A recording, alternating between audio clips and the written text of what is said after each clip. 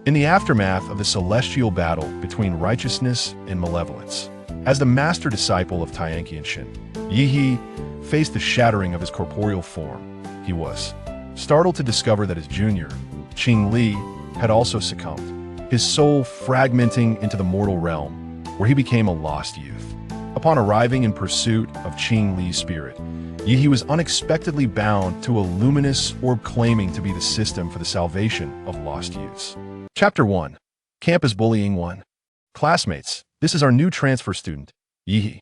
The homeroom teacher's words had scarcely faded when Yi stood firmly at the podium. The disorienting sensation of traversing worlds had yet to dissipate, revealing a pristine classroom filled with 50 pairs of curious, scrutinizing eyes. He inclined his head slightly, and his melodious voice resonated. "Hello everyone, my name is Yi." No one was aware that this seemingly ordinary transfer student had just emerged from the blood-soaked battlefield of the celestial conflict as the foremost disciple of Tianqianshan. The students offered a sparse applause, more engaged in hushed whispers. "Wow, he's got the looks of a campus heartthrob. I heard his father is a major investor in Qing." Yi furrowed his brow slightly, his consciousness probing towards the direction indicated by Qing Li's soul token, where a slender figure was hunched over a desk. At that moment, the teacher gestured for silence and instructed Yi, "You can take the empty seat at the back for now. We'll rearrange the seating next Monday." The students turned to gaze at the only vacant seat in the classroom, exchanging knowing glances and murmurs. This particular seat was none other than Qing Li's. Though perplexed, Yi strode confidently towards a seat. Ding. Binding system for the salvation of lost youths in progress. Huh, how'd it fail? As Yi lifted his gaze from his seat to familiarize himself with his surroundings, an electronic voice echoed in his mind. What is this? Yi delved into his consciousness, where he discerned a flickering orb amidst the darkness, swaying back and forth. With resolve, he ensnared the orb in place with his spiritual energy. The orb, caught in fate's grasp, obediently lay still, twinkling in a playful manner towards Yi. "Yi, who are you, and what brings you to my consciousness?" The orb trembled at the hint of menace in his tone and stammered. I am the system for the salvation of lost youths. I come to bind a host, to rescue those whose life trajectories are tragic." Yi, sensing the orb's honesty, sighed.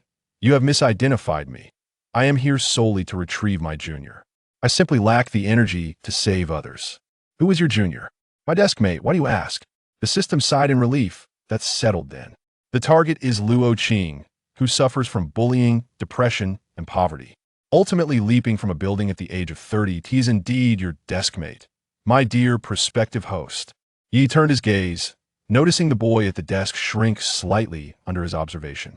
With dry, yellowing bangs obscuring most of his face, only a rigid jawline was visible.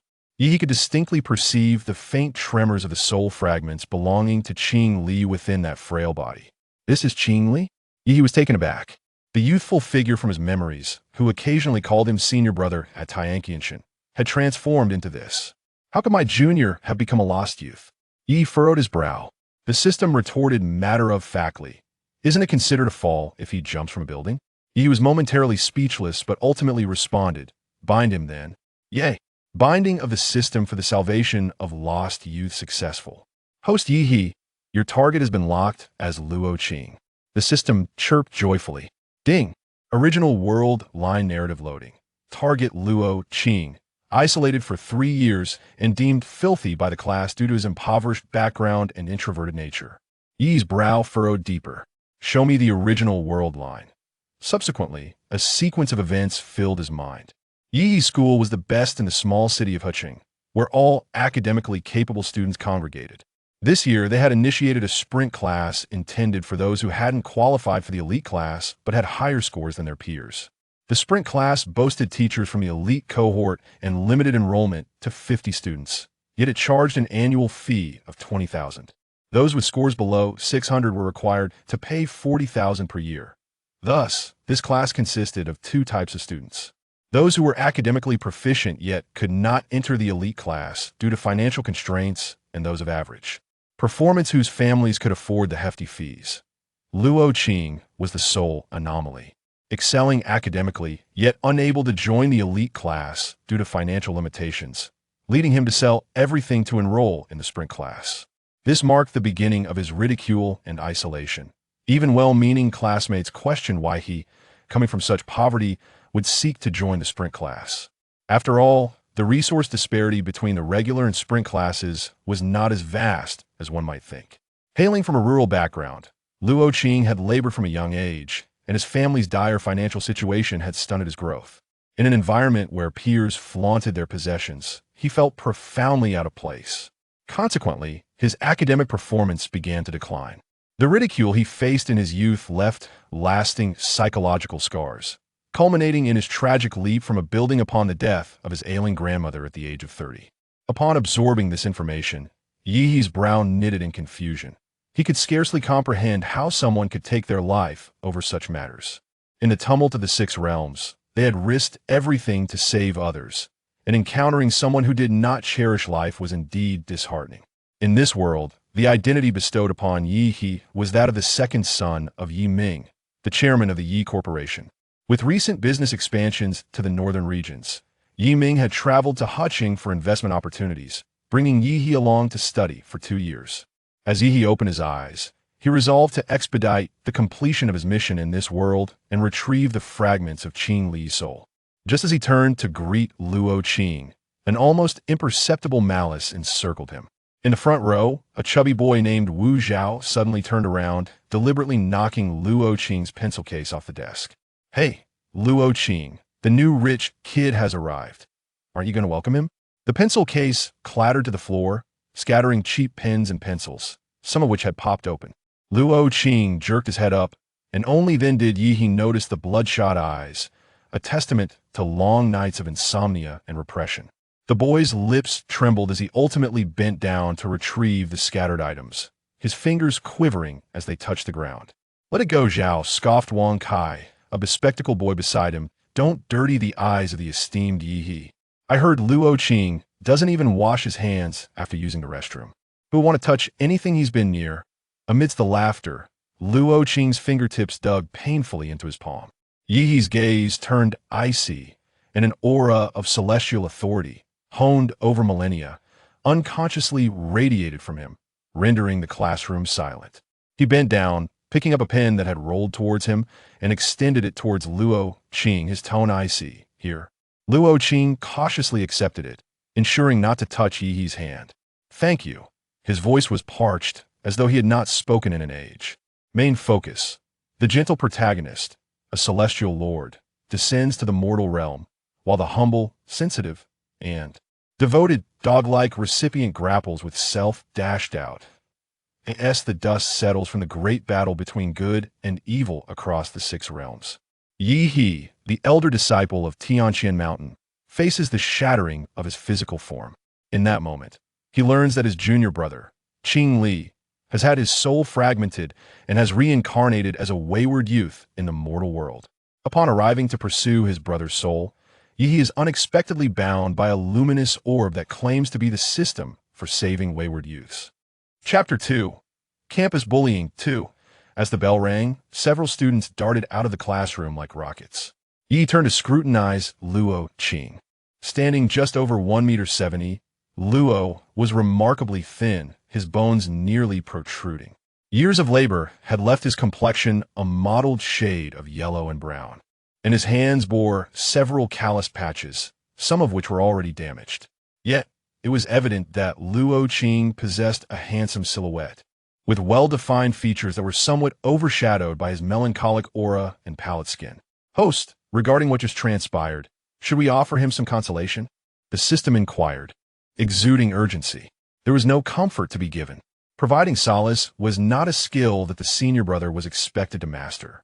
Thus he remained resolute in his silence. "System, please assist me in locating some books, specifically historical texts, political treatises, encyclopedias, and current textbooks." The system was momentarily flummoxed. "Where am I supposed to find such an abundance of books?" Yi replied with a serene smile. "To complete a task. There must be some reward. Otherwise, our bond will be severed." After a brief internal struggle, the system reluctantly set off to procure the requested books. As the final bell echoed through the halls, Luo Qing practically fled the classroom. Yi paid him no mind, opting instead to succinctly organize the knowledge framework of this world, preparing to return home for a diligent study session. Just as he was about to exit, he noticed Wu Zhao and Wang Kai approaching with mischievous grins. "Brother, I heard your father is investing in East City? Your family must be quite affluent." Yi looked up calmly and replied, "I'm not quite sure. I don't know much about my family affairs." Wu Zhao exaggeratedly exclaimed, "Oh, what a typical rich and handsome response. Just look at you. It's clear your family isn't lacking." Wang Kai chimed in, "Yigo must be at the top of our class's wealthy list." Surrounded by the banter of several boys, Yi absorbed snippets of information. It appeared that a few board students had created a ranking of wealth within the class, categorizing their peers by familial status. Naturally, Luo Qing should have placed last, yet he was conspicuously absent from the list altogether. Not only that, but during group activities, he was routinely excluded from participation, further isolating him while inviting ridicule. Observing these ostensibly innocent students, Yi fell into a contemplative silence. Upon reaching the school gate, Yi followed his memory into an unfamiliar black car. The vehicle sped away, leaving a trail of astonished and envious gazes among the students. Oblivious to the commotion behind him, Yi perceived cars merely as black boxes, white boxes, or colorful, gaudy containers. After dinner, the housekeeper discreetly departed. In the two-bedroom apartment, the only sound was the soft rustle of pages turning beneath his fingertips. As his consciousness eagerly absorbed the flow of information like a whale swallowing seawater, he closed the final middle school physics textbook in his mind after just an hour. "Host, have you completed your studies? You've grasped all the knowledge prior to high school? I can't believe I took longer to learn how to fry an egg from a short video." Yi lightly tapped his forehead with his fingertip, his tone imbued with the perplexity of an ancient sage. Is middle school knowledge truly so challenging? I've seen students online scoring 700 points on their entrance exams. Poof! The system nearly flipped in disbelief within the sea of consciousness. Please do not believe in those whose accomplishments are exaggerated to the extreme. With merely half an hour's endeavor to master 12 years of foundational skills, one could hardly believe it is anything less than a pinnacle of intelligence. He remarked nonchalantly, "It is merely a matter of employing spiritual perception. It is not remarkable." The system fell silent. Having encountered numerous hosts of noble lineage and formidable cultivators, yet had never witnessed anyone speak of spiritual perception with such casualness. This individual radiated no trace of earthly concerns, yet exuded a gentleness akin to the soft glow of spring moonlight brushing against willow branches. However, the unintentional air of detachment emanating from him was more compelling than that of all the elites it had previously bound. "What exactly did you do before, esteemed one?" the system queried, its voice trembling. "You cannot possibly be a patriarch of some hidden family, can you?" Yi chuckled softly, remaining silent. The system would eventually uncover the truth. The system quietly activated a small television within the sea of consciousness, opting to cling to this evidently substantial golden leg, while simultaneously reliving the 38th viewing of the overbearing Immortal Lord fell in love with me. After all, associating with such a distinguished figure necessitated an early education on how to become an accessory. Chapter 3. Campus Bullying 3. A week elapsed with no progress on the task, leaving the system agitated and frantically clawing at the walls. Warning: task progress is at 0. Host, if you do not initiate contact with Luo Qing soon, this system will undergo a format and restart. The system's electronic voice reverberated in Yi's mind as he diligently employed a pencil to illustrate the parallels between quantum tunneling effects and the wall-passing techniques of the immortal realm in his physics textbook. Unperturbed, Yi continued to scribble in his book. "Host, you are here to complete a task, not to engage in studies." Recently, Yi's knowledge base had indeed expanded considerably. The system had never encountered a host quite like him. Typically, hosts bound to it were preoccupied with tasks and showed little interest in the world around them. Yet, Yi was consumed with learning, even more industrious than the senior students in this realm. The system found itself at a loss. Why was a master of celestial techniques engrossed in the study of mundane knowledge? However, Yi felt an urgent need, for the midterm examinations were fast approaching, and if he did not study diligently, how could he secure the second position in class? The pride of Tianqianshan Mountain had never experienced the sensation of being second. To him, it would be an unbearable disgrace. The system believed this was hardly a valid justification, as it could easily provide answers during the exam. Other hosts had done so before, as completing tasks was the foremost priority for transmigrators. Yet Yi considered it utterly disgraceful to triumph over these youngsters through cheating with the system's assistance, especially given his millennia of existence. Amidst this relentless and seemingly futile study, Yi successfully completed the first-year curriculum within a week. The system was in despair. Host, the task is to save Luo Qing. It has been an entire week. You haven't uttered a single word to him, not even one.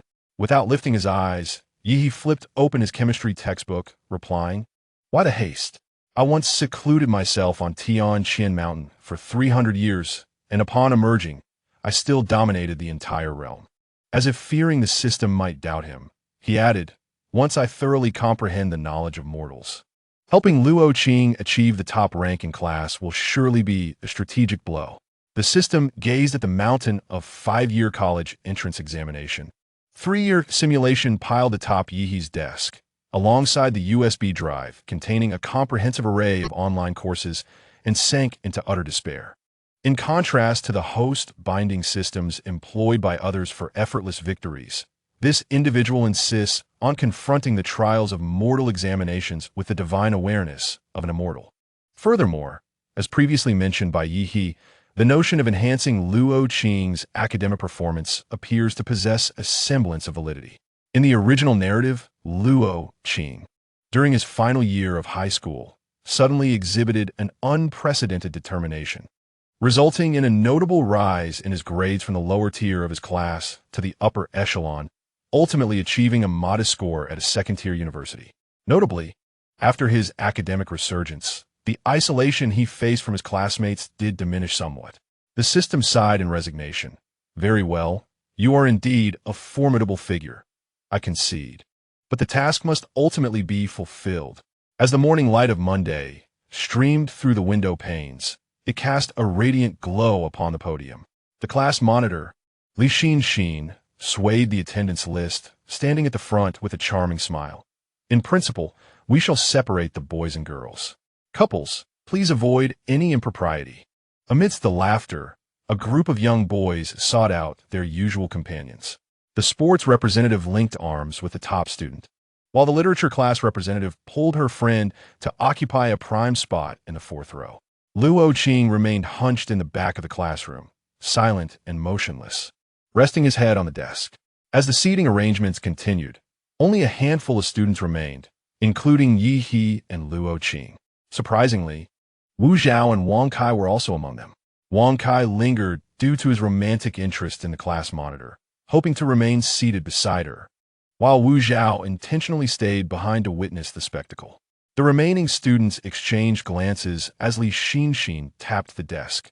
"Those of you left, please rearrange yourselves quickly.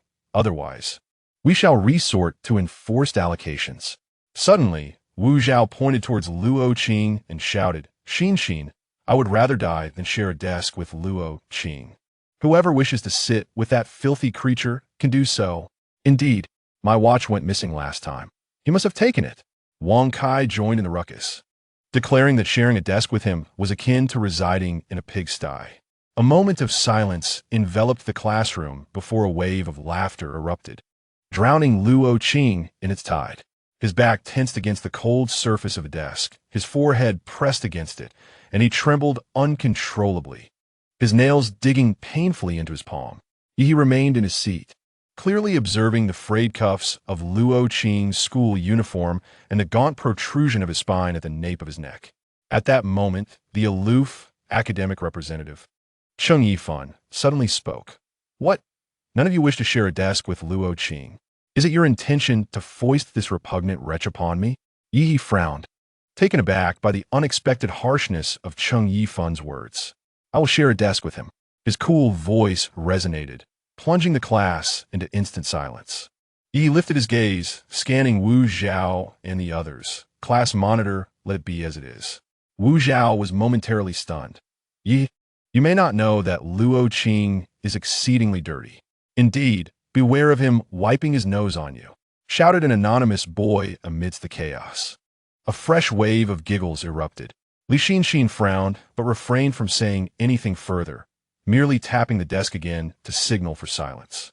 Yi lightly tapped the tabletop with his fingertips. I see only that his academic performance is satisfactory, and he never disrupts the class.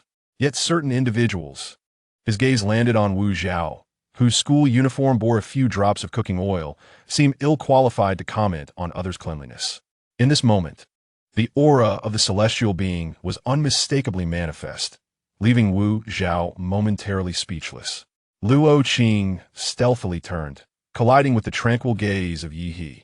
Those eyes resembled a mountain spring, cleansing him of the mire and indignities that clung to him. As they settled into their seats, Yi He opened his mathematics book, yet his peripheral vision caught Luo Qing discreetly extracting a half-sheet of tissue, meticulously wiping the surface of the desk. He proceeded with deliberate slowness, as if engaged in a sacred ritual, attending even to the tiniest scratches at the corners. Wu Zhao turned back, sneering, "Pauper. Can't even use a full sheet to wipe the desk. It's filthy." A few others nearby echoed in agreement. Indeed, what is the point of attending a wealthy class when you're this poor? A mere glance from Yi He silenced them, prompting an immediate retreat into silence. The system internally scoffed, pondering whether these students even realized why they suddenly refrained from speaking. Yi He suddenly recalled a distant memory from the scripture pavilion of Tianqianshan Mountain, where he had observed a young boy carefully cradling an ancient text. This tome was merely an introductory course on celestial techniques, a level of reading not typically sought by disciples visiting the library. Yet, the boy cherished it as a treasure, turning the pages with utmost caution, fearful of creasing the leaves. Previously, Yi He believed he had no connection with Qing Li, his mind devoid of any impressions of him. Reflecting now, he realized that there had indeed been intersections in their paths within the celestial realm. It appeared that even then, Qing Li understood the value of treasuring all that could be grasped. Chapter 4. Campus Bullying 4. During the lunch break, Yi He lingered a little longer, deliberately avoiding the crowd. Just as he was about to head home for a meal, he spotted Luo Qing rushing to the main food stall at the school entrance, returning with a bag of steamed buns. Given the direction Luo Qing had taken, it seemed he intended to dine in his dormitory. In Class 17, most students were day scholars, with Luo Qing being the sole resident. Did he also purchase vegetables to take back to his dorm?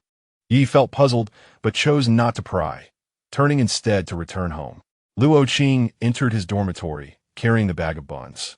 This particular room was located on the top floor, adjacent to the restroom, and was the least desirable choice for habitation. Given the scarcity of boarders at the school, it had been designated solely for Luo Qing. He retrieved a jar of homemade sauce, pairing it with the freshly purchased buns, which were quite delectable.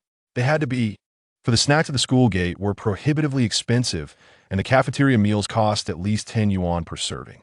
In contrast, his buns with sauce amounted to a mere 1 yuan for a meal. Though he had some allowance, he was reluctant to spend freely, perpetually anxious about unforeseen expenses. Recalling the suffocating sensation during the seating arrangement, Luo Qing felt his heart sink once more. The warmth he had experienced from Yi He's kindness dissipated entirely. He shifted his focus back to his textbook. During class, he had grown wary of displaying earnest attentiveness, as doing so would increase the likelihood of being called upon by the teacher. Whenever he stood to answer, a chorus of jeers would erupt from various corners of the classroom. Uncertain of their mockery, Luo Qing found himself gripped with anxiety, rendering him unable to absorb any information for the remainder of the lesson. Consequently, he opted to feign sleep or to keep his head buried in his book throughout each class. In any case, he was not the only student in the class who neglected his studies, and the teacher generally paid little attention to such pupils. However, as a result, his grades began to decline significantly. Without attending supplementary classes and with the teacher's rapid pace, he found himself falling further behind. With a soft sigh, Luo Qing shook his head, dispelling the chaotic thoughts that clouded his mind, and devoted himself wholeheartedly to his studies. Meanwhile, Yi savored the nutritious yet bland meals prepared by the nanny, relishing each bite. After all, he had been fasting for over 1,000 years. Throughout this millennia, even when he did eat, it was only bitter or tasteless spiritual plants, meant to replenish his spiritual energy. The celestial realm was not devoid of exquisite cuisine. In fact, it might surpass that of the mortal world. Yet, under the immense pressure of the Six Realms War, Yi, burdened with the hopes of countless individuals as the foremost disciple of Tianqianshan Mountain, could not afford even a moment's respite, let alone indulge in any form of pleasure. To allow himself to be distracted by the allure of fine dining would be an unforgivable transgression in his eyes. Thus, these past few days marked the first time in a millennium that Yi had enjoyed the delicacies of the mortal realm. Even though the food was bland, it was certainly more palatable than the bitter and astringent spiritual herbs he was accustomed to. He silently reproached himself for allowing such indulgence so soon after arriving in the mortal world. Consequently, after finishing his meal, Yi returned to his room and resumed poring over his textbooks. For several days, his desk lamp burned late into the night as his consciousness traversed the vast ocean of knowledge from Essential Course 1 to Essential Course 5. While his pen tirelessly scribbled calculations on scrap paper, he discovered that the mathematics of the mortal realm bore a remarkable resemblance to the logic of formations in the celestial realm. And the laws of physics appeared to be a simplified version of the flow of spiritual energy. The system, nestled in a corner of his consciousness, watched the live stream, occasionally sending enthusiastic comments about his brilliance. Simultaneously, it reported on Luo Qing's situation, painting a rather tragic picture of him dipping bland steamed buns into sauce.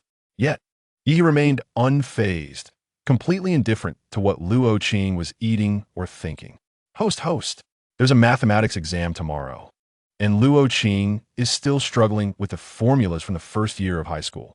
The system suddenly exclaimed in frustration.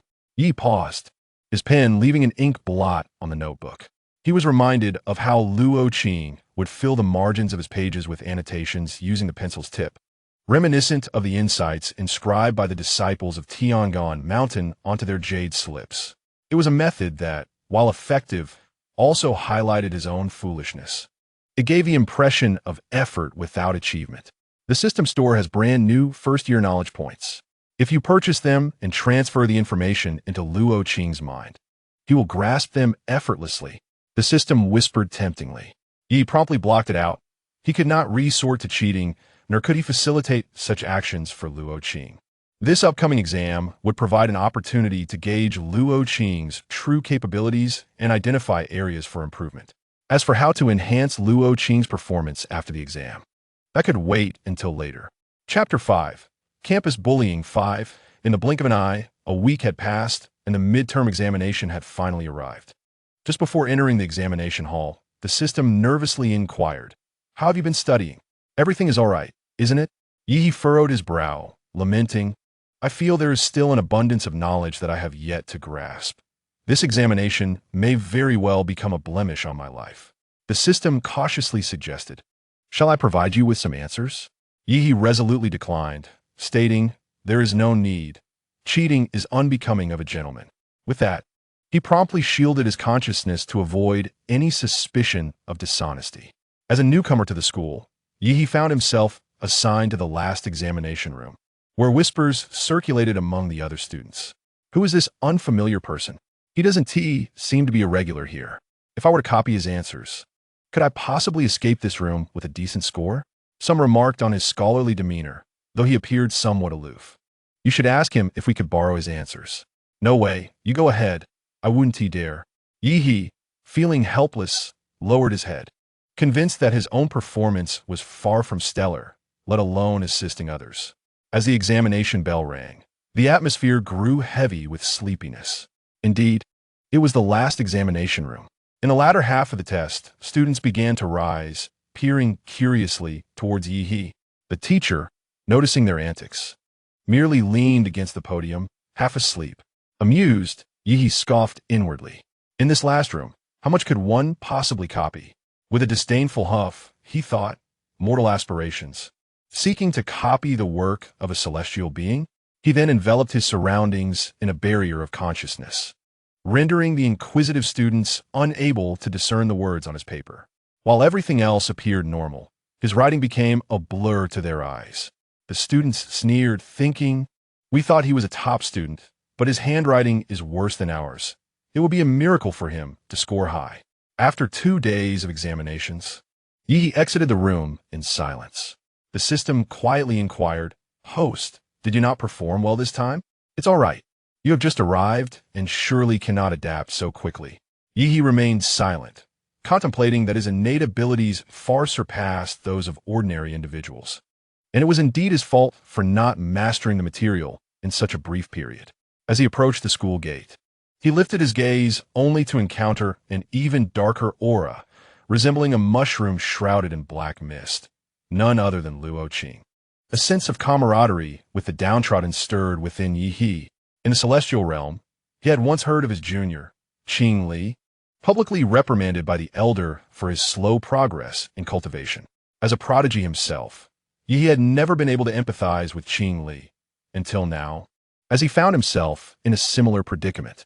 Just as he was about to turn and enter his car, Yi noticed Luo-Qing encircled by a group of students, some appearing glamorous, while others bore a more unruly demeanor. Classmates from other classes regarded Luo-Qing with curiosity. "Let me see. Is this the infamous fool from class 17? Wang Kai pinched his nose and stepped back, exclaiming, "Luo-Qing, did you just crawl out a dung pit? That stench could suffocate a fly." Yi frowned, unable to detect any unpleasant odor emanating from Luo-Qing. Standing in the center, Luo-Qing kept his head lowered, his longer hair concealing his expression, leaving his thoughts a mystery. A crowd of curious classmates gathered around, including parents waiting at the entrance to pick up their children from school, all casting glances in this direction. Whispers circulated among the students. "Is he the one from class 17 who hails from the countryside? So what if he comes from the countryside? We have others from rural backgrounds in our class too." No. I heard his family is quite impoverished, yet they stubbornly insisted on enrolling in the elite class. Rumor has it, he is rather unscrupulous, always stealing from his classmates. Really? They're broke, yet still trying to join the prestigious class? How vain. It seems this family isn't virtuous at all. Suddenly, Luo-Qing looked up, his eyes reddened, staring at the classmate who spoke ill of his family, startling him. "Hey, why are you looking at me? Am I wrong? Who knows what your intentions are in trying to join the advanced class despite your financial struggles? Perhaps you're just hoping to latch onto someone wealthy?" A nearby classmate chimed in. "Exactly.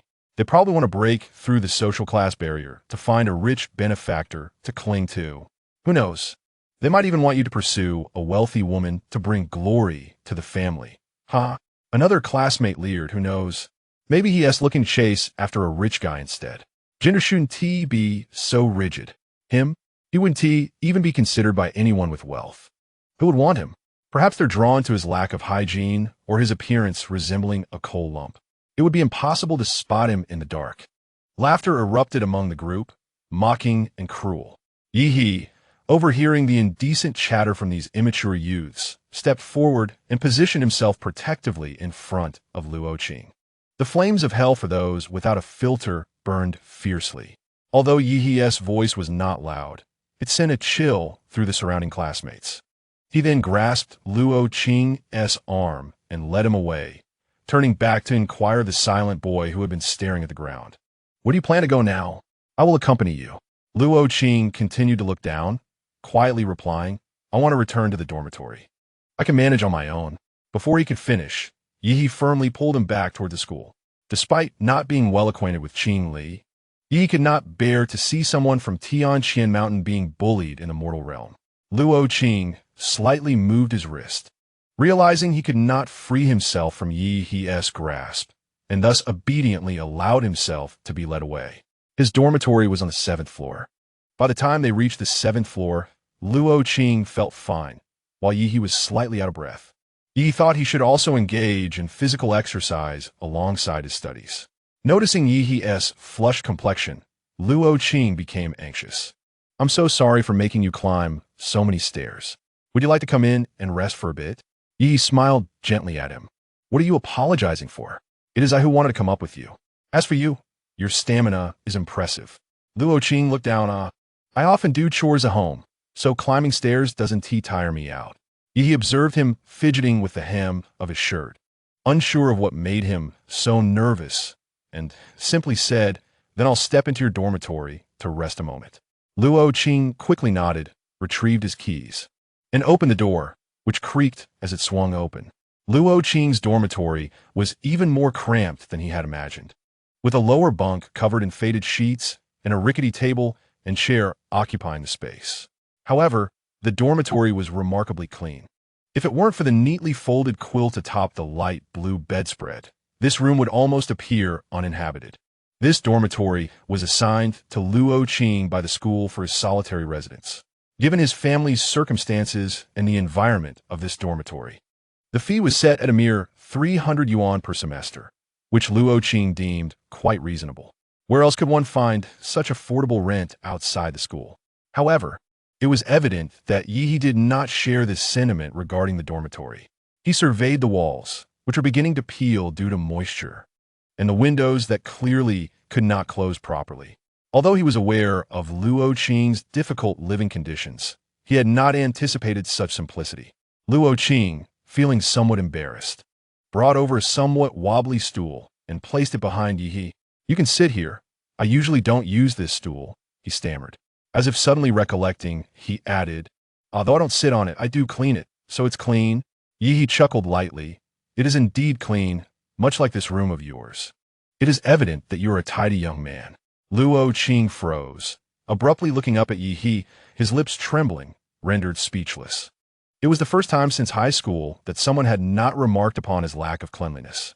Regaining his composure, he hurriedly turned to fetch water for Yi. I'm sorry, I don't have bottled water. I've finished it and haven't had the chance to buy more. This cup is unused and also clean. In truth, Yi was not particularly fastidious. During the battles across the realms, there was little room for such preferences. Rather, it was Luo Qing who was overly cautious. Seemingly anxious that Yi might disdain him for the water he kindly offered, Yi gently accepted the cup and drank it down in one gulp. After quenching his thirst, Yi stood up and kindly addressed Luo Qing. You should rest now. I'm heading home. Thank you for your hospitality today. Perhaps you can visit my home next time. Luo Qing, flustered, responded, Oh, okay. Thank you for today. See you tomorrow. Yi chuckled softly and turned to descend the stairs. As he walked toward the school gate, the system suddenly remarked, Host. Today marks a turning point in Luo Qing's mood. Yi, intrigued, inquired, Oh? In what way? The system replied, In the original timeline. It was on this very day that Luo Qing first contemplated jumping off a building.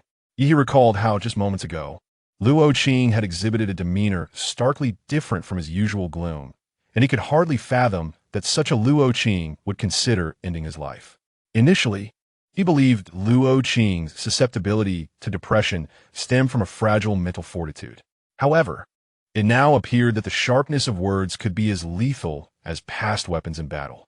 Moreover, Luo Qing's current mindset was that of a mere 16 or 17-year-old boy. Therefore, it was imperative to immediately enhance Luo Qing's academic performance. The system was unaware of why Yi stubbornly equated learning with salvation. It only knew that the study plan Yi had devised for Luo Qing was nearing the level of a senior high school curriculum. The system, in its mental realm, was rolling around in despair. Host, your script for saving a wayward youth is increasingly resembling that of a high-pressure exam preparation class teacher. Yi, tracing his finger over the circuit diagram in his physics textbook without lifting his head, replied, Back in Tianqianshan Mountain, I could ripen spiritual herbs from 10,000 years of frozen ice. Do you think I would falter in teaching mundane knowledge? Luo Qing is currently grappling with psychological issues. Did you see how he used half a sheet of paper just to wipe the table yesterday? This is poverty manifesting as PTSD. The system was exasperated. Yi paused his page turning, recalling the prominent vertebra at the back of Luo Qing's neck. He abruptly closed his book. Offering him a plethora of consolation is less effective than providing him with a sword capable of cleaving through his predicaments. A sword? Are you planning to forge weapons in the mortal realm? The sword of this realm is known as the report card. Yi smirked. On the day he ranks among the top 10 in his grade, those who once disparaged him will only think about how to borrow his notes. The system fell silent for a moment, then suddenly emitted a high-pitched scream. Wow. Host, your line of thought is quite unique. Using the brilliance of a top student to blind the bullies. This I shall refer to as a dimensional reduction strike of redemption. Yi frowned, refrained from using foul language. The system fell silent, retreating to a corner, feeling wronged. He resembled a high school head teacher. After the midterm exams, a 2-day weekend ensued. Initially, Yi Ming had arranged for a tutor for Yi, but after Yi arrived, he found the tutor's explanations lacking compared to the renowned teachers the system had found for him, leading him to have Yi Ming dismiss the tutor. During these 2 days, Yi did not step outside his room even once. He was immersed in study, racing against time to the point of neglecting food and rest. The housekeeper watched with concern, prompting the busy Yi Ming to come check on Yi. Observing his son's condition, Yi Ming sighed. Son, it's sufficient to learn to a reasonable extent. One need not study until the early hours. Besides, our family is well off. If you can get into college, great. And if not, I can send you abroad, returning with a high degree all the same. Yi calmly replied, It's all right. I do not feel fatigued. Academic achievements must stem from one's own accumulation. How can one rely on external factors? Yi Ming, feeling helpless, added, Then manage your time wisely. Do not overexert yourself. I can send you an additional 100,000, so you can occasionally indulge in some good food. Yi responded, Thank you, father. But Aunt Chen's cooking is exceptional and healthy. There is no need to dine out to satisfy my cravings. Aunt Chen, the housekeeper, watched in amazement. This father-son duo was indeed remarkable. The father indulged excessively, while the son displayed maturity and restraint, valuing knowledge over indulgence. It seems such angelic children can only exist in other families. After bidding farewell to Yi Ming, Yi submerged himself once more in the ocean of knowledge. By the time he returned to school on Monday, he had already mastered the material of the first year. Surely, if he were to retake the midterm now, his scores might surpass his previous ones. As Yi glanced at Kolo Qing, who had just begun English class yet was already resting his head on the desk, he felt an inexplicable urge to intervene. Thus, he decided to follow his instincts and lightly tap Kolo Qing's arm to rouse him. Just then, as he looked down, he noticed Kolo Qing's right hand, which hung limply over his leg, sketching something. Yi scrutinized the strokes to decipher what Kolo Qing had written and compared it to the teacher's lecture. To his astonishment, he realized Kolo Qing was indeed following along with the teacher's content, inscribing English words upon his thigh. But why would he do such a thing? Was Kolo Qing attempting to masquerade as an unengaged slacker only to astonish everyone during the exam? The issue lies in the fact that Luo Qing's achievements fail to impress others. Moreover, Yi, through the narrative of the system, is aware of Luo Qing's less fortunate family background and his inability to afford extra classes. It is perplexing that he finds it necessary to create difficulties for himself during lessons, yet still manages to perform well academically. Consequently, Yi gently tapped Luo Qing's arm, which was resting beneath his head. Startled, Luo Qing looked up and realized that the teacher was still lecturing at the front. It was Yi who had disturbed him. Upon meeting Yi's disapproving gaze, Luo Qing hastily averted his eyes, feeling both ashamed and embarrassed. On one hand, he felt remorse for revealing a less admirable side of himself in front of Yi. On the other hand, he worried that Yi's reminder implied that his presence, while dozing off, was hindering Yi's studies. He had already turned back to the blackboard, prompting Luo Qing to swiftly dismiss all distractions and focus on the teacher at the podium. Chapter 7. Campus Bullying 7. As Luo Qing lifted his gaze, he locked eyes with Mr. Liu, the English teacher. He was immediately called upon. Luo Qing, please translate the current reading comprehension passage. Luo Qing trembled slightly as he slowly rose with the paper in hand. Yi, thinking Luo Qing had been dozing off, was unsure which part to address. Just as he was about to offer a reminder, Luo Qing quietly translated, A new working paper indicates that the provider of this milkshake has introduced other innovations. Yi looked at Luo Qing in astonishment. Coming from a rural background, Luo Qing had begun learning English rather late, only starting when the school introduced the subject. Yet now, even without full concentration, he managed to translate the passage with such fluency. The system softly remarked. Luo Qing had a decent grasp of English in middle school. His homeroom teacher was the English instructor, who was quite strict yet optimistic about him. In his third year of middle school, he even ranked first in English in his grade and was recommended by his teacher to participate in the citywide English competition for middle school students, where he won first prize. He was astonished that with such talent and foundation, Luo Qing's English proficiency could have diminished to a failing level by the time of his high school graduation. At that moment, amidst the gazes of surprise, indifference, or curiosity from the teacher and classmates, Luo Qing reached the final sentence of the translation.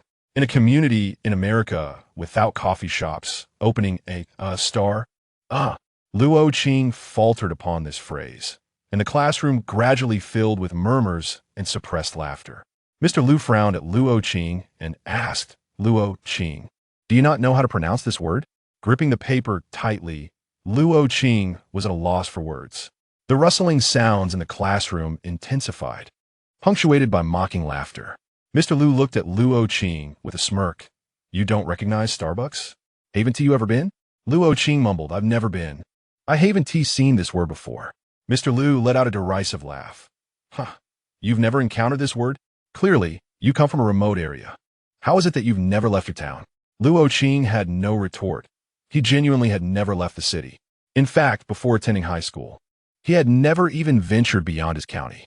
Although he did not comprehend, it was perplexing how a lack of familiarity with a single word could be equated to ignorance.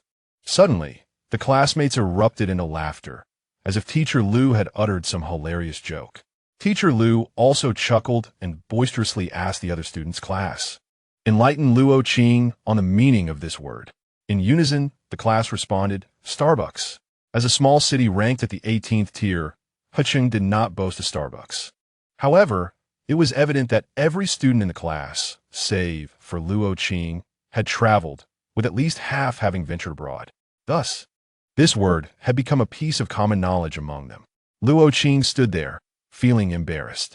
He still could not grasp the meaning of Starbucks. But the surrounding ridicule drained him of strength, rendering him unable to voice his confusion.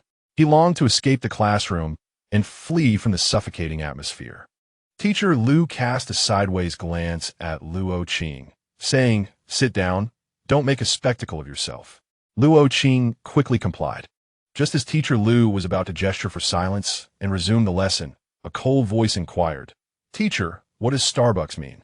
Teacher Lu was taken aback, realizing the voice belonged to Yi He. With a stern expression, Yi He reiterated, Teacher, what does Starbucks mean? Teacher Lu hesitated, feeling somewhat intimidated, when a girl nearby turned to respond, it's a coffee shop from America. Haven't you ever tried it? Teacher Lu, feeling somewhat flustered, retorted to Yi He, do you not know what Starbucks is? Yi He replied calmly, oh, I see it's merely a coffee shop. I thought it was an advanced academic term. Otherwise, why would you equate unfamiliarity with ignorance? Teacher Lu's expression darkened. What do you mean?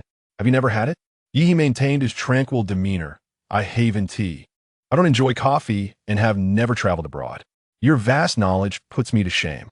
At that moment, several classmates chimed in. Actually, I've never had it either. My dad wanted to buy it for me when we traveled abroad, but I simply don't like coffee. My mother always says it's not good for someone my age to drink coffee. Teacher Lu's face grew stormy as he bellowed. Enough noise. This period is self-study. With that, he turned, clutching his lesson plan, and stormed out, slamming the door behind him, causing the classroom lights to tremble. The room fell silent for a brief moment before erupting in a chatter once more. Students rummaged through their bags for hidden phones, while others searched for companions to chat with. A few academic high achievers pulled out papers from other subjects to begin studying. Many parents of class 17 aspired for their children to study abroad, thus emphasizing the importance of English education from a young age. In a school where the average English score hovered around 70, Class 17 once achieved an average score nearing 120, a feat unmatched by even the top classes, despite a few underperforming students dragging down the overall performance.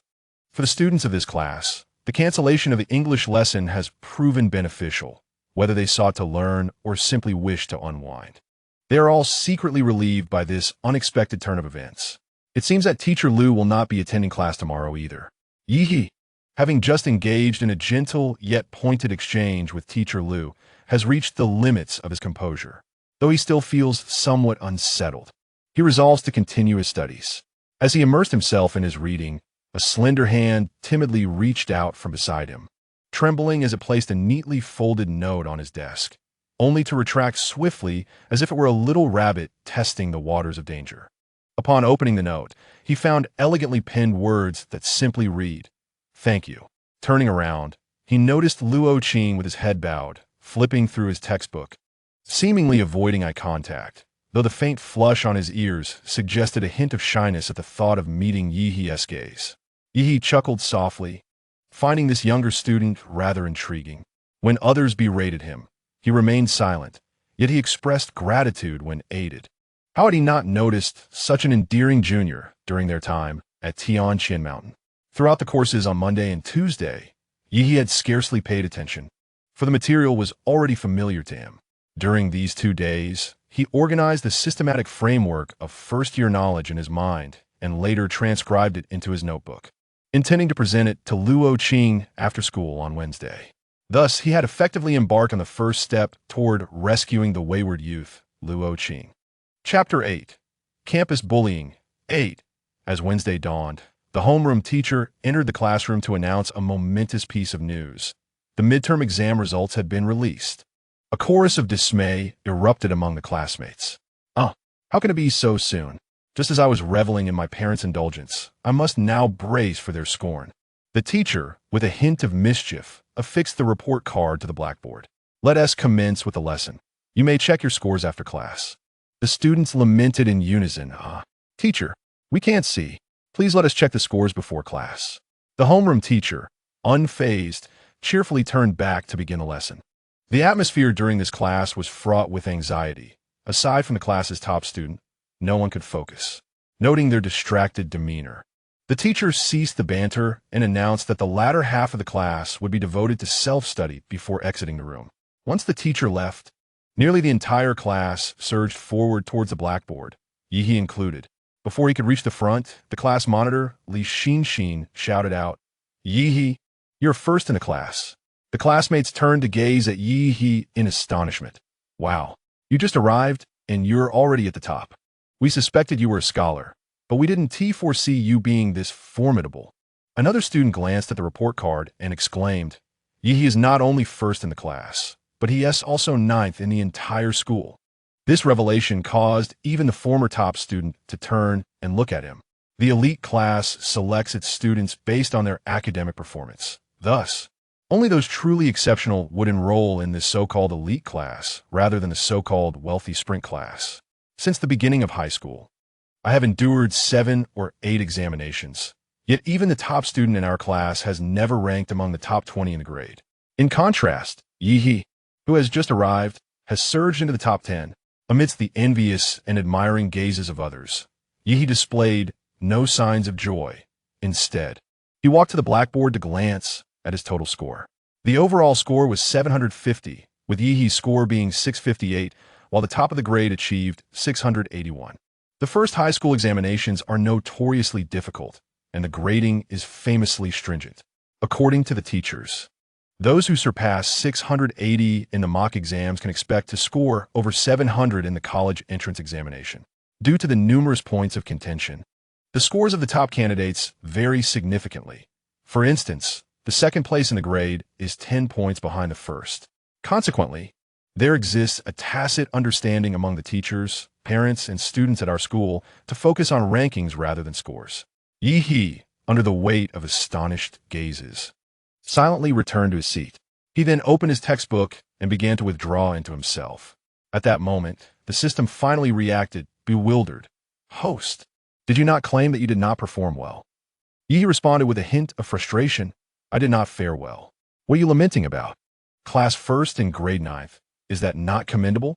Yi replied with bitterness. Ninth in the grade, with a score of 658, a full 92 points behind. Can that be considered good? Yi, having been taken in by his master at Tianqianshan Mountain, exhibited astonishing talent at the tender age of 10. By 20, he had reached the pinnacle of cultivation among the immortal beings. By the age of 100, he had been appointed as the vanguard commander in the Celestial Realm's campaign against the Six Realms, growing up under the immense expectations of the celestial world. Yi had never secured even second place in competitions among his peers, let alone ninth. Despite his unparalleled talent, his level of dedication rendered his peers utterly awestruck. Thus, at Tianqianshan Mountain, Yi was always regarded with a mixture of admiration and despair. By the time he reached 500 years of age, he had undeniably become the foremost figure in the celestial realm. It was indeed a curious tale that a mere 500-year-old youth surpassed beings who had lived for thousands, even tens of thousands of years. Therefore, upon discovering that his ranking in this ordinary high school in a small town was merely ninth, Yi felt a tumult of emotions. Although he recognized that his preparation had been insufficient at the time of the exam, he had since mastered the questions he had previously erred on. Nevertheless, the reality remains. In competition, there are no excuses. As his classmates expressed their joy or exaggerated dismay, Yi prepared to review his mistakes and practice similar types of questions. Just then, an incongruous voice pierced through. Luo Qing, you're impressive. Scoring 89 in English is no small feat. Once the homeroom teacher stepped out, the class erupted into chatter. Throughout this, Luo Qing remained seated, his head bowed as he diligently completed his assignments. Yi instinctively turned to look at him, and upon hearing the derisive laughter, Luo Qing's body trembled slightly. The mockery continued, led by Wu Zhao and his group, only to be met with an unexpected scoff from Qing Li, the class representative. Humph, pathetic. Luo Qing lowered his head, remaining silent. Yi could no longer bear it. He realized that his patience and gentleness could not be sustained within this class. Yi turned directly to Qing Li. What score did you achieve this time? Qing Li was taken aback. Me? I scored 605. To be fair, Qing Li's performance was commendable, and although his score fell short compared to Yi, he was still ranked among the top 5 in the class. However, due to the numerous points of contention this time, the disparities in scores were quite pronounced. Yi felt a tinge of dissatisfaction at only surpassing him by a little over 50 points, and he resolved to far exceed him next time. Nevertheless, he remarked, "You outperformed Luo Qing, so if you say that to him, does that mean I can say the same to you?" The last 2 words were left unspoken, as he could not bring himself to utter such derogatory remarks. Qing Li's complexion shifted dramatically. He suddenly shouted at Yi, what do you mean by repeatedly speaking up for Luo Qing? Are you interested in him? Yi frowned deeply, bewildered by the absurdity of the accusation. What nonsense are you spouting? I spoke up for Luo Qing because your remarks were excessively harsh. He paused and glanced at the few boys who had just been mocking Luo Qing without restraint, now merely spectators. If Luo Qing can still maintain an above-average score amidst your relentless ridicule, what does that say about you, who spend over 1,000 on tutoring classes per lesson? Indeed, the ones who mocked the loudest, like Wang Kai and Wu Zhao, merely ranked around 15th in the class. Others who joined in the mockery even found themselves at the bottom of the leaderboard. It was baffling how they had the audacity to deride Luo Qing, who couldn't even afford tutoring. As Yi spoke, several boys visibly lost their composure, ready to retort, but noticed Luo Qing had left the room without a backward glance. They erupted into laughter. Ha! This foolish pig has been hurt by our words. Ha! Quickly, Wang Kai, you're the only one here with a partner. You must understand the importance of cherishing delicate feelings. Go comfort Luo Qing. Wang Kai feigned disgust. Ugh, please don't gross me out. The class monitor will be too repulsed to kiss me later. Li Xin turned back and playfully punched him, resulting in another round of laughter. Yi coldly surveyed the room before turning to exit the classroom. Chapter 9. Campus Bullying 9. Luo Qing ran swiftly, only halting when he reached the small playground behind the teaching building. This playground had long been abandoned and was usually deserted, making it a favored refuge for him. Sitting on a stone pedestal, his gaze drifted aimlessly, uncertain where to rest. He did not understand why he had fled. Perhaps it was to escape the whispers. Or perhaps he wished for Yi He to cease defending him, as it only invited more ridicule from their classmates. Yi He, who was like a radiant moon, should not have to wade through the muck for someone like him. Suddenly, droplets of rain began to fall from the sky, swiftly intensifying. The spot where Luo Qing sat offered no shelter. If he wished to evade the rain, he could simply take a couple of steps to the side and seek refuge in another dilapidated building. However, Luo Qing seemed to have lost all his strength. He neither wished to rise, nor could he. He sat there, head bowed upon the stone pedestal, quietly feeling the raindrops patter against him.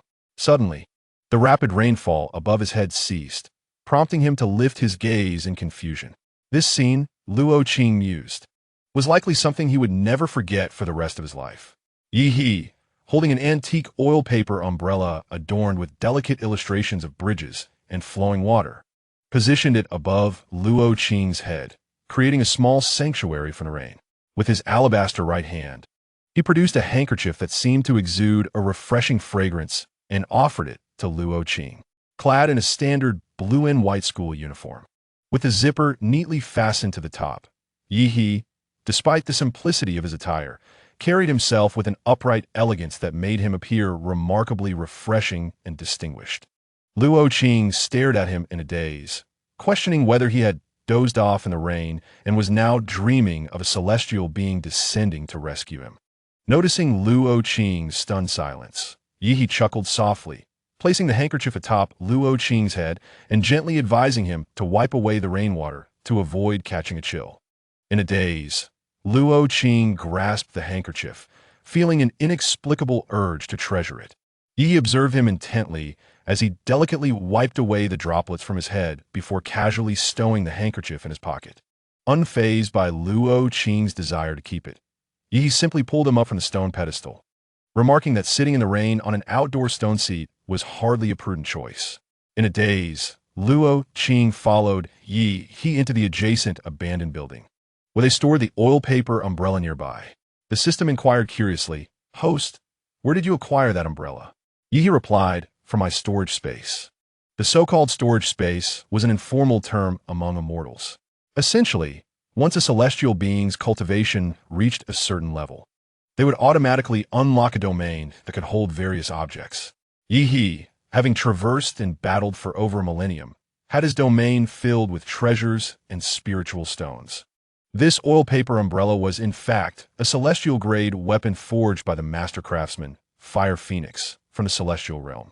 Very few, aside from Yi He, could casually produce celestial-grade spiritual weapons merely to shield themselves from the rain.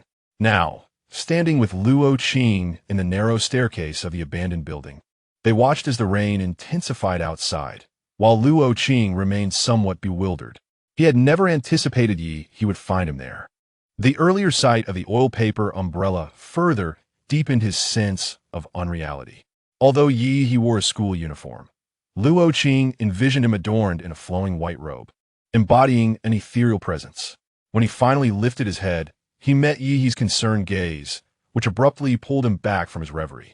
A sudden wave of emotion surged within Luo Qing, compelling him to cry, and indeed, tears began to flow. From initially bowing his head in fear of being discovered by Yi He, trembling slightly, to softly sobbing, he ultimately found himself gasping for breath, his face smeared with tears and snot. Yi He gazed at him, feeling somewhat at a loss, before offering a handkerchief. He was not adept at providing comfort. Few in the celestial realm dared to weep openly in his presence, despite Yi He's widely recognized gentle disposition. Luo Qing, stifling sobs, accepted the handkerchief, instinctively tugging at it yet finding it resistant. The handkerchief, woven from ethereal energy, was one of many in the spatial realm, essentially a disposable item that returned to nature once used. Having lost his cultivation, Luo Qing could not pull it free. Realizing he was holding not a tissue, but another handkerchief, his face flushed crimson, and he felt uncertain of where to place his hands and feet. Yi He gently urged, "Hurry and wipe your face." In a fluster, Luo Qing clumsily used the handkerchief, wiping his face while intermittently hiccuping, struggling to suppress his cries. The sight was both amusing and pitiable. Yi patiently awaited Luo Qing's composure, occasionally patting his back. Once Luo Qing's breathing steadied, he looked down at Yi and murmured, "Thank you, and I apologize for the trouble." Yi retracted his hand from Luo Qing's back, saying, "Why thank me? I have done nothing of note." Luo Qing spoke in a muted tone, "Thank you for always speaking on my behalf, even if it has provoked them."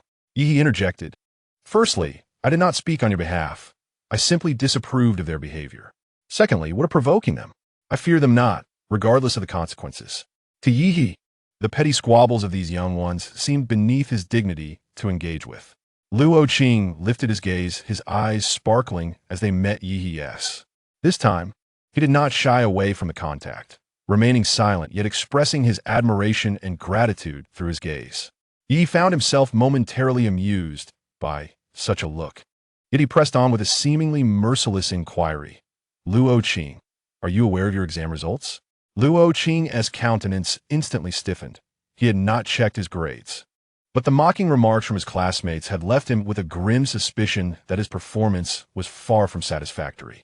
Observing Luo Qing's antennae retracting as he lowered his gaze to his faded shoes, Yi continued, "Your total score is 392, placing you 32nd in your class and 728th in your grade." Luo Qing felt a wave of humiliation wash over him, an overwhelming urge to flee rising within him.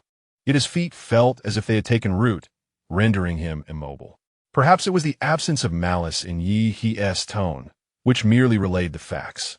Ironically, Luo Qing felt an even more suffocating sense of shame than he had in the classroom. The system emitted a sharp, distressed sound. "Ah, host, please stop. You are here to save Luo Qing, not to destroy him." Unfazed, Yi continued, "I inquired about your earlier standing. When you first entered school, you ranked 6th in your class and 183rd in your grade, with an exam score of 642. In less than a year, you have declined so drastically. The system, powerless to intervene, could only anxiously observe Luo Qing, fearing that this formidable host might unintentionally hasten Luo Qing's descent into despair." Chapter 10. Campus bullying. Luo Qing felt a pang in his nose, yet tears eluded him. He believed he lacked the right to weep. His declining grades were an undeniable reality. The notion of making up for missed classes and falling behind was merely a pretext. More significantly, he harbored no sense of belonging within this class, perpetually longing to escape this school, which naturally fostered a disdain for learning. As for his late-night study sessions and daytime desk slumps, they were nothing more than a misguided attempt at self-justification. Yi regarded him thoughtfully. "You see, you understand. You are not foolish. So tell me, why do you not seize the crucial time during the day to attend classes attentively, instead choosing to exert effort in other meaningless pursuits?"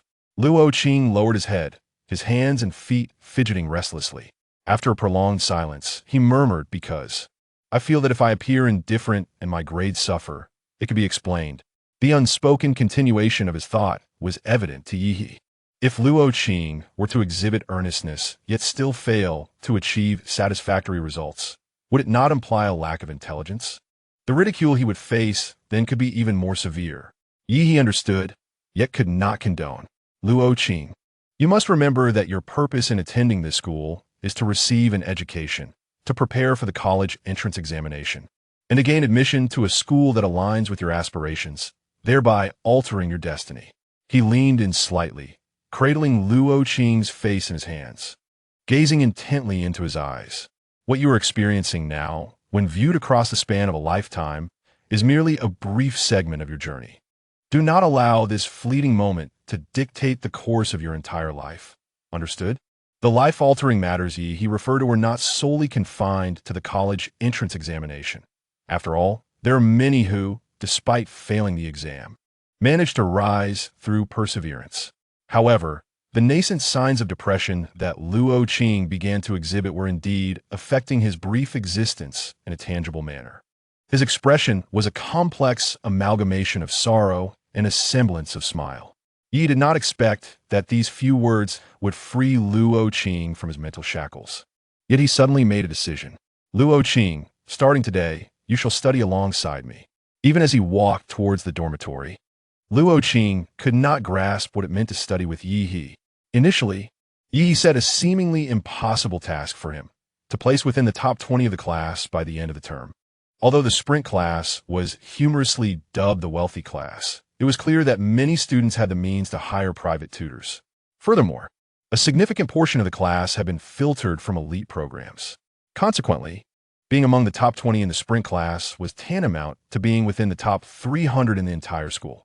Each year, those ranked in the top 600 were typically assured a place in prestigious universities. The disparity in scores was starkly pronounced beyond the 20th position, making Luo Qing's current rank of 32nd in the class and over 700th in the school seem daunting. With just over a month remaining until the final exams, how could he possibly ascend from 32nd to 20th? Luo Qing was taken aback by the goal Yi had set for him. It seemed Yi offered him no opportunity for rebuttal. Moreover, in this intensely competitive high school environment, how could Yi possibly sacrifice his own time to tutor him? What merit did he possess to deserve such support? Luo Qing ought to decline, yet the words escape him. He harbors a secret desire to spend more time with Yi He. Being in Yi He's company is undeniably pleasant, yet he realizes that Yi would not find the same comfort in his presence. Inwardly, Luo Qing chastises his own shameless selfishness while simultaneously anticipating the evening ahead. Upon returning home, Yi promptly called Yi Ming to arrange for his residence at the school. Indeed, Yi intended to share a dormitory with Luo Qing. During the day, he would encourage Luo Qing to attend classes diligently, while he himself continued to study advanced material from the second year of high school, organizing a web of knowledge. In the evenings, he would tutor Luo Qing, confident that after a month of such collaboration, both their academic performances would improve. As for communal living, when Yi was first brought back to Tianqianshan Mountain as the head disciple, he enjoyed exceptional treatment and had never shared a room with other junior disciples. However, during arduous training excursions, he had once shared a cramped tent with 7 or 8 others. They were so close that it felt as though they were stacked atop one another. Yet they managed just fine. Therefore, Yi did not worry about adapting to communal living, especially since this arrangement only involved himself and Luo Qing. Sharing a room with his junior disciple Qing Li served to compensate for the absence of a double room during his time at Tianqianshan Mountain. Yi Ming was remarkably efficient. He made the call at noon, and by the afternoon, the necessary paperwork for residence was completed. As a doting parent, upon hearing Yi mention that living at school would foster a better learning environment, he immediately called the principal without hesitation. By the time school ended, Yi Ming's secretary had already procured the necessary supplies. Yi had minimal living requirements.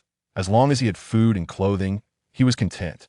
However, Yi Ming's secretary believed that a high school student should have their material needs met and thus returned with an abundance of snacks and toiletries. Initially intending to directly open the door to room 701 and move the items inside, Yi insisted that since this was currently Luo Qing's dormitory, he needed Luo Qing's consent to enter. Turning to Luo Qing with a smile, Yi said, "Let us head back to the dormitory." Hesitantly, Luo Qing followed Yi back to the dorm, where they encountered a middle-aged woman carrying a lunchbox and a young man in a suit, accompanied by 3 large storage boxes.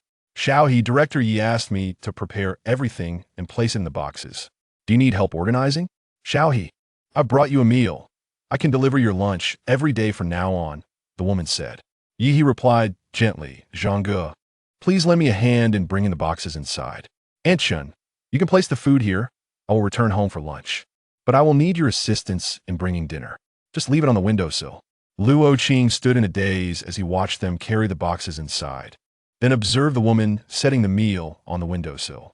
Just as they departed, the head of the school and several staff members arrived, greeting Yi warmly.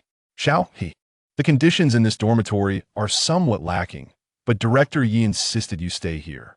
We plan to furnish the room with desks and chairs to facilitate your studies."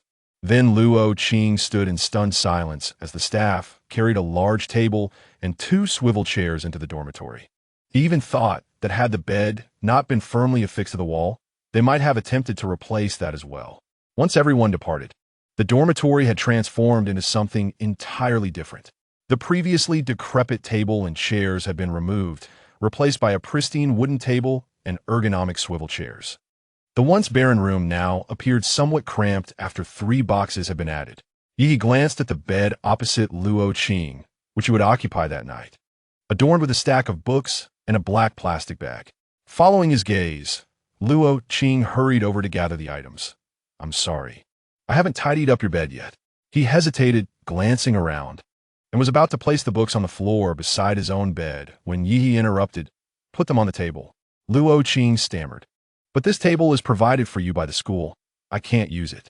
Yi chuckled. "What is wrong with using it? This table is quite large. And we have 2 chairs. It's clearly meant for both of us." Luo Qing sighed with relief, placing the books on the edge of the table, occupying a small portion of space. Chapter 11. Campus Bullying. 11. Yi felt a sense of resignation towards Luo Qing's perpetual cautiousness but chose not to comment further. "Never mind, you'll adapt in due time." He then pulled a chair up to the table and retrieved his lunchbox. He asked Luo Qing, "Where are you dining tonight? In the cafeteria or outside? I could take my lunchbox and join you." Yi had no aversion to outside food. He simply found the process of ordering cumbersome, preferring the convenience of meals prepared by Aunt Shun. "I'll eat in the dormitory, not going out," Luo Qing replied, pulling out a half-eaten jar of pickles and a bag of slightly dried steamed buns from the black plastic bag. Yi paused momentarily. Although he had no particular demands regarding food, he recognized that this meal was exceedingly simple and rather unhealthy. Did Luo Qing eat this every day? It was no wonder he appeared gaunt. It was hard to believe such a meager portion could sustain a high school student's energy needs. Yi reached out and took the bag of buns from him. Luo Qing stared in surprise, glancing at Yi's lunchbox filled with a rich assortment of dishes.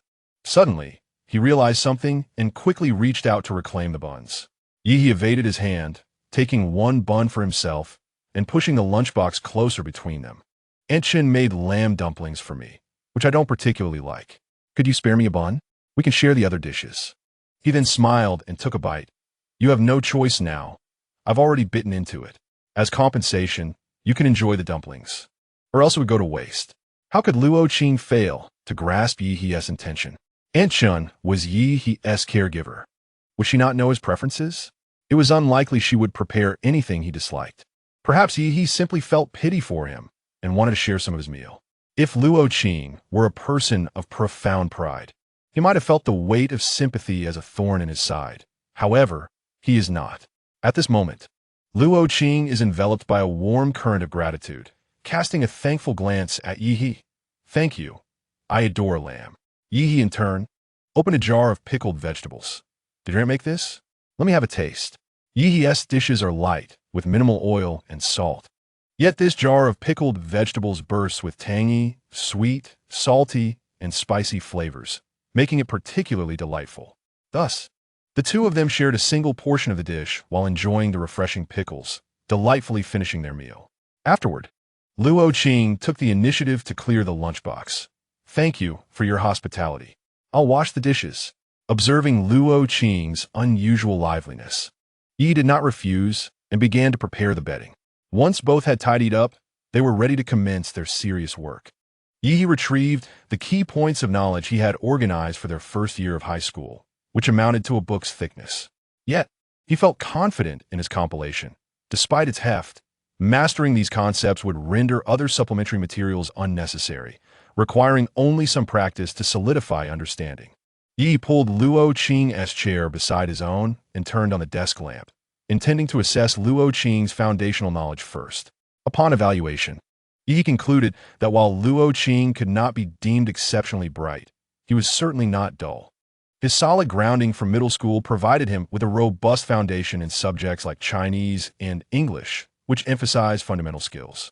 In the realms of mathematics and science, he also showed commendable aptitude, particularly grasping various problem types swiftly, though his retention of formulas lacked sufficient rigor. His subpar performance stemmed primarily from a lack of systematic training, compounded by a different question format in high school, often leading him to linger on distractors during exams. With this realization, Yi finally breathed a sigh of relief. As long as Luo Qing was not devoid of talent, a systematic approach would surely elevate his grades.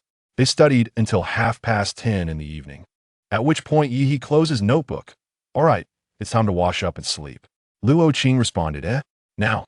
He initially thought to express that it felt a bit early to rest, as he usually ceased studying at 11:30. However, realizing that Yi He had devoted an entire evening to tutoring him, he felt it inappropriate to impose further on Yi He's time. With this thought, Luo Qing, filled with guilt, said, All right, let us rest now. I'm sorry for taking up so much of your time. Yi He replied with mild exasperation. Have you noticed that the words you say most to me are thank you and sorry? Tutoring you is my choice. You have nothing to apologize for. Luo Qing fell silent again, merely blushing as he gazed at him. The light in the room was dim, save for the brightness of the desk lamp. At this moment, they both stood, and Yi He observed Luo Qing's face, illuminated softly, appearing much more pleasant than during the day when it had a yellowish hue. Yi He felt a slight itch in his palm, and before he realized it, he had absent-mindedly ruffled Luo Qing's hair. Then, he nonchalantly withdrew his hand and carried his toiletries to the washroom. Luo Qing stood in a daze for quite a while. Her cheeks flushed as she took the basin and headed to wash up. While washing, Yi couldn't help but notice that Luo Qing used the same bar of soap for both her hair and face, so he offered her his facial cleanser and shampoo. Luo Qing hesitated, but Yi He insisted that Secretary Yi Ming had purchased too much, which would go unused, and ultimately placed the items in her hands. Upon returning to their dormitory, an unusual sense of awkwardness enveloped Yi He as they changed into their sleepwear. In the celestial realm, everyone donned robes, and cleanliness was maintained with a simple spell. Even when indulging in hot springs, changing clothes in front of others was avoided. After a moment of contemplation, Yi turned to Luo Qing. Let us turn our backs while changing. No peeking. Luo Qing eagerly nodded. All right, sure. However, when they turned back around, both were momentarily stunned. The boys' sleepwear was typically quite simple, often just a pair of shorts. Yet both Yi He and Luo Qing wore matching sets of short-sleeved tops and shorts. Yi He usually dressed impeccably, though the unflattering school uniform somewhat marred his appearance. As Luo Qing beheld Yi He's long, fair legs, she felt dizzy from the sight. Conversely, Yi was taken aback by the stark contrast of Luo Qing's pale arms and legs against her sun-kissed face, clearly indicating that her tan was the result of labor in the fields. They exchanged glances for a moment, both feeling a bit bashful, before retreating to their respective beds. In the enveloping darkness, Yi He found himself unusually restless. As he lay there with his eyes closed, he heard Luo Qing softly say, Yi He, thank you. I know I'm slow and not very bright. I truly appreciate your help today. Yi He replied softly, I've told you, you're not dull. Your foundational knowledge is solid. It's just that no one has connected the dots for you in high school, which is why you're struggling. Don't worry. As long as you study with me these days and listen attentively in class, you will see improvement. Luo Qing felt a tingling sensation in her ears, curling up her entire body. Thank you. I really don't know how to repay you. Why are you so kind to me? Suddenly, the system chimed in. Not sure how to repay? Just offer yourself in return. Yi He promptly silenced the system and whispered, just consider me a helpful person. If you wish to repay me, focus on your studies, and when you're able, return the favor. Luo Qing softly acknowledged with a hum, and once again, the room fell into silence. After a brief chat, Yi He found himself drowsy again. After instinctively extending his consciousness to remain alert, he allowed his mind to gradually quiet down. Luo Qing, bathed in the faint starlight filtering through from outside, gazed at the sleeping Yi He. His moonlit cheeks were adorned with sparkling glimmers, appearing even gentler than during the day. How could someone be so wonderful? Closing her eyes, Luo Qing smiled softly as she drifted into slumber. Before the alarm clock rang at 6 in the morning, Luo Qing was ushered by Yi He on the playground. The morning mist had yet to lift, and Yi He promptly led Luo Qing to the track. Let us run a couple of laps to activate your cerebral cortex, and then we'll have breakfast. Luo Qing was indifferent to rising early. After all, school commenced at 7, necessitating an early start. However, he had never before ventured downstairs for a morning stroll at such an hour. Never. After 2 laps, Luo-Qing had shaken off his drowsiness. He observed Yi performing pull-ups on the horizontal bar, the hem of his t-shirt lifting to reveal a glimpse of his well-defined waistline. It was evident that just prior, he had been panting heavily after climbing 7 flights of stairs, yet now his abdominal muscles were impressively sculpted. This was no ordinary feat. It was as if he were not human at all. During class, Luo-Qing discreetly poked his deskmate's arm. "Aren't you paying attention?" Yi was engrossed in an online course, swatting Luo-Qing's outstretched hand away. "Focus on the lesson." With a sullen demeanor, Luo-Qing turned his attention back to the lecture, pondering what Yi was occupied with, while Yi seemed unfazed by the class. "Stop daydreaming." Yi suddenly tapped Luo-Qing's hand with his pen. "Tonight's dinner will feature sweet and sour ribs prepared by Aunt Shen." Luo-Qing's ears flushed crimson. Ever since Yi had started sharing dinner under the pretext of snatching a few pickles, he had noticed that the cuffs of his school uniform had become rather snug. Although still lean, the youth's eyes bore less bloodshot streaks, and his vitality had evidently increased. Under Yi's rigorous training, the final exams approached swiftly. Prior to the test, Yi and Luo-Qing made their way toward the examination hall, armed with their necessary supplies. As they walked, Luo-Qing anxiously recited, "The yellow crane flies away, never to return. The apes lament, wishing to cross but despairing." Yi chuckled at him. "What is the point of reciting that? Haven't you mastered the difficulties of the Shu Road by now?" Luo-Qing mumbled softly, "I have it memorized, but what if my mind goes blank during the exam?" Yi turned to him, his gaze earnest. "Just relax. Do not dwell on that. Are you uncertain of your memory or my tutoring?" Luo-Qing suddenly looked up. "I have no doubts. Then what are you worried about? Just go and take the test." Luo-Qing nodded quietly, lowering his gaze. He was indeed eager to see how this examination would reflect the progress he had made over the past month. Yet, he was also anxious that his improvements might not suffice to propel him into the top 20. Yi had invested so much effort into him this month. Would he feel disappointed if Luo-Qing's results fell short of expectations? Would he regard himself as inept and lose the desire to teach? As the bell signaling the end of the exam rang, Luo-Qing tossed his pen aside, nearly collapsing onto his desk. The final complex problem had been sketched with crooked lines, and he stared at the ink smudges on his answer sheet, feeling like a wilting mushroom under the sun. Outside the examination room, Yi was surrounded by several girls, discussing the last question. Luo-Qing listened intently for a moment. It was clear there was no need for luck. He had indeed answered incorrectly. Lost in thought again, Yi approached him without Luo-Qing's notice. "All right, the exam is over. Cheer up. Regardless of how you performed, we shall await the results." Luo-Qing nodded softly, still contemplating that last question. Yi could not resist ruffling Luo-Qing's hair once more. His hair was fine and soft, freshly washed each day, making it delightful to touch. "Would you like to come over to my house? I mentioned inviting you after the exam." Yi leaned casually against a nearby tree. Luo-Qing hesitated slightly. Before the examination results were released, he could not return home. After the results came out, he would need to go back to work in the fields, leaving him with free time in the meantime. "My sister gifted me some laboratory equipment, allowing me to practice the practical experiments from my textbooks at home and gain a tangible understanding of the results." Yi added. The system weakly commented, "Host, I thought you were inviting Luo-Qing to hang out, but it seems you are off to study instead." Upon hearing Yi's words, Luo-Qing felt a genuine desire to go. Huching No. 1 High School has a laboratory building, but it is rarely open to students. Demonstrations of experiments are typically conducted by the instructor directly handling a tray of supplies, while the entire class observes, leaving Luo-Qing seated at the back, often unable to see clearly. Even when he could, without having personally engaged in the experiments, some concepts remained elusive. Thus, with his sparkling round eyes filled with anticipation, Luo-Qing looked towards Yi, who promptly smiled and ushered him into the car. As the vehicle departed the city, the towering buildings outside gradually transformed into farmlands. Luo-Qing gazed at the expansive fields passing by. "Is your home in a town?" Yi paused momentarily. "I suppose so." 20 minutes later, the car turned into an intricately designed iron gate. Luo-Qing's jaw nearly dropped to his knees. An elegant European-style fountain was splashing water, and a stone table under a gazebo was adorned with exquisite tea sets. Nearby, in a lotus pond, several late-blooming lotuses were lazily curling their pink petals.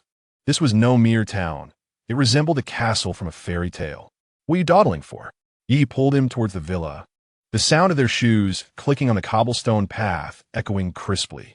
Luo Qing glanced down at his faded canvas shoes and suddenly hesitated to step forward. It was not until Yi pushed him into the grand hall, where the brilliance of the crystal chandelier dazzled his eyes, that he regained his composure. Seated on the sofa were a well-dressed man and an elegant woman, both smiling warmly at them. "Xiao He, have you missed your dear sister?" The woman, clad in a Chanel ensemble, sprang up, her voice like the chime of wind bells. "Is this Luo Qing? Xiao He talks about you all the time, saying you are his most important study partner." Luo Qing stood at attention, nearly bumping into the coffee table as he bowed. "Uncle, hello.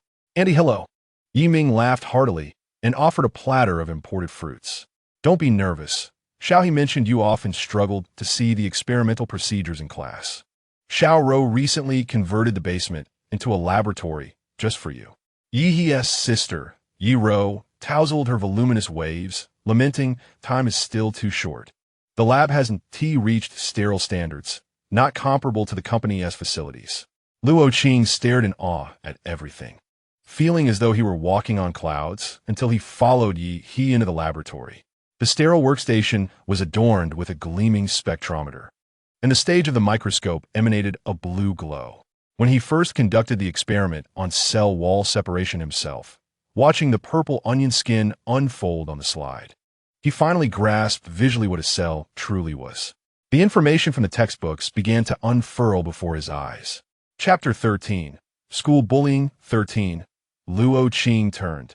The distance between him and Yi less than a meter. The light from the microscope reflected in Yi's pupils, resembling a vast expanse of starlit sky. Only Yi knew that beneath the calm facade lay a desperate cry of a system on the brink of collapse. "Host, the microscope cannot scrutinize your consciousness as meticulously as you can. I beseech you, please spare me. If you extend your consciousness any further, the microscope will explode." At dinner, Luo Qing gazed at the sumptuous spread before him, his chopsticks suspended in mid-air, hesitant to descend. Yet, Yi expertly opened the jar of pickled vegetables he had brought along. "Father, sister, do try the secret pickled radish from Luo Qing's home. Such a delicacy is rarely found outside." Yi Rou eagerly took a bite, her eyes instantly sparkling. "Heavens, it pairs exquisitely with abalone porridge, even surpassing the appetizers I've savored at Michelin-starred restaurants." Yiming nodded in agreement. "Luo, your family's culinary skills are worthy of a restaurant." Luo Qing watched as the Yi family relished the pickled vegetables he had brought, a sudden tightness forming in his throat. Previously at school, he would discreetly stash his pickled vegetables in the dormitory, occasionally bringing them to the classroom when classes were too back-to-back. Back then, Wu Zhao and the others mocked his pickles as food fit for a trash can, leading him to refrain from unveiling his staple of steamed buns and pickles in class, even when hunger threatened to overwhelm him. Now, however, those once derided morsels lay elegantly presented on a silver platter, receiving accolades from the gentlest of souls. "Don't just look, eat." Yi served him a generous helping. "Today, we are fortunate to enjoy these dishes. We seldom indulge in such fare." Yiming chocolate heartily. When hosting guests, one must present fine cuisine. Luo Qing lowered his gaze, consuming the dishes Yi had served him, discreetly wiping away a tear. Outside, the moon ascended, casting a gentle glow through the floor-to-ceiling windows, softly illuminating Yi's profile. Yi Rou complained, "This chandelier is all show. It pales in comparison to the 72-watt bulb in my living room, offering no brightness whatsoever." Yiming nodded in agreement, sharing her sentiment regarding the chandelier that was more ornamental than functional. It was a nuisance to clean, the last time the housekeeper attempted it. She nearly fell from the ladder, and he no longer dared to let anyone clean it. Luo Qing observed as they engaged in their down-to-earth conversation, perceiving the villa as merely a place to reside, utterly unremarkable. In that moment, he understood that Yi had brought him here not to a lavish mansion, but to a genuine space that regarded him as an ordinary guest. As night deepened, Luo Qing lay in the guest room Yi had prepared for him, gazing at the starry projection on the ceiling. The sounds of cicadas and frogs from the window filled the summer air, lulling him into a tranquil state. With a smile, he slowly closed his eyes. To have developed feelings for Yi, he was indeed his most unutterable arrogance. Unbeknownst to him, the awareness of his affections had begun to dawn. Perhaps during the evenings Yi explained problems to him, or while sharing dinner, or when Yi had taken the initiative to sit beside him, or during moments when Yi grasped his hand, leading him away from the bustling crowd. Unbidden emotions arose, and by the time Luo Qing recognized them, he found himself hopelessly entangled. He mused, who could resist someone like Yi? Yet, he harbored no intentions of confessing. Even the mere thought of liking Yi filled him with profound guilt and remorse. The sentiment of affection towards Yi he feels akin to a sacrilege. Yi selflessly aids him, yet is covertly coveted in return. Should this be unveiled, it would undoubtedly be repugnant for Yi. With such despicable emotions, Luo Qing found himself sleepless for several nights, merely gazing at Yi across the room, restrained from making any move. Upon reflecting on this, the smile that had once graced Luo Qing's lips gradually faded. The sight of the experimental apparatus reminded him that this villa had been casually acquired simply because Yi's father intended to invest in Qing for 2 years. Each moment of today served as a stark reminder of the chasm that separated him from Yi. On the following morning, Yi once again accompanied Luo Qing back to the dormitory. Yi Ro, burdened with official duties, could only remain in Qing for 2 days. After confirming that neither Yi nor Luo Qing wished to indulge in leisure, she busied herself with project matters. Throughout these 2 days, Yi relentlessly toiled without a moment's respite. During the day, he assigned Luo Qing preparatory work, while he himself delved into second-year high school knowledge. At night, he elucidated the challenging problems for Luo Qing. Yet, Luo Qing felt no fatigue. Instead, he experienced a burgeoning sense of achievement as he transitioned from ignorance to gradually mastering effective study methods. As 5 days elapsed, the results of the final examination were announced. A throng of students gathered beneath the bulletin board in the teaching building, densely packed. Luo Qing stood on tiptoe, craning his neck to catch a glimpse. Suddenly, a thunderous cheer erupted. Wow, is Yi even human? He ranked first in the entire grade. Li Xinxin's voice pierced through the crowd, and in the next instant, all eyes, like searchlights, fixated upon the approaching Yi. Luo Qing instinctively shrank back, observing Yi encircled in the center, his white shirt collar unblemished, merely casting a casual glance at the list.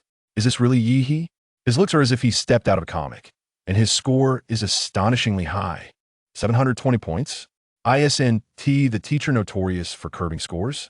I heard he lost over 10 points on his Chinese essay. The gasps of astonishment from the crowd burst forth like popcorn, while Luo Qing remained transfixed, gazing at Yi's profile. Sunlight cast a small shadow beneath his eyelashes. Even the furrow between his brows radiated an ethereal quality that suggested this score was merely average. Suddenly, a voice like a duck's quack pierced the commotion. Luo Qing, what are you doing here? Do you really believe your score could make it to the list? Wang Kai stood with hands on his hips, while Li Xinxin hastily tugged at his sleeve, glaring at him fiercely. A few boys nearby erupted in laughter. Who knows?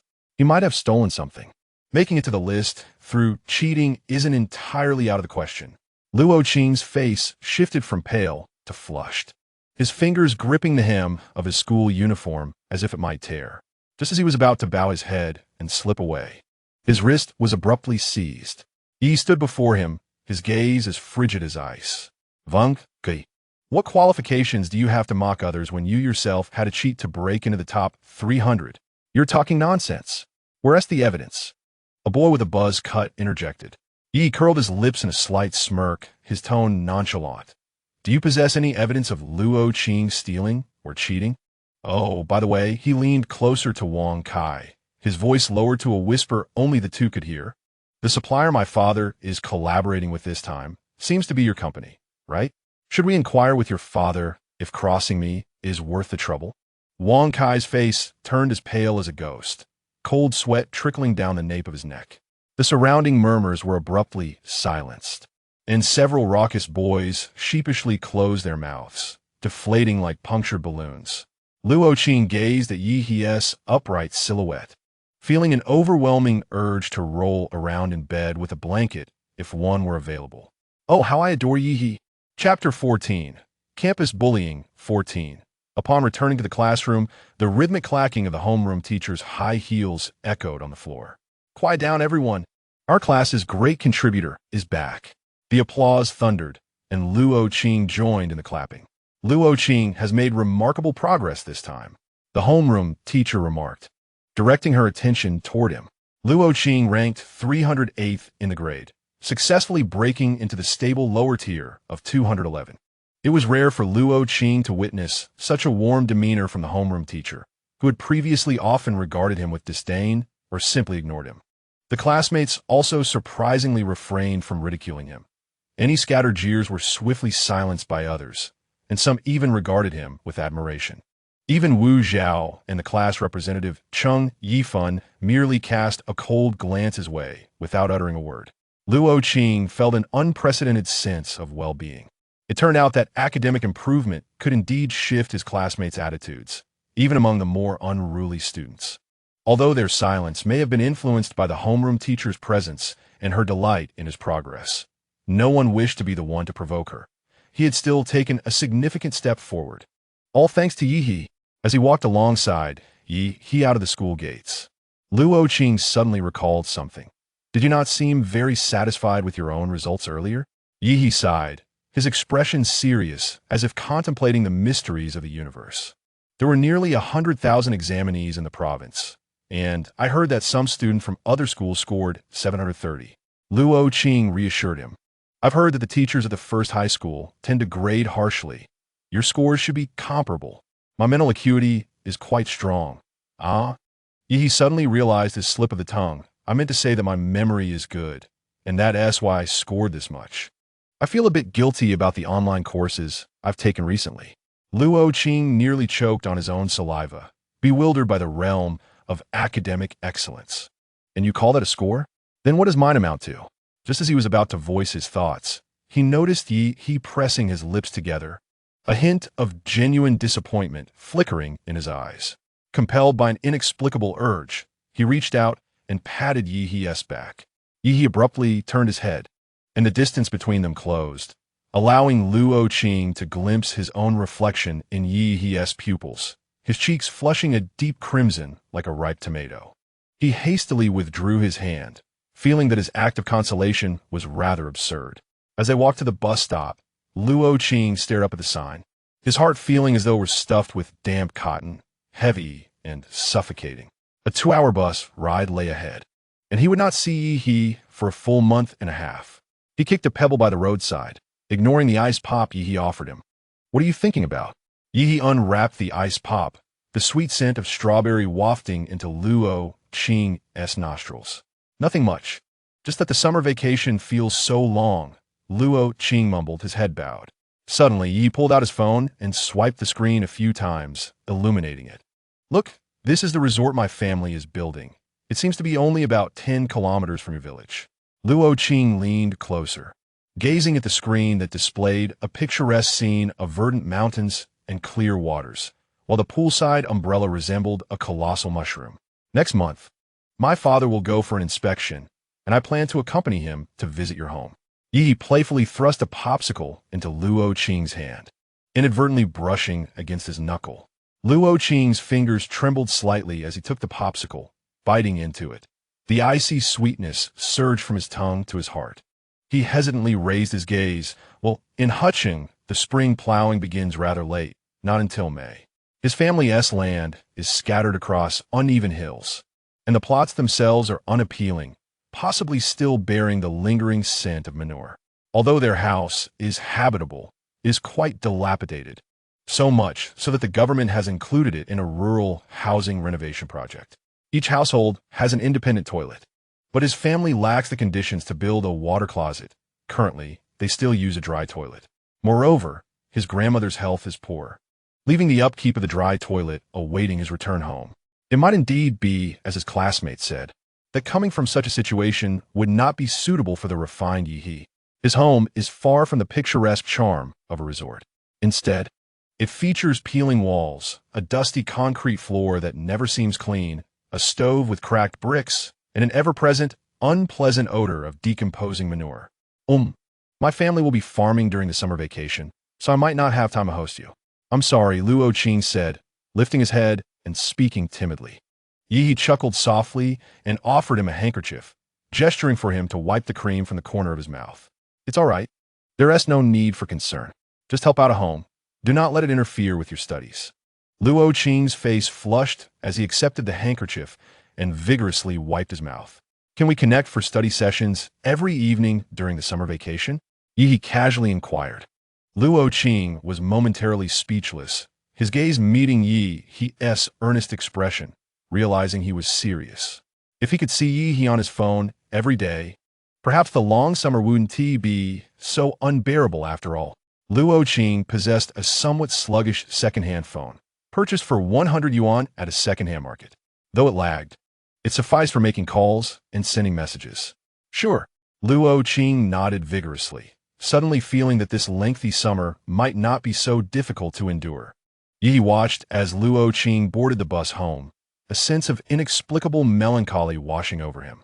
He attributed his feelings to the reluctance a teacher might feel for a diligent student in their final year. In the distant classroom, Wang Kai continued to bombard his phone with messages. Brothers, do any of you know this person?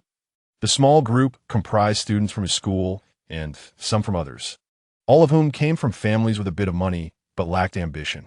Kai, do you perhaps have a misunderstanding of your brother's capabilities? Bro, if I knew him, I wouldn't be here chatting with you all. Wang Kai felt somewhat overwhelmed and directly called his father, Dad. Is the project you're currently working on in collaboration with the Yi family? Mr. Wang responded impatiently. Why do you ask that? Kids shouldn't concern themselves with such matters. Dad, just tell me if it's true. I'm a bit anxious. Wang Kai replied urgently. I caution you not to provoke me. My association with them is merely an act of goodwill from Mr. Yi, who is unacquainted with this place. With a decisive click, the call was abruptly terminated. Wang Kai broke into a cold sweat, hesitant to reveal the truth to his father.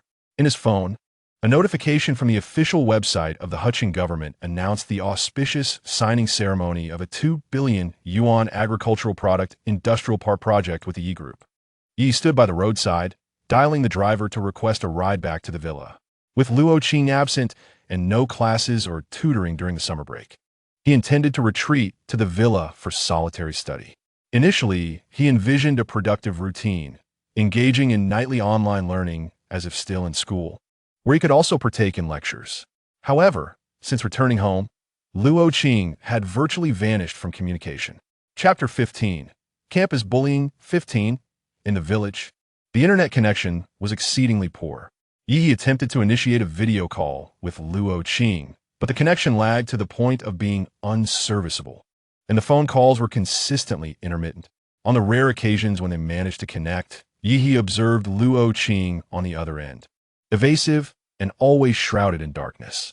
Assuming the poor lighting was due to Luo's home conditions or an effort to conserve electricity, he ceased further attempts to call. As nearly a month and a half passed, with summer vacation drawing to a close, Yi finally exhaled in relief. He had completed the entirety of his high school curriculum and now only needed to solidify his knowledge. Yet, he found his thoughts drifting back to Luo. They exchanged messages occasionally, but Luo's replies were often delayed and hasty, making Yi reluctant to reach out again. On the very last day of summer vacation, Yi's phone, which had been silent throughout the break, suddenly rang. To his surprise, it was a call from Luo. With a gentle smile, he answered, eager to inquire if Luo had returned, only to be met with a panicked voice. Yi, are you available? My grandmother's condition has worsened. The doctor said the county hospital cannot treat her. We must go to the city hospital. Please, I beg you. Luo's frantic voice came through the receiver. Choking up and struggling to continue, Yi quickly rose, furrowing his brow. Do not panic, Luo. Where are you now? Luo gasped for breath. We're en route from the county hospital to the city hospital in an ambulance. It should take us a little over half an hour. Yi grabbed his coat and rushed outside. All right, I understand. Stay calm. I'm heading to the hospital now. Initially frantic like an ant on a hot stove, Luo Qing began to calm down upon hearing Yi's composed tone. Yi dashed out, summoning the driver to expedite their journey to the hospital. Upon arrival, he learned that Luo Qing and the others had just arrived. Luo Qing's grandmother had already been taken into the emergency room. Yi hurried to the emergency room entrance and spotted Luo Qing, who was crouched in a corner, avoiding the nearby bench, his back against the wall. It was now deep into the night, and the corridor was only intermittently populated by hurried doctors and nurses. The lights in the emergency room remained illuminated, casting a serene yet unsettling atmosphere, occasionally pierced by the sound of dripping water. Yi hastened over, first guiding Luo Qing to a bench before settling beside her. With her head bowed, Luo Qing appeared to be lost in a distant reverie. Yi instructed the driver to inquire with the on-duty doctor, clarifying that if any medical expenses needed to be advanced, the driver should proceed accordingly. In this moment, he sat quietly beside Luo Qing, perhaps realizing that what she truly required was mere companionship. After a brief silence, Luo Qing suddenly spoke. Have you ever wondered why, despite my family's impoverished circumstances, I chose to attend cram school? Yi remained silent, not particularly curious, as it was entirely natural to desire access to quality education. Even when faced with financial hardship, Luo Qing continued her soliloquy. When I was 8, after my parents finished working the fields, they met with a tragic accident that claimed my father's life and sent my mother to the hospital. That year, I was here with my grandmother, helplessly watching as my mother was wheeled in, covered in blood, only to learn later that she had passed away. From that day forth, my grandmother's health deteriorated. With no insurance, my parents were deemed unfortunate by the government, which provided us with a relief fund and issued a poverty certificate. In the aftermath, many urged me to pursue vocational training, to begin working early to fund my grandmother's medical care. Yet, I was too selfish to relent, unwilling to give up. I utilized the government's assistance and the support of friends and family to simultaneously provide for my grandmother's treatment while continuing my studies. A bitter smile crossed her lips. During my high school entrance exams, the entire village was astounded. They had never seen a student score above 600 points. My grandmother was nearly ecstatic enough to leap from her bed, though she ultimately could not. I had initially hoped to attend high school steadily, but unexpectedly, my grandmother arranged for me to enroll in a cram school, misrepresenting it as a regular class. It was only upon arriving that I discovered I had been placed in an elite class, the sole student from a poor background. Tears streamed down Luo Qing's face as she stammered. My grandmother sacrificed her medication money to pay for this tuition, insisting that my education was worth more than her life. Yi, do you understand? I am treading upon the lives of my grandmother and my parents in pursuit of my studies. The villagers label me a harbinger of misfortune, and perhaps I truly am one. With my parents gone and my grandmother now in peril, she has delayed her treatment for my sake. If it weren't for me, Luo Qing gasped, nearly choking on her sobs. Yi had witnessed Luo Qing cry several times, yet none had conveyed such profound despair and sorrow as this moment.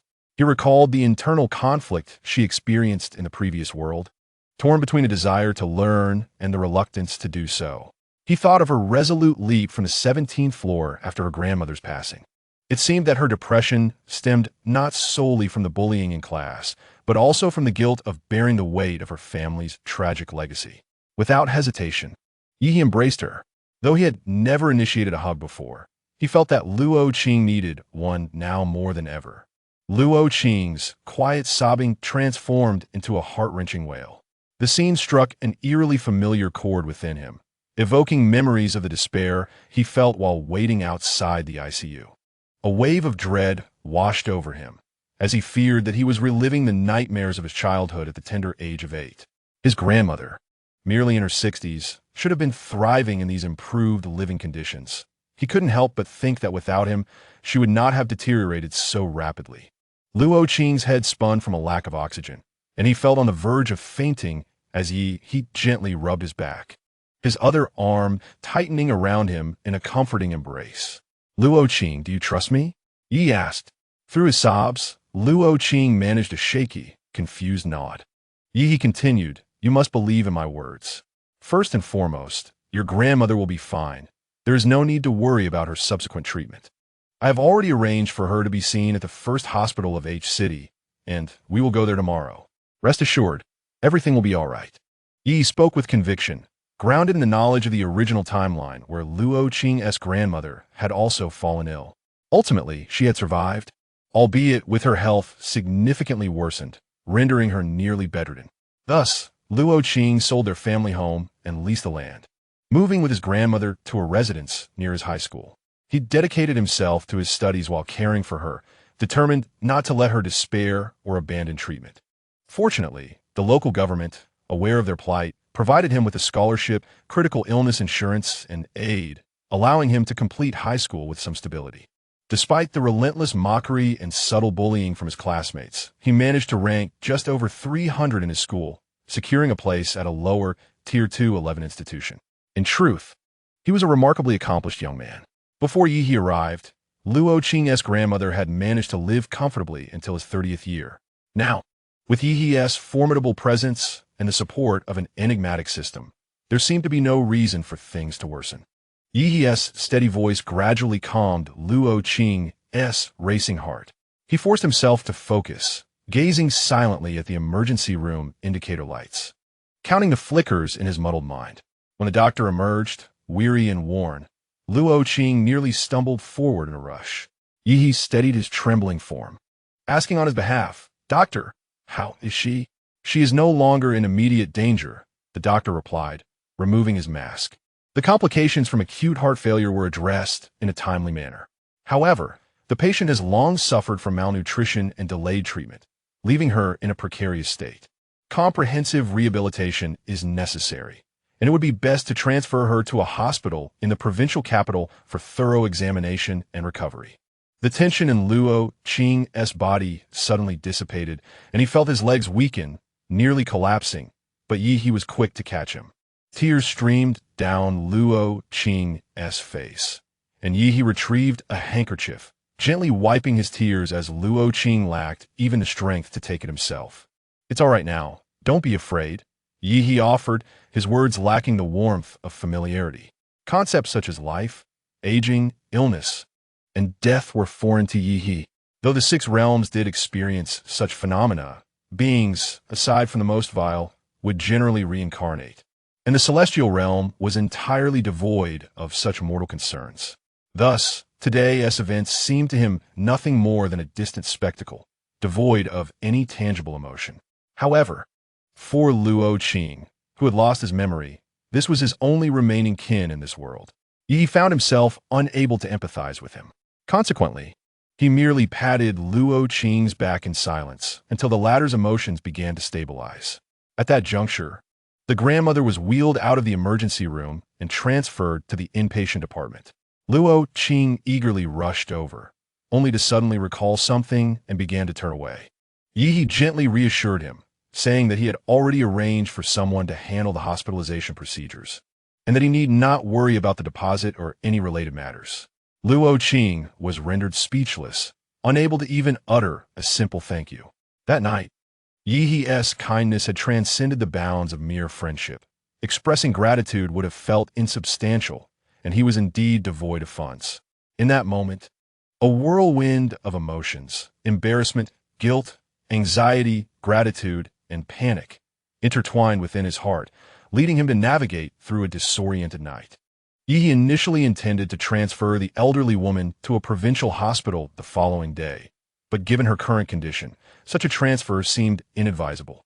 Therefore, he directly contacted Yi Ming, mobilizing equipment and medical personnel to establish a temporary, intensive care unit at Huqing Hospital. Over the next 2 days, Yi took a few days off for both himself and Luo Qing. The second year of high school had just commenced, and this period was crucial for laying the foundation for the entire semester. Yet, Yi remained almost inseparably at the hospital. Luo Qing's guilt had reached its zenith, but he found himself unable to voice any refusal. Since his grandmother fell ill, he had been utterly disoriented. Without Yi, he had no idea what steps to take next. In contrast, Yi remained methodical. He first had his father enlist the best specialists for a consultation, devising a comprehensive treatment plan for Luo Qing's grandmother. He then arranged for caregivers to manage the elderly woman's daily needs. During this time, Yi Ming visited the hospital twice. Luo Qing was apprehensive that Yi Ming would chastise him for wasting Yi's time and resources. Yet Yi Ming said nothing, even offering him some comforting words. In the brief span of 2 days, the circles under Luo Qing's eyes had darkened dramatically, and the slight weight he had gained before the holiday had vanished, leaving him thinner than when Yi first encountered him. By the following evening, Yi firmly guided Luo Qing to the adjacent hospital bed. Luo Qing struggled to rise, intent on tending to his grandmother, but Yi sternly stated that he would handle such matters, urging Luo Qing to focus on regaining his strength and not to let his grandmother witness him in such a state. As Luo Qing lay in bed, watching Yi wash a towel in a basin, a certain corner of his heart grew warm and tender. He recalled the time when he was 8, after his parents had met with an accident, leaving only him and his ailing grandmother at home. Then, he could only hold his grandmother and weep, feeling utterly helpless. Now, however, there was someone who, with a gentle yet resolute demeanor, had pulled him back from the brink of despair. With a mix of apprehension and gratitude, Luo Qing gradually slipped into slumber, while Yi retracted the strands of his consciousness that had been focused on him. Turning his head, he placed the towel down and gestured dismissively towards the elderly woman's bed. Why should he undertake a task that could be effortlessly resolved with a simple cleansing spell? The system timidly cowered in a corner, silently returning the dust-laden talismans from the system shop. Simultaneously, it lamented once more that, despite following Yi, it found itself utterly ineffectual. The only downside of clinging to someone else's coattails was the stark realization of its own worthlessness. On the 3rd day, Grandma Luo finally awoke. Her murky eyes glistened with tears as she struggled to grasp Luo Qing's hand, her lips trembling in an attempt to speak, only to be interrupted by a gentle, deep voice. "Grandma, please do not speak. Rest well first. Your illness is not severe. With proper rest, you will surely recover." It was then that she noticed a tall, handsome young man standing beside Luo Qing, holding a cup of warm water, gazing at her with concern. Luo Qing quickly nodded, eagerly affirming, "Yes, yes, Grandma. Don't speak just yet. Wait until you regain some strength." The elderly woman glanced between the two of them. Luo Qing had mentioned more than once how much his new desk mate had aided him, sharing personal items and supervising his studies. She smiled faintly, gently patting Yi's hand, who returned her gesture with a smile of his own. In the following days, Yi and Luo Qing seized every opportunity to study amidst caring for Grandma. In truth, they did not need to provide much care, as the nursing staff had thoroughly attended to her needs. Grandma Luo watched the two of them study together each day, feeling both gratified and anxious. One day, while Yi stepped out to discuss the next treatment plan with the doctor, Grandma grasped Luo Qing and inquired, "Ah Qing, how much has this treatment cost?" "I feel almost well enough to be discharged today." Luo Qing, unsure of the expenses, could only vaguely reply, "It hasn't cost much. With Yi's connections here, we've spent very little. If you leave now, all the previous treatment will have been in vain." Being a rural grandmother, she firmly believed in the power of human connections. Yi appeared to be an extraordinary young man. Perhaps his family indeed facilitated this without incurring costs. A week after school commenced, Grandma Luo's condition finally stabilized. After much contemplation, Luo Qing concluded that he could not allow his grandmother to return to the village alone. Before her discharge, he stealthily approached the outpatient department to request the bill. Then he stumbled into the ward, engulfed by the scent of disinfectant. Chapter 17. Campus Bullying. 17. Luo Qing gripped the bill tightly, his fingers turning pale, as if clenching a death warrant. The hospitalization fee amounted to 33,600 yuan, merely covering a few days of stay, excluding the prior treatment and emergency costs that Yi had fronted. The 3 dilapidated mud brick houses back home had been appraised at only 80,000 yuan the previous year. Even after renovations for rural housing, the value would not exceed 120,000 yuan. Furthermore, grandma would require ongoing treatment, and he still had to attend school. His grandmother, bedridden, would need to recuperate. Yi silently observed him, contemplating his future intentions. I will drop out and find work. Luo Qing suddenly raised his voice, springing to his feet and knocking over a nearby fruit basket. An apple rolled to Yi's feet, which he gently steadied with his own. The youthful, lean face of the boy flushed with an unusual redness. The neighbor remarked that the construction site offered a daily wage of 150, supplemented by poverty relief. Yi squatted down, retrieving an apple that had rolled into the corner, brushing away the dust with his fingertips. Your grandmother's subsequent treatments will cost at least 100,000. Have you calculated how many years you would need to work for that? He suddenly looked up, his eyes behind the lenses as cold as ice. With the property prices in Qing, can your family's few acres of barren land yield 100,000? Luo Qing's breath caught in his throat. Outside, the cicadas chirping grew sharp, piercing his eardrums like countless needles. He recalled his grandmother, hunched over, planting rice seedlings along the ridge, and the tuition fee receipts he had hidden away. Was there any other way besides working? Yi's voice had never been so indifferent.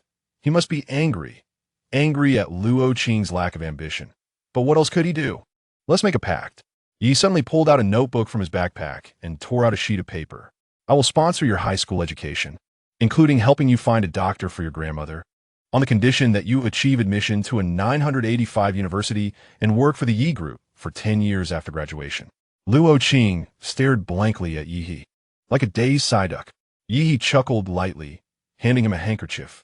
All right, it's settled then. How about you charm your future boss in advance? Why? Luo Qing murmured. Why is he being so kind to me?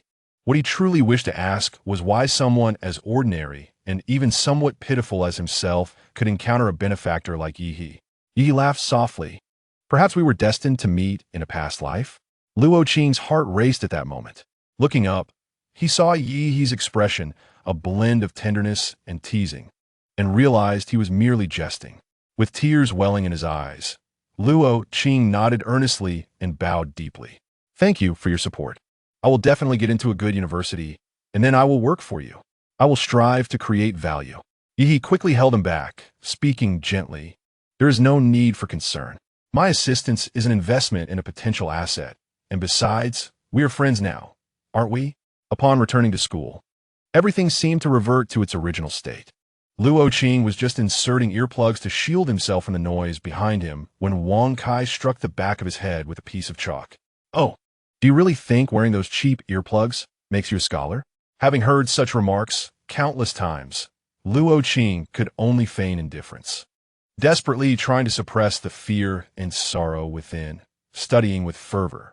Although Yi could intervene and speak on Luo Qing's behalf, the impact was minimal.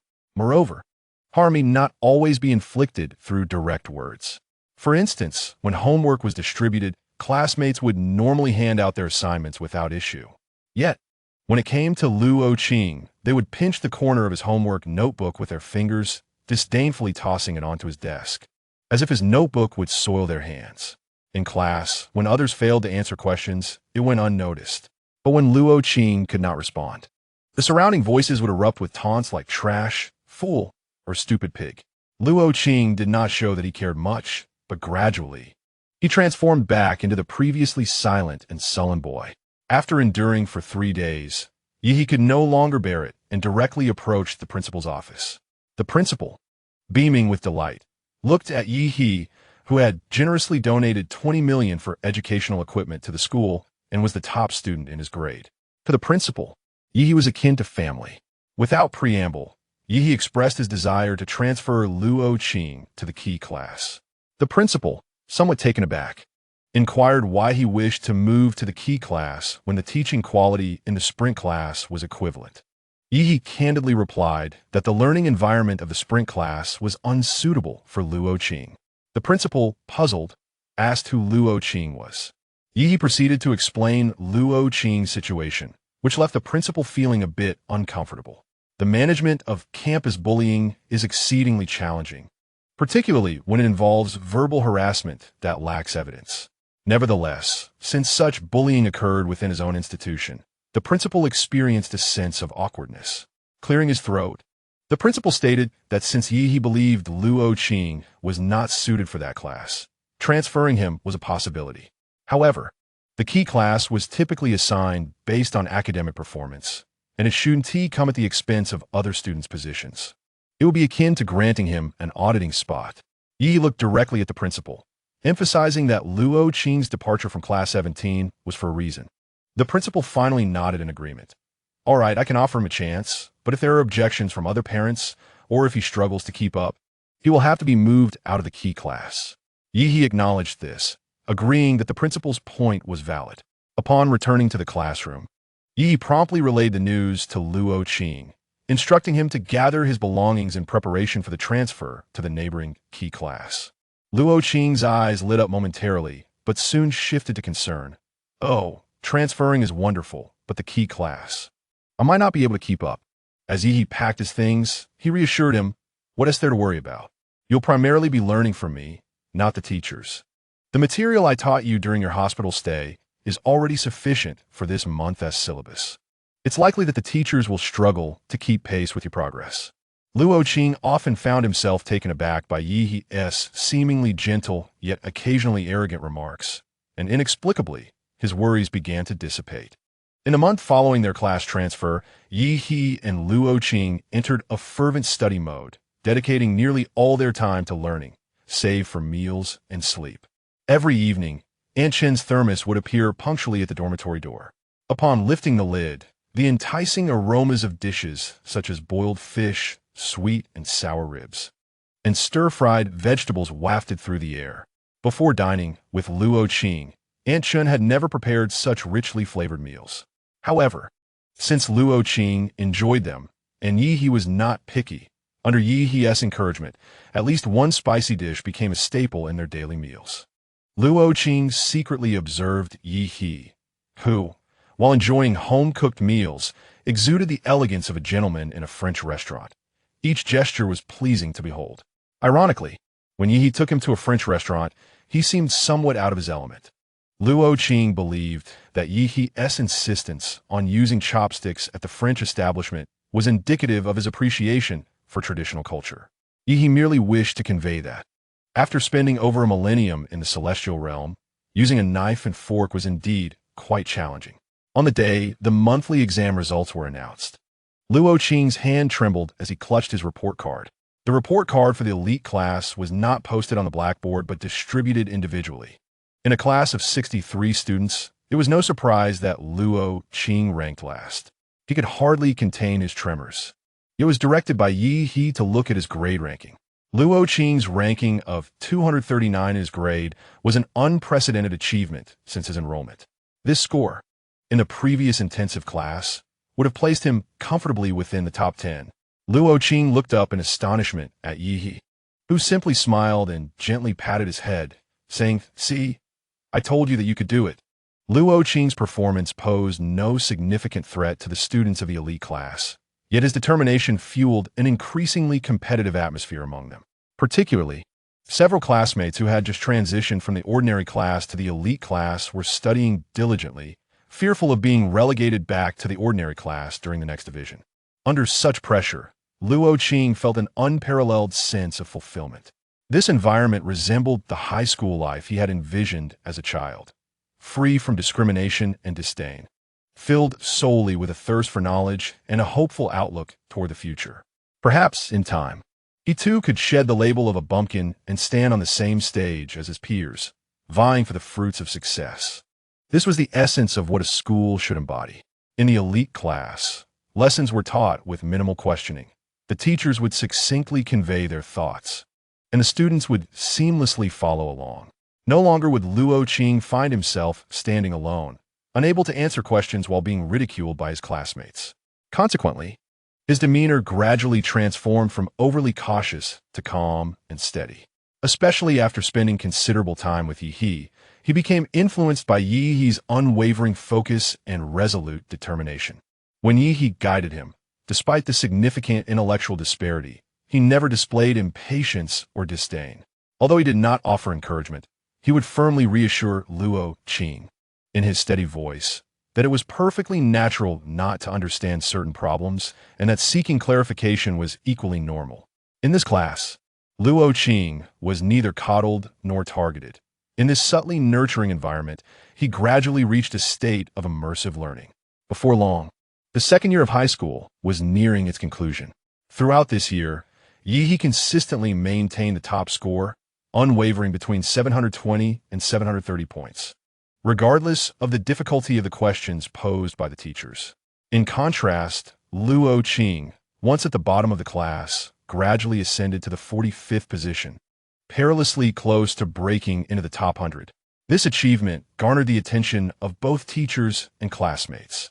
Now, no one questioned his integrity, as his efforts were evident for all to see. As he became more familiar with the elite class and developed amicable relationships with a few classmates, they even began to defend him. Luo Qing, I heard the 17th class say you were foolish and unkempt. They were utterly ridiculous. I almost believed them. One of his classmates lamented. Exactly. I never imagined you would surpass me. And in just one semester, you've left me in the dust. Luo Qing's deskmate gazed at him with a mix of admiration and disbelief. Dude, I thought you were just a kind-hearted soul to keep me company at the bottom. Who would have thought that within a year, you'd reach a position I could never catch up to? A few girls looked at him with a hint of sympathy. I once had a friend whose partner was from your class, and they spoke so poorly of you. Yet, you are nothing like what they described. Yi stood nearby, smiling faintly as a group of children surrounded Luo Qing, chattering excitedly. Even after changing classes, no one dared to speak casually with Yi. The system quietly expressed sympathy for Yi and politely reported the progress. Dear host, the progress of saving Luo Qing has reached 30, and a small portion of the system mall is now open to you. Welcome. Yi casually glanced at the discarded items in the celestial realm, such as space rings and rejuvenation pills, and gently replied, Thank you, but there's no need for now. The system, feeling dejected, retracted them all and sulkily retreated to a corner to draw circles. Luo Qing was overwhelmed by the praises and inquiries about his improved grades from several classmates. He felt both flattered and bewildered. He instinctively turned to look at Yi, who straightened his back and solemnly gave him a thumbs up. Instantly, Luo Qing's face lit up with a radiant smile. He recalled a previous occasion when he overheard Wu Zhao and Wang Kai disparaging him as they left school. As he returned home, feeling downcast, Yi had calmly told him, Luo Qing, your life will not be defined by others' prejudices. Only you can determine how far you can go. After hearing those words, Luo Qing felt enlightened, able to dismiss the malicious gossip with ease. During this holiday, Yi invited both Luo Qing and his grandmother to stay at the villa. Luo Qing felt it was quite inappropriate, but Yi merely stated, The villa is empty in the summer. It is better to have some company. Indeed, throughout the holiday, Yi Ming returned only 3 times. Upon seeing the slightly anxious Luo Qing and his grandmother, he simply smiled heartily and invited them to dine together. Luo Qing felt everything was so wonderful it seemed unreal. The serene and tranquil manner, the warmth of family surrounding him, and the tall, handsome young man. Yi, too, found that recent life had afforded him a rare sense of contentment amidst his busyness. Recently, Yi had completed the senior year curriculum and attempted several mock exams set by the system. Aside from Chinese and English, which required adherence to specific writing standards, his writing style occasionally did not align with the expectations of a top-scoring essay. He generally achieved full marks in all other subjects. He had been contemplating the direction of his future studies.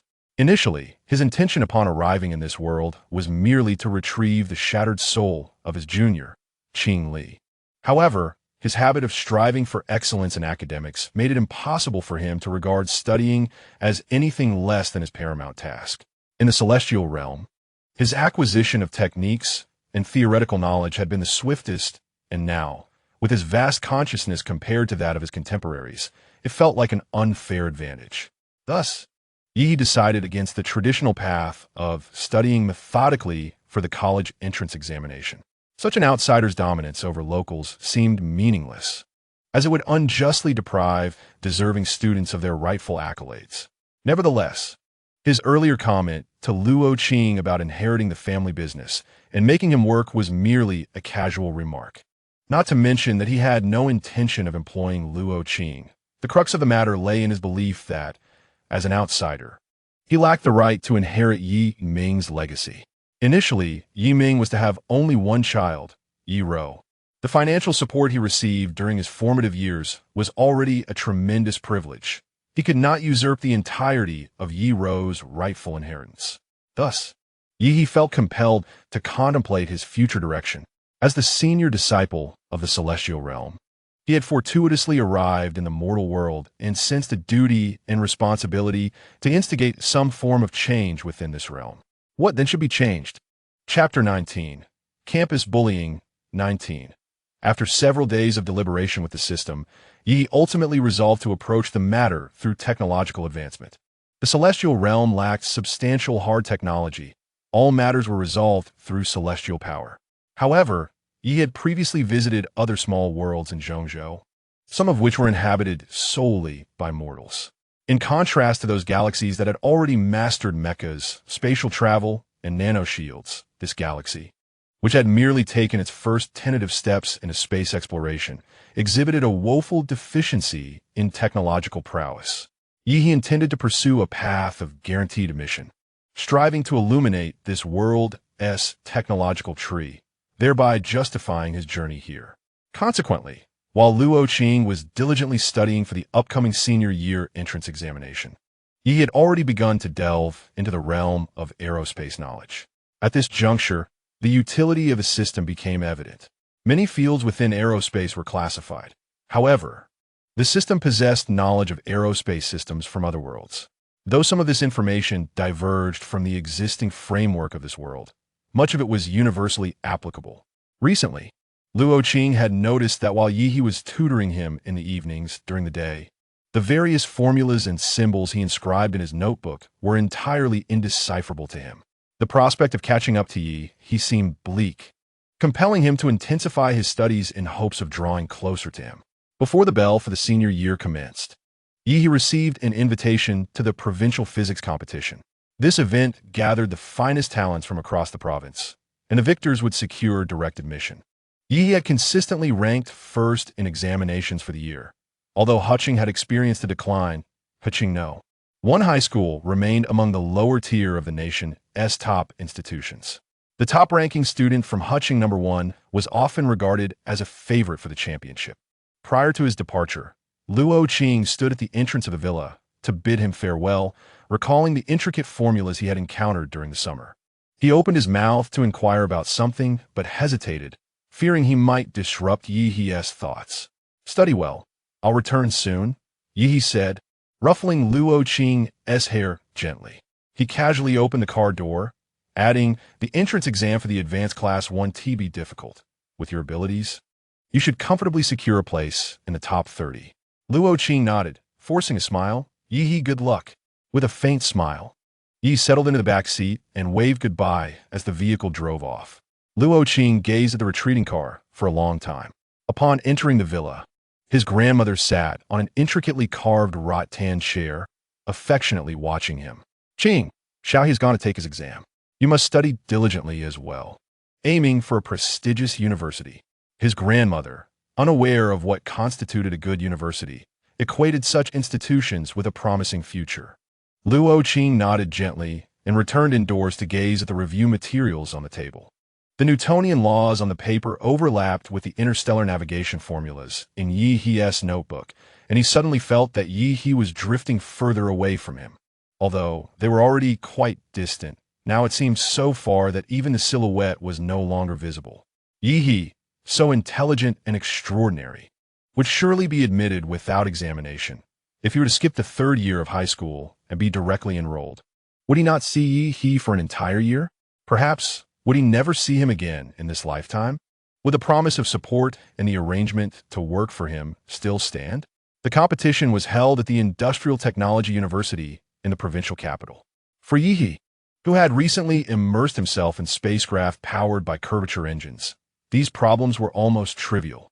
He calmly completed all the questions and was the first to submit his paper and exit the examination hall. In the following days, Yi stayed in the Yi family's residence in the provincial capital, continuing his studies while awaiting the results. The outcome was predictable. At the awards ceremony, Yi received the certificate for attaining first place with an air of tranquility. In the audience, a few students from prestigious high schools whispered among themselves. I heard that the school he was admitted to has already sent a professor to discuss some special project. After the ceremony, an elderly man, claiming to be a researcher from a certain aerospace institute of the Chinese Academy of Sciences, wearing a dark blue Zhongshan suit, approached Yi. Yi was not surprised.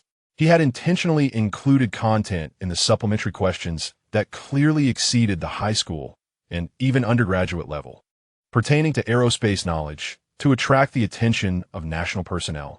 The vast knowledge in his mind felt cumbersome. The traditional path of attending university, pursuing a master's, and then a doctorate before engaging in research was far too slow. Moreover, he needed to be cautious about the life transitions that Luo Qing would soon encounter, leaving him no energy to follow the conventional educational trajectory. Did you conceive this yourself? The elder adjusted his glasses, his gaze penetrating. Yi nodded and simplified parts of his knowledge into terms comprehensible to a high school student. The inspiration stemmed from science fiction novels, but I attempted to derive the feasibility within the existing physical framework. The elder smiled gently. I have heard of your achievements. To be honest, continuing your education anywhere would be a waste of your talent. Are you interested in coming directly to our research institute, where you can supplement your foundational knowledge while also providing us with some imaginative ideas for our projects? This was precisely what Yi desired, and he readily agreed. Yi Ming was left dumbfounded upon hearing the news. Yi was too resolute. Initially, he had planned a life path for Yi to complete high school and then study abroad, leaving the decision to return to the country to his child's discretion. Yet, Yi had quietly taken the initiative to take the provincial entrance exam, and he succeeded, even catching the attention of national researchers. While he was on the phone with Yi, overwhelmed by the calmness of his son's voice, Yi Ming felt utterly bewildered. He hung up in a daze and looked up at the city party secretary, who had come to congratulate him and discuss the next project as progress, and asked vacantly, Secretary Li, do I, Yi Ming, truly possess the genes to give birth to such a genius? Yi sent a message back home, casually informing them that he would not return to his city for a few days. He paid no heed to the complex or tumultuous emotions of Yi Ming and Yi Ro upon receiving this news. 3 days later, Yi stood in the laboratory of the B-City Research Institute, observing the small nuclear fusion device being calibrated before him, feeling a surge of inspiration. This apparatus bore similarities to the spirit-gathering array of the Immortal realm. At their core, both were about the transformation and utilization of energy, one relying on celestial power, the other on scientific principles.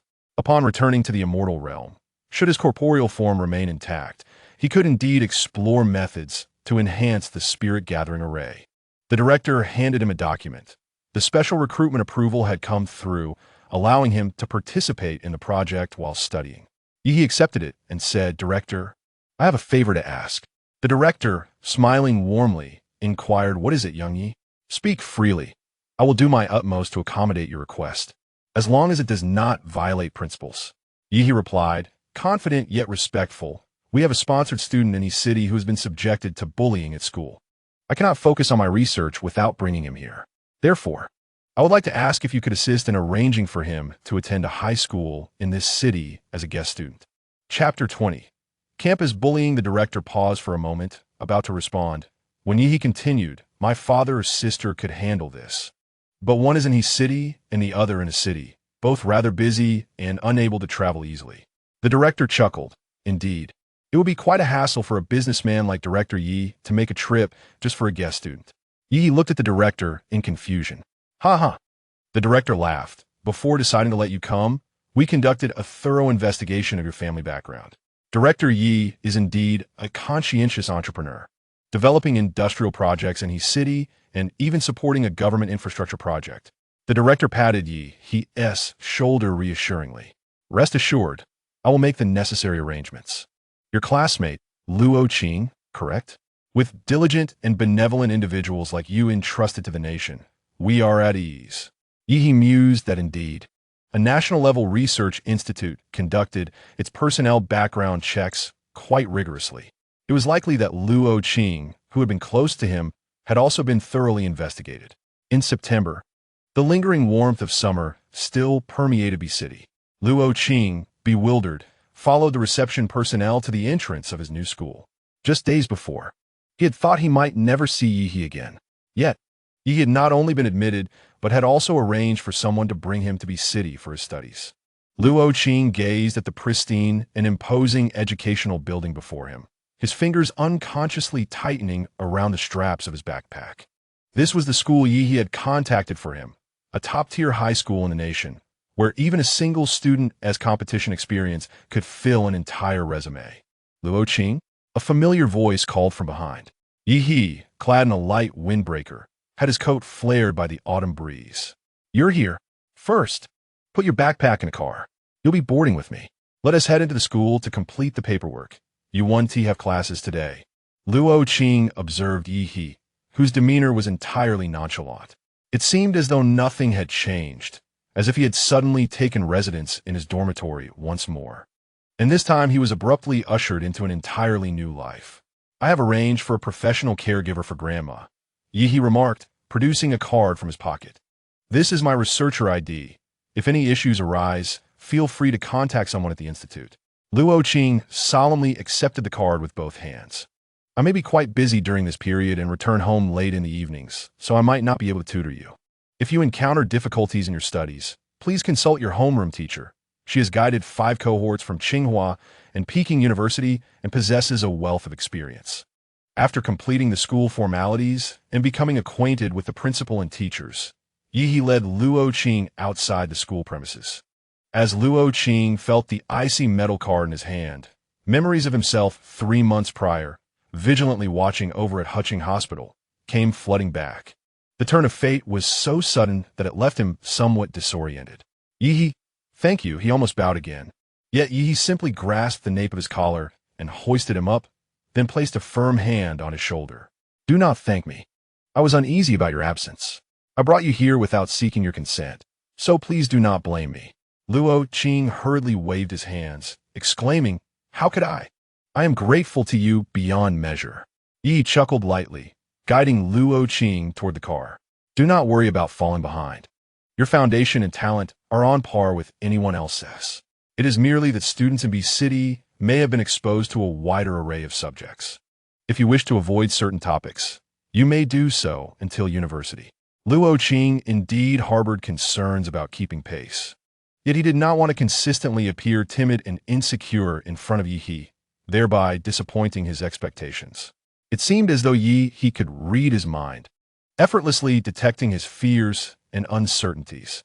Filled with gratitude for Yi and his family, he arrived at the Yi residence in B City, conveniently located near both the school and the research institute. The Yi family was engaged in industry, with branches in numerous cities. Neither Yi Ming nor Yi Ro were the type to merely oversee from an office. Consequently, the Yi family maintained spare residences across various cities for project work. Yi assisted Luo Qing in moving his scant belongings into the house and introduced him to the driver and housekeeper, ensuring everything was meticulously organized. In the year that followed, Yi worked tirelessly, often into the late hours.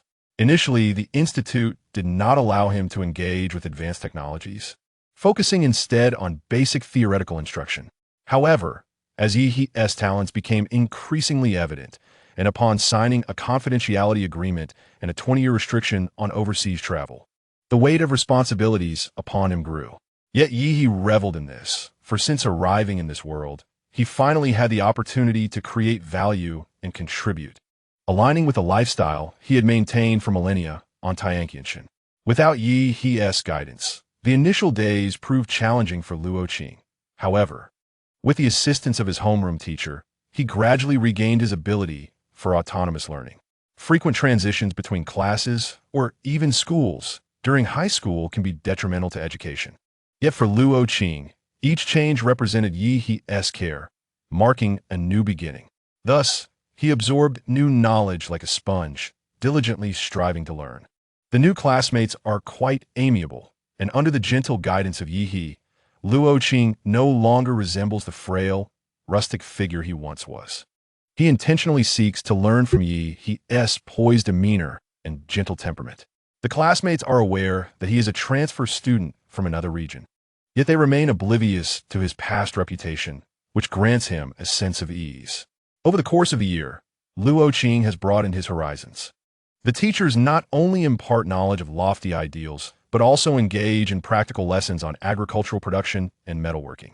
Although Luo Qing has farmed since childhood and knows precisely how to sow seeds and till the soil, he is entirely ignorant of the operational principles of large agricultural machinery and the cultivation and dissemination of quality seeds. In fact, he finds himself less knowledgeable than some of his classmates who have never engaged in agricultural endeavors. He is filled with curiosity about these subjects, which are typically beyond the scope of high school textbooks, yet he understands that his paramount focus must remain on preparing for examinations. Despite sharing the same roof, the relationship between Yi and Luo Qing is tinged with a sense of distance. Yi typically returns home well after 11 in the evening, by which time Luo Qing has already completed his evening study session, and they merely exchange brief greetings before retiring for the night. In the mornings, Luo Qing departs for school at 7, while Yi heads to work at 8:30, often missing breakfast together. Amidst this busyness, time flies swiftly. By June of the following year, Yi has firmly established himself at the Research Institute. His remarkable comprehension and innovative thinking have greatly aided the experiments, and the Institute has plans for him to lead a project independently. On June 3rd, Yi requested a half-month leave from the Institute to take Luo Qing back to his city for the college entrance examination. Returning a few days early, Yi inquired whether Luo Qing wished to visit his former class, as the school would begin its holiday the following day. After a moment's hesitation, Luo Qing replied, "Let's go back and take a look. I'm curious about the current academic level at the first high school. After all, the pace and teaching methods differ between the two schools." Yi consented, and together they approached the very school that had once instilled fear in Luo Qing at the sight of its gates. Standing at the entrance, Luo Qing gazed up at the imposing sign of his city first high school, remaining silent for a few moments. Just as Yi began to think Luo Qing might reconsider, he strode confidently inside. Yi silently accompanied Luo Qing to the key class, where students were engaged in self-study. As the college entrance examination approached, teachers had ceased instruction, allowing students who wished to study at home the freedom to do so. Yet, true to its reputation, the key class was full, unlike other classes that had seen a significant drop in attendance. Upon entering, Yi and Luo Qing immediately attracted the attention of their classmates. "Yi, the academic prodigy, I heard you've been exempted from the examination?" Their former desk mate exclaimed excitedly. Yi nodded, prompting a wave of commotion throughout the classroom. With only a few days remaining before the examination, the anxiety among the students in the key class had reached a breaking point. Seeing Yi, who could bypass the examination, filled them with admiration, envy, and a touch of resentment. Luo Qing also smiled and waved to everyone, saying, "I'm back too, here to take the college entrance examination in his city." Instantly, one classmate leaped up and exclaimed, "Hey, you're Luo Qing. How you have changed so much. I scarcely recognized you." Over the past year, Luo Qing has matured significantly, both in stature and appearance, now resembling a youthful and handsome young man. Luo Qing smiled briefly as the two of them made their way to the empty seats at the back of the classroom, retrieving their books to prepare for further study. Naturally, Yi produced texts from their specialized field. As they settled in, their classmates swiftly resumed their studies, heads bent in concentration. The student in front discreetly turned around and quietly asked Yi and Luo Qing, "When you returned just now, did you pass by class 17? Luo Qing shook his head. He had no desire to revisit that class for even a minute. The student leaned in, speaking in hushed tones. "There has been quite a significant development in class 17. Although Luo Qing was not particularly interested in their gossip, he feigned attentiveness, and Yi glanced over as well. It was reported that Wang Kai from class 17 had broken up with their class leader, Li Xinxin. Yi found this unremarkable. While Li Xinxin had been in a relationship with Wang Kai, Their demeanor suggested a lack of seriousness, and given their immaturity, a breakup was to be expected. Moreover, Li Xinxin was inherently a kind and innocent girl, and her personality was ill-suited to someone as sly and unpleasant as Wang Kai at such a tender age. Hey, don't brush it off. If it were just a breakup, it wouldn't be a big deal. The main issue is that after breaking up, Wang Kai told others that they had. The student hesitated to articulate the last part, but Yi immediately understood from his discomfort. Yi frowned. How could he say something like that? Does Wang Kai not realize the damage it does to a girl's reputation? The truth is, in society, such matters are hardly novel. However, they're still high school students, and a group of young people often delights in discussing such topics, sometimes with great enthusiasm. Typically, the girl in these situations bears the brunt of the criticism. Of course he knows. Later, when others taunted him, claiming he was boasting, he retorted by saying that Li Xinxin didn't bleed on her first time. He even showed videos to his classmates. Luo Qing's eyes widened in shock, fixated on the student in front. What? Yi abruptly raised his head. This was no longer mere childish banter among students. This was a blatant attempt to tarnish another's reputation and maliciously insult Li Xinxin. To act in such a manner on the eve of the college entrance examination was utterly reprehensible. The student in front wore a look of disdain indeed. Wang Kai is truly despicable. Yet, instead of condemning him, the people from class 17 mock Li Xinxin to the extent that she has stopped coming to class. A nearby girl, having overheard, turned as well, exactly. With the college entrance exams approaching, isn't Wang Kai deliberately trying to sabotage others' futures? Luo Qing's face turned pale, lips trembling, rendered speechless. Yi coldly inquired, how did her family handle this? It seemed her family was unaware of the matter. As the situation escalated, Wang Kai grew fearful and attempted to suppress the rumors. Now, many had ceased to spread the story. Yi, thoroughly disgusted by the situation, turned to leave. A classmate quickly stopped him, saying, Hey, where do you think you're going? You wouldn't want to get involved in this matter, would you? I advise you to stay out of it. The teachers are already aware of the situation and are trying to suppress it. Indeed, Li Xinxin had been home for a few days, and the conversations had ceased. If you intervene now, it may only escalate the situation, making it harder to resolve later. Luo Qing looked at Yi helplessly, his eyes glimmering with hope and panic. In an instant, Yi regained his composure. How could he forget that this was not the celestial realm, nor Tianqianshan? He could not seize Wang Kai by the collar and confront the master. He could not, as the eldest disciple, administer a few lashes to Wang Kai as a lesson. He could not even step forward for an unfamiliar girl. For Li Xinxin might also wish for the matter to be settled quietly. Because of this incident, Luo Qing spent the entire day in gloom. After school, Yi and Luo Qing did not attend the evening study session and headed straight home. Luo Qing's grandmother had recovered well, and her greatest joy now was to explore culinary delights and nutritious meals alongside Aunt Shun.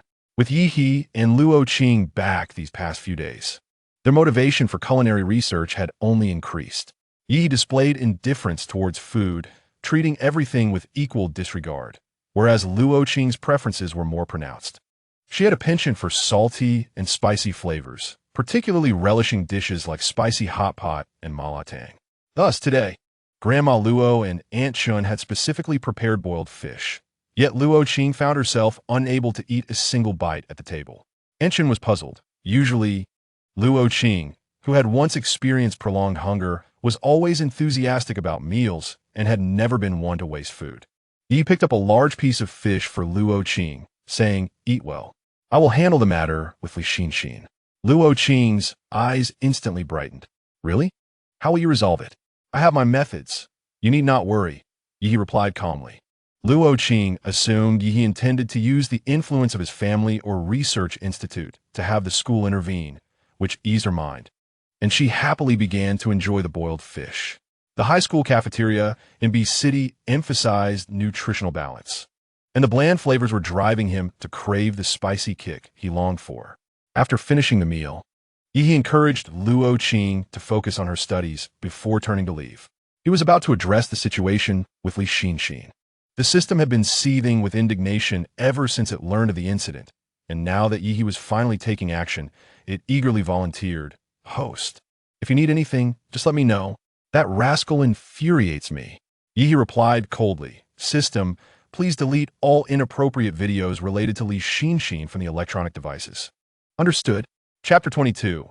Campus Bullying. 22. Shortly after, the system's small light or bounced excitedly. Host, I have completed the cleanup. What shall we do next? Good. Thank you for your efforts. For the next step, just follow my lead, Yi said, and in a flash, he appeared at the entrance of Class 17. Suddenly, a living person appeared in the classroom, yet the students showed no reaction whatsoever. With only a few days left until the exams, the evening study session was attended by only a handful of students. The group of over a dozen individuals had yet to engage in any studying. Instead, they were embroiled in raucous chatter. "Zhao Ge, you've been copying a bit too vigorously this year. You're nearly in the elite class. How will you fare in the college entrance examination?" One voiced, a hint of concern lacing his words. What does it matter? Regardless of my performance in the exam, I am destined to study abroad anyway. This year is merely a facade for my parents. Zhao Gu retorted nonchalantly, adjusting his prominent belly with a carefree smile. Zhao Ji's family possesses considerable resources. "And you, Kai Ge?" a boy inquired, his curiosity piqued. Wang Kai, with his frail frame and a face marred by acne, remained unfazed by the recent events concerning Li Xinxin. "I'm indifferent. My grades are decent, not as abysmal as Zhao Ge's," he replied, resting his arm on the back of his chair. "My family doesn't set high expectations. Scoring over 500 and getting into a key university is more than sufficient."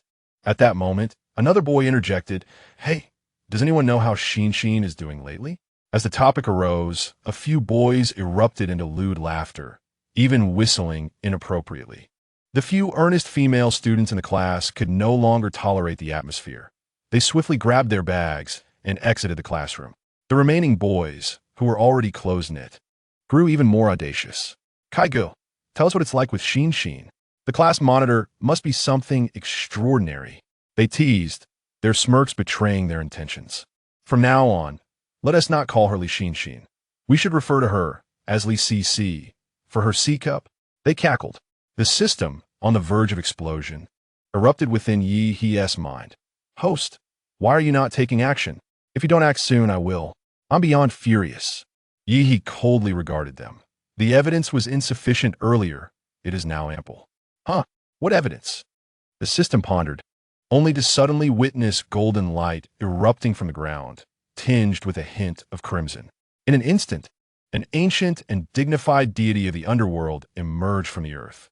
The system was momentarily taken aback. However, the ruckus did not seem to register with the boys, who continued their banter. As soon as the deity manifested, he addressed Yi. "Forgive me, O celestial being. The affairs of the underworld are complex, and my true form is trapped, rendering me unable to emerge. Thus I can only present myself as a statue to pay my respects." Yi gestured dismissively. "No need for formality. I summoned you to witness how these mortals, despite their youth, are rife with vulgarities. According to the laws of this realm, what penalties do they face in death?" The deity replied respectfully, "According to the law, those who sow discord, slander, deceive, and manipulate with their words shall be cast into the tongue-extracting hell after death." The system observed the statue, which, despite its stone nature, seemed to bow slightly in deference.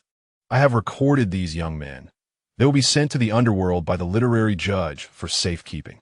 Once their lifespan concludes, they shall be subjected to scrutiny by the Lord of the underworld," the deity continued. Yi nodded. "Then let it be as you have decreed. Please convey to the Lord of the underworld and the heavenly Tao that my forthcoming actions may alter the trajectory of the original world, and I ask for your understanding." The city god promptly responded, "To alter the world's course is indeed to rectify chaos. I shall report this to the Lord of the underworld, who will subsequently inform the heavenly Tao. Please proceed at your convenience." Yi nodded in satisfaction and soared into the sky. The system now appeared in a state of disarray. It was not until Yi ascended above the city, scattering an unknown substance that resembled a myriad of stars below, But the system reacted. Host, were you scattering? Wait, how did you even manage to fly? That is not right. How did you summon that statue just now? Nothing is correct. Why did that statue address you as an immortal and cast those individuals into the tongue-pulling hell? Who on earth are you? Observing the system on the brink of collapse, Yi smirked slightly. What I scattered is a substance that will erase their memories. By dawn, no one in this city will recall the exposure of Li Xinshin's privacy, not even Li Xinshin herself. The emotional and psychological harm inflicted upon Li Xinshin by Wang Kai was beyond Yi's resolution, yet he could ensure that all would forget this chapter of the past. When they awaken tomorrow, everyone will simply believe that Li Xinshin has been self-studying at home to focus on her upcoming exams. As for Wang Kai and his cohorts, they have already been recorded in the underworld. Should they utter any further reckless words, they would suffer the consequences. Yi had no desire to manipulate their current lives. Everything would be adjudicated by the spirits after their demise. As for other matters, he chose not to elaborate further with the system. As the leader of the celestial realm, he certainly qualifies as an immortal in the pantheon of this minor world. However, his pursuit of technology might indeed bring about certain changes. As long as they remain within reasonable bounds, the heavenly Tao would likely have no objections. The systems pulsated with excitement. Oh heavens! This host is indeed a formidable ally. Upon returning home, the memory-erasing spell had taken effect, and Luo Qing had completely forgotten about Li Xinshin. The days leading up to the college entrance examination flew by. Yi did not allow Luo Qing to indulge in distractions like some other examinees. Instead, they maintained a regular schedule of study, which ultimately contributed to Luo Qing's increasingly stable mindset. On the day of the examination, Yi accompanied Luo Qing to the examination venue. He said nothing to Luo Qing, merely embracing him with a smile and offering an encouraging glance. Luo Qing responded with a radiant smile of his own before resolutely entering the examination hall. When the final bell rang, signaling the end of the last paper, Luo Qing set down his answer sheet, which he had meticulously checked, finding little that required alteration. He gazed at the densely packed pages, feeling an unexpected joy akin to recovering from serious illness. Countless images flashed through his mind. Ultimately settling on the moment he had escorted him into the examination hall. Yi's smile was truly captivating. As he flowed with the crowd, Luo Qing strolled out of the school gates, and among the throng of parents, the tall, handsome figure of Yi, holding a large bouquet of flowers, stood out remarkably. An impulsive urge surged within Luo Qing. He suddenly dashed towards Yi, and this scene was captured by a nearby camera. A reporter was narrating. We can see the jubilant steps of the young men emerging from the examination hall. Luo Qing rushed to Yi, eager to embrace him, only to be obstructed by the bouquet of flowers he held. Yi chuckled softly, passing the flowers to the driver beside him, and gently enveloped Luo Qing in his arms. Congratulations. Chapter 23. Campus Bullying 23. Luo Qing nestled against Yi, a newfound boldness surging within him. He had never been this audacious or this close to Yi before. Perhaps this rare opportunity to be so near Yi would only arise this once. Just then, a cacophony of derisive laughter erupted nearby. The sound was so familiar that Luo Qing instinctively froze, slowly releasing his hold on Yi and turning to look. Indeed, it was Wu Zhao and Wang Kai. Their presence at this examination center was not surprising, as most of the students from No. 1 high school were gathered here. Luo Qing assumed their laughter was directed at him, anxiously watching them. However, they were entirely oblivious to his presence. Instead, they swaggered along, arms draped over each other's shoulders, spewing a torrent of profanities. They waved car keys in their hands, clearly a graduation gift from home, their faces adorned with their habitual, smug smiles. What are they doing? Yi's voice was low, imbued with a subtle chill. Luo Qing did not immediately deny it, but his fingertips curled slightly, sensing that they bore no semblance of having just completed their examinations. Yi followed his gaze and spotted Wu Zhao with an arm around Wang Kai's shoulders, tilting his head back to guzzle a bottle of cola. As his Adam's apple bobbed, a suspicious shadow flickered across his neck. It seemed the underworld had already taken note of them. Some battles are not fought in the realm of examinations. Yi discreetly pulled Luo Qing closer. He had heard that Wu Zhao's father had already arranged a celebration banquet, complete with 3 boxes of Mao Tai. Huh? Mao Tai? Can they even drink? Luo Qing's eyes widened in disbelief. Yi remained silent, a cold smile creeping into his heart. This banquet was not merely for their sons. It was primarily for their own benefit. After all, a month ago, both Wang Kai's and Wu Zhao's fathers had nearly finalized a contract with Yiming. These business dealings promised a substantial enhancement to their family fortunes. Simultaneously, Yi calculated that both families were conspicuously planning to offer substandard products to deceive Yiming, the naive but wealthy mogul. Indeed, a crooked beam supports a crooked roof. As the most accomplished among the second generation of the Yi family, Yiming, who ultimately controlled the equity of the Yi group, was not one to be trifled with. Even the intent to sign a contract was likely a concession made by Yiming due to their children's association with Luo Qing. The Yi family had always adhered to the philosophy of turning small profits into great enterprises. Thus, they were indifferent to the minor projects in Heqing. They were eager to extend concessions to local businesses, striving for mutual benefit while also nurturing connections in Heqing.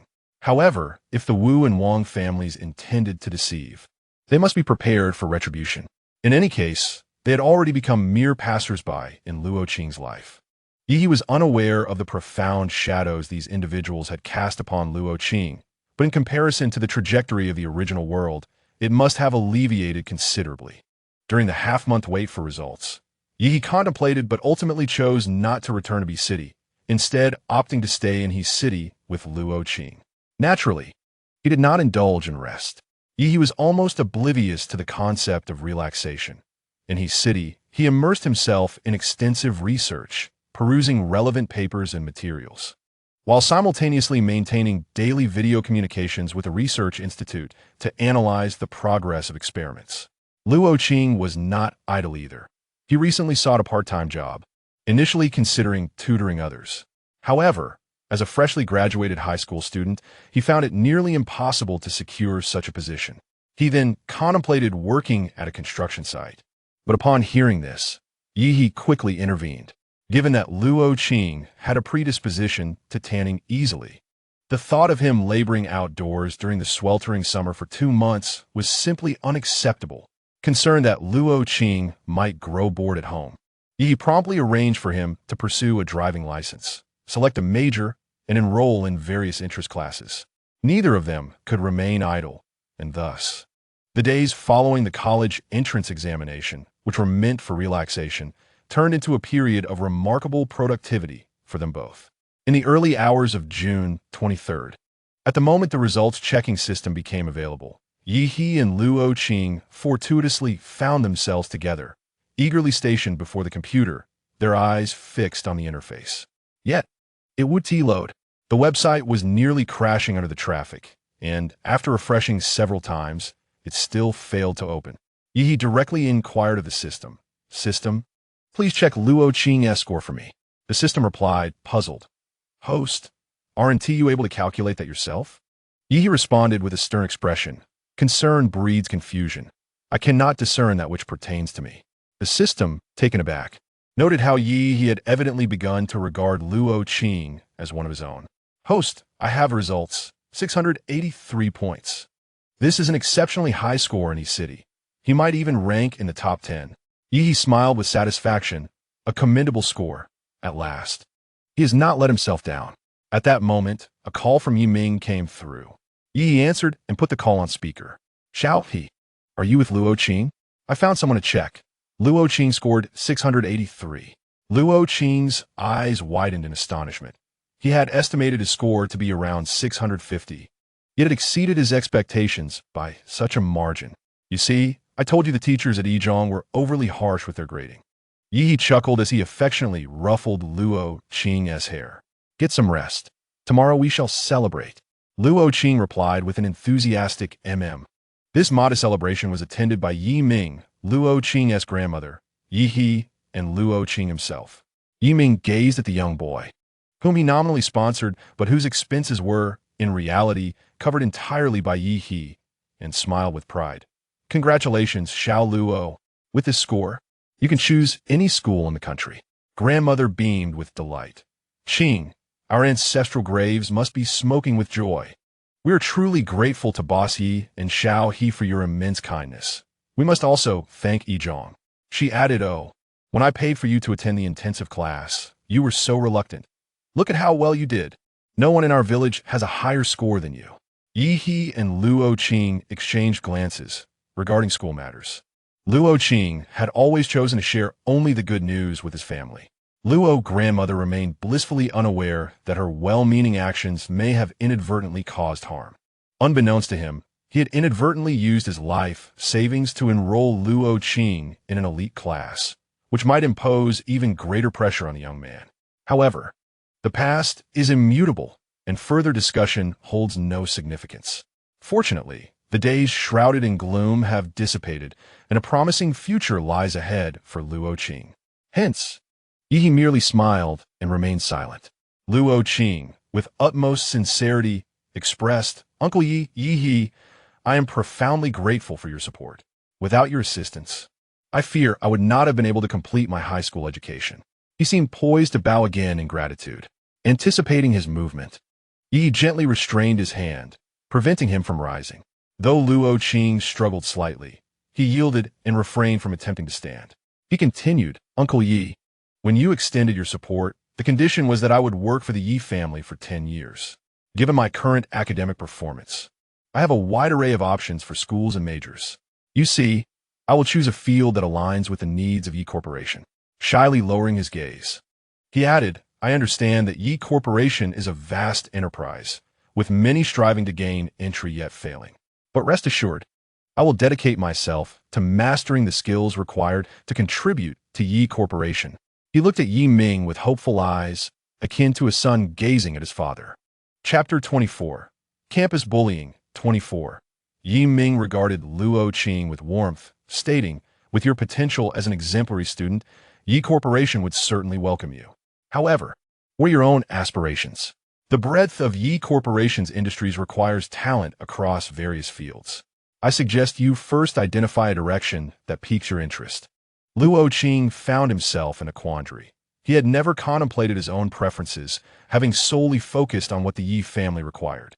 Yi, using serving chopsticks, dipped a piece of yellow throat into the spicy hot pot broth and offered it to Luo Qing, saying, there is no rush. Once we return home, I will consult a few professional teachers to assist you in selecting a major. A warm surge filled Luo Qing's heart. The Yi family's support was unparalleled in its dedication. His 2 years of living with them had made him feel as though he had become a part of the Yi family.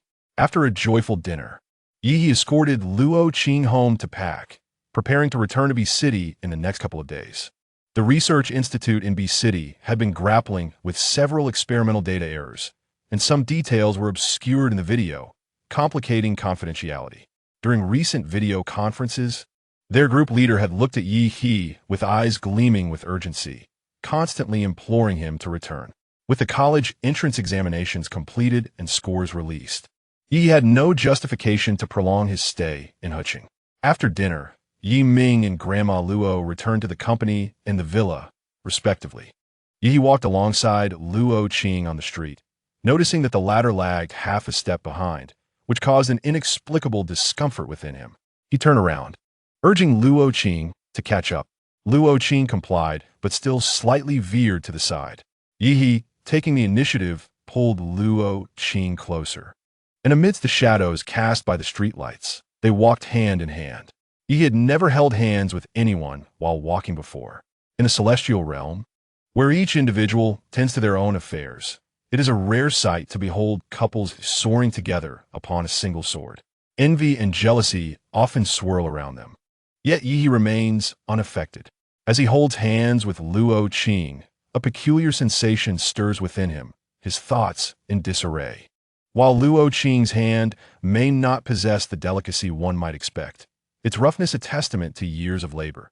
The size difference allows Yi to grasp it effortlessly. Is this somewhat frivolous? Should he let go? After a moment of internal conflict, he considers that releasing Luo Qing's hand would only cause him to lag behind. Thus, he continues to hold on, feeling justified in his actions. Meanwhile, Luo Qing feels as though fireworks are about to explode within him. He is acutely aware that Yi harbors no ulterior motives, merely seeking to keep him close, perhaps viewing him as a younger brother. Nonetheless, he cannot suppress his fanciful thoughts, wavering between embarrassment and an inability to control his imagination. The system within him is on the verge of bursting. Sensing an undeniable tension between the two, something is amiss. Based on its extensive experience traversing multiple worlds and binding to various hosts, it surmises that these two are destined to become entangled. Yet, it dares not voice this suspicion, for Yi clearly hails from an illustrious background, where strict family values reign.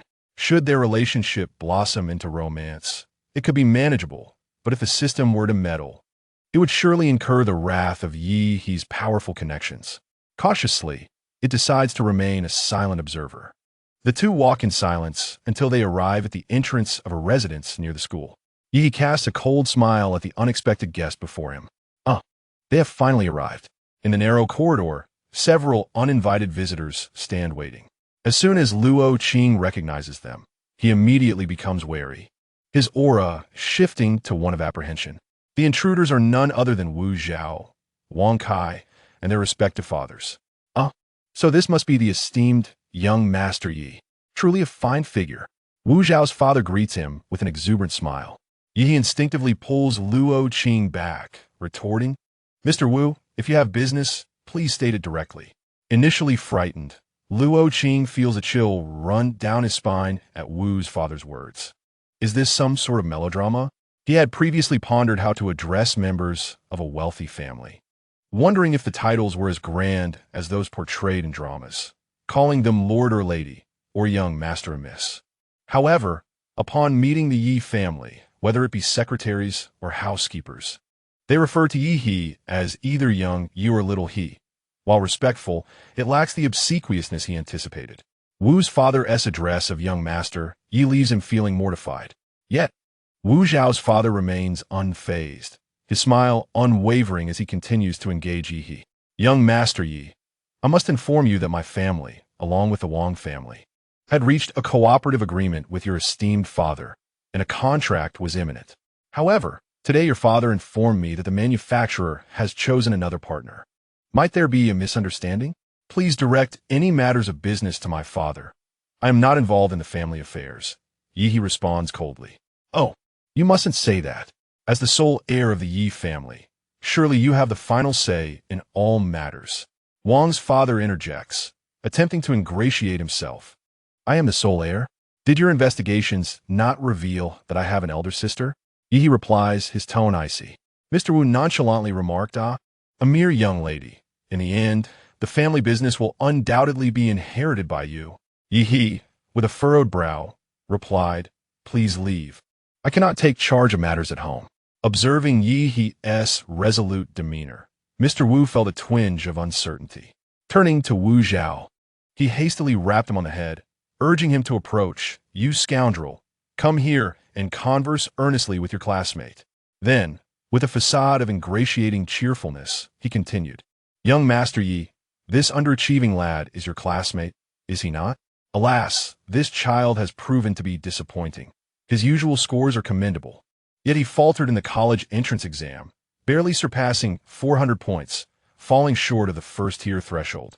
With a sigh, he added, "Business has been sluggish these past 2 years, and my child still has university to contend with. If this collaboration falls through, our family will face dire straits." "Mr." Wang echoed the sentiment with a sigh of his own. "Indeed, my child scored just over 500 points. Gaining admission to a first-tier university may be feasible, but I fear the subsequent expenses will be considerable." Their lamentations painted a stark picture of hardship, leaving one to wonder about their previous bravado. Wu Zhao had boasted of studying abroad upon graduation. Luo Qing, taken aback, glanced at them, recalling that both Wu Zhao and Wang Kai had previously scored around 600 points. When Yi had suggested they had cheated, he had dismissed it as unfounded, but now it seemed evident that Yi was never one to speak without cause.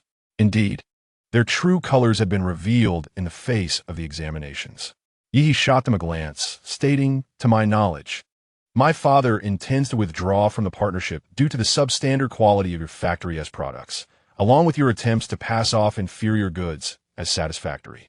Instead of overseeing product quality, you come to me. Do you not view business collaboration with sufficient seriousness?" He then cast a cold gaze at Wu Zhao and Wang Kai before continuing, "Moreover, I cannot fathom your motivation for bringing your son along. Are you unaware that it is precisely due to their bullying that I have had to transfer classes frequently with Luo Qing? What camaraderie is there between us?" Mr. Wu and Mr. Wang's complexions shifted from pale to flushed as they glared at Wu Zhao and Wang Kai. "You two, hasten to apologize." Chapter 25. Campus Bullying. 25. They turned and with bows of deference said, "Young Master Yi, we sincerely apologize. It is our failure to manage our child properly. We shall certainly reprimand him upon our return. The ones who owe an apology are not me, but Luo Qing." Yi he admonished. "Yes, indeed. You should apologize to little Luo. You two wretched children, speak up." Wu Zhao raised his head, indifferently offering, "My apologies." In contrast, Wang Kai, who typically exuded a more rebellious air, now looked up with a sinister glare, silently challenging Yi He. Deep down, Wang Kai sensed an unsettling disquiet within him, as if he were shackled by some unseen force, perpetually under scrutiny, inhibiting any reckless movements. Though he felt no physical ailment, the Wang family had engaged a psychologist, who merely attributed his distress to the intense pressure following the college entrance exams. Strangely, Wang Kai felt that everything within him, his unease, was somehow connected to Yi He. Yi He gazed at the dark mark encircling his neck, a symbol unseen by ordinary eyes, understanding that it was a restraint imposed by the underworld to prevent him from committing any transgressions in the realm of the living. Observing his son in such a state, Wang's father anxiously tapped Yi He on the head, urging him, "What manner of expression is that? Quickly apologize." He then turned to Luo Qing, inquiring, "Do you wish to accept their apology?" Yi glanced back at Luo Qing, who hesitated momentarily before cautiously shaking his head. "Can I choose not to accept it?" he asked, fearing that Yi He might perceive him as petty. After all, they had graduated, and the harm inflicted upon him had primarily been verbal, without any physical altercation. "Of course you can. It is your prerogative," Yi He replied, his countenance betraying no emotion as he turned to address them once more. "You may leave now and refrain from seeking me again. The initial agreement you reached was not at my behest. Thus, its cancellation holds no weight here." Yi He pivoted and opened the door. "Rather than coming through me, it would be wiser to let quality speak for itself. My father is not one to act impulsively." Having said this, he ushered Luo Qing inside and closed the door, with the lease nearing its end. They needed to gather essential items today and vacate the premises by tomorrow. He presumed they would not dare to approach the villa. Yi He efficiently concluded all remaining affairs in Huqing at an astonishing pace and entrusted Luo Qing's grandmother to Yi Ming, who readily agreed.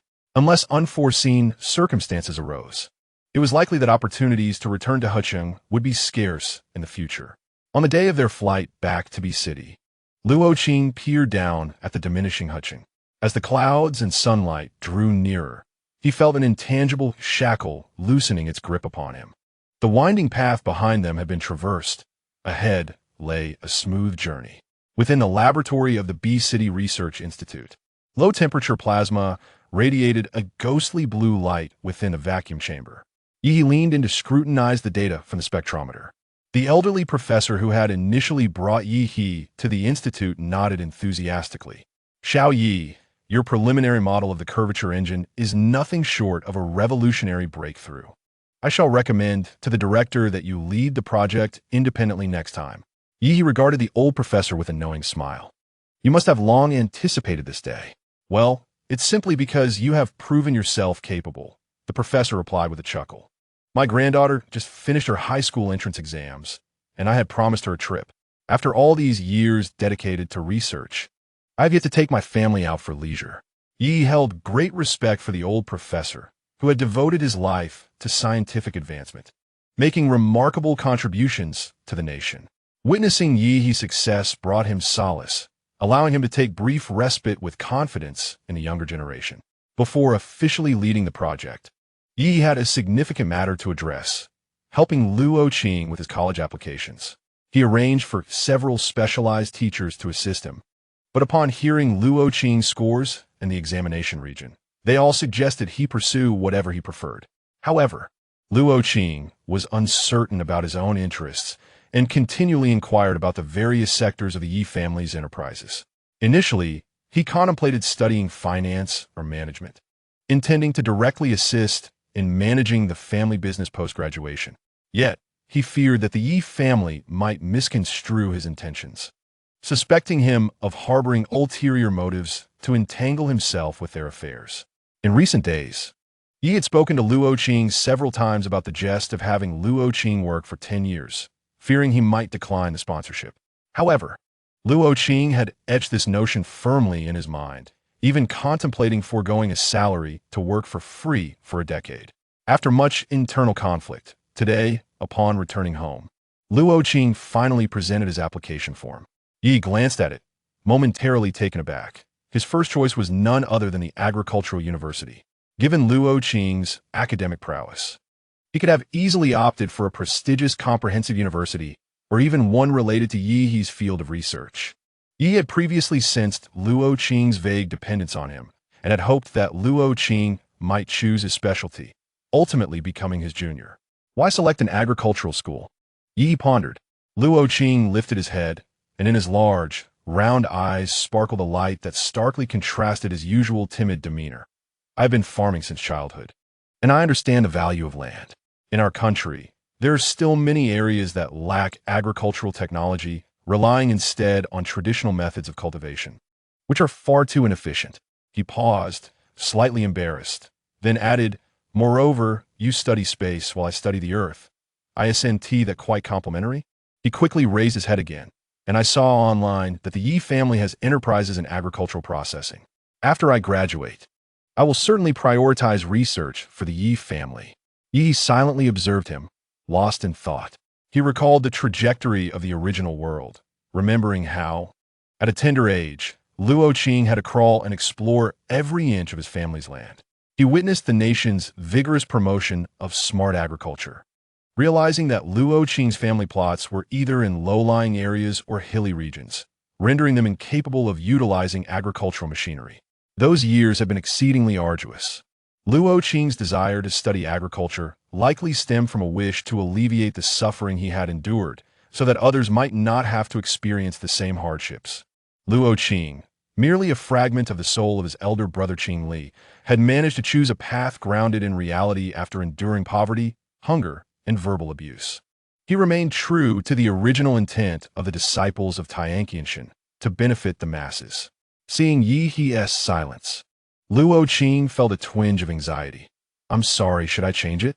Yi interrupted him, ruffling his hair with determination. No, don't change it. I am proud of you.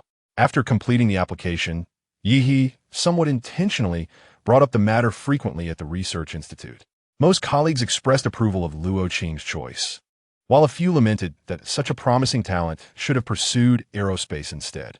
With an elder brother possessing such extraordinary talent, it was only natural that the younger sibling would also be exceptionally gifted. Indeed, many at the institute assumed Luo Qing was Yi's brother. After all, who else would care so deeply for another unless they were family? Yet, witnessing the pride in Yi's eyes and the subtle hints of boasting when he spoke of Luo Qing, several researchers felt that this version of Yi he resembled an 18-year-old boy. The previous Yi he had been nothing short of an emotionless research machine, one who neglected food, drink, sleep, and rest. Chapter 26. Campus bullying. After the commencement of the school term, Luo Qing, under the pretext of fearing bullying at school, was permitted by Yi to apply for off-campus accommodation, thus residing in the same apartment as Yi. Yi himself was uncertain as to why he felt such reluctance to allow Luo Qing to stay in the dormitories. But the mere thought of Luo Qing cohabitating with several boys left him feeling uneasy. The prospect of Luo Qing possibly not wearing clothes in the dormitory was particularly disconcerting. Given Luo Qing's inherently shy disposition, he would undoubtedly struggle to acclimate to communal living. Indeed, that was precisely the case. Luo Qing, on the other hand, was quite pleased with not residing on campus, as it afforded him the daily opportunity to see his beloved, even if the possibility of anything blossoming between them was remote. Yet, indulging in the visual delight was certainly worthwhile. Days had passed since the beginning of the term, and each evening, regardless of how late he returned, the lights in the living room would be left on for him. This warmth of waiting stirred a secret joy within the hidden recesses of his heart. On this particular evening, Yi returned to the apartment at 11 o'clock. As he pushed the door open, he beheld Luo Qing curled up on the sofa, pen in hand, with an open notebook beside him. It was evident that Luo Qing had fallen asleep while writing, his head tilted to one side, his breathing steady. Yi let out a helpless sigh. He had urged Luo Qing numerous times not to wait up for him, but each time, Luo Qing had disregarded his pleas. He tiptoed over, gently lifted Luo Qing, and carried him back to his room, laying him on the bed. Returning to retrieve the notebook, he had no intention of prying into Luo Qing's writings, yet the pages lay open, and in that fleeting moment before he closed it, his keen perception had already captured the words inscribed within. Joyful rain nourishes the mulberry grove. Cheerful words linger amidst the lush greenery. The emerald leaves invite the azure birds, and the gentle breeze ties the delicate chimes. To his surprise, Luo Qing possessed such literary inclinations, though from the perspective of the celestial realm, this poetry seemed somewhat juvenile. Yi chuckled softly. Suddenly, his pupils constricted.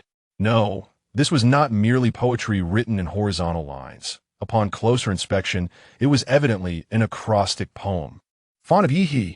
These 4 words detonated in Yi's mind like a thunderclap. He recalled Luo Qing's unintentional evasive glances. The silent following. He had assumed Luo Qing to be of a more introverted nature. However, during the previous occasion when he had accompanied Luo Qing to school and witnessed him conversing with university classmates, it was clear that Luo Qing, having shed the constraints of high school, was indeed quite vivacious. Could it be that Luo Qing harbored feelings for him? The kind of feelings that were affectionate? Yi's heart was thrown into disarray as he reflected on his own particular attentiveness towards Luo Qing and his displeasure at the thought of Luo Qing engaging in communal living. Although Yi was amiable, as the senior brother in the celestial realm, it was inconceivable for him to care equally for everyone. It dawned on him that his feelings for Luo Qing transcended the responsibilities of a senior brother, having long surpassed mere camaraderie. Yet, he could not simply allow his emotions to run rampant. Yi abruptly closed his eyes, recalling his nearly shattered physical form in the celestial realm, and the inevitable dissipation of his spirit should his body remain unhealed.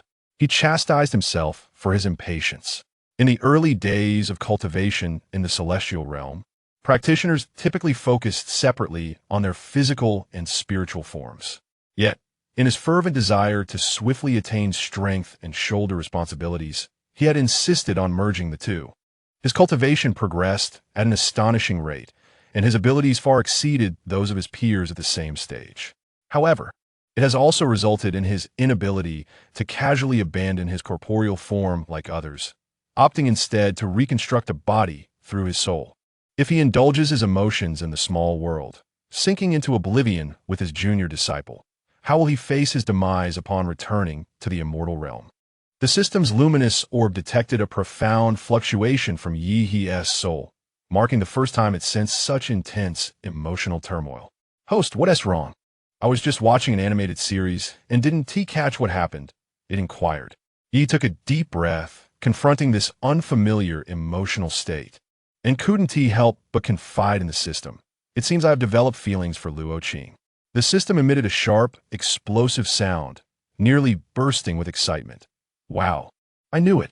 I could tell there was something off between you two. Hurry and confess. Yi smiled wryly, realizing he had little to hide, as his circumstances were already known among the denizens of the immortal realm. He revealed his identity to the system for the first time, articulating why he could not succumb to his feelings. The system, somewhat dazed, responded, To be honest, I knew you were a significant figure, but I never expected you to be such a major player. It then cautiously inquired, what about your master, your uncle, or any of your elders and friends in the upper realm? Are any of them homophobic or eager to introduce you to someone? Just so, you can't tell them I played matchmaker. Yi sighed. My friends and family all support me in finding a partner, and this truly has nothing to do with you. Now I'm relieved. Who said you can't indulge in your emotions? The system mysteriously remarked. Host, have you forgotten about my system shop? Once it reaches maximum level, you can purchase soul stabilization agents and body restoration potions, which will stabilize your soul and gradually repair your physical form. Previously, you paid little heed to the system's shop. Now it has become something you cannot attain. Yi was astonished. Is that true? You're just a rather low-tier system from the lower realm. How could you possess such items? I've never even heard of them in the immortal realm. The system grew agitated. Host, you may belittle my capabilities, but do not insult my integrity. The system shop is trustworthy. It then sulked, spreading out like a pancake. And who says I'm not advanced? I'm an artifact left behind by the ancient Qing star after its powerful beings fell. It's just that the recent hosts have been struggling, preventing my upgrades. And how do you upgrade? Yi asked eagerly. Simple.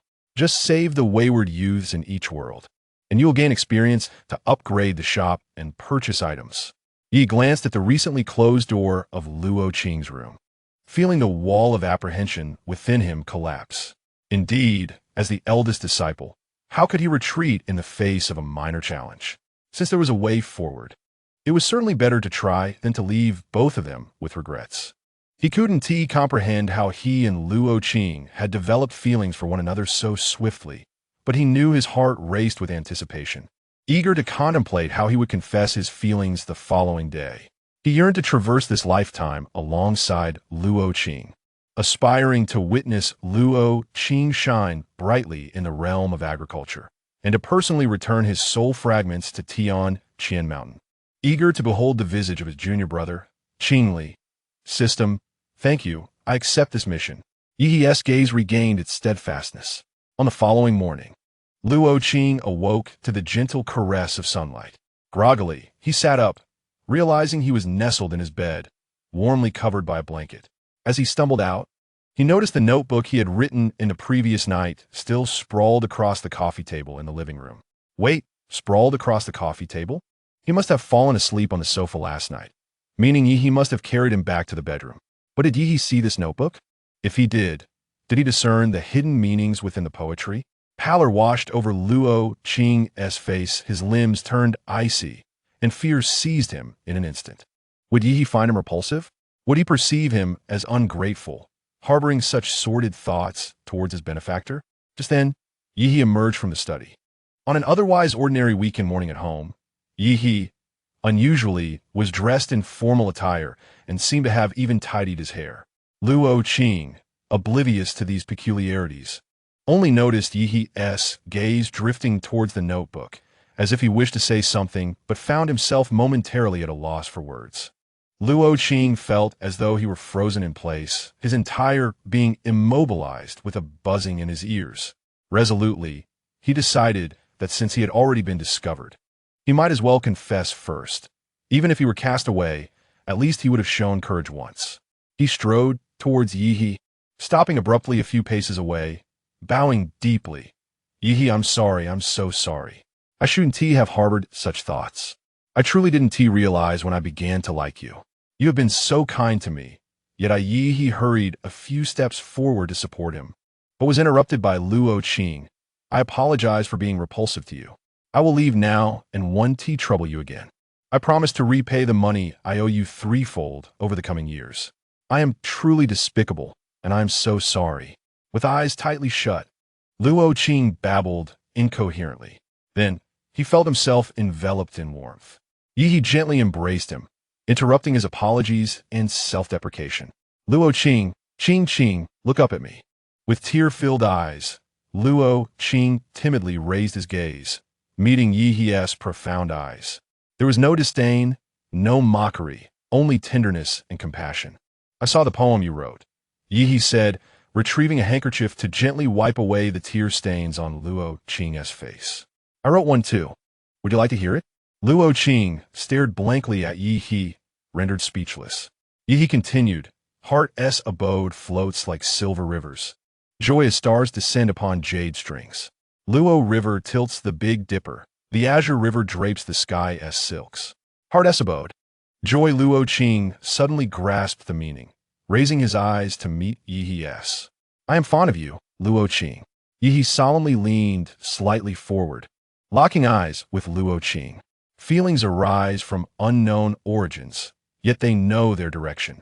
I wish to accompany you in realizing your dreams, to traverse the long years with you, and to share the 4 seasons of life together. Would you like to be with me? Yi He's voice trembled slightly, his mind suddenly blank, leaving him at a loss for words. He could only gaze sincerely at Luo Qing. Sunlight streamed through the window, illuminating Yi He's face, making him appear almost godlike. In that moment, Luo Qing thought that Yi He must be a celestial being descended from the heavens to rescue him. He was momentarily oblivious to their future, to the differences in family backgrounds between his grandmother and Yi He's family. Following the call of his heart, he nodded vigorously and exclaimed, I am willing. The 4 years of university were the most fulfilling and joyous times in Luo Qing's life. He eagerly absorbed knowledge in his field of study and often seized opportunities to attend classes in other disciplines in his spare time. Initially hesitant about taking a part-time job, Yi He firmly advised him to focus on his studies to create greater value. Consequently, Luo Qing dedicated himself entirely to his education, exploring various fields from crop genetics to smart agricultural equipment. Meanwhile, Yi He continued his journey in aerospace research, making groundbreaking advancements in the study of curvature engines, bringing humanity's dream of venturing beyond the solar system closer to reality. After they became a couple, their lives seemed unchanged, each preoccupied with their own pursuits. The only difference was that Yi He occasionally took Luo Qing to visit modern agricultural technology parks on weekends, allowing Luo Qing to witness the cultivation methods he had read about in books. Yet, in Yi He's presence, Luo Qing remained somewhat reserved, especially given Yi He's superior economic standing and social status, which often left Luo Qing feeling insecure. Yi He was uncertain whether this was simply Luo Qing's inherent nature or a consequence of his circumstances shaping his character. Unsure how to navigate this situation, Yi He endeavored to spend more time with Luo Qing to smoothly transition through their initial adjustment period.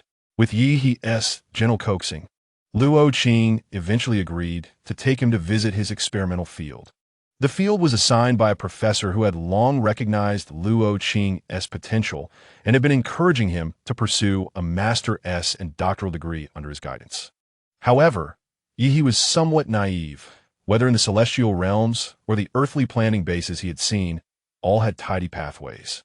But upon entering the experimental field, which had just been rained upon, he was greeted by muddy terrain. Yi He, dressed in a suit for their date, found his leather shoes sinking into the muck. Silently, he stared at his shoes, catching a whiff of the unpleasant odor from the organic fertilizer, and suddenly understood why several of his researcher colleagues had remarked that this place was unsuitable for a date. Indeed, nearly everyone at the research institute was aware that Yi He was in a relationship, though they remained oblivious to the fact that his partner was the same person as his brother. While Yi He was not particularly fastidious, he surveyed the barren land that had yet to yield crops, along with the muck surrounding him, and began to question why he had come here today. Luo Qing looked at Yi He with trepidation and said, perhaps we should refrain from venturing further.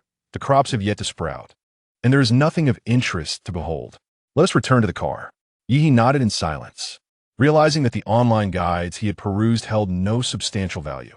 The guides clearly stated that when one is in a romantic relationship, outings are essential, ideally to places that the other party is familiar with and enjoys. Having never delved into matters of the heart, Yi He regarded this as a sacred tenet and happily led Luo Qing to the fields he knew and cherished. The system remained speechless. Host, is there a possibility that the notion of a date implies taking someone out for leisure rather than engaging in agricultural instruction on the weekend? Yi He was silently led to the car by Luo Qing, who took out a few wet wipes and knelt down to help clean Yi He's shoes. Yi He was taken aback. He felt that Luo Qing's position appeared somewhat humble and hurriedly attempted to help him up. However, Luo Qing did not rise. Looking up and apologizing, "I noticed your search history on your home computer. Is my field of study and my interests somewhat dull, causing you disappointment?" Yi also knelt down, gently patting Luo Qing's head. "What are you saying? It is I who cannot choose a suitable location. Besides, I have always been curious about your field. Do enlighten me, for who knows, I might find it useful in the future." Who could predict whether the little junior's soul would one day require knowledge of agriculture? Huh, how could you possibly utilize such knowledge? Luo Qing chuckled, his hands continuing to work on the shoes. Yi He, gazing at the sun-kissed complexion of his face and the curve of his smiling eyes, could not help but lean down to plant a soft kiss on his forehead. Perhaps in some future world, we might rely on the expertise of a future agricultural specialist. Luo Qing's cheeks flushed, and he bashfully murmured, "Ah, if such a world exists, I would certainly cultivate the land to provide for you." After saying this, he glanced around anxiously, fearing that others might see. Yi reassured him, "No need to worry, there is no one around." Luo Qing sighed in relief. Although he was not afraid of their relationship being public, he was concerned about the potential impact on Yi He's reputation, fearing he might face criticism. Over the span of 4 years at university, the relationship between Yi He and Luo Qing had ceased to be a secret within their small circle. Those at the Research Institute were also aware of their bond, most adopting a stance of understanding. Some disapproved, but their opposition was ineffective, as their own achievements paled in comparison to Yi He's. Furthermore, this circle was rife with individuals engaging in casual romantic entanglements. Yi He's dedication was, in fact, commendable. Upon graduation, Luo Qing declined several lucrative offers from large agricultural corporations, opting instead, on Yi He's advice, to join a national agricultural research institute. Pursuing a Master's degree while conducting research, his goals were clear: to develop high-yield, disease-resistant crops that could thrive in harsh environments, along with the necessary agricultural machinery. Meanwhile, Yi He's team continued to garner positive news, achieving breakthroughs in various fields, including manned spacecraft and high-speed vehicles, with Yi He's strategic importance being consistently highlighted. His identity had now reached a level of national significance. With a hint of regret, he remarked to Luo Qing, "I had initially planned to travel abroad with you once you graduated, but it seems that for the next 30 years, such aspirations may remain unfulfilled." However, Luo Qing, exhibiting a more open-minded perspective, replied, "It matters not. The splendid landscapes of our homeland are more than sufficient for a lifetime of exploration." In his high school days, he often observed many classmates who had ventured overseas, while he was oblivious to the meaning of Starbucks. At that time, he yearned for the opportunity to travel abroad. Yet, as the years have elapsed, reflecting upon his youthful envy and the air of superiority displayed by those classmates now seems rather naive and laughable. With so many mountains and rivers in his homeland yet to be explored, why should he dwell on distant shores? Moreover, his current work and studies have afforded him a sense of fulfillment in addressing childhood regrets and aiding the farming community. His fixation on wealth and status has considerably diminished. The pursuits of Yi He and Luo Qing run parallel to each other, one reaching towards the vast cosmos, while the other delves deeply into the fertile earth, ultimately converging at a point that benefits humanity. Even as a disciple of Tianqianshan, one must retain compassion for the populace upon descending the mountain. Years later, Luo Qing made significant strides in his research. He employed gene editing techniques alongside traditional breeding methods to cultivate a series of high-yield, nutritionally rich crop varieties.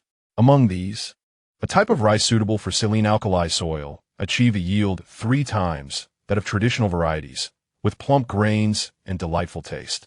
Concurrently, his research on agricultural machinery also yielded fruitful results. He designed a seeder for hilly terrains, addressing the challenges of mechanized planting in mountainous terraced fields, significantly enhancing efficiency. At this juncture, he finally felt worthy to present his findings to Yi Ming. "Uncle Yi, when you supported my education through high school and university, you mentioned that I should repay you by working for 10 years after graduation," Luo Qing said, a bit sheepish. However, this support extended to my master's graduation, and I have yet to contribute anything to Ye's enterprise. He lifted his gaze, hands outstretched, offering a patent document. Ye. This is the culmination of my research over the years. It should be applicable to Ye's agricultural product processing industry and reflect some technical value. Yi Ming regarded the young agricultural scientist with admiration. This young man, who was respected in the outside world, still displayed the same modesty and timidity in his presence. The patent he presented was immensely valuable, yet he offered it to the Yi family as if it were something unworthy of display, fearing rejection. Yi Ming, laughed heartily. Good boy, I appreciate your intentions. However, agricultural technology is the foundation of our nation and cannot be kept private. The results of your research belong to the country, to society, not merely to our family. He affectionately ruffled Luo Qing's hair, saying, Luo, do not concern yourself with the interests of the Yi family. Pursue your vision and submit your work to the authorities, for the true significance of your research lies in benefiting more farmers. Yi nodded in silent support from the side. Luo Qing was taken aback, observing Yi Ming, whose years of toil had turned his hair gray. Yet his gaze remained sharp. In that moment, Luo Qing comprehended why the government held Yi Ming in such high regard. Not only is it the economic revenue he brings, but also his unwavering commitment to social responsibility as a successful entrepreneur, never abandoning his conscience. All right, I'll heed your advice, said Luo Qing hastily. I've accumulated quite a few patents over the years. Although the income from agricultural patents is not substantial, it suffices to repay the debt. Yi Ming cast a mischievous glance at Yi He, saying, that won't be necessary. You've already invested yourself into the Yi family. What is the need for repayment among family? Luo Qing stared at Yi Ming in shock. What are you looking at? Did you think I wouldn't notice the commotion between you two? Yi Ming replied nonchalantly. I've experienced more than you can imagine. With that, he turned and departed, concealing his own merits and fame. Yi He gazed at his retreating figure, recalling the disbelief and heartache on his face when informed a few years prior, and decided to keep his thoughts to himself. Turning around, he noticed Luo Qing looking at him with a gaze full of emotion. Yi He jested, so, do you feel an overwhelming urge to leap into my arms now? In a sudden rush, Luo Qing dashed forward and embraced Yi He tightly. Yi He was momentarily taken aback, but reciprocated the embrace. After a while, Luo Qing lifted his head and pressed a fervent kiss against Yi He's lips. Yi He's eyes widened in surprise. Over the years, they had always maintained a boundary of propriety, with their most intimate interactions limited to gentle forehead kisses and hand caresses. This was their first kiss. However, once Luo Qing drew close, he found himself uncertain of what to do next, silently signaling Yi He for the next move. Coincidentally, Yi He was equally at a loss. The two remained frozen in place, their lips mere inches apart, until they finally pulled away in resignation. The system emitted a merciless chuckle. Host, surely you can't be clueless about kissing? Would you like me to teach you? Yi He's face darkened. He had been blissfully naive during his time with Luo Qing, never contemplating the next step in their intimacy. How was he to know how to kiss? Observing Luo Qing looking down after they separated, his ears flushed crimson, his expression tinged with disappointment, Yi He resolved to diligently educate himself on this subject. Chapter 29. Campus Bullying. 29. Thus, the principled senior brother of Tianqianshan Mountain underwent several days and nights of torment from the system's forbidden knowledge. One morning, after the two had finished washing up, Luo Qing once again initiated a surprise attack, kissing Yi He. This time, Yi He swiftly shifted from defense to offense. After a lengthy kiss, both were slightly breathless. Luo Qing stole glances at Yi He, who was blushing fiercely, his gaze lowered. An uneasy feeling stirred within Luo Qing. According to the relationship dynamics he had observed online, they had been dating for several years, yet this was their first formal kiss. When would they progress to the next step? He began to doubt whether Yi He harbored any desire for him at all. Or perhaps he wondered if he lacked any charm. After sharing a living space for so long, how could Yi He show no reaction? Over the years, Yi He and Luo Qing have exercised together, both cultivating impressive physiques. Luo Qing felt that his allure should be slightly greater than before. Yet the indifferent demeanor of Yi, he left him somewhat uncertain. Yi remained with his head bowed. Oh dear, he felt he might perish from embarrassment. Uncertain of how he had performed this time. In his mind, he incessantly queried the system. System, how did I do? Luo Qing hasn't spoken. Did I fail to impress again? The system, in a state of disarray, responded, Oh, I don't know. Please, do not look at me. I haven't seen anything. While Yi fervently recited his internal mantra, suddenly, a warm body gently pressed against him. Startled, he looked down to see Luo Qing, who had deliberately lowered himself, burying his face in Yi's embrace. Yi Gij, since it's a holiday today, would you like to? Luo Qing lifted his face, batting his eyelashes, his voice soft and gentle. Yi felt a shiver run down his spine. That term of endearment nearly rendered him weak. How unfortunate. The rumor that men enjoy being called brother turned out to be true. After being bombarded by various videos from the system these past few days, he now understood Luo Qing's intentions almost instantly. However, he was utterly unprepared. Just as he was about to turn and purchase something, Luo Qing tightly clutched him, asking, Don't you like my body? No. Yi hastily denied, fearing Luo Qing might misconstrue his feelings. I haven't made any preparations. I worry I might hurt you. Luo Qing blushed deeply. I am ready. Yi was taken aback by Luo Qing's eagerness. Truthfully, he himself was still somewhat unprepared. Nevertheless, with Luo Qing so fervent, he felt it his duty as a good partner to meet those desires. In this lifetime, Yi believed he was living far more joyfully and leisurely than during his time at Tianqianshan Mountain. Typically, he spent his days in the laboratory, researching the latest scientific advancements for the country. Occasionally, during holidays, he could engage in delightful activities with Luo Qing. Moreover, as they traveled across various regions for lectures and research, they had leisurely explored the nation's majestic landscapes, although they had never embarked on a dedicated trip for leisure. Yi felt a significant relaxation of his previously taut mental state, especially with the presence of Luo Qing, this little sweet being who continually brought him joy and warmth. After discussing with Yi Ming, Luo Qing unhesitatingly submitted his research findings to the relevant governmental departments. The nation took this matter seriously and swiftly organized for their promotion and application. Within just a few years, Luo Qing's high yield, efficient agricultural technologies and advanced machinery were disseminated nationwide, significantly boosting grain production. Many plots of land could finally be set aside for industrial or environmental endeavors. The constraints on development due to land issues were greatly alleviated. Notably, some crops that had long required importation could now satisfy domestic consumption needs, whether for food or feed. On the day when the new unmanned aerial vehicles, under Yi's leadership, ventured beyond the solar system, the high-yield seeds and technologies developed by Luo Qing had already been deployed to impoverished and underdeveloped nations. Countless individuals across the globe have found sustenance through the contributions of Luo Qing.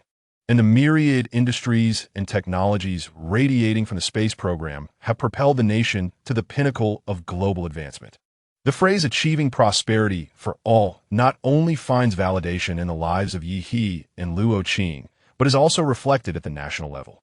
By the time they reached their 40s, the world's ecology, food production, and technology had significantly elevated, embodying the essence of being grounded while gazing at the stars.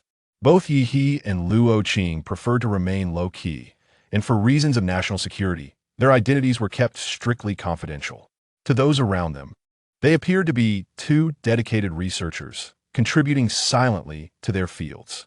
Few were aware that the young expert who had catalyzed rapid advancements in aerospace technology and the agricultural magician who had double crop yields were, in fact, partners on this journey together.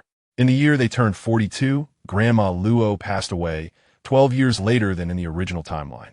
This frail, elderly woman, whose health had been precarious, had stretched her life to its limits. Until her last breath, she remained oblivious to the relationship between Luo Qing and Yi, merely perceiving them as two brothers walking together, which brought her a sense of peace as she departed. On this day, the sky over Hucheng was exceptionally clear. Yi and Luo Qing found themselves once again boarding a plane back to this familiar yet foreign small town.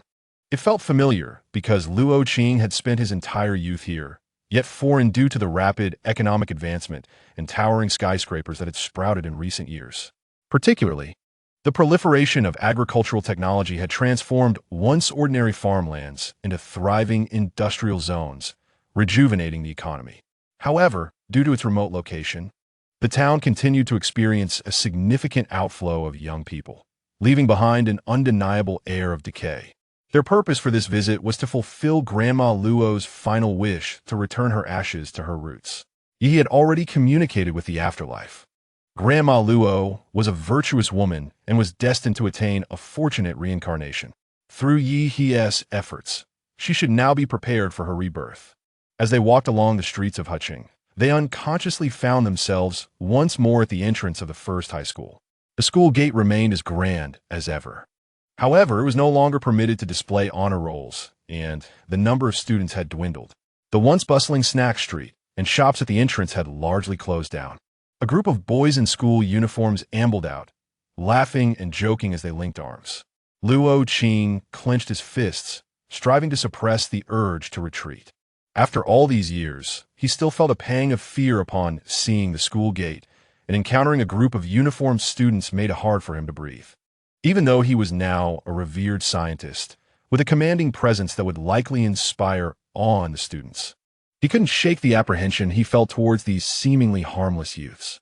Upon returning, they learned that the once prominent Wang family in Huqing had met a dismal fate in recent years due to business fraud, resulting in bankruptcy. Various illegitimate heirs had clashed over the meager remnants of the family fortune, creating a tumultuous scene. The Wu family has been operating in a rather lackluster manner. Yet as the population of Huqing dwindles, their assets have similarly diminished. It is rumored that the Wu family secured a position for Wu Zhao at a bank. Although this was a far cry from his former aspirations of inheriting the family business or entering the political realm, it nonetheless provided a semblance of stability. However, for someone like Wu Zhao, who was accustomed to a life of extravagance and indulgence, a steady job was hardly a fitting arrangement. Within 2 years, he was convicted of occupational crimes, a consequence of his own misdeeds. Chapter 30. Campus bullying. 30. Luo Qing instinctively quickened his pace. Eager to pass by the street in front of the first high school, Yi firmly grasped his hand. Qing, do not fear. They can no longer harm you. The once caustic students who had tormented him had achieved little more than becoming ordinary employees, unworthy of even a single strand of Luo Qing's hair. Due to Yi's intervention in the flow of memory, the causal chain had been largely resolved. However, once those students met their demise, the tortures of hell would surely impart the true meaning of karmic retribution. They would find the path of peaceful reincarnation forever barred to them. A flush crept across Luo Qing's wrinkled face. How old am I now, and you still call me Qing? Yi smiled gently. You are but a child of over 40. Luo Qing cast a sidelong glance at him, refraining from a full glare. Yi innocently rubbed his nose, asserting the truth of his words. In some realms, being over 40 was merely the infancy stage. To this day, Luo Qing retains certain habits from his school days. For instance, he instinctively flinches at physical contact with others. After shaking hands or picking something up, he feels compelled to wash his hands. Even when using tissue, he habitually tears it in half first. Remarkably, he has never set foot in a Starbucks, despite the fact that his patent earnings could easily fund multiple locations. The mere sight of a Starbucks reminds him of the time when teacher Lu publicly mocked him for lacking worldly experience. Now, no one would be ridiculed for being unfamiliar with a foreign brand. In recent years, the rapid advancement of technology and politics has led to a broader understanding that foreign brands do not inherently signify superiority. Yi feels a deep empathy for him, understanding that the poverty of his youth, coupled with the pride of his high school years, has resulted in some contradictory and peculiar behaviors. Yet, things are gradually improving. Where he once washed his hands hundreds of times a day, he now does so only a dozen or so. The wounds of his youth linger like a festering sore. And even after over 20 years, they remain not entirely healed. It is still my fault, Yi murmured, for not protecting you well in the beginning, allowing such deep shadows to take root. Luo Qing quickly grasped Yi's hand in return. How could you be to blame? Without you, I cannot fathom what my life would be like now. After a moment of contemplation, he jested, perhaps I wouldn't have even made it this far. Yi tightened his grip. What nonsense are you speaking? The truths of the past have, over time, transformed into mere folly. As time swiftly passed, decades slipped away. Yi and Luo Qing, now graced with silver hair, still retained the brightness in their eyes. The aerospace team led by Yi has long since realized the dream of venturing beyond the solar system, leaving humanity's footprints scattered across neighboring galaxies. Luo Qing's agricultural technology has liberated this planet from the scourge of hunger, even providing crucial ecological support for interstellar migration. Up until the very day of his passing, Yi continued to shine brightly in his endeavors. Although Luo Qing had retired, engaging in research with students, Yi remained full of vigor, leading his team in various projects. Even the nation urged him to take a break, yet he could never find rest. After all, the vitality of Yi's body stemmed from his divine consciousness. As long as the consciousness endured, the flesh would not perish. Were it not for the desire to grow old alongside Luo Qing, Yi might have harnessed more of his divine essence to maintain his youthful form. In his final moments, Yi stood by the bedside of Luo Qing, who trembled as he grasped Yi's hand. Surrounding them were their students, numerous old colleagues, and emerging talents from the scientific community. Many had already succumbed to tears, yet dared not weep aloud, fearing to disturb the farewell between the two venerable figures. Yi leaned down, whispering softly into Luo Qing's ear, a secret only they could hear. Qing, do not fear. I shall accompany you on this journey. There are many worlds still awaiting our passage together. A peculiar light flickered in Luo Qing's eyes as he chuckled softly. Brother, I always suspected you must be a celestial being. Yi smiled in return, gently inquiring, Qing, do you have any regrets in this lifetime? This is my first experience with a partner, and I often wonder where I may have fallen short. You bear with me in silence. Now that you are departing, please enlighten me. Luo Qing shook his head with a smile, his aged hand caressing Yi's cheek. There are no regrets. Meeting you has been the greatest fortune of my life. He paused, a glimmer of sorrow in his eyes. It is merely that you have borne too much weight in this life. From high school to university, and then to the research institute, you have relentlessly strived, never taking a moment to rest. Luo Qing was nearing the end of his ability to speak, drawing a heavy breath. Brother, to put it in the words of the young, in the next life, do not be so driven. Keeping pace with you is exhausting. Yet, amidst the cloudiness in Luo Qing's mind, that was not the thought that occupied him. Yi always seemed to carry an incomprehensible burden, as if a fierce beast pursued him, compelling him to run ceaselessly forward. In truth, Yi never imposed pressure on Luo Qing. He only pushed himself, expecting nothing from others. However, witnessing Yi toil day and night, exhausting himself, filled Luo Qing with profound sorrow. His brother Yi appeared perpetually unwilling to relinquish his burdens, seemingly intent on shouldering the weight of the world alone. If there were indeed a next life, Luo Qing hoped that Yi would live well, not as a tireless machine, forever grinding onward. Naturally, if they could be together once more, that would be the ultimate blessing. With this hope in mind, Luo Qing's consciousness gradually faded. Yi held onto Luo Qing's suddenly lifeless hand, stunned for a long while. Luo Qing's words acted as a key, unlocking a previously unrecognized knot within Yi's heart. He recalled his time at Tianqianshan Mountain, where, as the eldest disciple, he always felt compelled to be the best, to bear the greatest burden. Upon arriving in this world, driven by the desire to fulfill expectations and to protect Luo Qing, he tirelessly advanced like a relentless scholar. The profound sense of responsibility and perfectionism embedded in his very being left him never truly at ease. Witnessing the dissipating consciousness of Luo Qing as it transformed into a small cluster of soul fragments, he concealed these pieces deep within his consciousness, in a place inaccessible even to the system. Ultimately, he turned back to bid farewell to the crowd. I shall accompany you. Take care, everyone. With those words, His physical form collapsed with a thunderous crash, falling upon Luo Qing's body, now devoid of warmth. In a single night, the nation mourned the loss of two esteemed figures. Those present and online wept collectively. At this moment, the country publicly acknowledged the contributions these two individuals had made during their lifetimes. They were tireless advocates for the advancement of scientific research, dedicated to the betterment of all humanity. The world, even interstellar realms, quietly offered their farewells and prayers. Even nations and planets, still engaged in conflict, paused for a week to commemorate Yi He and Luo Qing. It was a poignant reminder that they could sow blessings in life and inspire peace in death, akin to celestial beings descending to Earth. The system attempted to draw Yi He into the system's space, a realm of spiritual essence, to prepare for the transition to the next world, yet failed to do so. This evoked memories of the humiliation when the binding had not succeeded. Yet Yi grasped the system firmly. Come, let us venture into the next world. With that, he followed the direction of his junior's soul fragments, plunging into the unknown alongside the system.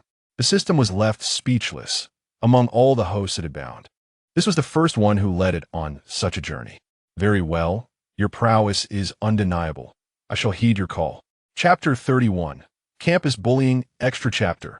Attention! This is unrelated to the main plot, an alternate storyline devoid of the protagonist. Written in the first person, a stream of consciousness, and may not be worth your time. If you must read it, feel free to express your frustrations towards the author. Do not hold back. I share in your sentiments. Extra begins. I hail from a small, obscure city named Huqing, blessed with both parents who shower me with love. Thanks to my commendable performance in the high school entrance examination, I gained admission to the best high school in the city, Huqing No. 1 High School. Before I began my studies, the school introduced a new class model named the Spring Class. This class comprised two types of students, the affluent and capricious, and those who, like myself, were financially constrained yet tenacious. Regrettably, I belonged to the latter, a rare breed. There was no dramatic backstory to my enrollment. My not-so-wealthy parents simply wished for me to experience the best educational resources within their means.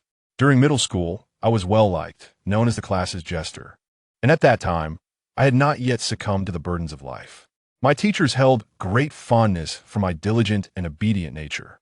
In retrospect, those were the happiest days of my student life. However, upon entering high school, my academic performance plummeted, swiftly descending from 6th place to the depths of the class rankings.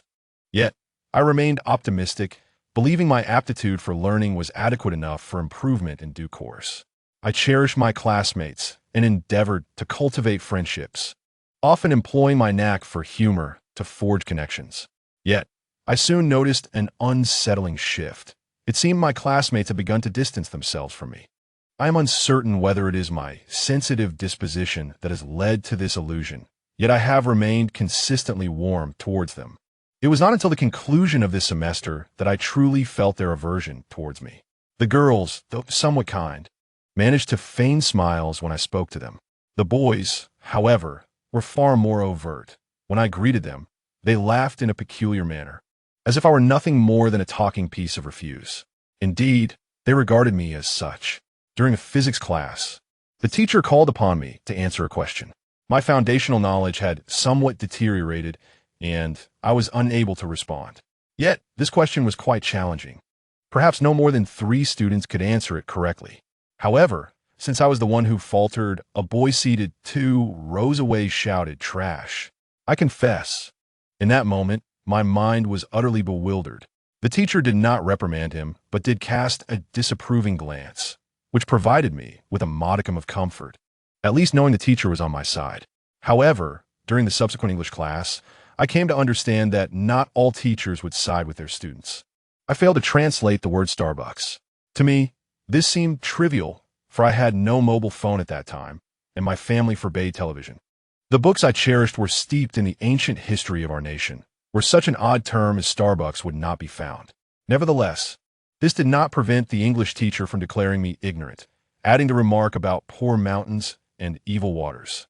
10 classmates echoed her sentiment with a resounding, "What a disgrace!" I felt a mix of embarrassment and amusement, as if they were not from the same impoverished background as I. The discrimination and isolation from my peers escalated, knowing that the teacher silently acquiesced.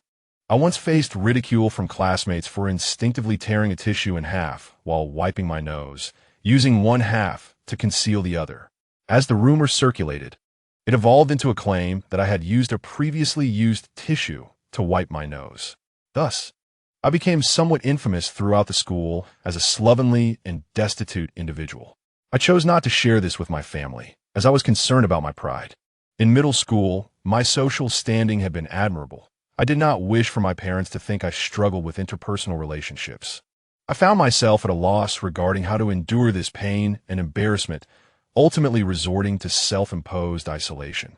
For 2 months, apart from the teacher compelling me to answer questions, I scarcely uttered a word. A once vivacious and cheerful student had instantaneously transformed into a mute. I had once harbored the hope that perhaps my silence would evoke some compassion or guilt among my classmates, prompting them to treat me with greater kindness. However, reality proved me mistaken. They did not even notice my prolonged silence, for they were indifferent to my words. The joy of the bullies does not require a response from their victims. As a mindless mob, they derive pleasure from their collective identity. At the end of my first year in high school, my grades plummeted to a staggering 32nd place. Now, even those who had previously refrained from mocking me began to join in the ridicule. Everyone tends to favor the archetype of the beautiful, strong, and tragic. Yet among these traits, I find myself only embodying the tragic aspect. While beauty may elude me, I can at least strive for strength. Under the weight of derisive gazes, I resolved to improve myself with unwavering determination. My aspirations were grand, yet reality proved to be starkly unforgiving. Having fallen behind in my studies for too long, I struggled to keep pace. Even worse, my prolonged silence had stripped me of the courage to approach my teachers with questions about my difficulties. I dreaded the thought of being regarded as a fool. However, if I were to succumb to despair, would I truly be content to witness my tormentors surpassing me in success and happiness? Lacking the means to resist, I at least possessed the ability to elevate myself.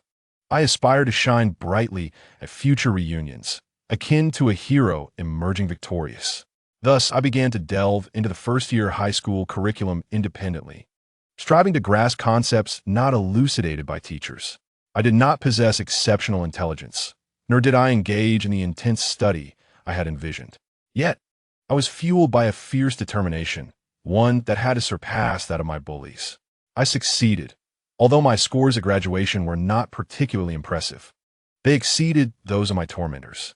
I enrolled in a lesser-known 211 university, casting aside the humiliation of my past. In university, I transformed back into the carefree and vivacious individual I had been in middle school, becoming well-liked by my peers. Nonetheless, I understood the essence of change. Change meant that whenever I passed by the gates of my high school during school hours, my heart would flutter with unease. Upon sighting a group of boys gathered together, I would instinctively distance myself, fearful of overhearing the words, "XX is an idiot." An even more distressing transformation manifested in the form of a permanent scar adorning my wrist, a reminder of unhealed wounds, alongside the impulsive urge to leap from heights that haunted my midnight thoughts. Depression, it seemed, had become a fashionable affliction in recent years, though I believed I was exempt from it, for I appeared genuinely cheerful and bright. Yet, what could possibly explain these sporadic, baseless impulses for self-destruction? It is almost comical to recall that in middle school, there was a classmate who faced bullying and isolation, and I was the sole individual who stood up for her, defending her with a sense of righteousness akin to that of a hero. Was it true that good deeds go unpunished? Why was it that I found myself bullied in high school, with no one to come to my aid? How I longed for a celestial being to descend and assist me. Did he not speak on my behalf or defend me? I only wished for guidance in my studies to improve my grades. It was only by stepping out of that turbulent period that I realized how futile and foolish it was to engage with them. I simply needed to focus on my self-improvement, allowing good fortune to gravitate towards me naturally. In doing so, I could assuage the sorrows of my past with the joy of the present.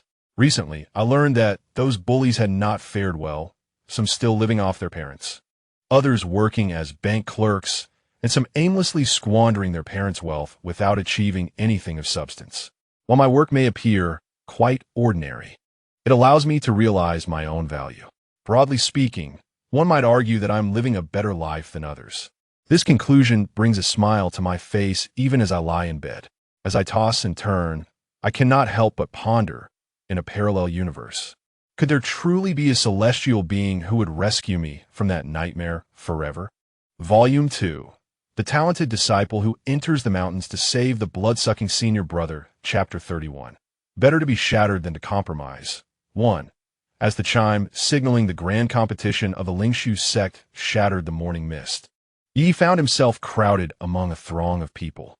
The fragments of his soul within his consciousness danced about restlessly, clearly indicating the presence of another fragment of Qing Li nearby. The system buzzed incessantly as Yi scanned his surroundings, trying to ascertain his identity, his location, and where Qing Li was.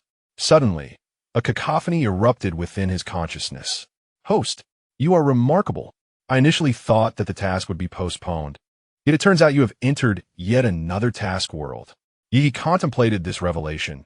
This suggests that your system is indeed extraordinary. The glowing orb bounced energetically. "Of course, I am an ancient artifact from the celestial realm. I have received the trajectory of this task's original world. Shall I relate it to you now?" Without hesitation, Yi responded, "Proceed." In this world, the individual in need of salvation is Yu Lianqing, the chief disciple of the Lingshu sect.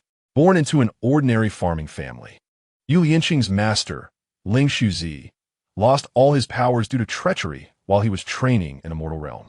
At the brink of death, Yu Lianqing's parents rescued him, and in gratitude, Lingshu Zi took Yu Lianqing as his disciple and brought him into the celestial fold. Centuries passed, and the Lingshu sect became the most prominent sect in the Wenyang continent, with Yu Lianqing rising to the position of senior brother. However, during this year's grand competition, a new disciple, Xiao Miao, with astonishing talent, made an appearance. By mere chance, her unique physique, characterized as an extreme young body, was revealed. This physique allows for rapid cultivation, but if the yang energy within is not released timely, it risks leading to a state of madness. The master, overjoyed by such a prodigy, took her as a disciple and arranged her residence at Lingxi Peak, where Yu Lianqing resided. Subsequently, through another twist of fate, it was discovered that Yu Lianqing possessed an extreme yin body, which serves as the perfect vessel for the yang energy, and their combined cultivation would progress at an astonishing rate. It was expected that Xiao Miao, being a newly admitted disciple, would not disregard the wishes of the senior disciple Yu Lianqing in a forced pairing, even though the harmony of yin and yang would facilitate cultivation. Yet, Lingshu Zi obstinately insisted that the two young disciples become partners. Xiao Miao dared not oppose, but Yu Lianqing vehemently resisted. Lingshu Zi, disregarding his wishes, imprisoned him while preparing for the bonding ceremony. However, within the confines of the so-called impenetrable chamber where Yu Lianqing was held captive, his master uncle, the fifth elder of the Lingshu sect, stealthily entered, coveting the extreme yin body. He forcibly compelled Yu Lianqing, who had consumed the spirit-dissolving pill, to engage in dual cultivation.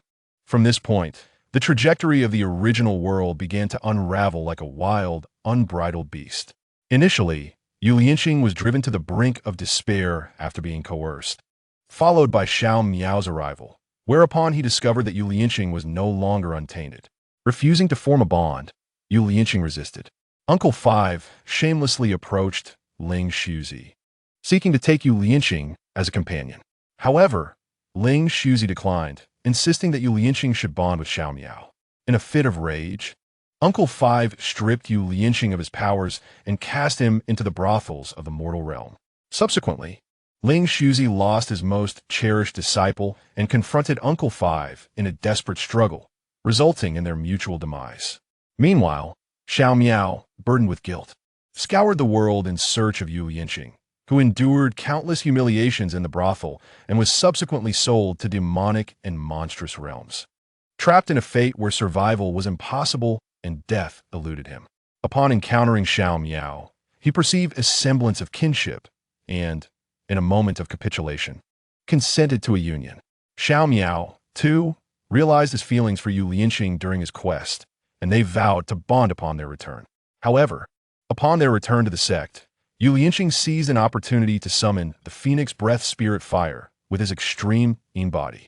The flames roared to life, consuming the Ling Su sect in an unquenchable inferno. The fire spread rapidly, raging for an entire year, leading to widespread suffering among mortals and significant damage to the realm of cultivation. It took a millennium for the world to recover. Alas, the youth they sought to save had truly strayed from the path. Upon witnessing this outcome, Yi was rendered speechless for a considerable time, pondering the improbability of such a turn of events, filled with numerous inconsistencies. The system elucidated this world is derived from a novel. The original protagonist was Xiao Miao, who could have united with the extreme Yin body and ascended early. However, after the narrative manifested into this miniature world, both Yu Lianqing and Xiao Miao suddenly lost the desire to bond, leading to a cascade of subsequent events. No wonder, when Yi first entered this small world, the heavenly Tao appeared so earnest.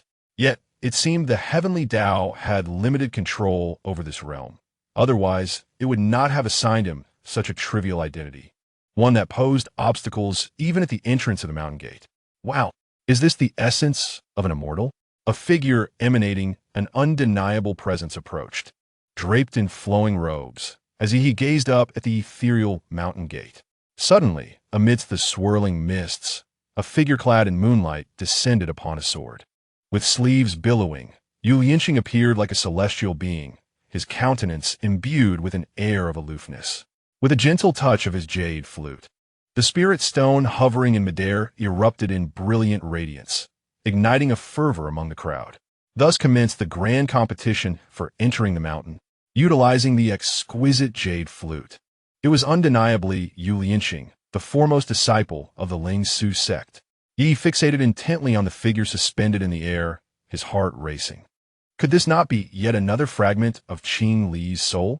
Having accompanied him throughout his life, he recognized every visage Qing Li assumed. The previously mundane narrative recited by the system now crystallized into a vivid reality. Images flashed through Yi's mind. Yu Lianqing imprisoned in a dark chamber, drugged and cast into the brothel, enduring the torment of spirit fire, yet resolutely holding on.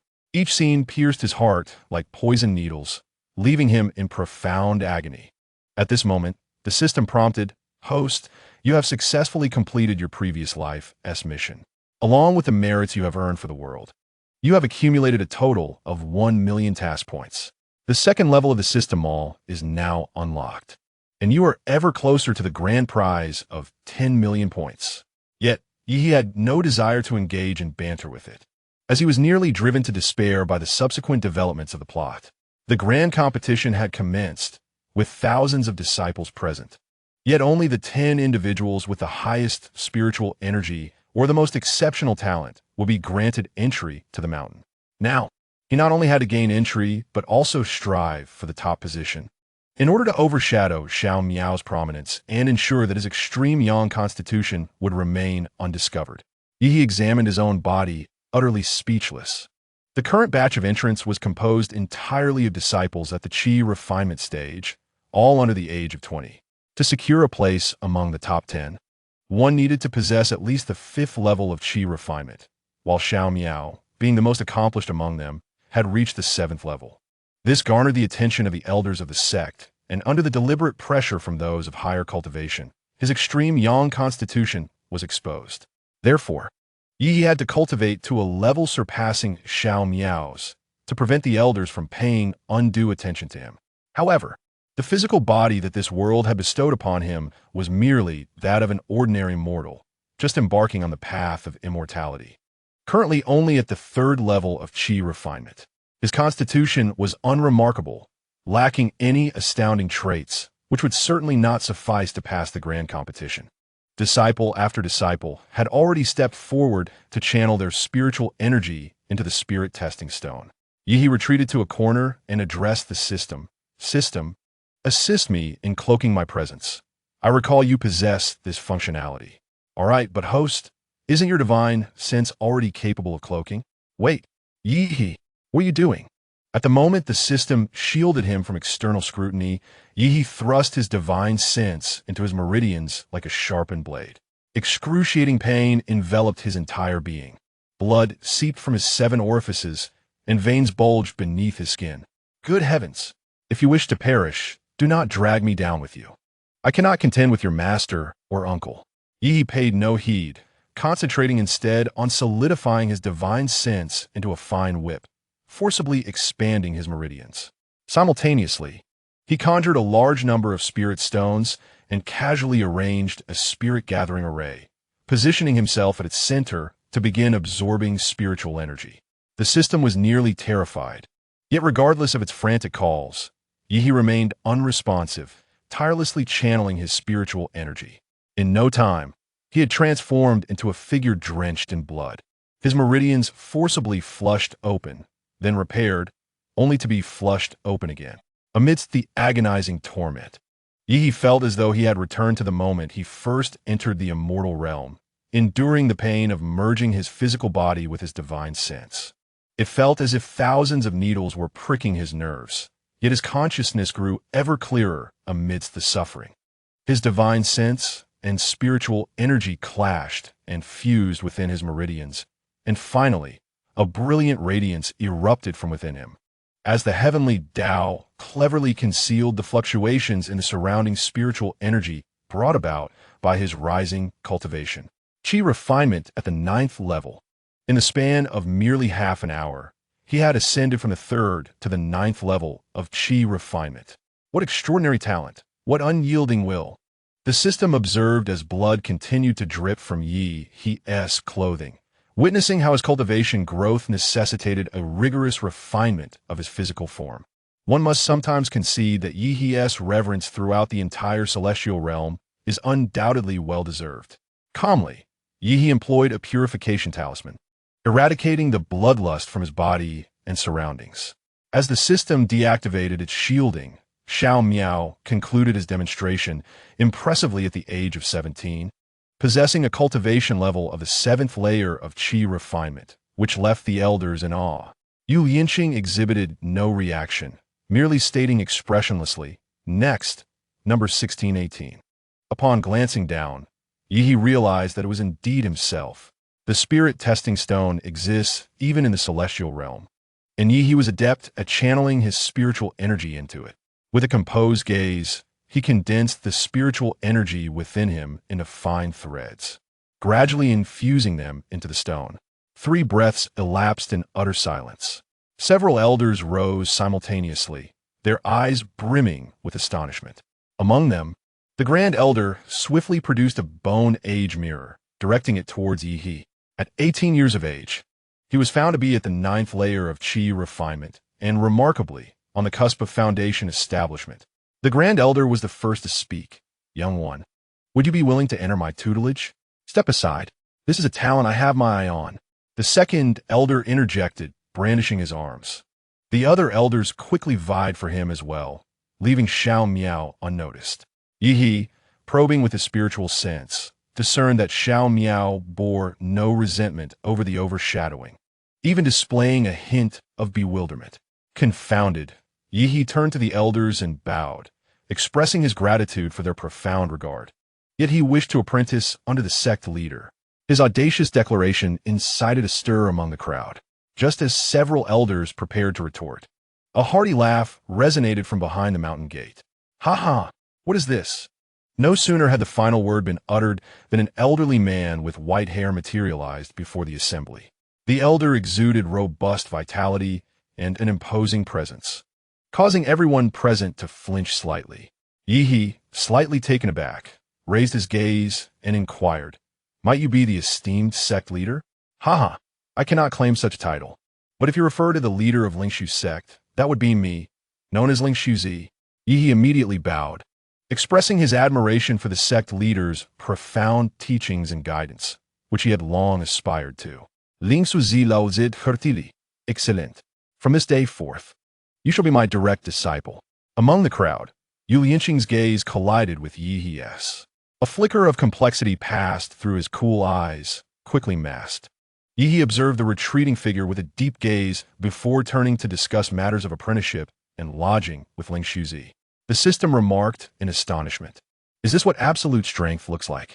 Host, fulfilling your task appears quite effortless. Yet, Yi He remained pensive, sensing an inexplicable peculiarity about the sect leader, or rather, the Lingshu sect itself. Having genuinely been a senior disciple in a celestial sect before, Yi found Ling Shuzi's seemingly amiable demeanor somewhat disingenuous compared to those who had treated him well in the past. He shook his head, realizing that mending relations with Yu Lianqing was paramount for grasping the true situation. Primarily, he had not spoken to Qing all day and truly missed her. As night descended, Yi pondered whether to visit Yu Lianqing next door, conflicted. Host, will you not seek out your junior disciple? The system inquired, puzzled. Yi sighed helplessly, alas. Visiting at midnight is quite improper. The system rolled around in his consciousness. What's there to feel embarrassed about at my age? Yi replied earnestly. Forming a bond with a partner pertains to my memories with Luo Qing. Yu Lianqing is merely another fragment of Qing Li's soul, and thus cannot be generalized. The system retorted mockingly. Oh, look at you being so serious. Are you not going to become a Dao partner with Yu Lianqing in this lifetime? Of course, I shall strive to pursue her, but if Lianqing is unwilling, then I must relent, Yi lamented. As Yi tossed and turned, he was suddenly captivated by the melodious sound of a flute emanating from the adjoining courtyard. The soothing notes seemed to calm the spirit, suggesting that Yu Lianqing was engaged in musical cultivation. Yi couldn't help but reflect on how the Grand Lingshu sect appeared rather shabby. Even the chief disciple could not possess a mountain peak solely for themselves and had to share adjacent courtyards with newly initiated junior brothers. Listening to the enchanting flute, Yi leaned against the headboard, nearly drifting into slumber. Just as he was on the verge of deep sleep, his spiritual sense detected a fluctuation of spiritual energy outside the courtyard gate. Yi promptly raised his head, discreetly channeling his spiritual energy while keeping his eyes closed. Using his spiritual sense to perceive everything around him, his consciousness was vast and powerful. Even when entering the small world and experiencing some compression, it remained far superior to that of others in this realm. Hence, extending his awareness would go unnoticed. To his surprise, he saw a figure clad in white, hesitatingly and stealthily climbing into his courtyard.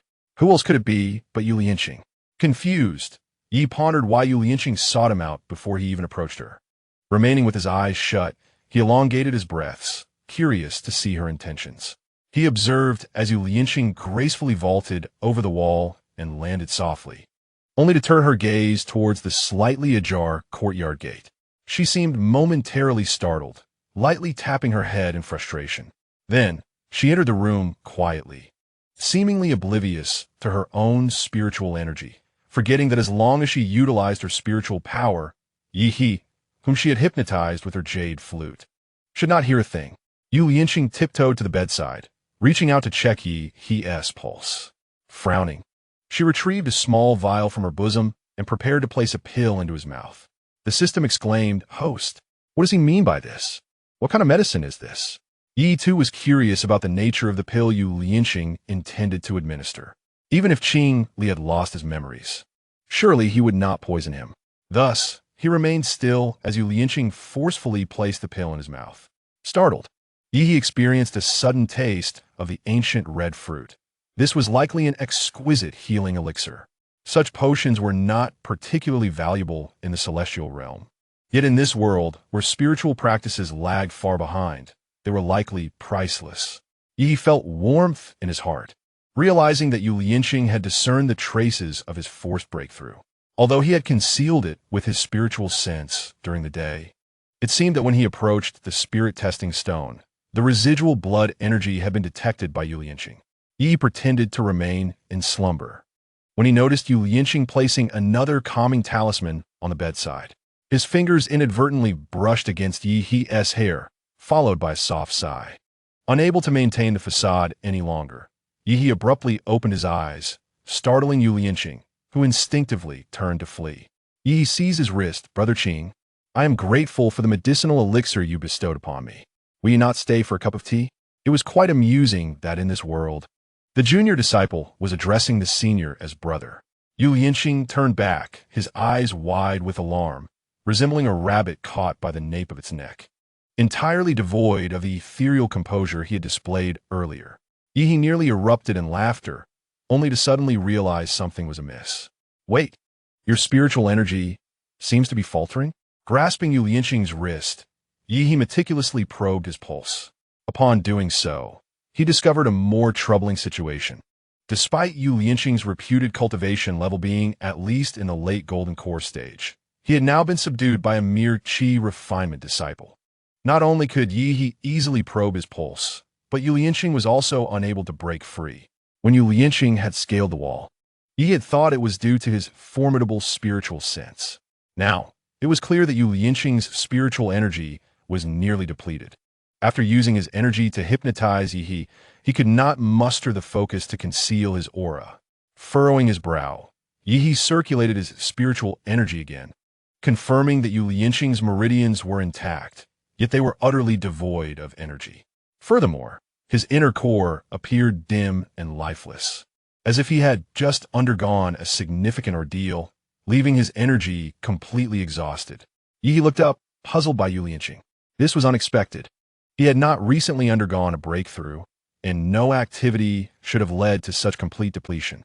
Moreover, it seemed there were restrictions placed upon Yu Lianqing's body, though time was too short for Yi to discern their nature. With a flushed face, Yu Lianqing struggled to break free from Yi's grasp and fled. "Host, I sense something is amiss with Yu Lianqing. It feels as though something is weighing down upon him." Yi pondered. "You perceive it too?" The restrictions on Lianqing are complex. The Lingshu sect likely harbors numerous secrets. The following morning, Yi intended to seek out Yu Lianqing in the adjoining courtyard, only to find it shrouded by a layer of spiritual sense, rendering the interior soundless. Indeed, Yu Lianqing had deliberately played the flute for him last night. Yi chuckled softly and leaped over the courtyard wall. His spiritual sense enveloped him entirely, preventing detection by the protective barrier. Upon reaching the wall's edge, the sight below made Yi frown deeply. Yu Lianqing, clad in white, knelt with his head bowed, while a finely dressed woman pointed a finger at him, reprimanding him sharply. "You wretch!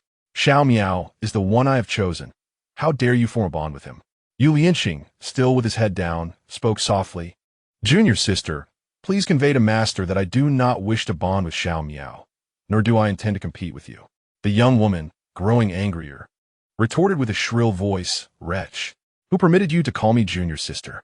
You are but a dog raised by our family. You claim you do not wish to bond. Yet why did father inform me this morning that I should foster a good relationship with Xiao Miao? As you are to become Dao partners in a few days? I yearn for the tranquility to cultivate my skills, yet my voice is hoarse. I implore you to speak on my behalf to the master. I have no desire to forge a bond." "Cultivation?" The woman scoffed. "With your capabilities? Were it not for your father's unyielding insistence on his worth, do you truly believe you could gain entry into the Lingshu sect?" With her head bowed, Yu Lianqing fell silent. The woman advanced and delivered a kick, sending Yu Lianqing sprawling to the ground. "You wretched servant, although this Xiao Miao possesses only mediocre beauty, rest assured that anything I desire shall never be bestowed upon you. Abandon all hope.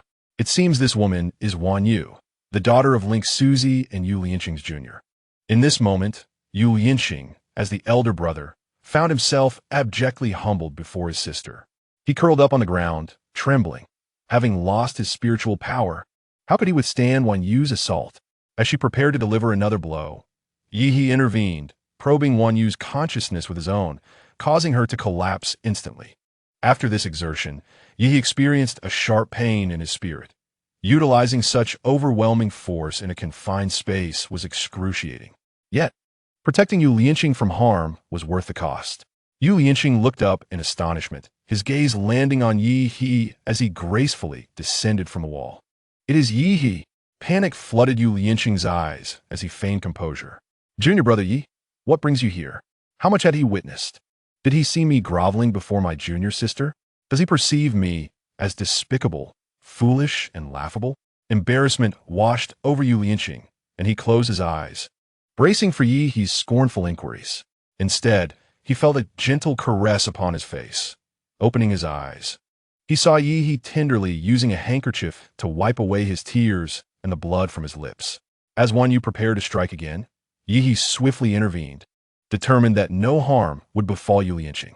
He placed a medicinal pill into Yu Lianqing's mouth, a superior restorative elixir he had perfected, renowned even in the celestial realm. Upon swallowing the pill, Yu Lianqing felt his spiritual power rejuvenate significantly, yet he displayed no signs of joy, anxiously gripping Yi He's sleeve. Junior brother Yi, where did you acquire this elixir? It must remain a secret. Yi He chuckled lightly. Rest assured, it is solely for you. Chapter 34. Better to be shattered, for the enigma surrounding Yu Lianqing was profound, and now was not the opportune moment for inquiries. Yi He resolved to first restore his spiritual energy, ensuring that he would not be rendered defenseless. Next, he must strive to enhance his own strength. Otherwise, he would be unable to protect Yu Lianqing in future peril. Just then, hurried footsteps approached. A low-ranking disciple rushed over, panting heavily. Senior brother Yu, Senior brother Yi, the master has summoned all disciples to gather at the training ground. Yu Lianqing paused, his aura settling into silence. He rose quietly, brushing off the dust from his clothing. Junior brother Yi, I am preparing to head to the training ground. Yi He stood and glanced at him, a strange premonition stirring within him. Brother, let's go together. At the training ground, Ling Suzi stood upon the elevated platform, his demeanor commanding. The disciples below were arranged neatly, murmuring among themselves. Upon their hurried arrival, Yi He and Yu Lianqing promptly positioned themselves at the forefront, with Yu Lianqing taking a prominent place in the center of the first row. At that moment, he exuded an ethereal aura of tranquility and grace. The assembly had been convened to announce a momentous occasion. Ling Shuzi surveyed the audience, his gaze settling upon Yu Lianqing, the esteemed eldest disciple of the Ling Su sect, whose extraordinary talents were widely recognized. He then turned his attention to his newly accepted disciple. Yi He, despite his youth, had already attained the remarkable achievement of a 9th layer of qi refinement, promising an illustrious future. Clearing his throat, he proclaimed, the union of these two as partners in the Tao will undoubtedly complement each other, bringing unparalleled glory to our Ling Su sect. A wave of astonishment swept through the crowd. Yi He's eyes widened in disbelief. What was happening? In the original narrative, the forced marriage had been arranged upon the revelation of Xiao Miao's extreme yang physique, but why was he, merely a disciple with slightly faster progress, being subjected to the same fate? Xiao Miao, who had already been taken as the second apprentice of Elder Qi, gazed in shock at the scene, astonished that Yi He, a peer who had entered the sect alongside him, could be bound as a partner to the senior disciple. Was the reward for winning first place in the sect's competition merely this contract with the senior brother? Wow, brother, you're impressive. Xiao Miao cast a look of admiration towards Yi He. Yu Lianqing's complexion paled, his body trembling slightly. He suddenly knelt, bowing his head in reverence. Master, I am but a novice in cultivation, wholly devoted to my training, and do not wish for this bond. Ling Shuzi's expression darkened immediately, a flicker of malice flashing in his eyes as he spoke in a low voice. You are unwilling? Being of the extreme Yin physique, you lack self-respect.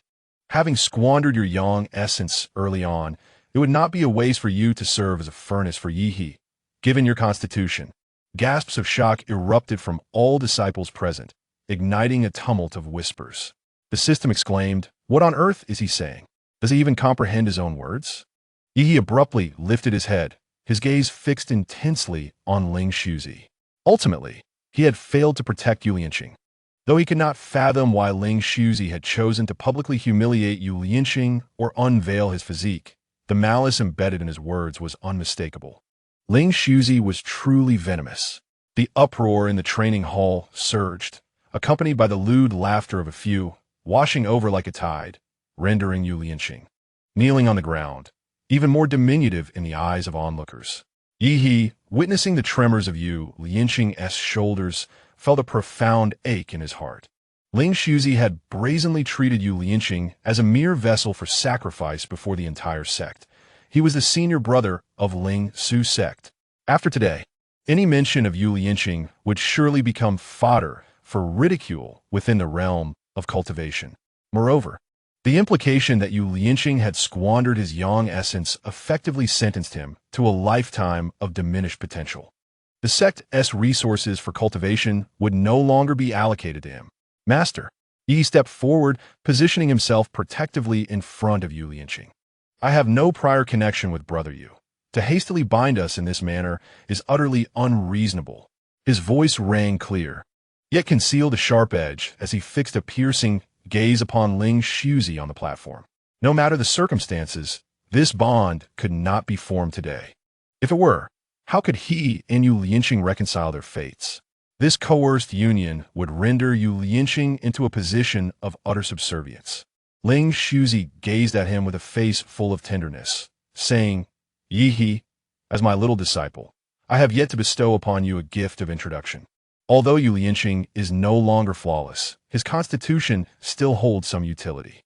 By using him as a furnace, your cultivation progress can ascend to greater heights. Yi was so incensed he nearly spat blood.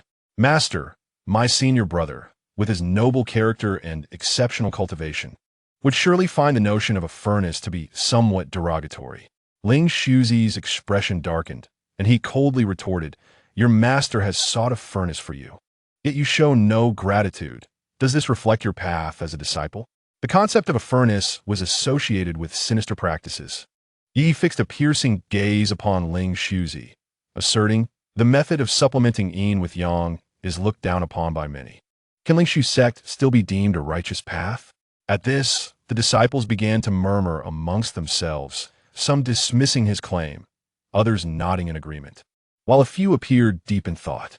However, the elders on the high platform were suddenly enraged. How dare you? A glint of ferocity flashed in Ling Shuzi's eyes. Yi, do not be ungrateful. Suddenly, a chain flew from his sleeve, hurtling directly toward Yi. As the chain drew near, Yi sensed something amiss. Having cultivated in the celestial realm for a millennium and battled against sinister practitioners for 50 years, he could instantly recognize even a trace of their aura. This chain unmistakably bore the faintest essence of evil. With a fierce glare, Yi swiftly conjured a barrier of spiritual energy, shielding Yu Lianqing behind him, and coldly declared, If Master insists on this course, do not blame your disciple for his disrespect. Just as the atmosphere grew tense, Yu Lianqing suddenly grasped the hem of Yi's garment and gently shook it. Taking a step forward, he lowered his head and spoke softly yet resolutely, Master, I am willing to form a contract with Junior Brother Yi to become your furnace. There are 3 types of contracts: the life and death bond, the highest covenant between partners, typically. If you would choose this. The second is the mutual affection contract, which allows partners to cultivate together and gain double the power. Most pairs opt for this type. The final kind is the master-slave contract, where the subordinate is merely utilized as a furnace. Upon their demise, it does not affect the master's lifespan, only providing an increase in cultivation. As Yu Lianqing spoke of the furnace, it was evident he was referring to the master-slave contract. Yi abruptly turned, locking eyes with Yu Lianqing. In those once clear eyes now lay a tranquil acceptance of reality. Yi felt his heart wrenching. He had not anticipated that his forceful breakthrough would lead to the humiliation of Yu Lianqing. Senior brother, you need not. Yi began softly, wishing to convey something, yet Yu Lianqing shook his head, interrupting him. Struggling to rise, he faced Ling Shuzi and declared loudly, Disciple Yu Lianqing is willing to obey Master's command and bind this contract with Yi. Yi's heart trembled. Yu Lianqing had openly spoken of the master-slave contract, ensuring that regardless of his excellence, he would forever be regarded as merely a furnace in the eyes of others. Ling Shuzi nodded in satisfaction. Excellent. 3 days hence shall be an auspicious day. The contract ceremony will take place then. He surveyed the crowd, declaring this matter settled. Should anyone voice further dissent, they shall stand against the Ling Shu sect. The assembly fell silent, none daring to utter a word. Chapter 35. Rather die as a jade fragment. 5. Yi perceived the entire situation as utterly absurd. On the very second day of his arrival at Lingshu sect, he was coerced into forming a bond with Yu Lianqing, and in such an exceedingly humiliating manner. In just 3 days, the grand ceremony for their contract would commence. What exactly was Ling Suzi's scheming? What urgency gripped him? Clenching his fists, Yi resolved to uncover the truth within these 3 days. He certainly wished to reconnect with Yu Lianqing, yet it must not be achieved through such a degrading approach. Yu Lianqing, in a daze, returned to her courtyard, only to discover Wan Yu lying unconscious within. It seemed as though she had forgotten something crucial. Yu Lianqing mused, attempting to find humor amid her distress.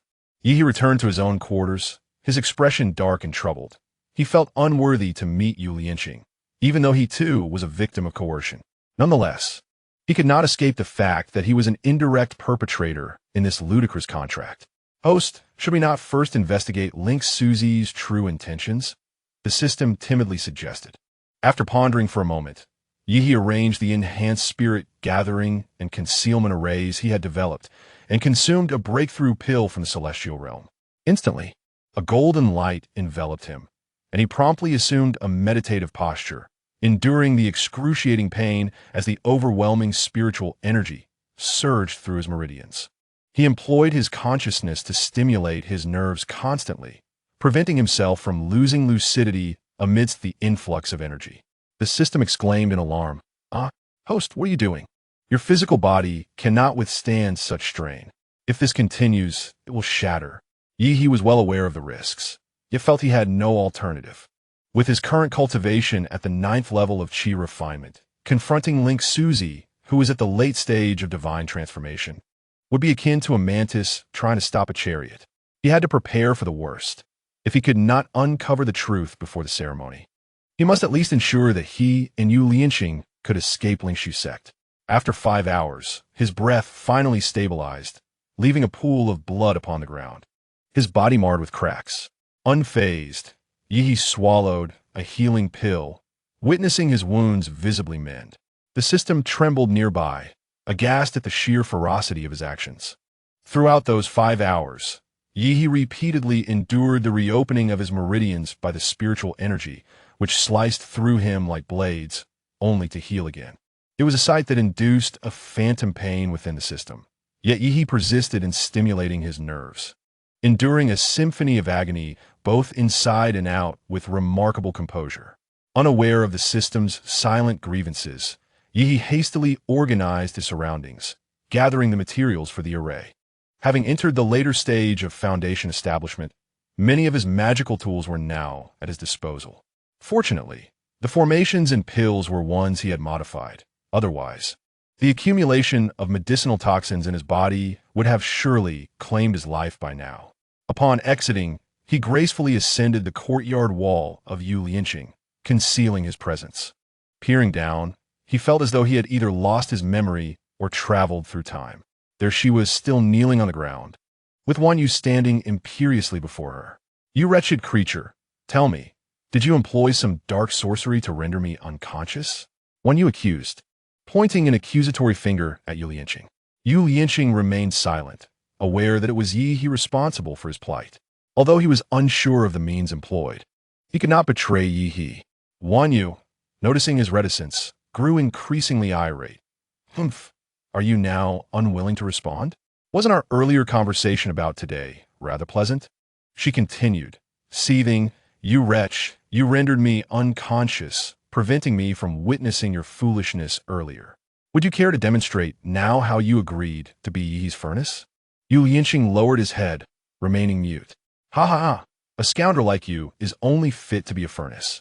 Meanwhile, next month I shall take Xiao Miao as my own furnace, and then we shall see whose furnace serves better, Wan Yu declared, her head held high, brimming with self-satisfaction. Yi frowned, sensing the urge to render her unconscious again, but the force exerted during his recent breakthrough had rendered his spiritual consciousness ineffective. Just then, a voice called from outside the courtyard. Miss, are you inside? The sect leader wishes to see you. I've learned you are here. Wan Yu swung open the courtyard door to find her maid, Xiao Chui. Impatiently, she replied, All right, I understand. I shall come at once. Turning back, she cast a furious glare at Yu Lianqing, who still knelt on the ground. You, dog servant, must behave yourself these days. Should I discover any mischief on your part? Oof. With that, Wan Yu departed. Yi observed the scene, feeling an urgent need to act and extricate Yu Lianqing from this wretched place, known as Lingshu sect. As he prepared to leave, he suddenly heard a muffled groan from within the courtyard. With a start, Yi spun around to see Yu Lianqing collapse to the ground with a pained gasp. Without hesitation, he rushed into the courtyard, lifting Yu Lianqing while probing his condition with his spiritual consciousness. He discovered that Yu Lianqing had regained some spiritual power due to the nourishing elixir he consumed the previous night, but it was now dissipating at an alarming rate. Alarmed, Yi immediately channeled his own spiritual energy into Yu Lianqing's meridians, attempting to resist the loss.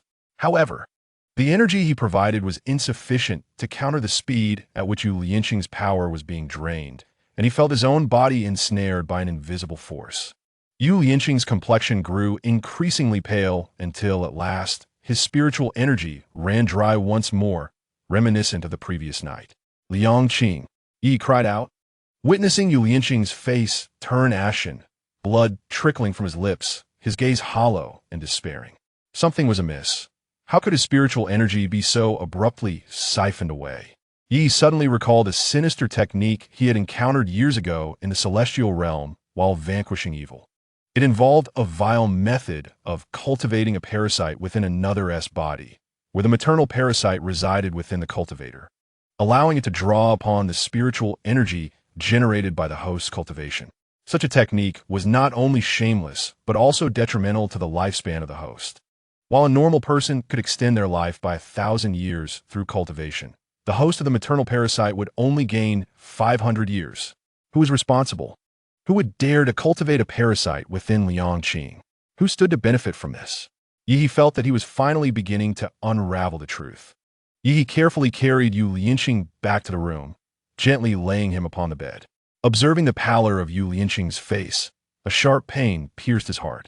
He incessantly channeled spiritual energy into Yu Lianqing, fully aware that this energy would eventually be siphoned away by the motherworm.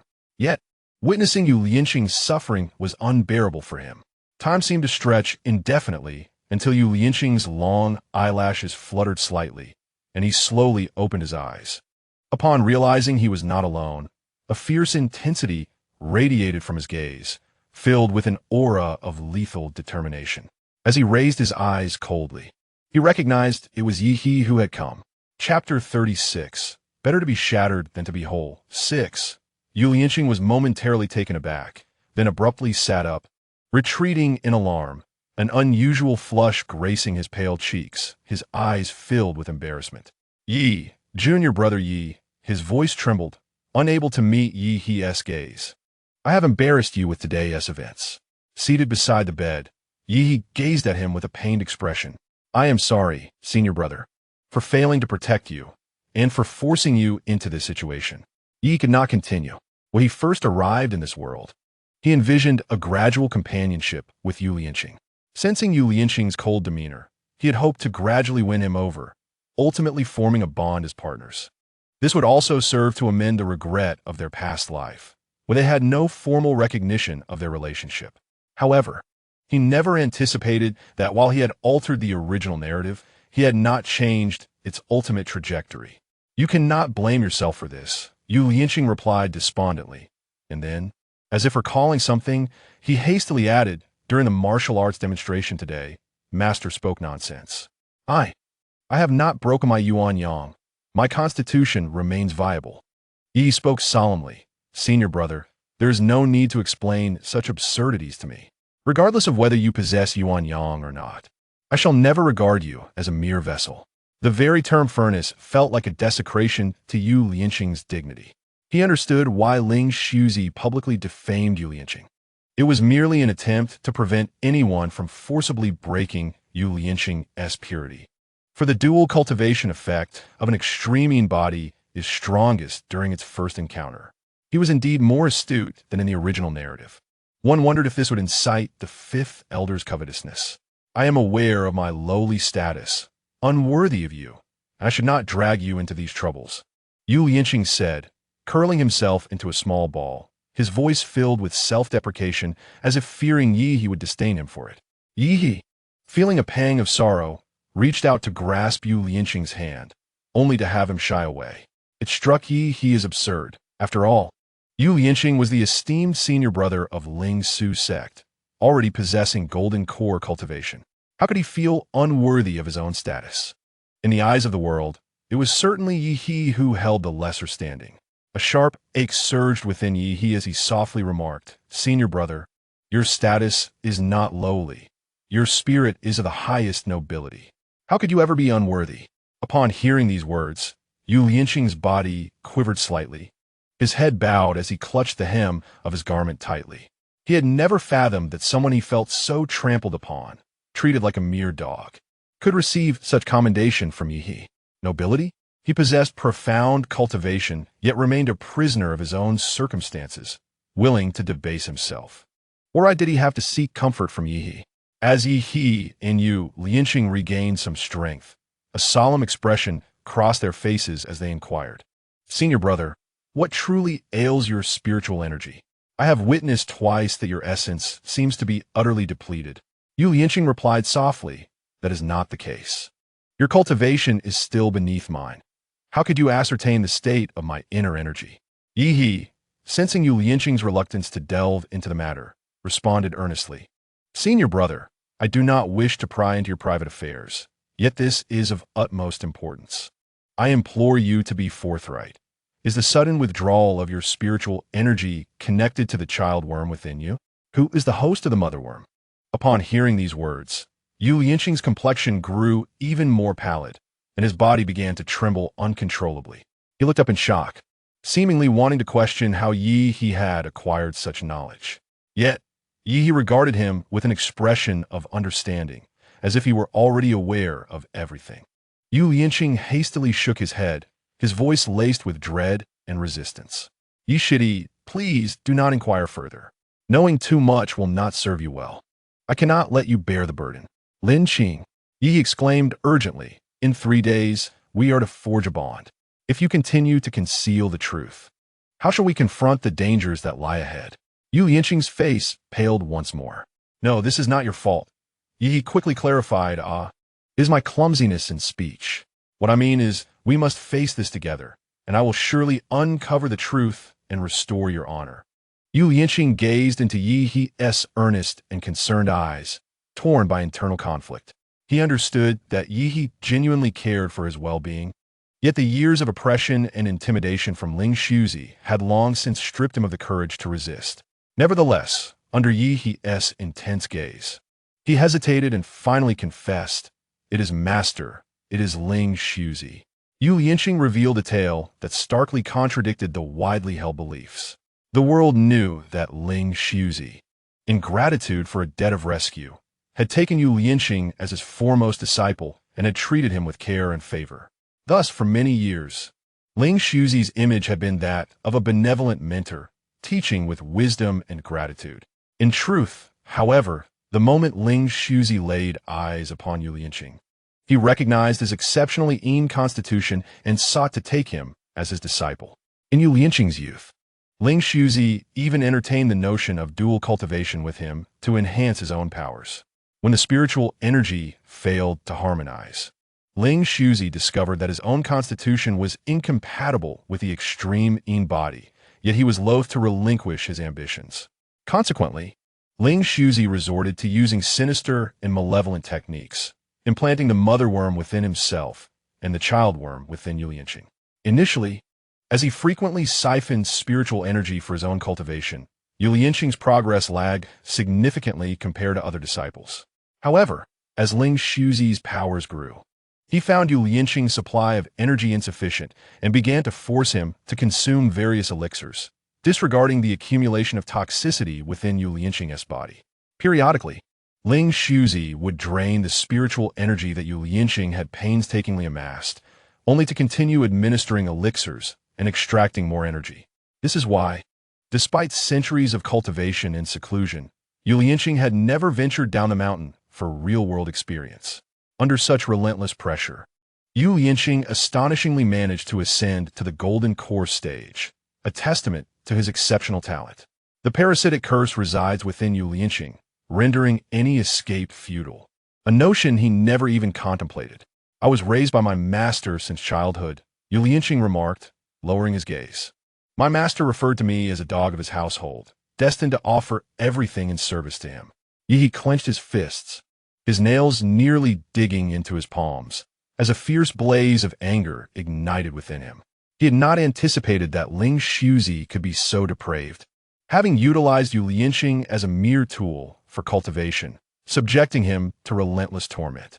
Yet, such actions exact a grave toll, do they not? Was Ling Shuzi truly willing to sacrifice his own lifespan for the sake of power? Unless, of course, he harbored no regard for the longevity of this body. A fleeting thought crossed Yi He's mind, but its certainty eluded him. "Brother, do you know how long Ling Shuzi's lifespan is?" Yi He suddenly inquired, his voice barely above a whisper. Yu Lianqing's pale lips moved slightly. "My master has reached the late stage of transformation and should have over 1,000 years remaining. Normally, he would have over a millennium left, plus the several hundred years he had bestowed upon himself with the mother curse, and accounting for the toll on his cultivation." Yi calculated rapidly, then abruptly lifted his head. Ling Shuzi's lifespan, evidently, was less than a year. Chapter 37. Better a broken jade than an intact tile. 7. From Ling Shuzi's forceful absorption of Yu Lianqing's spiritual energy. It was clear that he intended to betroth Yu Lianqing before his demise, and his motives were certainly nefarious. The system indignantly remarked, "How ironic. This old fool exhausts himself to siphon Qing's spiritual energy, yet his own body will not endure long enough to relish the fruits of his cultivation. His body may not endure." Yi was taken aback. Indeed, while he cultivated both spirit and flesh, he had overlooked the possibility that others might only refine their spiritual energy. What fear did Ling Shuzi have regarding his physical lifespan? As long as his cultivation was sufficiently elevated, he could simply abandon his body upon the emergence of his nascent soul, thus restoring his lifespan. As for where the nascent soul would go thereafter, those with profound skills could craft a new physical form for themselves, while some might parasitize the body of a newborn who had perished. The most despicable among them were the malevolent cultivators who would invade a living being's body. If that individual had yet to form a nascent soul, their spirit would perish upon leaving the body. This was the so-called soul seizing. In an instant, Yi comprehended everything. No wonder, in the original narrative, Ling Shuzi suddenly sought to hold a sect-wide competition. He intended to select a promising candidate from among the unremarkable, so he could seize their body and simultaneously enjoy the lifespan of a transformation stage cultivator and the vitality of youth. In the original plot, Xiao Miao's initial reluctance to bond with Yu Lianqing was soon replaced by an eagerness to form a contract, suggesting that Xiao Miao had already been usurped by Ling Shuzi. The tale of Ling Shuzi's furious retaliation for his disciple, culminating in mutual destruction with Elder Wu, was perhaps merely a ruse for escape.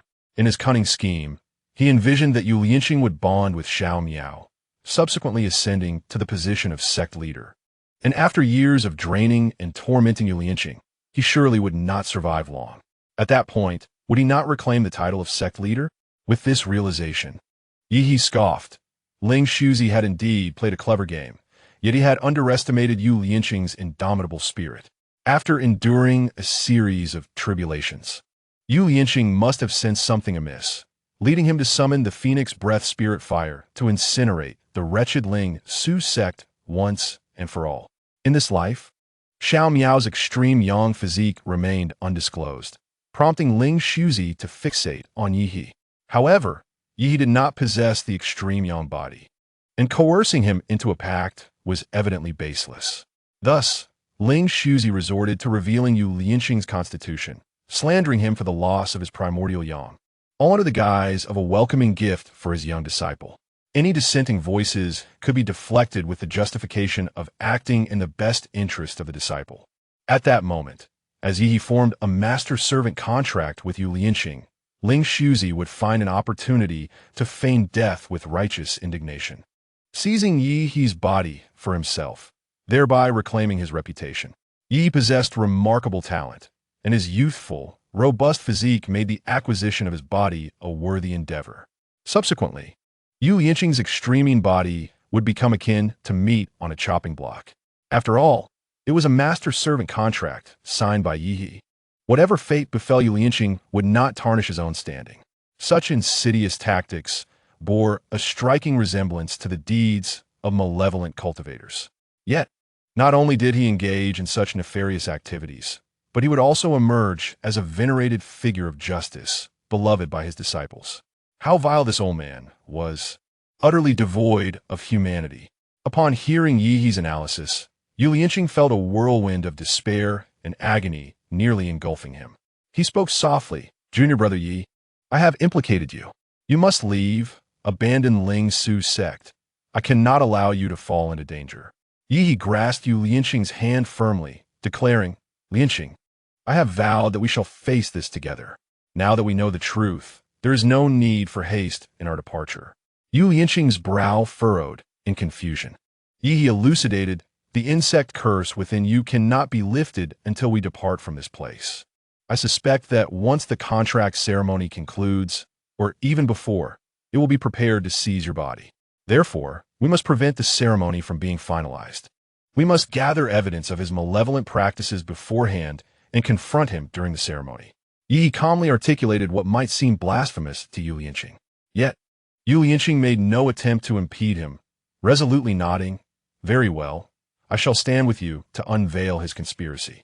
As he spoke, a slight tremor coursed through Yu Yinqing's body, yet his tone remained unwavering. Years of oppression had undoubtedly instilled in him a yearning to escape. Previously conditioned by the reverence for his master and Ling Shuzi, he now seized the opportunity. Yi He regarded Yu Yinqing with admiration, recognizing his fundamentally resilient spirit.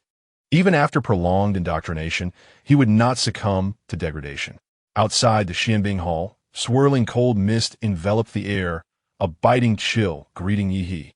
He suppressed his aura, gliding through layers of restrictions like a wraith. Guided by his consciousness, he could sense every corner of Ling Su's sect, but the Xianbing Hall remained an enigma, his awareness instinctively avoiding it. If his suspicions were correct, Ling Shuzi's hidden secrets lay within.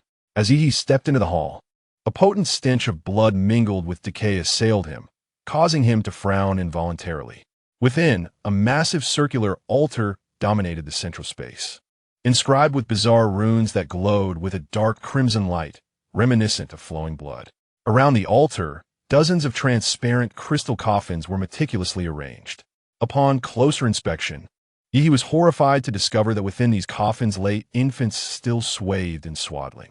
The pallor of their faces was a ghastly shade of bluish-purple, their bodies adorned with intricate black markings, and beneath the skin on their chests, the faint traces of writhing parasites could be discerned, rendering it impossible to ascertain whether they were alive or deceased.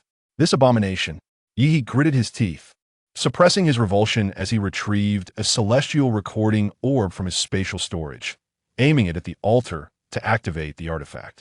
As a soft glow flickered, everything upon the altar was captured in its entirety.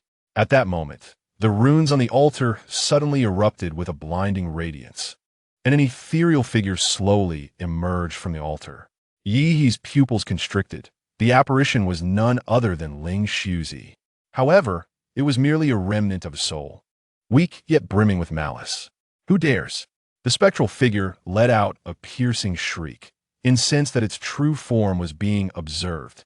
Recognizing it as merely a remnant soul, Yi He felt a wave of relief wash over him. He was untroubled by the contest of spiritual realms. Only wary of a corporeal confrontation, Yi He dispersed his consciousness, forming a barrier around himself, and in an instant, his presence was rendered undetectable. The remnant soul searched fruitlessly for a considerable time, failing to discern any anomaly before retreating. Yi took a few cautious steps forward, scrutinizing the infants, only to realize that they still retained a flicker of life. If these infants were unveiled during the covenant ceremony, it would undoubtedly incite an uproar among the righteous, allowing him to conspire against Ling Shuzi. Yet, Would they survive until the ceremony? After a moment's hesitation, Yi resolved to carry all the infants back with him. Chapter 38. Better to be shattered than to be bent. 8.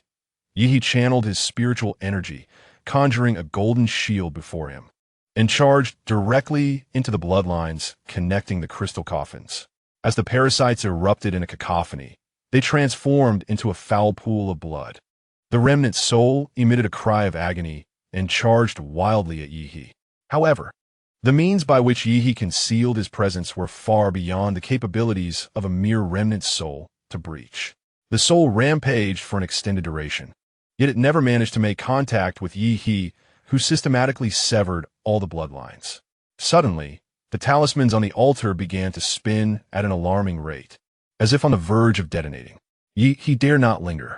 It was likely that Ling Shuzi was already aware of the events unfolding and was hastening toward this location. He needed to exit swiftly. "Fear not. I shall take you away," Yi murmured softly to the infant cradled in his arms, hastily extracting them from the crystal coffins and temporarily placing them within his sleeve's spatial pocket. At last, just as the altar's talismans were about to erupt in a shower of sparks, Yi enveloped himself in spiritual energy and broke through the seals of the Xianbing Hall, vanishing into the night. Upon returning to Yu Lianqing's courtyard, Yi collapsed to the ground, forcefully expelling a copious amount of blood. The consumption of spiritual energy and consciousness had been immense, and to avoid detection by Ling Shuzi, he had expended a considerable portion of his consciousness in his haste to leave. This physical form had endured thus far solely due to Yi's indomitable will. The system, exasperated, remarked, "Host, why have you been relentlessly taxing your body since your arrival in this world?" Upon hearing the commotion outside, Yu Lianqing rushed out to investigate, only to find Yi in a distressing state. She hurriedly approached him, asking, "What has happened? Are you all right?" Yi forced a smile, replying, "It's nothing serious." However, Yu Lianqing was unconvinced, placing her hand on his back, channeling a wavering stream of spiritual energy into him. Yi quickly interjected, "Your spiritual energy has been depleted excessively of late. You cannot afford to expend any more." Reluctantly, Yu Lianqing withdrew her hand, her eyes glistening with unshed tears, filled with guilt and concern. Yi sensed that Yu Lianqing bore the weight of the world's sorrows on her shoulders. "Look, these are the children I rescued from Ling Shuzi," Yi said, releasing a series of feeble, bloodied infants from his sleeve.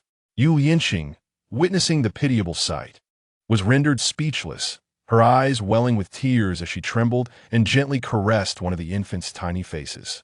"Yi Shidi, these children," she hesitated.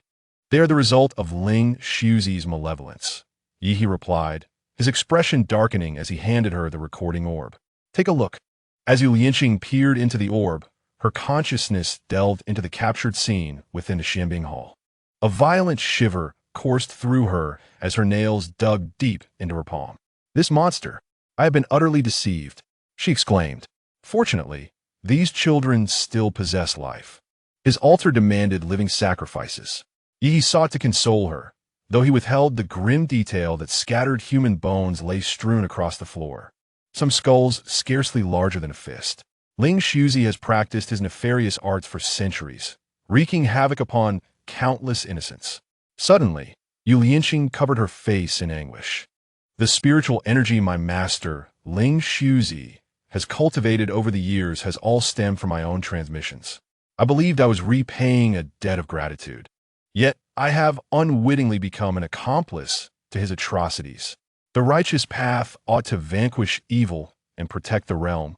Yet he, as the foremost disciple of the righteous path, has achieved nothing over these centuries, instead transforming into the very executioner." Observing Yu Lianqing spiraling into despair, Yi gently patted her head, saying, "Do not bear the blame for everything. Why should you shoulder the burden for this scoundrel?" Gazing at the bed of children, Yi sighed, "We should first find a place to care for these little ones." Both he and Yu Lianqing found themselves under stringent surveillance. Even stepping outside the mountain gate could lead to their immediate recapture by Ling Shuzi. "Alas, in just 2 days, we must tend to these children, enhance our cultivation, and devise a plan to remove the parasitic curse from Yulianqing. It is challenging. In that span, Yi could barely maintain his foundation level, while Yulianqing could only manage to restore her health to a semblance of normalcy. Such meager cultivation offered no hope against Ling Shuzi. Yet the outcome remained uncertain should they rally the strength of other righteous factions. On that day, Ling Su Zone was adorned with vibrant decorations, bustling with activity. Red silk cascaded like a waterfall from the mountain gate to the grand platform of the martial arts arena. Thousands of crystal lanterns dangled from the eaves, casting a fiery glow upon the crimson pillars that seemed to ignite in flames, while the air was imbued with the sweet aroma of spiritual fruits. Yi scoffed. Ling Shuzi truly spares no expense for this ostentatious display. Yi and Yu Lianqing ascended the 99 white jade steps, their flowing sleeves brushing past the flickering 9 curved everlasting lamps on either side, casting fleeting reflections of derision in his eyes. The congratulatory voices of the surrounding disciples, the melodious sounds of magical instruments, and even the distant chimes from the mountain gorge all resonated in his ears like a farcical spectacle. He should have been celebrating a grand ceremony to accept the blessings of the world after wholeheartedly pursuing Yulianqing. Yet, under the machinations of Ling Shuzi, they appeared more like sacrificial offerings pushed onto the altar. They had conspired to feign a contract, knowing that Ling Shuzi, deprived of the offerings of infants, would be increasingly desperate to seize control. There was even a possibility that he might act before the guests had a chance to depart, and they would expose Ling Shuzi's deeds, uniting the righteous forces to eliminate this villain. Ling Shuzi was truly despicable. For 2 lifetimes, their first wedding ceremony had been a mere scheme, leaving Yi with profound regret. Brother, this spectacle is even more magnificent than the Fengxian ceremony at Tianqianshan, Yi murmured, his fingertips barely grazing the palm of Yu Lianqing's hand. Such a frivolous gesture would have been unthinkable for him in the past. Yet his yearning for Yu Lianqing had reached its zenith amidst this absurd ceremony.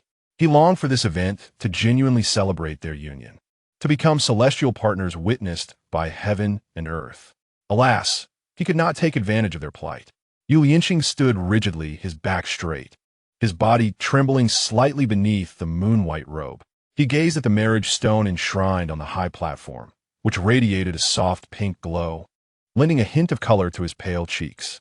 According to the procedure, they would ascend the platform and, in the presence of witnesses, place their hands upon the marriage stone to solidify their bond. However, as per their plan, once their hands were placed, they would constrict their spiritual energy, preventing the marriage stone from absorbing it and thereby nullifying its effects. The master-servant contract itself would elicit no significant reaction from the stone, perhaps producing only a faint glow, easily fabricated. Thus, they merely needed to perform this feigned ritual, drawing out Ling Shuzi's true intentions. Yet, as Yu Lianqing beheld the crimson gold Hahuan crown adorning Ye's dark hair and the delicate line of Ye's lips, a pang of sorrow and reluctance surged within him. A suppressed thought grew wildly in his heart. What if this were not a deception? Before stepping onto the high platform, Yu Lianqing repressed all his emotions. He recalled how Ling Shuzi had propelled him to his current level of golden core cultivation with pills, the spiritual energy now rampaging through his meridians like a wildfire ready to explode. He remembered that, although he was ostensibly the senior brother, he was in truth a blood and insect vessel raised by Ling Shuzi. Yi, so young yet already at the foundation establishment stage, had boundless potential ahead of him. How could someone so flawed and tainted as himself even consider signing a master-servant contract with Yi? He raised his eyes to meet the beaming gaze of Ling Shuzi at the main seat. That old scoundrel was dressed in a brand-new crane cloak today, his face aglow, resembling a worldly landlord at a wedding. Ah, the performance is indeed a complete spectacle. Yet one cannot help but wonder what guise he will assume to feign death and usurp power after today's contract ceremony. Brother, be prepared. After the binding, Ling Shuzi may strike at any moment, Yi softly cautioned. Although Ling Shuzi's primary target is him, it cannot be dismissed that, should his attempts at possession fail, he could unleash indiscriminate wrath. Yi's words fell upon Yu Lianqing like a bucket of cold water, jolting him back to reality. Indeed, this is a conspiracy. How could Yi genuinely seek to bind with him? However, the instant their palms pressed against the fate stone, an unexpected phenomenon occurred. The stone, which was only meant to emit a faint glow, suddenly erupted in blinding golden light. This radiance did not emanate from the stone itself, but rather exploded forth from the palms of Yi and Yu Lianqing. The golden stream surged like a living entity up their arms, intricately weaving runes upon their robes. These runes represented the highest form of life-sharing contract in this realm. What is happening? Ling Shuzi abruptly rose from his throne, his previously jovial expression contorting into a grimace. A life-sharing contract. How could he, Ling Shuzi, be bound to share his lifespan with a wretched blood slave? Yet, as he pondered further, he managed to regain his composure, realizing that it was Yi and Yu Lianqing who were binding, and it bore no relation to his own future possession. Surely, the heavenly principles would not define a contract based on corporeal ownership. The crowd was abuzz with astonishment. Who among the attendees was unaware of the events that transpired at the martial arena? Who did not know that what they were truly establishing was a master-slave contract? At this moment, those gathered to witness the spectacle, sympathizing with Yu Lianqing, and even some who felt compassion for Yi, were momentarily stunned. This was the highest contract within the realm of cultivation. Were they truly to be bound in such a manner? Furthermore, Yu Lianqing had already lost his primordial yang. Even as an extremely young body, he would offer little assistance to Yi. Many could not help but feel a pang of regret for Yi. Even more astonishing was the sudden descent of a gentle rain from the heavens, the droplets imbued with a refreshing spiritual essence, swirling around the two individuals. The spiritual energy diffusing from the rain caused a stir among all present, for this was the heavenly blessing. In an instant, numerous individuals began to meditate and absorb the spiritual power, their blessings becoming more sincere. Yi was momentarily taken aback by the scene. Upon reflection, he surmised that the heavenly principles, witnessing their impending contract, had chosen to elevate the agreement to the highest tier to curry favor. After all, Yi had come for Qing Li and was indifferent to the timing of his shared demise with Yu Lianqing. Ah, if the charade turns genuine, it may indeed be a fortuitous turn of events. The system was equally astonished. This damned heavenly principle is even more sycophantic than I am. Yu Lianqing was utterly bewildered. He gazed at the golden light connecting his palm with Yi's, observing ethereal birds of spiritual energy affectionately perching in Yi's hair, feeling a surge of blood rush to his head. It must be him. It surely is his despicable selfishness that has triggered some taboo, leading the heavenly principles to misunderstand the situation. He was acutely aware that Yi harbored no affection for him, fully cognizant of the falsity of his hopes. Yet he could not suppress the longing within. I apologize. Junior brother Yi. Yu Lianqing's voice trembled uncontrollably, her eyes instantly reddening. I did not intend to. Senior brother, Lianqing, Yi suddenly turned with utmost seriousness. Addressing Yu Lianqing, I am enamored with you, and thus I beseech the heavens to bestow upon us a shared grace. This act is indeed taking advantage of another's vulnerability. Yi chuckled lightly. You won't hold it against me, will you? Yu Lianqing lifted her gaze, the tears she had been holding back, now spilling forth. She leaped forward, embracing Yi tightly. I would never blame you, how could I? I too am enamored with you. Lianqing. Yi gently traced the golden contract markings upon Yu Lianqing's wrist. I had indeed planned to organize a grand celebration, inviting the celestial lords from afar, and preparing 360 tables of divine delicacies, allowing you to shine as my beloved partner. But the will of heaven could not wait. Yi let out a soft laugh, raising a hand to wipe away the rain from Yu Lianqing's cheek. In the midst of this pretense, our bond becomes all the more precious. Yu Lianqing suddenly looked up, lost in the depths of Yi's gaze, where she glimpsed an earnestness and affection she had never encountered before. She paused, articulating each word with clarity. I am fond of you, Yu Lianqing. From the moment I first laid eyes on you, my heart has been yours. I embraced this contract of life and death willingly. They had known each other for merely a few days. Yu Lianqing could not fathom the depth of Yi He's feelings or why he would desire to share existence with her fragile form.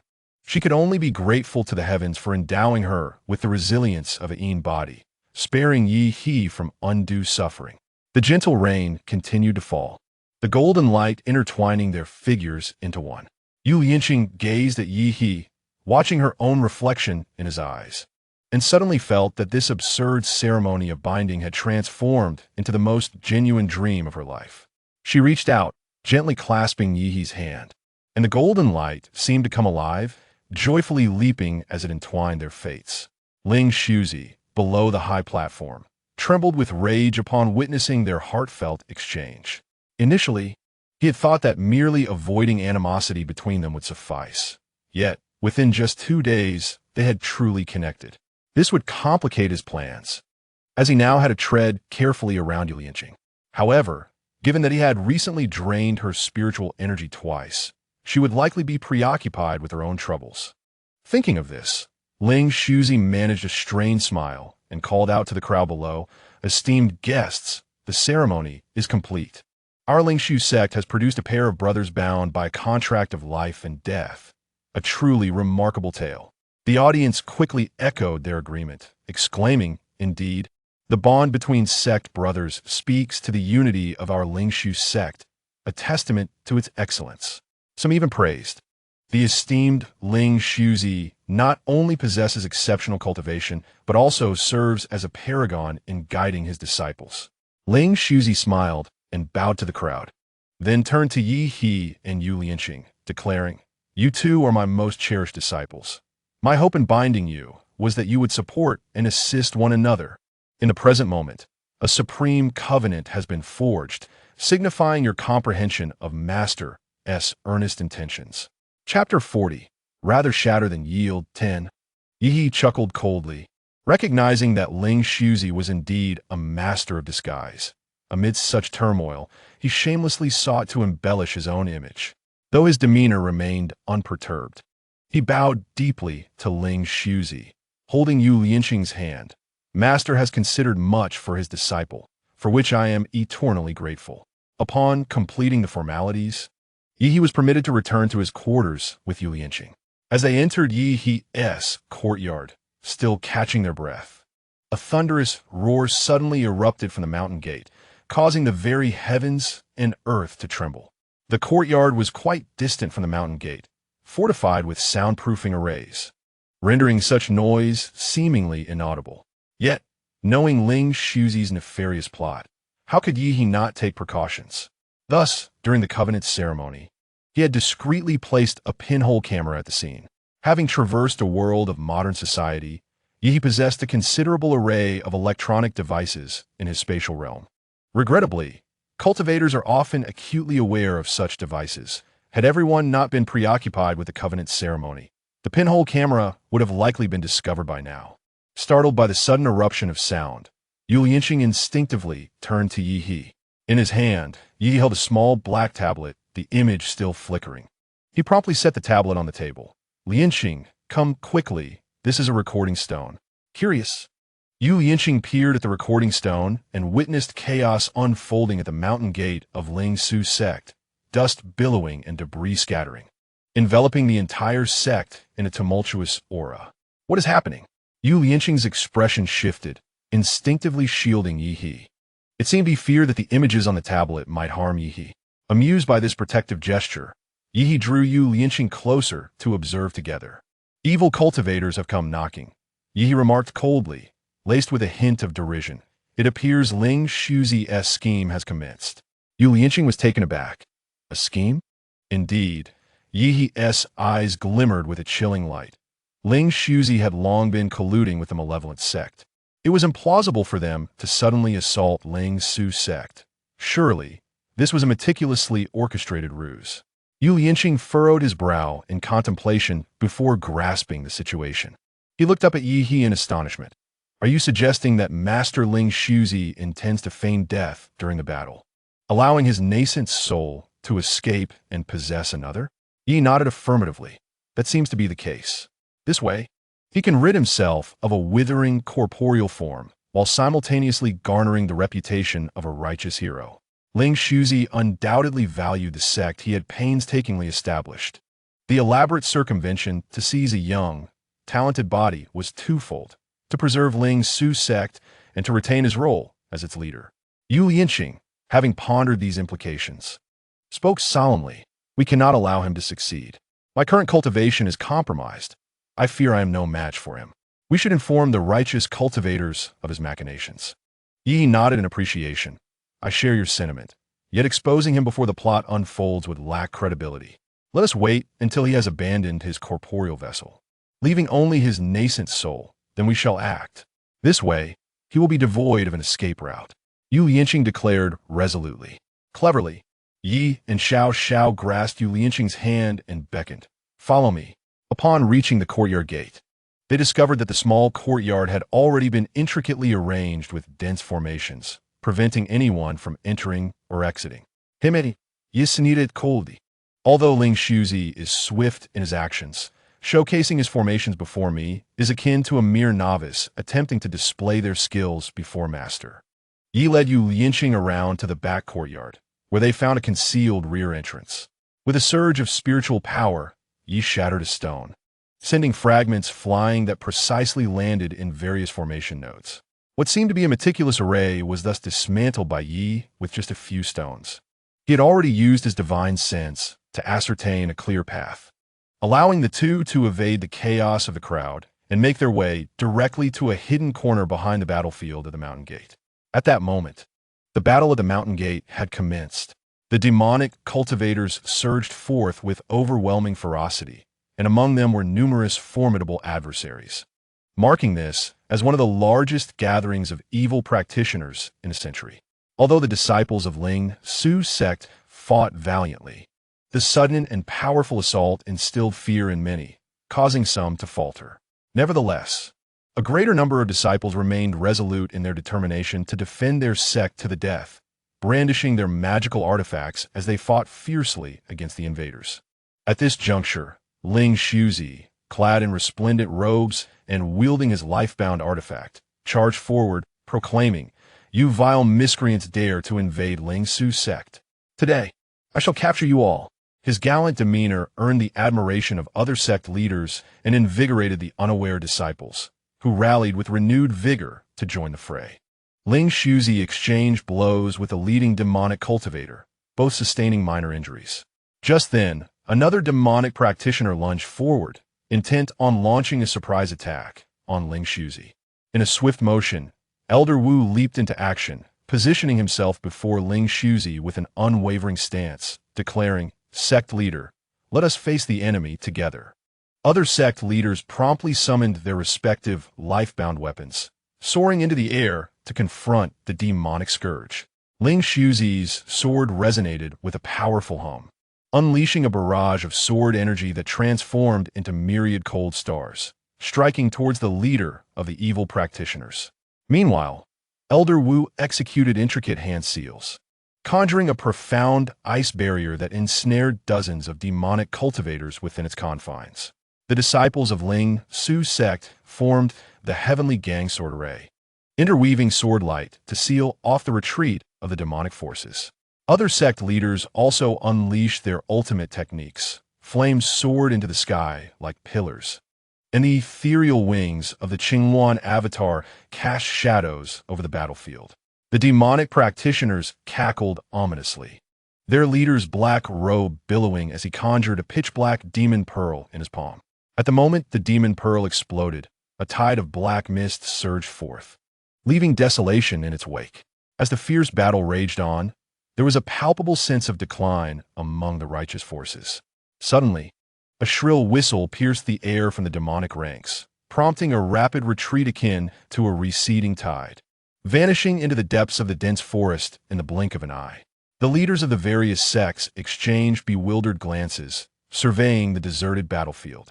The leader of Tianqianshan's sect wiped the blood from his artifact, frowning. "This retreat is suspicious. Could it be a trap?" The master of Qingyun Valley stroked his beard in contemplation, remaining silent. Just as uncertainty hung in the air, a ray of azure light, imbued with a chilling sword intent, streaked forth, piercing the heavens. Ling Shuzi had taken flight on his sword, with the fifth elder following closely behind, a chilling aura of frost trailing in his wake. Dear friend, do not pursue a desperate foe. The head of Tianqianshan's sect urgently called out, but his words only met with the fleeting shadow of their departure.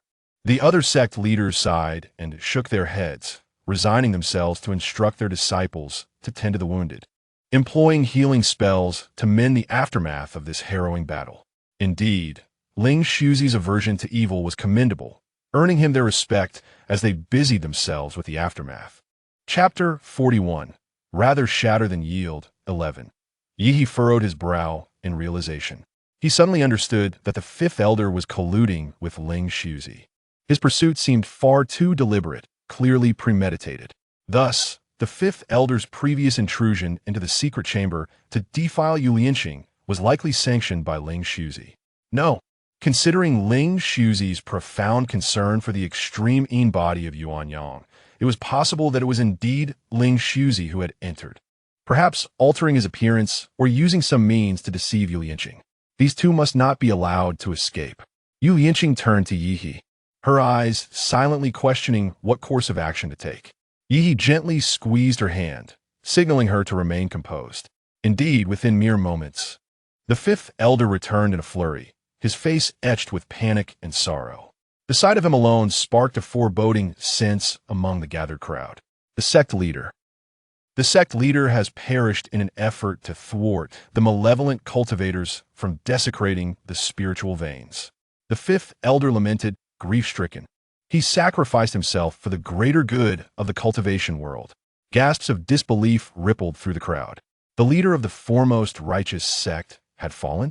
No one dared to question the veracity of his words, as the fifth elder instantly aged 1,000 years, his hair turning a stark white in an instant. Around them, cries of sorrow began to rise, and the sect leaders were unable to suppress their grief, their admiration for Ling Shuzi deepening. The disciples of Ling Shuzi were engulfed in a blend of sorrow and confusion. What was meant to be a day of great joy for the senior and junior disciples had turned into a tragic affair due to the invasion of the malevolent cultivators. A lamentable turn of events indeed. One could not help but wonder why Yi and Yulianqing had not emerged amidst such commotion. Was the soundproofing of the courtyard truly that effective? My esteemed colleagues, I extend my heartfelt gratitude for your assistance today. The fifth elder managed to regain his composure, bowing to those around him. I must take my leave to convey this news to Yi and Yulianqing. The onlookers regarded him with sympathy. The fifth elder continued with a bittersweet smile. I can only imagine the sorrow these two children must be feeling. The sect leader held them in such high regard, especially nurturing Lianqing as his successor. Had it been before, no one would have contested Lianqing's ascension as sect leader. However, now that her extreme yin body had been exposed, her cultivation would inevitably serve as a vessel for another. To openly express her willingness to become a furnace would undoubtedly tarnish the reputation of Ling Shuzi's sect. It would be far more fitting for Yi to succeed. There is no need to go out of your way to inform us, a clear voice interjected. The crowd turned to see two handsome men in crimson robes and golden crowns emerging from the corner. Indeed, it is Yi and Yulianqing. The fifth elder was taken aback, exclaiming, "How did you come to be here?" Yi responded with a cold smile. "Why should we not be here? In this critical moment for our sect's survival, it is our duty as disciples of the sect leader to step forward."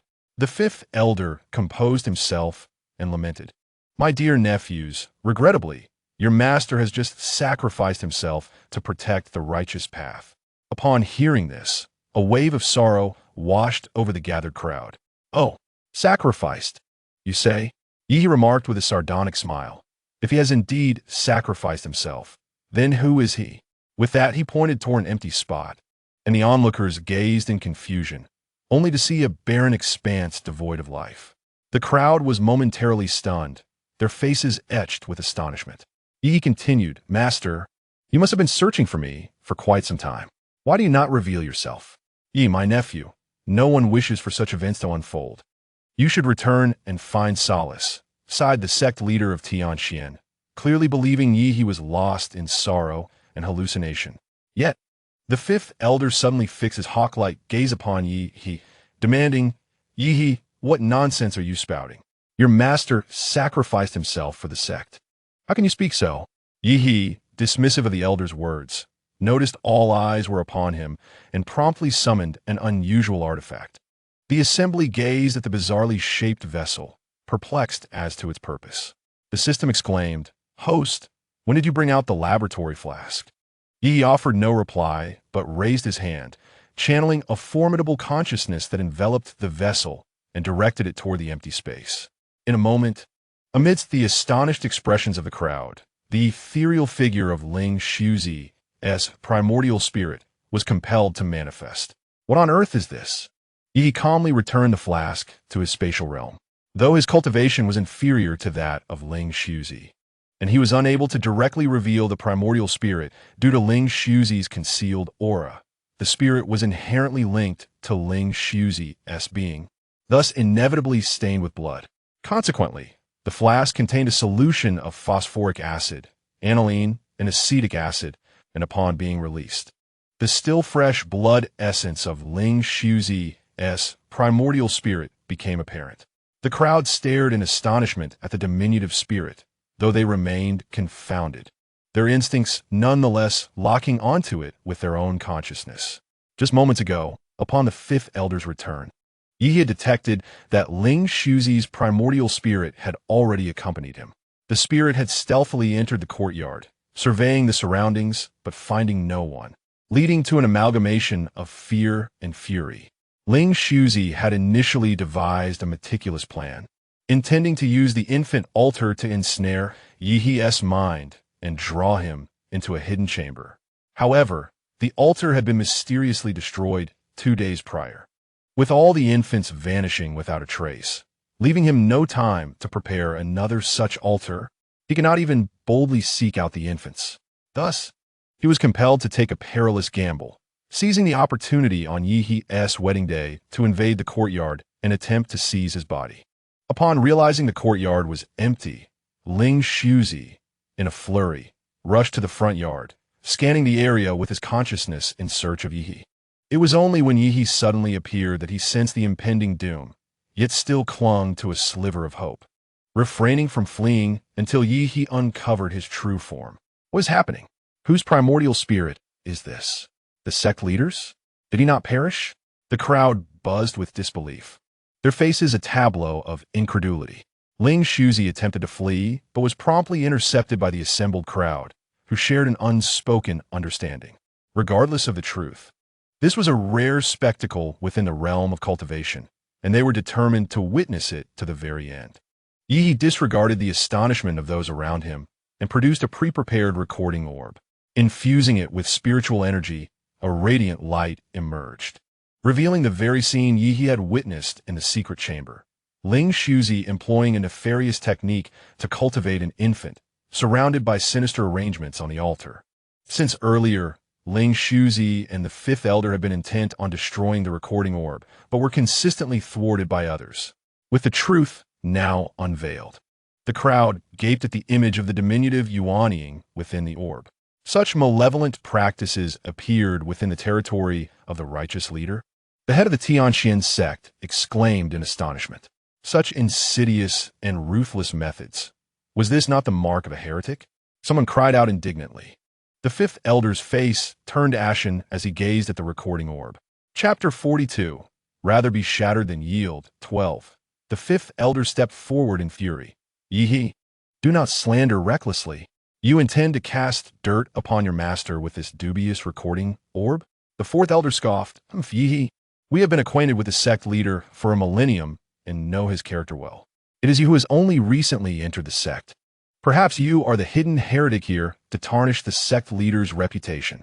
A piercing female voice chimed in. Indeed, my father devoted himself to the sect, and just recently perished in battle for the righteous cause. Are you asserting that this Yuanying belongs to him? It could very well be a wandering spirit you brought from elsewhere. Yi turned to the speaker, who was none other than Wanyu. Oddly, he had not noticed her stepping forward to mourn Ling Shuzi earlier. The crowd began to waver in their conviction. If Yi were truly an undercover agent, Fabricating the scene in the recording orb would not be beyond his capabilities. That does make sense. Perhaps this yuanying was procured by Yi He from the outside. Indeed. Yi He, what evidence do you have to prove that this yuanying is Ling Shuzi? Yi He found himself at a loss for proof. The infant had already been relocated to a secure place, and the yuanying had been manifested through modern techniques, leaving others unable to discern its authenticity. I can prove it. I can prove that this yuanying indeed belongs to Ling Shuzi. A clear, resonant voice emerged. The crowd turned to see Yu Lianqing, who had been following Yi He closely. Their attention had been diverted by Yi He, causing them to overlook him. "Oh, how can you prove that?" inquired the head of the Tianqianshan sect gently. It was well known within the cultivation community that the sect leader had long coveted Yu Lianqing, having expressed his envy and jealousy numerous times for having such an exceptional disciple under Ling Shuzi. As Yu Lianqing spoke, the sect leader regarded him with a warm gaze, akin to that of an elder observing a younger kin. Yu Lianqing took a couple of steps forward and, with measured composure, stated, "Esteemed seniors, you may be unaware that 500 years ago, my master planted a soul-snatching goo within me." A wave of shock mingled with an undercurrent of excitement rippled through the audience. The day's events had unfolded with such abundance that they had injected a dose of amusement into their otherwise mundane lives of cultivation. The soul-snatching goo. Many present were ancient beings, having lived for thousands of years, and were well acquainted with such sinister techniques of heretical practitioners. The cunning Ling Shuzi has actually planted a soul-devouring goo in his eldest disciple. Such a treacherous method harms both others and oneself. Wan Yu cried out loudly amidst the crowd, "You vile person, do not slander without evidence." The onlookers glanced at her with uncertainty, pondering whether her words towards the senior brother were excessively harsh. Yu Lianqing lowered her head and calmly responded, "The truth or falsehood can be discerned by examining my meridians. Esteemed elders, as for whether it was my master who planted it, the goo was sown 500 years ago, during which time I have never left the mountain. Only my master possessed the cultivation capable of planting such a goo." Several sect leaders stepped closer, checking Yu Lianqing's pulse, and when they lifted their heads again, astonishment filled their eyes. The eldest disciple at the Golden Core stage, who was said to be constantly fed elixirs and rare treasures by Ling Shuzi, had remarkably thin spiritual energy in her meridians, and her internal golden core circulation was slower than that of an ordinary person. The use of such dark arts by Ling Shuzi could only indicate he was indeed a practitioner of evil. Elder Wu spoke solemnly, "Your body may contain a goo, but that does not mean it was planted by the sect leader, nor does it validate what Yi He claimed earlier." Despite his words, the majority present had already begun to believe. Yu Lianqing silently rolled up her sleeves, revealing to the gathered elders, "Esteemed seniors, my master periodically extracts the spiritual energy from my meridians through the mother and child goo. Just a few days ago, my master had recently extracted energy. The spiritual energy contained within this nascent soul is of the same origin as mine. Might this serve as proof that he is indeed my master?" The leader of the Exploration Spirit sect stepped forward, using a sect's secret treasure to forcibly stimulate the nascent soul, compelling the spiritual energy to leak out. Yu Lianqing, pale-faced, managed to squeeze out a thread of spiritual energy. The leader of the Exploration Spirit sect exclaimed, "Indeed, it is of the same origin." The crowd, observing the floating nascent soul of Ling Shuzi, finally began to believe Yi He's words, each one filled with shock and anger. "You, Ling Shuzi, have betrayed our respect. How could you commit such heinous acts? This is a disgrace to the righteous path." The crowd, filled with righteous indignation, summoned their treasures, preparing to unite their strength against Ling Shuzi's nascent soul. Yu Lianqing swayed unsteadily among them, prompting Yi He to swiftly support her. For Yu Lianqing, the humiliation of being drained by her master for 500 years was immense, and today she had spoken it aloud in public. Yi He felt a deep ache in his heart. At that moment, Ling Shuzi's nascent soul suddenly transformed into a streak of light, instantly attaching itself to Elder Wu's body. Elder Wu trembled violently, then erupted into a maniacal laughter, "Haha, do you think you could defeat me like this?" Yi's spirit jolted as he looked up. The veins on Elder Wu's body bulged grotesquely, creating a terrifying sight. "Yi, did you ever anticipate that Elder Wu was merely my crafted avatar?" Ling Shuzi, now possessing Elder Wu, soared into the air with an air of triumph. The leader of the Tianqianshan sect exclaimed in fury, "Ling Shuzi, how dare you commit such an outrageous act in collusion with evil practitioners?" Ling Shuzi coldly turned his head. "Do not preach to me with hollow rhetoric. The spiritual energy in this realm is scarce. Relying solely on my own cultivation, I could never ascend, even if I were to train until death." The crowd fell silent, momentarily at a loss for words. Indeed, it has been a millennium since anyone ascended in the realm of cultivation. As the number of powerful beings continues to grow, none have chosen to transcend, resulting in a gradual decline of spiritual energy within this realm. At this critical juncture, as everyone's minds waver, a fierce wind rises from the mountains, and the fifth elder unleashes a talisman into the sky. Alas, with a brilliant flash exploding in midair, the previously retreating dark cultivators reappear. It turns out they had not strayed far, but had been lying in ambush nearby. The magical artifacts in the hands of the sect leaders trembled, hovering ominously above. "Yi, Yu Yinqing, today marks your demise," Ling Shuzi snarled, directing the dark cultivators to charge at Yi and Yu Yinqing. Instinctively, Yu Yinqing summoned his life sword to shield Yi. His slender frame seemed on the verge of being swept away by the violent gusts, yet he stood firm, resolutely grasping the sword in defiance. Yi swiftly pulled Yu Yinqing behind him, exclaiming, "Brother, retreat behind me. Your spiritual strength is compromised. It is unwise to engage directly." Yu Yinqing, filled with anxiety, understood that his current power was likely inferior to that of the foundational Yi. Just as the moment seemed dire, the first wave of attack from the dark cultivators was thwarted by the collective efforts of the sect leaders, while other disciples surrounded the dark cultivators. The challenge in combating the dark cultivators lay in their unique cultivation methods, allowing them to absorb spiritual energy at an alarming rate, rendering the righteous cultivators vulnerable in a war of attrition. Aware of this truth, each combatant fought with increasing ferocity. In the face of this turmoil, Yi and Yu Yinqing united their strengths against Ling Shuzi. Yi deftly deflected Ling Shuzi's onslaught with artifacts from the spatial realm. Although Yi's spiritual power paled in comparison to Ling Shuzi's, his wealth afforded him an abundance of magical artifacts. The system cheered on fervently. "Go, host! Quickly summon the Linglong Tower. Hurry and bring forth the demon-subduing staff. Oh, and do not forget the frying pan." Unfazed by the chaos, Yi wielded his formidable consciousness like an invisible blade, simultaneously parrying Ling Shuzi's assault while precisely targeting the weak points of the dark cultivators.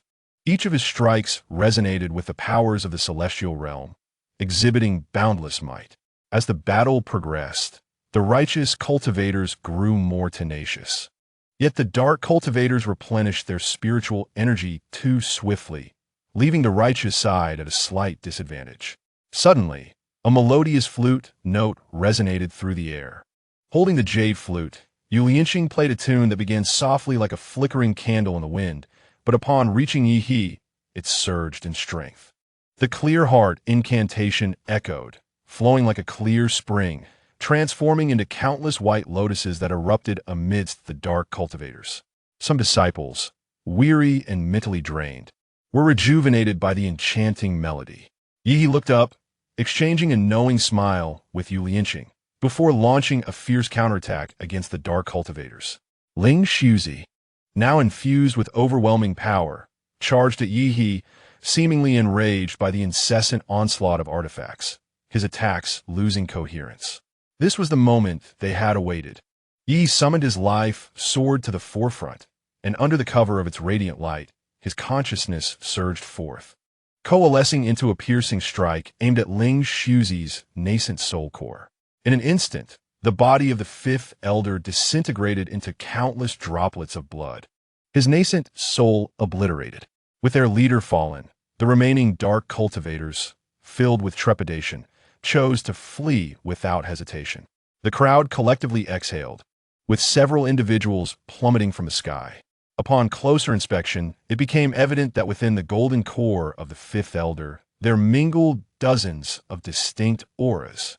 Clearly, Ling Shuzi had, in the process of refining the fifth elder, plundered the golden core cultivation of at least several dozen souls. A faint sound of a child's wailing could even be discerned, seeping from the shattered souls. These were the innocent beings transmuted into avatars. Yu Lianqing took a few steps forward, probing the lingering spiritual energy within the remnants of the souls, staggering as he leaned against the stone wall. Indeed, it was the same origin of spiritual energy as his own. How many of Ling Shuzi's heinous deeds were accomplished through his own power? He suddenly coughed up blood, teetering on the brink of collapse. The pale tips of Yu Lianqing's fingers trembled as they brushed against the blood droplets left behind by the disintegrated fifth elder.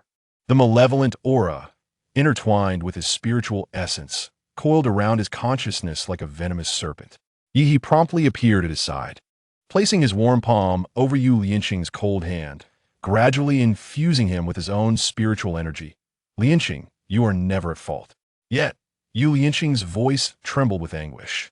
The spiritual energy within me nourishes his wicked practices. I am unequivocally an accomplice. As he spoke, he abruptly began to cough, blood seeping between his fingers and mingling with the vibrant red of his ceremonial robe. Child, do not burden yourself with everything, a commanding voice resonated. Turning around, he discovered it was the sect leader of Tianqianshan sect. His expression was grave as he surveyed the scattered souls, reflecting on Ling Shuzi's long-standing malevolence, knowing that he was not alone in his misdeeds. If the leaders of the righteous path were all corrupted, what faith could one have in the righteous faction? Upon hearing this, several leaders present changed their expressions, hastily bowing in farewell. They must return to investigate thoroughly, ensuring that their own sects did not harbor traitors. The sect leader of Tianqianshan turned back with a smile, addressing Lianqing. Ling Shuzi is dead. You might consider seeking a worthy master to restore your lost cultivation. The Grand Elder of Tianji Peak rolled his eyes at him. You old man, are you hoping to seize this opportunity for yourself? Ahem. What do you mean by seizing an opportunity? The sect leader stroked his beard. This is clearly a recognition of heroes by heroes. The elder of Tianji Peak turned away, feeling nauseated by the old man's self-adoration. Yi stepped forward, bowing slightly. Senior, I fear Lianqing cannot take you as his master. Oh, and why is that? The sect leader feigned interest. Yi replied calmly. As the grand disciple of Ling Su's sect, with the current leadership position vacant, the successor can only be Lianqing. Yu Lianqing suddenly turned, gazing at Yi in disbelief. Yi then turned, raising his voice to address the assembly, fellow disciples. The sect leader of Ling Su's sect has already betrayed the sect. I nominate Brother Lianqing as the next sect leader. Do any of you dissent? Yu Lianqing anxiously tugged at Yi's sleeve, questioning how he could utter such words. Although he was the eldest disciple, he had spent most of his time being exploited by Ling Shuzi, essentially a blood slave. What disciple would willingly support someone whose power was merely a facade, built upon the foundation of medicinal pills, to assume the role of sect leader? The atmosphere indeed fell into a heavy silence. Gradually, Yu Lianqing's heart sank. I agree to Brother Yu becoming the sect leader.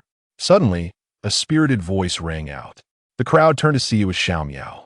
As Xiao Miao finished her words, she noticed the crowd's gaze upon her, their evident unease apparent. Yet she held her head high and refused to retreat. I concur. Many disciples echoed in unison, proclaiming the well-deserved merit of Brother Yu. One by one, more disciples stepped forward to voice their agreement. Ultimately, even several elders of Ling Shu's sect nodded in affirmation. Yu Lianqing looked around in confusion. He had always believed that after the revelation of his extreme physique and the spirit-stealing worm, the others would regard him with disdain. To his astonishment, amid the support of the crowd, the Ling Shu sect effortlessly appointed a new leader. Once the gathering dispersed, Yi took Yu Lianqing's hand and said, Lianqing, the fleeing evil cultivators will surely not relent. The mortal realm is likely fraught with peril. Let us venture forth together. Yu Lianqing resolutely nodded, turning to Xiao Miao. Xiao Shidi, you shall lead the others in managing the aftermath. Yi Shidi and I will first proceed to the mortal realm to eradicate the remnants of the evil cultivators. Xiao Miao's eyes sparkled as she nodded fervently. Rest assured, brother Yu, I will see to it. After regrouping, the two transformed into streaks of light, pursuing the direction in which the evil cultivators had fled. 3 days later, they arrived at Qing Li town. During their journey, the evil cultivators had vanished without a trace, as if they had evaporated into thin air.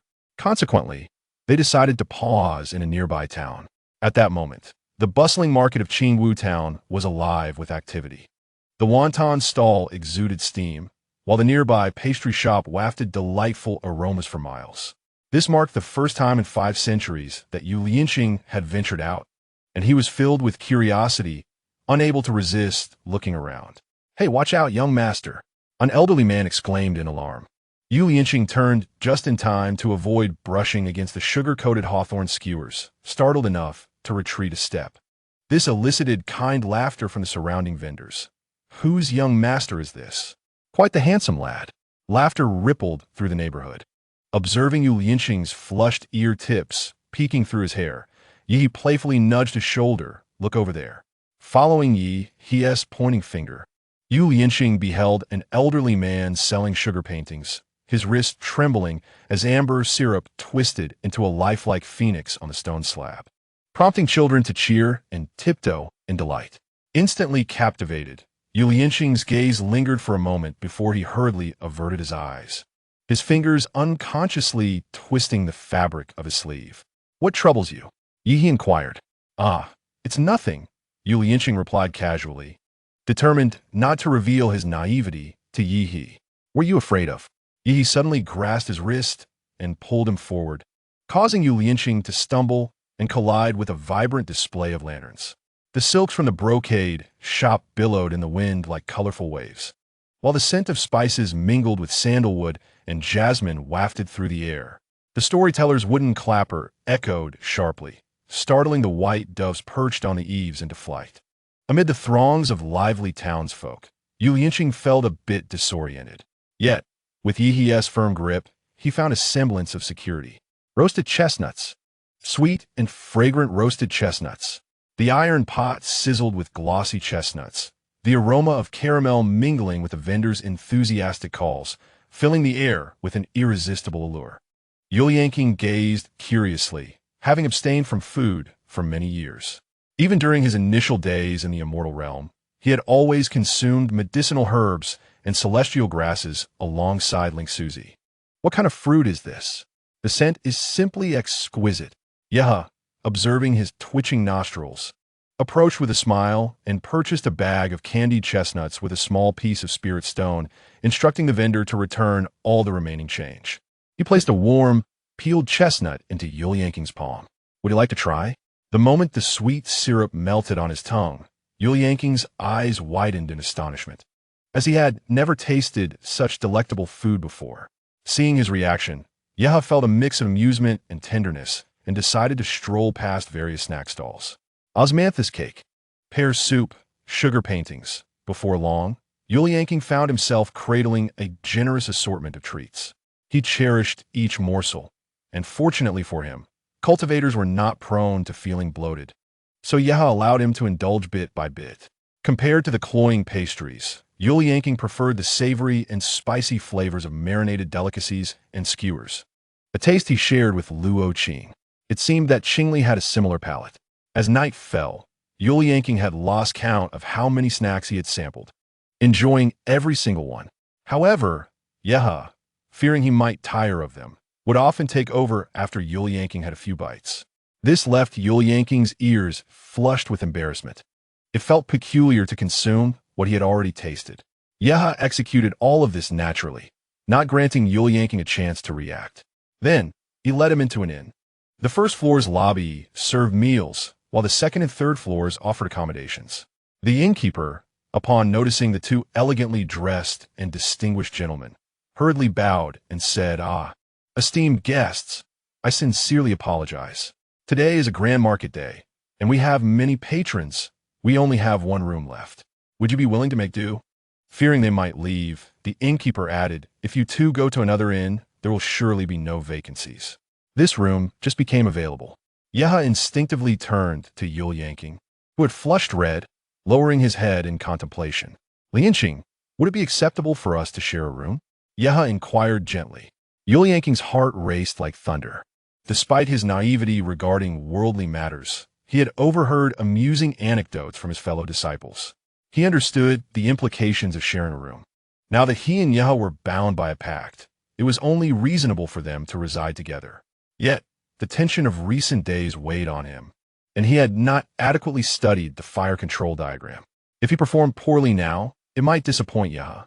Recalling the tales shared by his junior sisters, his face turned crimson with embarrassment. Realizing Yeha was still awaiting his response, he nodded slightly. Yeha, however, was not overthinking it, having lived through another life. He certainly understood the joy shared between partners, but given that they had only recently bonded, it would seem rather beastly to act on such impulses too soon. In this life, his Qing was still innocent and might not fully grasp the implications of such actions. If Yul Yanqing were unwilling, he could suppress his desires for a lifetime. Thus, when he mentioned sharing a room, it was merely to cover himself with a blanket and sleep. Upon entering the guest room and noticing only a single bed, Yul Yanqing felt increasingly uneasy. Turning around, he saw Yi He already lying down fully clothed. Was Yi He taking the initiative to serve him? But he was utterly inexperienced. After a moment of contemplation, Yul Yanqing resolved to take the first step. After a brief time of silence beside him, Yi turned in confusion to see what was amiss. The sight nearly caused his nose to bleed, and he choked on his breath. Yul Yanqing was completely unclothed, kneeling at the edge of the bed, seemingly poised to untie Yi He's lower garments. Yi sprang upright, shedding his outer garments to drape over Yul Yanqing. "What are you doing?" Yul Yanqing looked up, bewildered. I am here to attend to your rest." Yi He's veins throbbed in agitation. "What do you mean by serving? How can you belittle yourself so?" Yul Yanqing stammered, but I heard from my junior brother that a furnace cauldron must serve well." Yi could no longer endure the conversation. He rose from the bed and embraced Yul Yanqing, closed between them. "Lianqing, we share a bond of mutual understanding, a pact of life and death. How can you speak of being a furnace cauldron?" Yul Yanqing appeared perplexed. But I am of the extreme Yin body, suited to be a furnace cauldron." "Suited to be a furnace cauldron? Do not heed such misguided notions. Your extreme Yin body is undeniably a gift for cultivation." Yi held him tightly, insisting that the notion of being a furnace cauldron was merely the deceit of those with ill intentions. For reasons unknown, tears began to cascade down Yul Yanqing's cheeks. "But if I do not become a furnace cauldron, would I not be even less worthy of you? What can I offer you beyond my body? Why must you feel compelled to offer me something?" Yi gently caressed the crown of Yul Yanqing's head. "Our union is founded on mutual affection, not transactional benefits. Moreover, you are exceptional. It is I who am unworthy." As he spoke, Yi felt a sharp pain in his heart. In his previous life, Luo Qing had grown up in a society where everyone was equal, even in moments of self-doubt. He never felt inherently inferior. Yet in this life, Yul Yanqing had been indoctrinated from a young age by Ling Shuzi with degrading words about his lowly status, leading him to genuinely believe he was worthless. The support he received from numerous disciples advocating for him to become the sect leader was a testament to his merit. Furthermore, despite Ling Shuzi's incessant draining, he had managed to cultivate to the golden core stage without succumbing to Dan poison, proving his extraordinary talent. Chapter 45. Better to be shattered than to be whole. 15. Yul Yanqing bowed his head, striving to stifle his sobs. "How could you be unworthy? My innate talent is limited. Even my cultivation is merely a product of consuming elixirs. If we bind ourselves in a life and death pact, and I fail to advance in cultivation, what then?" Yi He, filled with compassion, embraced him. "Lianqing, by choosing to bond with you, I disregard lifespan. Besides, your potential is immense. If we cultivate together, we shall surely ascend. Then shall we practice dual cultivation?" Yul Yanqing blinked at him. Yi nearly sighed in exasperation. Yul Yanqing, as radiant as a jade tree, had countless admirers in the realm of cultivation, yet his frosty demeanor rendered them hesitant to approach. Moreover, the disheveled attire only added an air of chilling allure. Were it not for Yi He's resolute heart and his relentless recitation of the calming incantation, he would have succumbed to temptation long ago. Yu Lianqing, with a pitiful tone, softly implored, "If you do not wish for my service, then let me assist you in your cultivation tonight, if you will." Yi regarded the flickering uncertainty in his eyes. Thus, to grant his wish and prevent any errant thoughts, Yi discreetly cast a soundproof array and performed a cleansing spell within the room. He then lifted Yu Lianqing gently and laid him upon the bed. The moonlight poured in like water as Yi extinguished the candle and pressed his lips against Yu Lianqing's with a deep kiss. Gomedon. Yi gazed at the still, slumbering Yu Lianqing beside him, a gentle smile gracing his lips.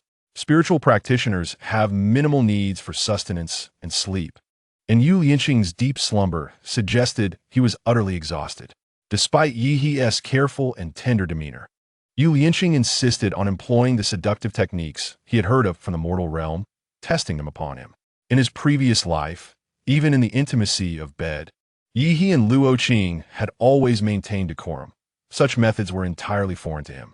At the thought, Yi felt a flush of embarrassment creep up his ears. Yu Lianqing was indeed too clingy. Even he, a seasoned traveler of life, found himself somewhat overwhelmed, his usual icy demeanor starkly contrasting with the current situation, leaving him wearied. Yi placed a soft kiss upon Yu Lianqing's hair before quietly rising, summoning the innkeeper to prepare breakfast. He then ventured into the courtyard to practice his sword techniques. Meanwhile, Yu Lianqing remained with his eyes tightly shut, though his ears were aflame.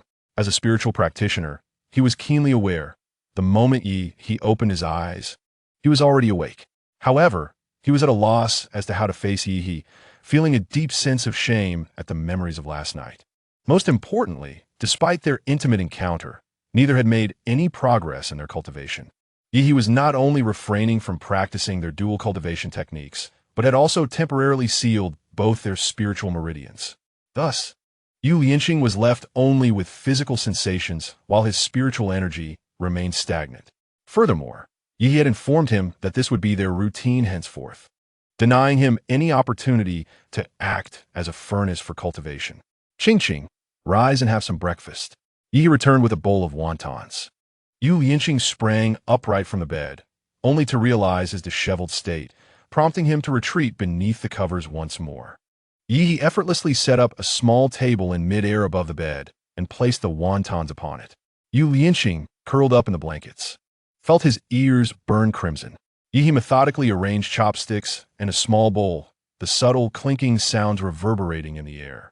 The indulgent images from the previous night tumbled uncontrollably in Yu Lianqing's mind, causing him to grip the blanket tightly, consumed by anxiety over whether he had repulsed Yi, even holding his breath involuntarily. Why the shyness? Yi's voice, laced with mirth, accompanied the warmth of his palm, which gently pressed against Yu Lianqing's stiff back through the blankets. If you do not rise, the wontons will grow cold.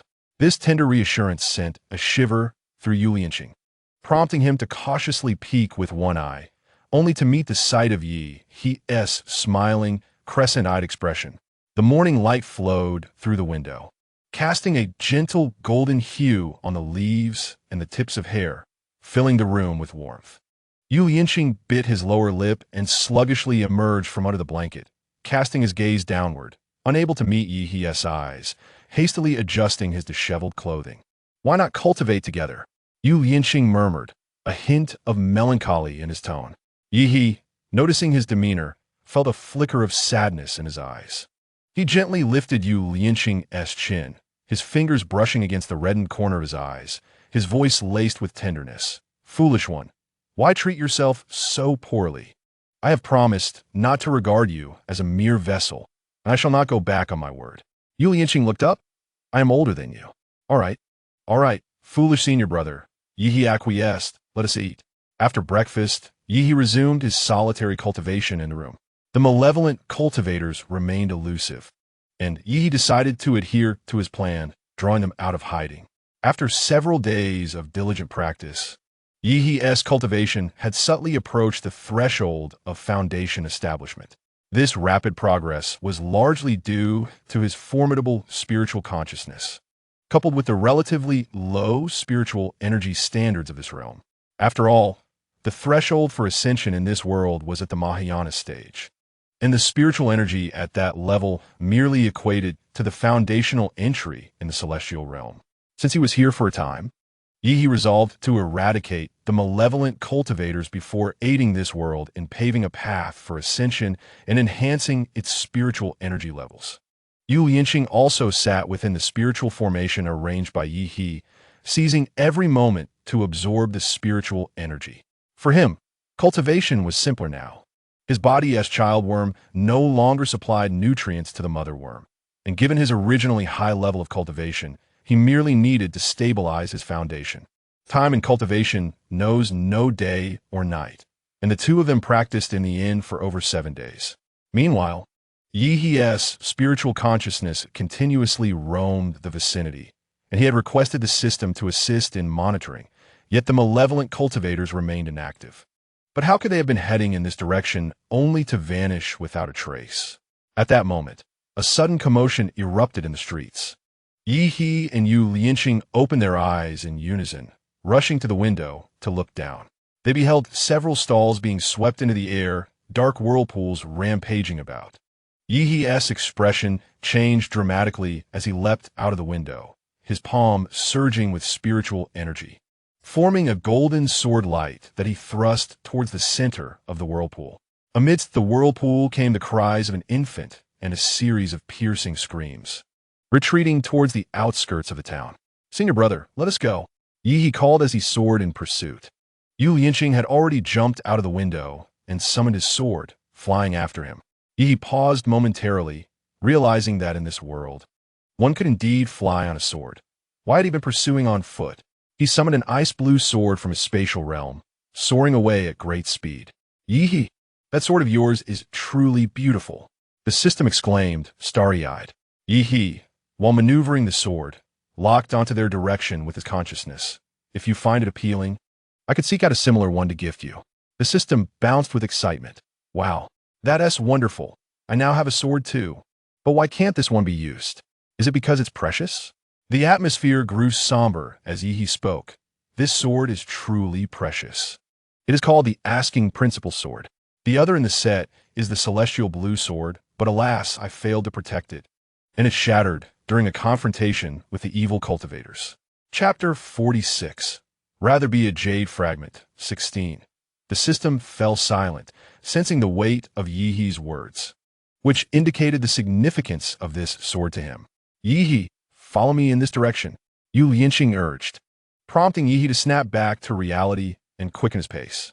After an indeterminate flight, the aura of the evil cultivators suddenly vanished. Yi exchanged a glance with Yu Lianqing and descended slowly. Upon landing, they beheld a massive plaque inscribed with the words Fanglai Town. Yu Lianqing's expression turned grave as he remarked, "Something feels amiss. I have heard my junior sister mention this town. It was once quite prosperous. Yet, the bustling trade hub before us is now shrouded in a strange black mist.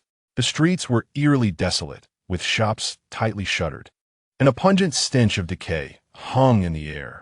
Yi furrowed his brow, extending his consciousness like a spider's web, only to have it repelled by an invisible force upon reaching the town's central city god temple.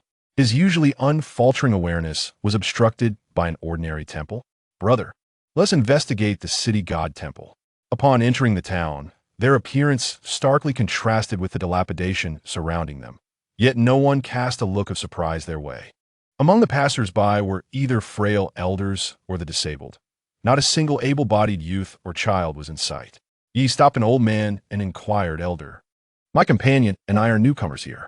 Might you explain why the streets are so deserted, and where are the children?" The elder merely glanced at him, shook his head, and walked away without uttering a word. After attempting to question a few more individuals with similar results, it seemed they would have to proceed to the most suspicious place, the city god temple. Before the temple, where his consciousness could not penetrate, the doors stood wide open, allowing free passage. Just as Yu Lianqing lifted his leg to enter, Yi halted him. Confused, Yu Lianqing turned to him, only to see Yi He with closed eyes, his fingers gently tapping. Moments later, a golden stone statue emerged from the ground. "Oh, I know. It's the city god statue," the system exclaimed excitedly. Yu Lianqing gazed in astonishment at the statue, which bowed its head and spoke in a high-pitched voice, "Esteemed Immortal, I beg your pardon for the late welcome. How may I serve you?" Yi He inquired directly. "Do you know what has transpired in Fanglai town? Is it not you who is enshrined in this temple?" The statue sighed. "Esteemed Immortal, I am not the deity enshrined here, nor was this temple built for me. I am the city god of the neighboring county, tasked with overseeing this place temporarily due to its lack of guardians." Yi He frowned. "This place appears desolate and abandoned. It seems you are not taking your duties seriously." The city god gasped. "Esteemed Immortal, that is unjust. This is the work of evil cultivators. As a mere local deity among mortals, how could I dare intervene with the affairs of those malevolent beings?" Yu Lianqing felt a chill of fear inside, but maintained a composed exterior, standing silently beside Yi He. The statue continued its narrative, causing their brows to furrow ever tighter. Once the town of Fanglai was indeed a bustling hub, until one fateful day when a group of self-proclaimed immortal practitioners from the Lingshu sect arrived, claiming they sought children with exceptional potential for cultivation to bring back to their sect. The Lingshu sect was renowned as the foremost sect in the realm, and although the common folk did not practice cultivation, they had certainly heard of its illustrious name. This was a momentous opportunity. If one's child were to enter the immortal gates, their entire family would surely ascend to prosperity. In an instant, the entire town was abuzz. Families without children lamented their plight, while those with children hurriedly brought them forth for assessment. After thorough evaluations, it was found that no child possessed the requisite spiritual roots for cultivation. Just as despair began to set in, the representatives of the Lingshu sect suggested that perhaps the town's lack of spiritual faith was the reason for the children's common deficiency. They then incited the townsfolk to construct a so-called city god temple. Moreover, they proposed an utterly unacceptable method of construction, entombing young boys and girls within the temple's foundation to amplify the collective spiritual energy. This declaration was met with outrage and disbelief from most of the populace, who deemed the notion both cruel and absurd. However, families with children, especially those who had pinned their hopes on the immortals, were inclined to pave their children's path to ascension with the flesh and blood of others. Particularly, the elders of prominent families harbored no qualms about this proposition. Thus, the town commenced a fervent hunt for orphans. Once the orphans were captured, they sought to procure children from families across the town for a handsome sum. Some families, sensing the grotesque nature of the endeavor and its ominous implications, chose to flee. Yet, others, enticed by the promise of wealth, willingly sent their less favored children to the city god temple. Consequently, on the day the temple's foundation was completed, 300 young boys and girls were alive and sealed within the bricks. To prevent their cries, all the children were rendered mute with poison. Nevertheless, from that day forth, anguished wails echoed through the night sky. The souls of these children were extracted and transformed into soul-eating lanterns for the nefarious practitioners, each lantern flickering with a ghostly blue light, containing the contorted faces of the children. These lanterns hung within the city god temple, serving as sustenance for the wicked cultivation of the malevolent. After the temple's completion, many families sent their children, hoping to embark on the path of immortality. And the immortal from the Lingshu sect indeed took all the children away. However, as years passed, the town was filled with incessant wails, yet none of the children returned. Initially, the families believed their children had reached the sect and were perhaps too disdainful of their origins to return. But the absence of even a single child became increasingly peculiar. Strange occurrences multiplied, and the atmosphere grew ever heavier with malevolence, leading to a significant exodus of the townsfolk. Eventually, only those with physical impairments remained in the town. Reflecting on the past, the stone statue of the city god seemed to sigh for the temple, originally not intended for the city god, had become the final resting place for so many innocent children. After listening to the tale, Yi He appeared contemplative, turning to grasp the unperturbed Yu Lianqing's hand as they entered the city god temple. Just upon crossing the threshold, the creaking sound of a door closing echoed behind them, followed by the unmistakable click of a lock.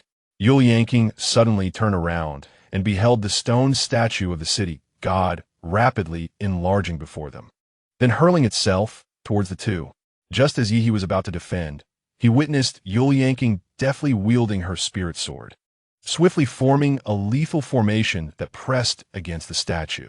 The city god was struck, shedding copious amounts of powder, with some parts of the stone even fracturing. "Huh! Neglecting your duties, and now you wish to silence us?" Yi remarked coldly. Earlier, during their conversation outside, he sensed something amiss with the statue. As a city god of another county, it appeared to possess an uncanny awareness of the events that had transpired in this locale. Yet it feigned ignorance concerning its own responsibilities. Yi surmised that it was likely the true city god of this place. Thus, its claim of being from elsewhere was evidently a ploy to evade accountability.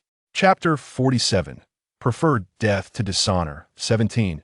Indeed, what primarily led Yi to suspect its ulterior motives was the divine power it emanated, which undeniably derived significantly from this city god temple. Moreover, in comparison to other city gods Yi had encountered, this one exhibited a markedly superior prowess, although this temple might not have been constructed for it. The countless resentful energies that had accumulated over time as offerings would surely have been absorbed by the city god.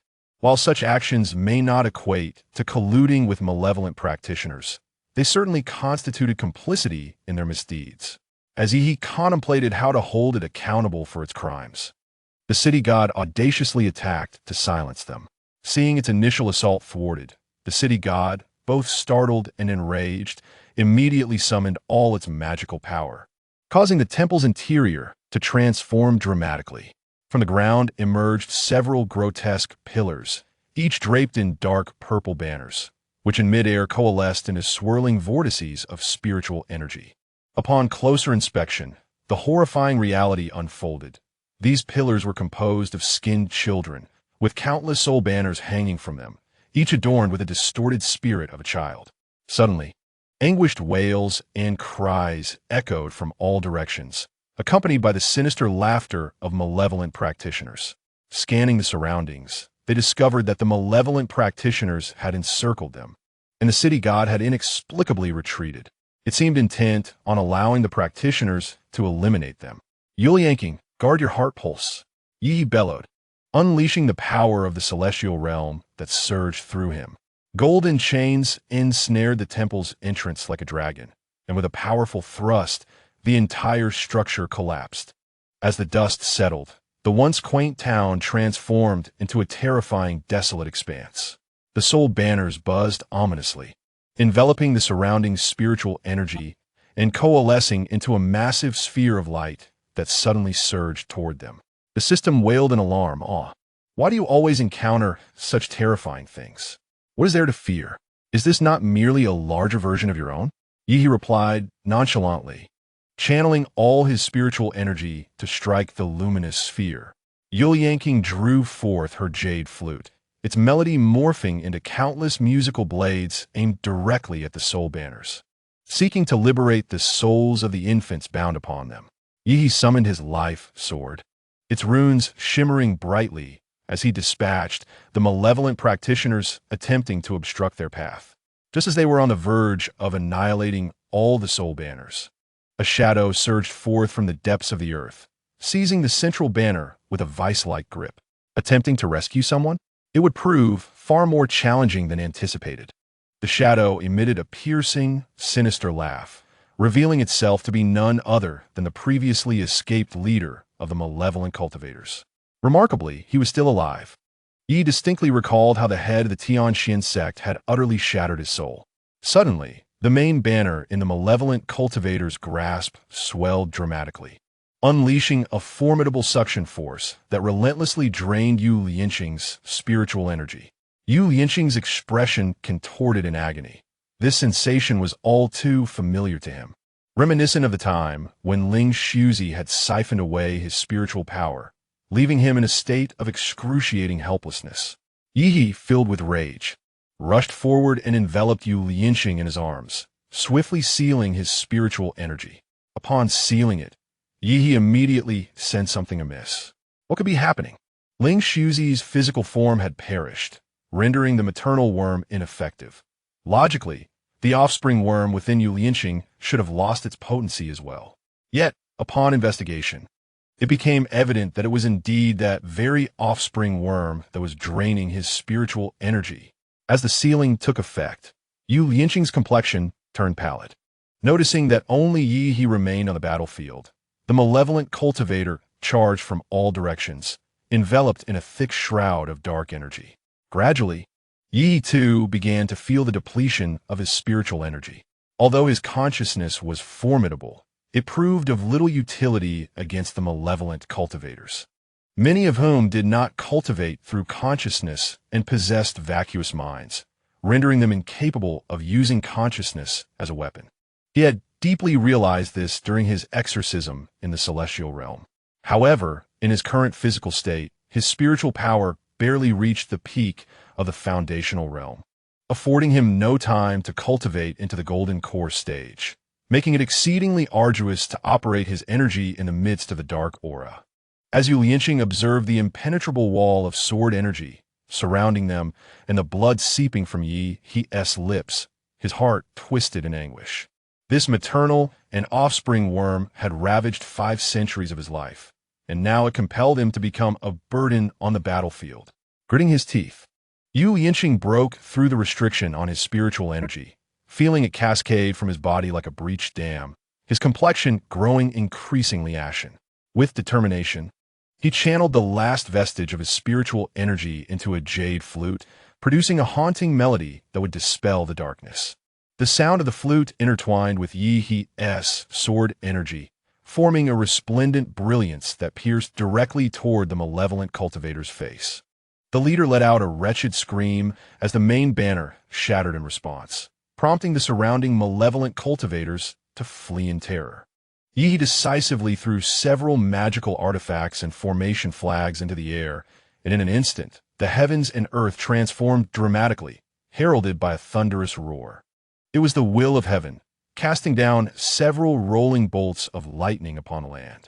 Yi hastily summoned the protective shell gifted to him by the elder Xuanwu and pulled Yu Lianqing inside. After a cacophony of thunderous sounds subsided, Yi emerged from the shell to behold a battlefield strewn with the lifeless bodies of malevolent cultivators. This batch had been thoroughly captured. He quickly stowed away the turtle shell and rushed to assess Yu Lianqing's condition, having forcibly utilized his spiritual energy to play the dispelling melody. Yu Lianqing was now at the brink of exhaustion. Yi was now more concerned about the nature of the offspring worm within him. After carefully examining his pulse, Yi meticulously circulated his spiritual energy, traversing through Yu Lianqing's body multiple times. It was only after several circuits that he began to comprehend the situation at hand. The goo worm is unexpectedly concealed within Yu Lianqing's golden dan. Or rather, Yu Lianqing's golden dan is fashioned from the goo worm itself. This particular goo worm, even upon the death of its progenitor, remains dormant, yet subtly active with the flow of spiritual energy, simultaneously hastening the dissipation of that energy. This implies that the golden dan must be extracted. If not, the goo worm will inevitably drain Yu Lianqing of his essence. However, if the golden dan is removed, Yu Lianqing will be unable to cultivate again in this lifetime, and thus he can never ascend alongside him. Yu Lianqing, frail and vulnerable in Yi's embrace, felt the spirals of spiritual energy coursing through him, gradually becoming aware of an unsettling truth within his golden dan. He had believed his body to be utterly ruined, yet it seemed the situation could worsen. A bitter smile graced Yu Lianqing's lips as he reflected on his life, having been merely a vessel nurtured by others. Yet, bound by their life and death pact, should he perish, what would become of Yi? Despair washed over Yu Lianqing, tears streaming down his face as he struggled to free himself from Yi's arms. Uncertain of Yu Lianqing's intentions, Yi refrained from stopping him. Yu Lianqing rose to his feet, only to suddenly kneel, his knees crashing onto the ground, followed by a fervent bow. Yi felt as though a knife twisted within his heart, and he rushed forward tightly embracing Yu Lianqing. Lianqing, what are you doing? Speak to me. Chapter 48. Better to be shattered than whole. 18. Yu Lianqing choked back sobs. Forgive me, forgive me. My life is worthless as dust. Yet it burdens your path to immortality, and you are still so young. Understanding the root of Yu Lianqing's turmoil, Yi held him close, softly reassuring. Qing, I have contemplated every possible outcome at the time of our pact. After a moment's reflection, he continued, do you believe in past lives and rebirth? Our swift love in this life is a testament to the bond we shared in the previous one. This existence is merely a fleeting episode in our lengthy journey. Why concern ourselves with the span of this life? As Yu Lianqing felt the golden Dan within him thrumming with chaotic energy, threatening to explode, he pondered whether Yi's words held any truth. After 5 centuries of solitude, he had effortlessly fallen for Yi, leading him to wonder if the notion of past lives was indeed not unfounded. Seizing the moment of Yu Lianqing's inner turmoil, Yi pressed his lips against Yu Lianqing's, who was momentarily taken aback, only to discover that Yi was administering some elixir into his mouth. Subsequently, Yi struck his acupoint with force, and Yu Lianqing succumbed to unconsciousness in Yi's arms. Host, what are you doing? The system exclaimed in shock. Yi replied solemnly, System, close your eyes. Huh? Oh, okay. Though the system possessed no eyes, it obediently turned away. Yi then turned Yu Lianqing upside down, causing him to expel a stream of dark liquid from his mouth, accompanied by a foul, putrid odor. The substance Yi had introduced was the transformation Dan. This golden Dan could not remain, yet directly disassembling it would be too agonizing. After much contemplation, Yi could only devise this relatively less painful approach. The transformation Dan is utilized in the celestial realm for malformed golden dawn. The child retains a chance to reform their golden Dan, but once they surpass 20 years of age, that opportunity is lost. The original medicinal formula was excessively potent, causing harm and discomfort. Thus, after his modifications, a less painful version of the elixir was created, the only notable side effect being that the consumer would expel dark liquid, which was rather unsightly. Yi casually summoned a small flying vessel from his spatial realm and gently placed Yu Lianqing onto the bed inside the room. After a brief moment, Yu Lianqing slowly regained consciousness. Upon awakening, he immediately sensed something amiss. His body was devoid of spiritual energy, feeling significantly heavier, lacking the lightness characteristic of a cultivator. It seemed his golden core had vanished. After a lifetime of arduous cultivation to attain the golden core, he found himself destined from the very beginning to become a mere pawn for others. All his hard-earned prowess, before he could even assist the suffering, was destroyed by the treachery of a petty individual, reducing his efforts to mere illusions. If that were the case, why would the heavens bestow upon him such an extremely lean body and the talent for cultivation? Yet, what wrong had Yi committed? Why should he share the fate of a crippled individual? Yu Lianqing's heart felt like ashes. He longed for death, perceiving his 500 years of existence as nothing but a jest. Yi sat quietly beside the bed, offering a bowl of porridge. Qing, please eat something. Today has been exceedingly exhausting. He spoke in an exceptionally gentle tone. Yu Lianqing mechanically accepted the porridge, but found it difficult to swallow. Are you troubled over the loss of your golden core? Yi inquired softly. Yu Lianqing remained silent, unable to confront Yi, who had unwittingly sacrificed his lifespan due to their contract. Sigh. Yi let out a long breath, causing Yu Lianqing to shudder and lower his head even further. Yi set the bowl down on the nearby table, while Yu Lianqing continued to tremble, finally managing to gulp down the porridge. He rose from the bedside and made a movement that nearly frightened Yu Lianqing to death. Yi gently knelt beside the bed, placing his foot on the ground in a gesture of reverence. Yu Lianqing hurriedly helped him up, coughing anxiously. Cough. You should get up. Cough, cough. Yi lightly patted his back. If my senior brother still blames me, I shall not rise. When did I blame you? Yu Lianqing questioned, perplexed. Yi pretended to sigh dramatically. Alas, I personally dissolved senior brother's golden core, thus ruining your path to immortality. Such a sin is unforgivable, and it is only natural for you to blame me. Yu Lianqing retorted urgently, my path to immortality is severed. What does this have to do with you? How can you take the blame? Then why won't you drink the porridge I made? Yi looked up with a pitiful expression. Is it that you find it unpalatable?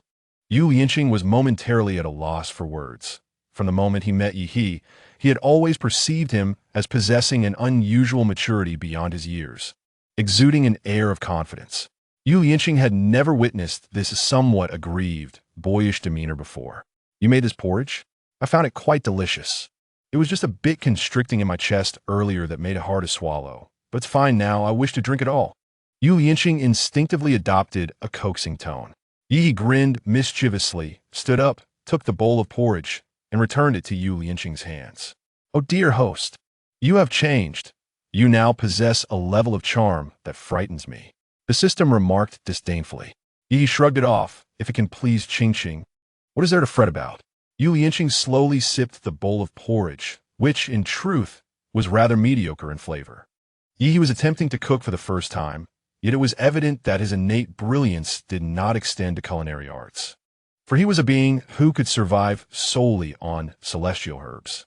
An atmosphere of silence enveloped the room, as Yu Yinqing pondered speaking, yet felt devoid of strength. Recalling Yi's words from before she fainted, she realized she ought not to wallow in the anguish of losing her golden core. Yinqing, our lifespans are now akin to those of mortals, yet we still have several decades ahead of us. This time is sufficient for us to accomplish much. Yi assured as he embraced Yu Yinqing, his tone imbued with an unwavering certainty that inexplicably fortified her spirit. After much effort to soothe her, Yi decided they must return to Fanglai town. Upon entering the city god temple, they had inexplicably found themselves in a desolate wilderness upon their exit. Yi summoned the Sword of Inquiry and, with Yu Yinqing, took to the skies on a flying sword. Yu Yinqing, captivated by the shimmering ice-blue blade, could hardly contain her delight. Yi chuckled inwardly. This incarnation of Yu Yinqing, having spent years secluded from the world, occasionally displayed childlike wonder, particularly towards such a radiant sword. However, upon their return to Fanglai town, they discovered that the large plaque at the town's outskirts had vanished, and the area bore no resemblance to a town at all. Instead, it appeared as a village. Yi confirmed that they had indeed arrived at the original location of Fanglai town, leading him to question whether this village had materialized out of thin air, or if the former Fanglai town had merely been an illusion crafted by malevolent cultivators. With his spiritual sight, Yi struggled to discern the truth, let alone Yu Yinqing, who had lost her spiritual powers. They could only proceed with heightened vigilance. As they ventured deeper into the village, their expressions shifted dramatically. The atmosphere was thick with a palpable bloodlust.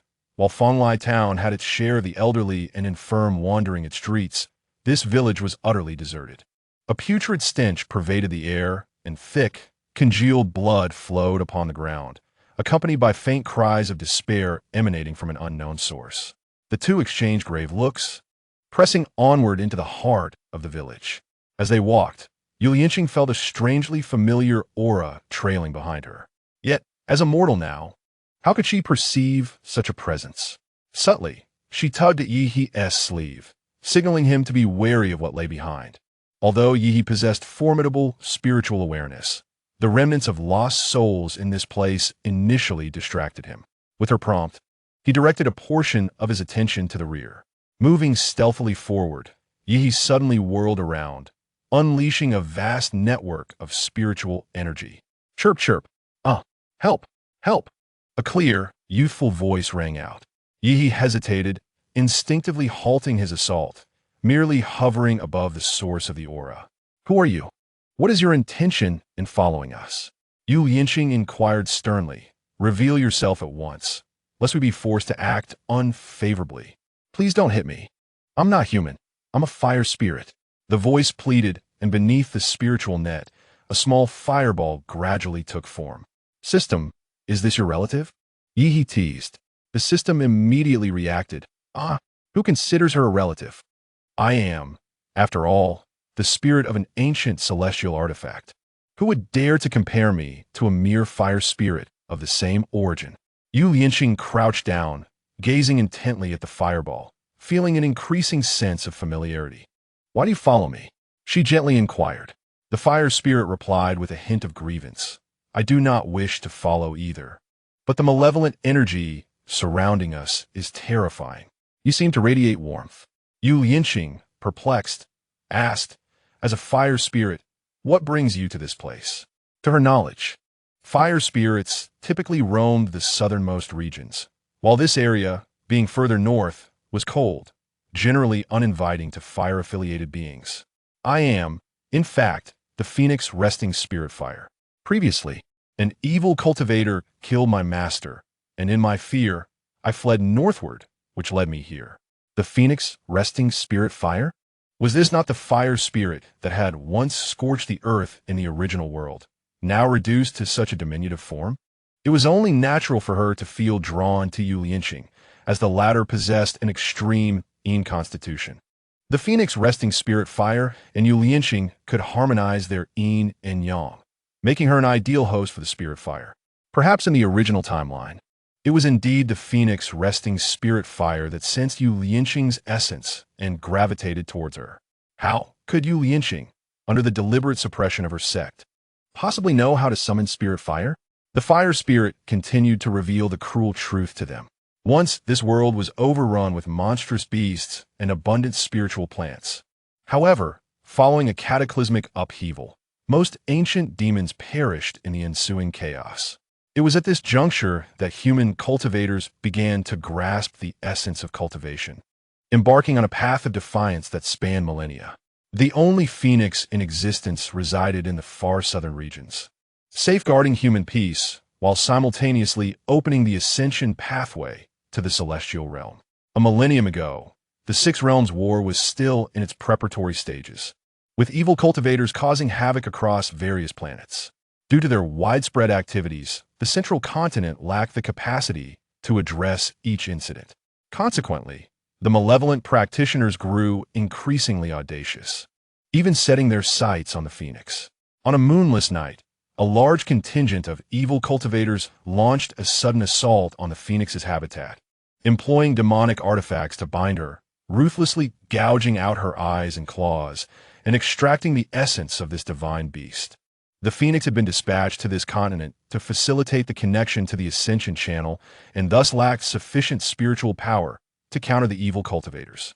That night, the Phoenix's anguished cries echoed through the heavens and the earth, her blood staining the land for miles around. At that time, the Phoenix resting spirit fire was still in its nascent stage of consciousness, having been pushed far away from the southern region by the last remnants of the Phoenix's spiritual energy. The essence within the Phoenix's blood was greedily siphoned by the evil cultivators, yet they were oblivious to the fact that such divine essence was not easily consumed. Consequently, after extracting the spiritual essence, that group of evil cultivators met their demise. The fire spirit fled in terror, wandering the continent for a millennium, ultimately arriving at this village, unsure of when it had happened. In this place, the fire energy was scant, nearly rendering the fire spirit incapable of enhancing its power. Yet it also provided a relative sense of safety, as she was deeply fearful of the evil cultivators. Recently, a group identifying themselves as members of the Lingshu sect had come to this village, claiming they needed to stay for a few nights. The simple villagers revered these celestial beings, eagerly inviting them into their homes for hospitality. Consequently, the individuals from the Lingshu sect were merely malevolent practitioners scouting the area. After residing for a few nights, they realized that no one was paying attention to this village, and thus commenced a brutal massacre. At this point, the voice of the fire spirit trembled with emotion. Yi enveloped her in spiritual energy, tempering her fervor, while Yu Lianqing gently lifted her in his arms. The fire spirit paused momentarily before continuing her tale. Those days remain an eternal nightmare for her. The malevolent practitioners transformed the entire village into a gruesome slaughterhouse, stripping the villagers of their limbs and confining them like livestock in iron cages, with bone-corroding worms implanted in their bodies. Each day, the malevolent practitioners nourished these wretched souls with a special concoction, awaiting the moment when their flesh and blood would be saturated with the medicinal properties, only to vivisect them to refine elixirs. Within a matter of days, not a single soul remained alive in the village. The fire spirit yearned to assist, but her powers were too feeble. Revealing herself would undoubtedly attract the attention of the malevolent practitioners.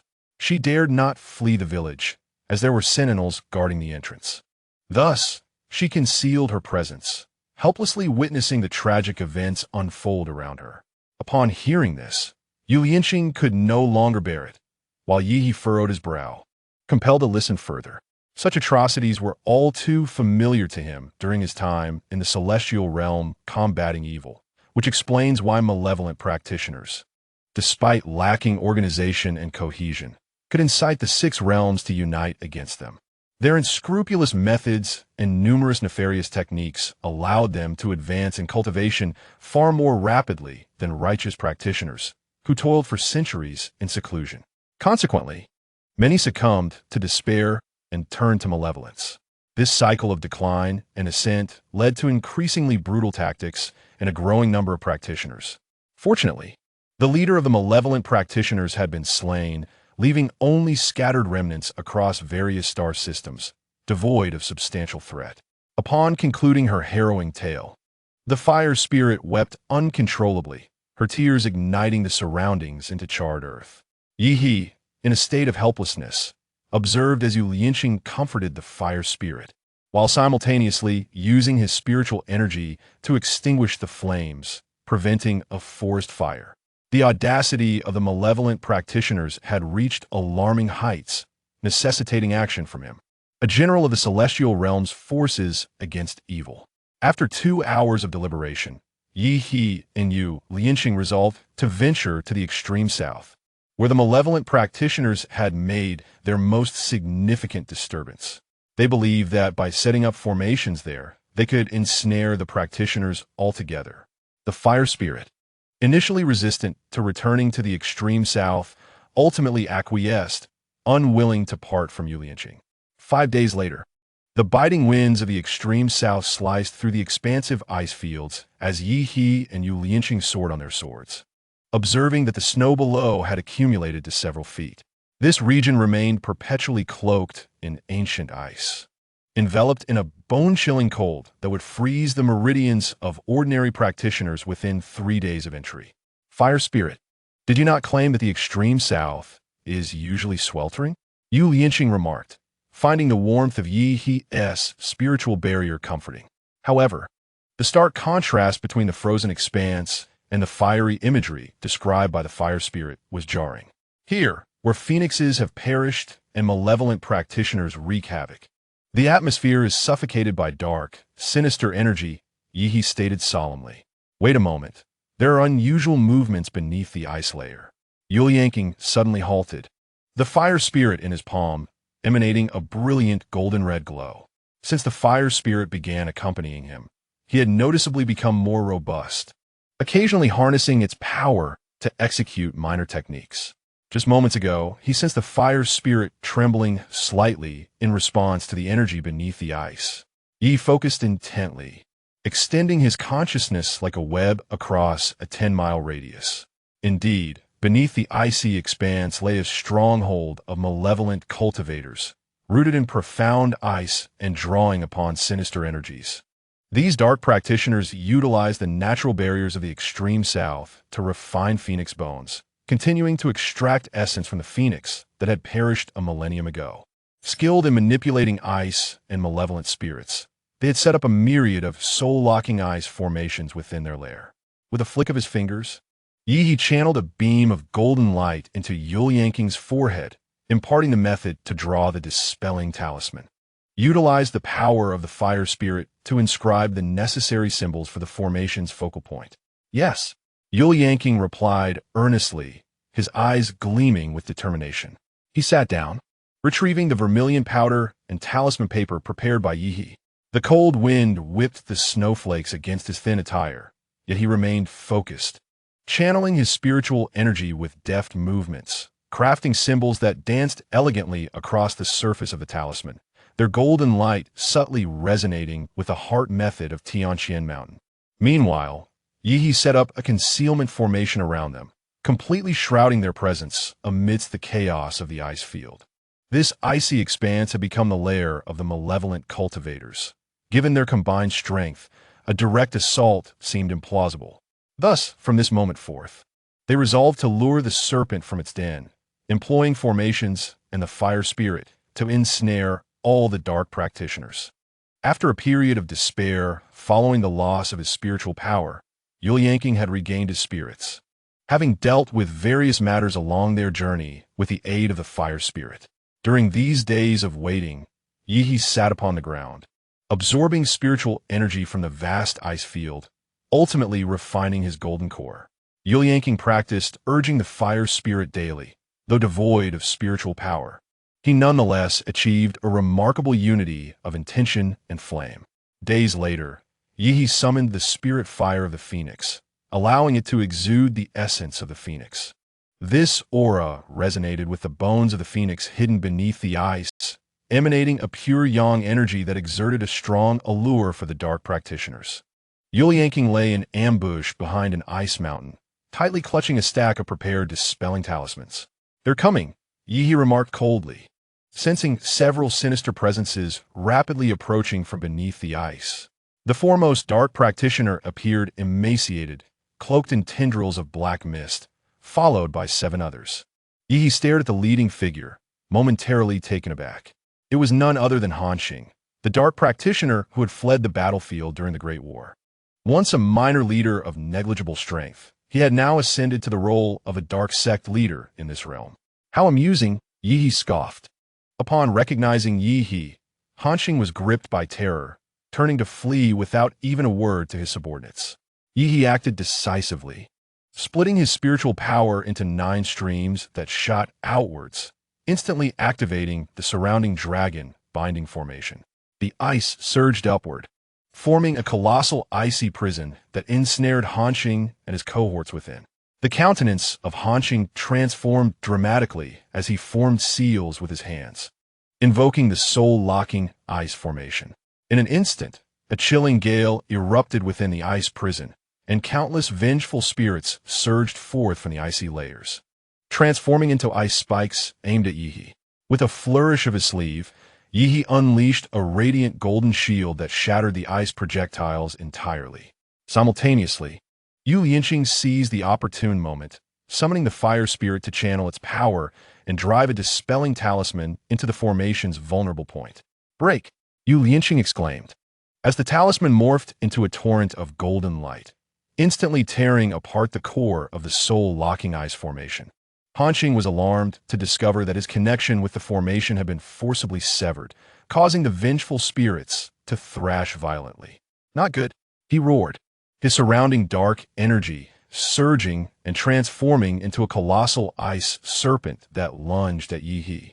Yi deftly sidestepped, drawing forth his sword of inquiry, its cold light shimmering as it engaged in a fierce struggle with the serpent. Yuliangqing, with mere mortal flesh, resisted the discomfort brought on by the surge of spiritual energy, swiftly moving towards the formation's core with the fire spirit in tow, and unleashed the remaining dispelling talismans in a single, forceful action. The 7 malevolent cultivators were rendered powerless, leaving only Han Qing to stubbornly resist. "Lianqing, lend me your strength." Yi's swordplay shifted, enveloping Han Qing in a multitude of sword shadows. Yuliangqing positioned the fire spirit atop his head. "Fire, encase me in spiritual energy." "Huh? Are you sure you can manage it?" Yuliangqing smiled reassuringly. "Trust me." The fire spirit complied, perching on Yuliangqing's head and gradually releasing scorching spiritual energy that spread around him. Taking a deep breath to suppress the metallic taste of blood in his throat, Yuliangqing focused, his brow shimmering with spiritual light, and produced a jade flute to play a melody of clarity. A gentle wave of spiritual energy radiated outward, descending upon Han Qing like a weight of 1,000 pounds. Taken by surprise, Han Qing was pierced through the chest by Yihi's sword. "Ah!" he cried out in agony, glaring viciously at Yihi. "Those from Tianqianshan Mountain shall accompany me in death." With that, he expelled a dark purple spirit pill, a concoction formed from the spiritual essence of countless cultivators, both celestial and demonic, a force to be reckoned with. "This is bad. He intends to self-detonate." Yi's pupils constricted as he swiftly shielded Yu Lianqing behind him, propelling them backward with a burst of spiritual energy that formed a golden barrier. At this moment, Yu Lianqing was bleeding from all 7 orifices, and the impact of the spiritual energy had pushed him to his limits. He drew forth his life sword from behind him, the very blade he had carried since losing the ability to reclaim its essence after the disappearance of his spiritual power. The life sword shot forth, aimed directly at the spirit pill. A cataclysmic explosion erupted, sending blizzards swirling in every direction.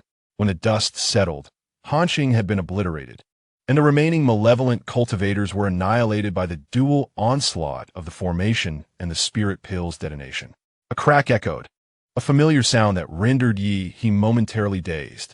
His life sword had shattered, staring blankly at the scene before him. He was transported back to the day the Tianqianshan sword had fractured. Senior brother, a faint voice came from behind. Yi turned abruptly, cradling Yu Lianqing in his arms.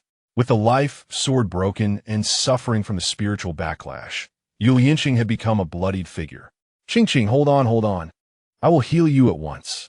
Yi summoned a flying vessel, gently placing Yu Lianqing within as they rushed into the shelter. Subsequently, he stripped away Yu Lianqing's garments, employing several cleansing techniques with meticulous care as he poured the healing salve onto the fissured wounds. The medicinal concoction infused with spiritual energy was not suitable for use. Fortunately, Yi still possessed an abundance of miraculous elixirs within his spatial realm. After examining Yu Lianqing's pulse and discerning only a faint weakness, he felt a wave of relief wash over him, allowing himself to slump into the chair beside the bed. Chapter 51. Willing to be shattered like jade. 21. In this moment of relaxation, Yi suddenly lifted his gaze. System, what did Lianqing just call me? He inquired, his voice a blend of confusion and curiosity. This question had lingered in his mind for some time, but he had hesitated to voice it. He referred to you as senior brother. Is that correct? The system replied, uncertainty evident in its tone. Could it be that the young disciple had regained his memories? Yi turned his head to observe him, unprepared for the rapidity with which he would encounter Yu Lianqing's true identity. After all, his task remained incomplete. The shattered essence posed an ongoing dilemma, and in this state, he wished to shield Qing Li from such knowledge. This internal conflict persisted for an extended period until Yu Lianqing gradually awakened. Yi, how are you? Are you injured? He asked, not addressing him as senior brother. Then all is well. Rest assured, I am unharmed. The impact was entirely absorbed by your fated sword, Yi softly replied, remorse evident in his voice. I regret not safeguarding your precious sword. Yu Lianqing appeared momentarily dazed before lowering his gaze, responding, I do not blame you. It was my failure to protect it. After a brief sigh, he continued, we managed to eliminate the leader of the demonic cultivators and safeguard ourselves. That cannot be deemed a loss. Yi observed the facade of calm Yu Lianqing attempted to maintain, yet the loneliness in his expression was unmistakable. How could he not comprehend the depth of his thoughts? This sword had been his companion for 5 centuries, akin to a child. Regrettably, it had been reduced to mere dust, irreparable, much like the Tianqianshan sword of yore. Yi suddenly pondered, despite knowing that Yu Lianqing had lost his spiritual power. He still did not take him to wander through the mountains and relish the fleeting tranquility of their remaining years. Instead, he was leading him in a relentless pursuit to vanquish evil, tirelessly striving for the world. He recalled that in his previous life, before his demise, Luo Qing had expressed a desire for him to lead a less arduous existence in his next life. Was he once again ensnared by the sense of obligation that came with being a senior brother in the celestial realm? Was it too unjust and indifferent to Yu Lianqing? Yet, if he indulged in mere pleasures and neglected the salvation of others, would his descent to the mortal realm hold any meaning beyond retrieving fragments of his junior disciple? Such an approach contradicted the teachings of Tianqianshan Mountain. As he wrestled with these thoughts, Yu Lianqing suddenly inquired, Yi, where shall we go next? With the demonic cultivators in disarray here, it would be prudent to activate the formation to eliminate any remnants before we tend to the phoenix. Senior brother, how is your health? Perhaps we should take some time to recuperate before making further plans? Yi softly suggested. Yu Lianqing's eyes widened in response. That may not be feasible. As long as the demonic cultivators exist, they pose a threat to the world. If we do not eradicate the root, the weeds will only regrow with the spring breeze.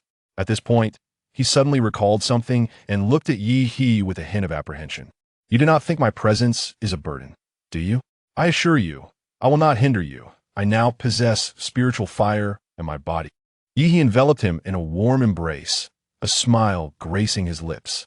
How could he have forgotten that Yu Lianqing's soul also belonged to the disciples of Tianqianshan Mountain, imbued with the same pure essence of altruism? With such a like-minded soul companion by his side, what more could he desire? Yu Lianqing was bewildered, yet reciprocated the embrace. The system observed this tender scene, tears welling in its eyes, and then retreated to its space, knowing from experience that the next developments might be inappropriate for young audiences. In just a few days, the two collaborated multiple times to activate the Grand Formation, eradicating the malevolent cultivators who lurked underground and were on the verge of escape.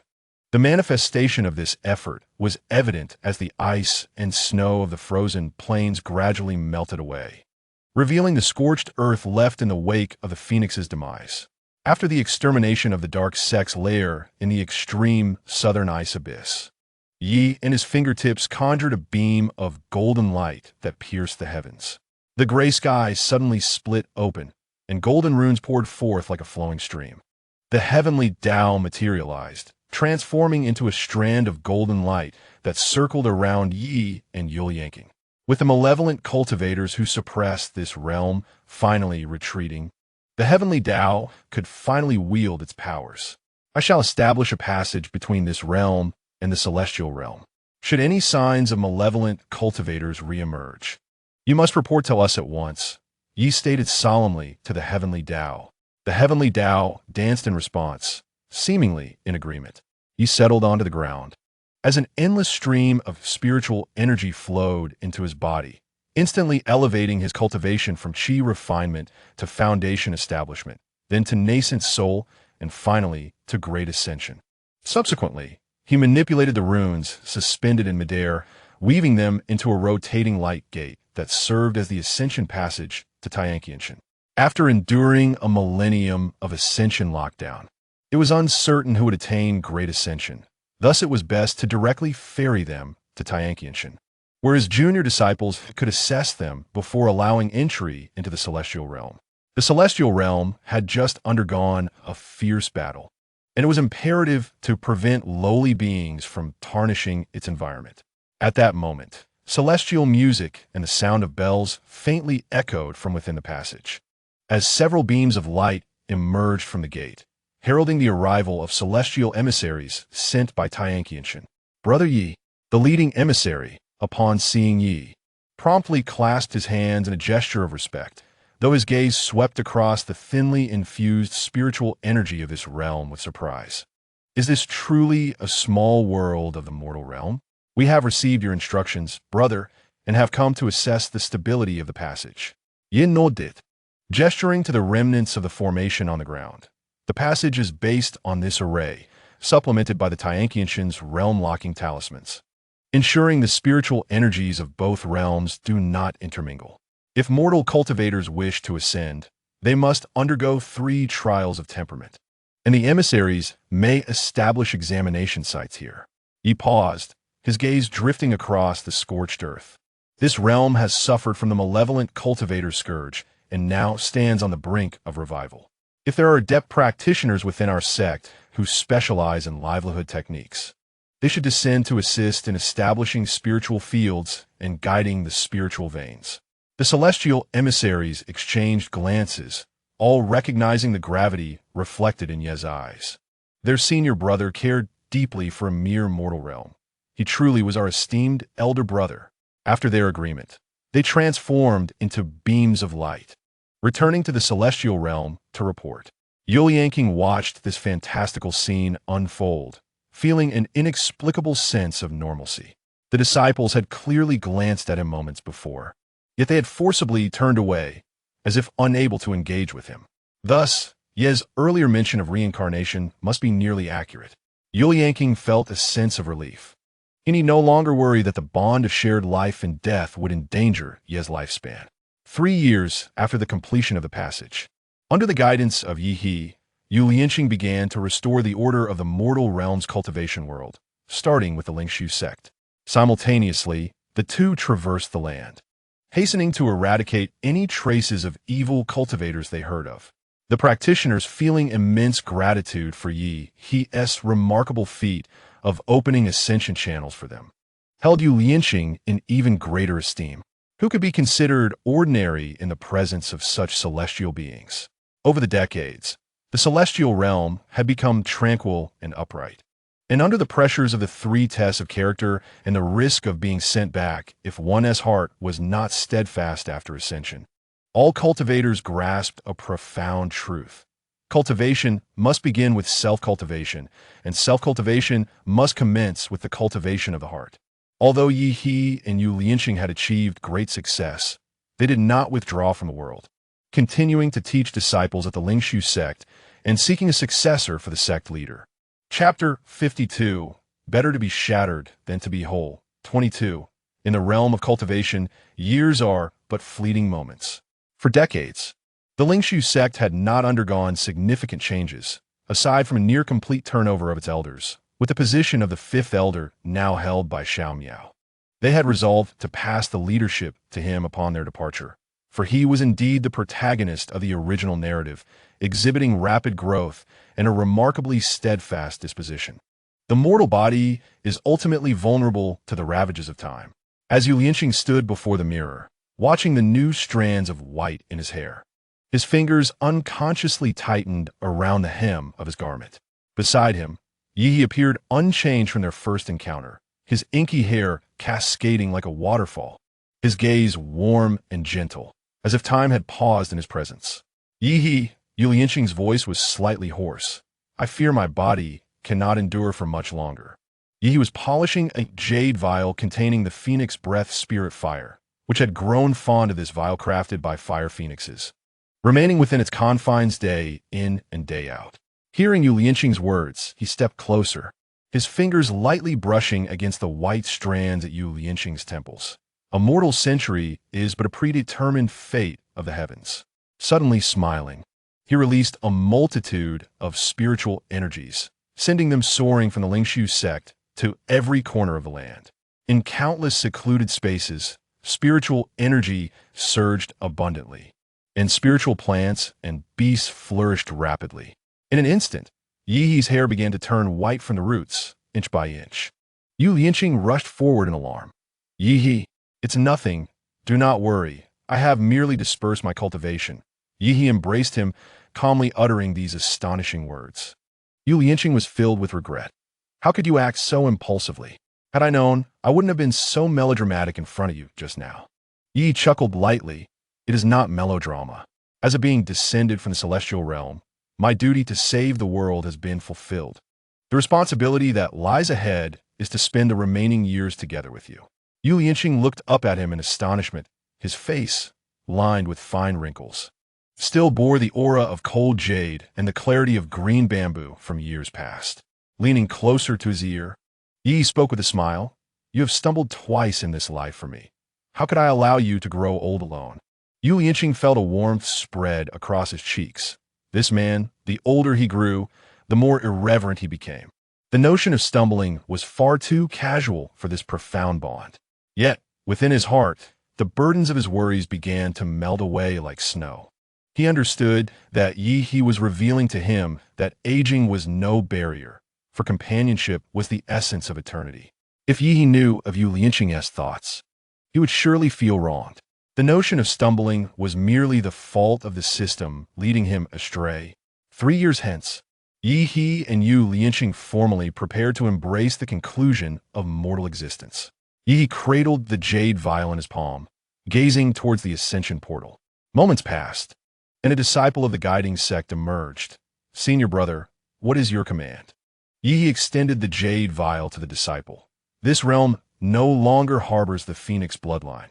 The spirit flame left here will eventually fade into silence. Deliver this spirit flame to the elder fire phoenix and request that she seeks a new master for it. The spirit flame peeked from a jade vial, tears brimming in its eyes as it looked longingly at Yu Lianqing. Yi adeptly retrieved a basin from his spatial pocket, placing it beneath the jade vial to prevent the spirit flame's tears from scorching the grass below. The disciple nodded, taking the jade vial and soaring into the depths of the portal. Time flowed like a river. From Yi's arrival in this world, 50 years had swiftly elapsed. Yi and Yu Lianqing, their hair now white and faces lined with wrinkles, sat side by side in the courtyard. Yi, this world owes much to you, Yu Lianqing said, listening to the lively chatter of disciples in the Lingshu sect's martial arena. This arena, which had once brought him humiliation, had transformed into a favored venue for spirited youth to engage in contests. The sects, once embroiled in rivalry, had now forged alliances of mutual assistance.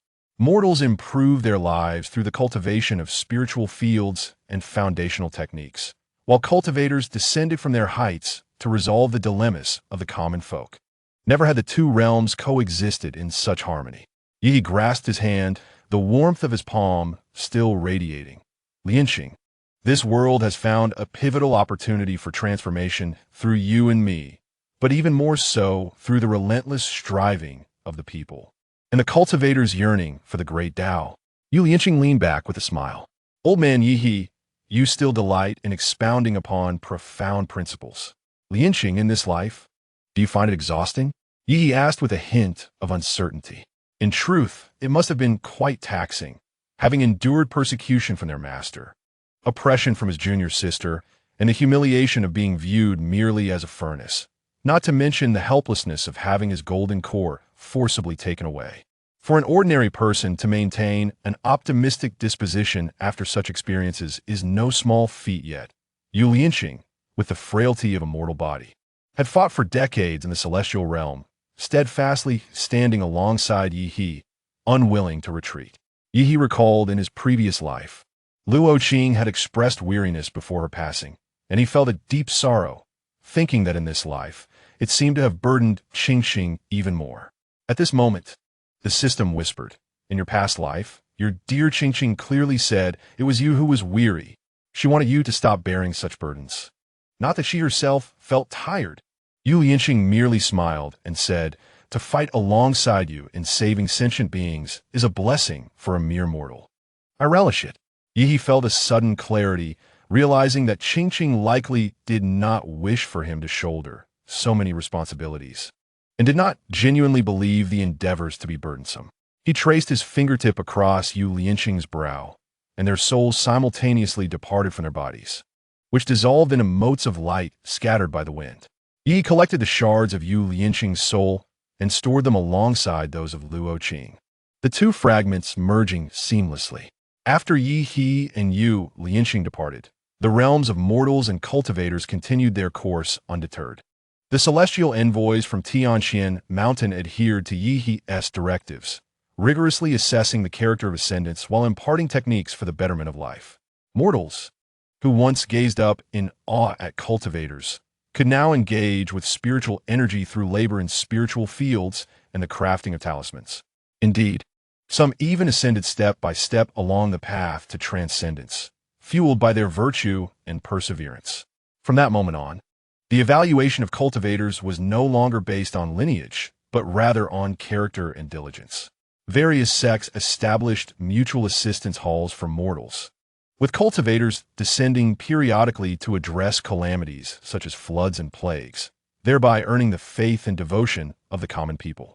Once an exalted realm, the world of cultivation now intertwined with the mortal realm, as spiritual energy circulated through the cosmos, invigorating the very veins of the world.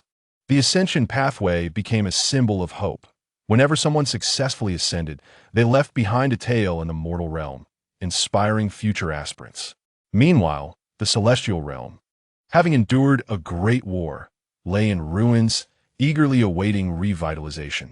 Those who ascended from the cultivation world, possessing exceptional character and talent, filled roles in constructing cultivation facilities and refining elixirs, significantly alleviating the pressures of rebuilding the celestial realm. One side yearned for the boundless celestial expanse, while the other sought to cultivate as much talent as possible, creating a win-win scenario.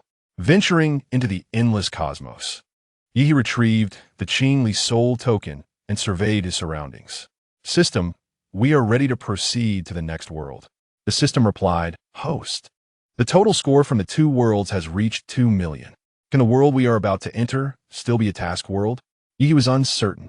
I do not know. First, we must go to the world I have identified. Recovering the Qing Li soul is paramount. Understood. After an indeterminate duration of traversing the starry expanse, Yi heard a familiar voice in his mind. Ding. New target identified for redemption. The rescue mission is about to commence. Chapter 53.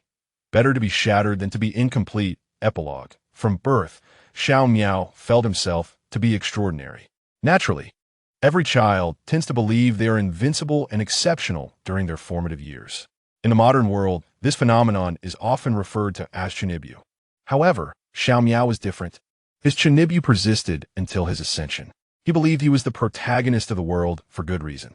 Firstly, he lost both parents at the tender age of 5 and was deemed a natural failure.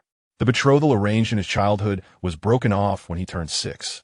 In his youth, he became renowned in his village for his ability to pilfer from neighbors without a scratch. As a young man, despite thinking himself devoid of spiritual roots, he fortuitously slipped off a cliff. It is well known that those who fall from great heights often survive, and Xiao Miao was no exception. He landed in a desolate cave, where an unexpected force attached itself to him. From that moment on, he found himself capable of cultivation. Though the nature of his spiritual root remained a mystery, it did not hinder his participation in the Lingshu sect's entrance ceremony.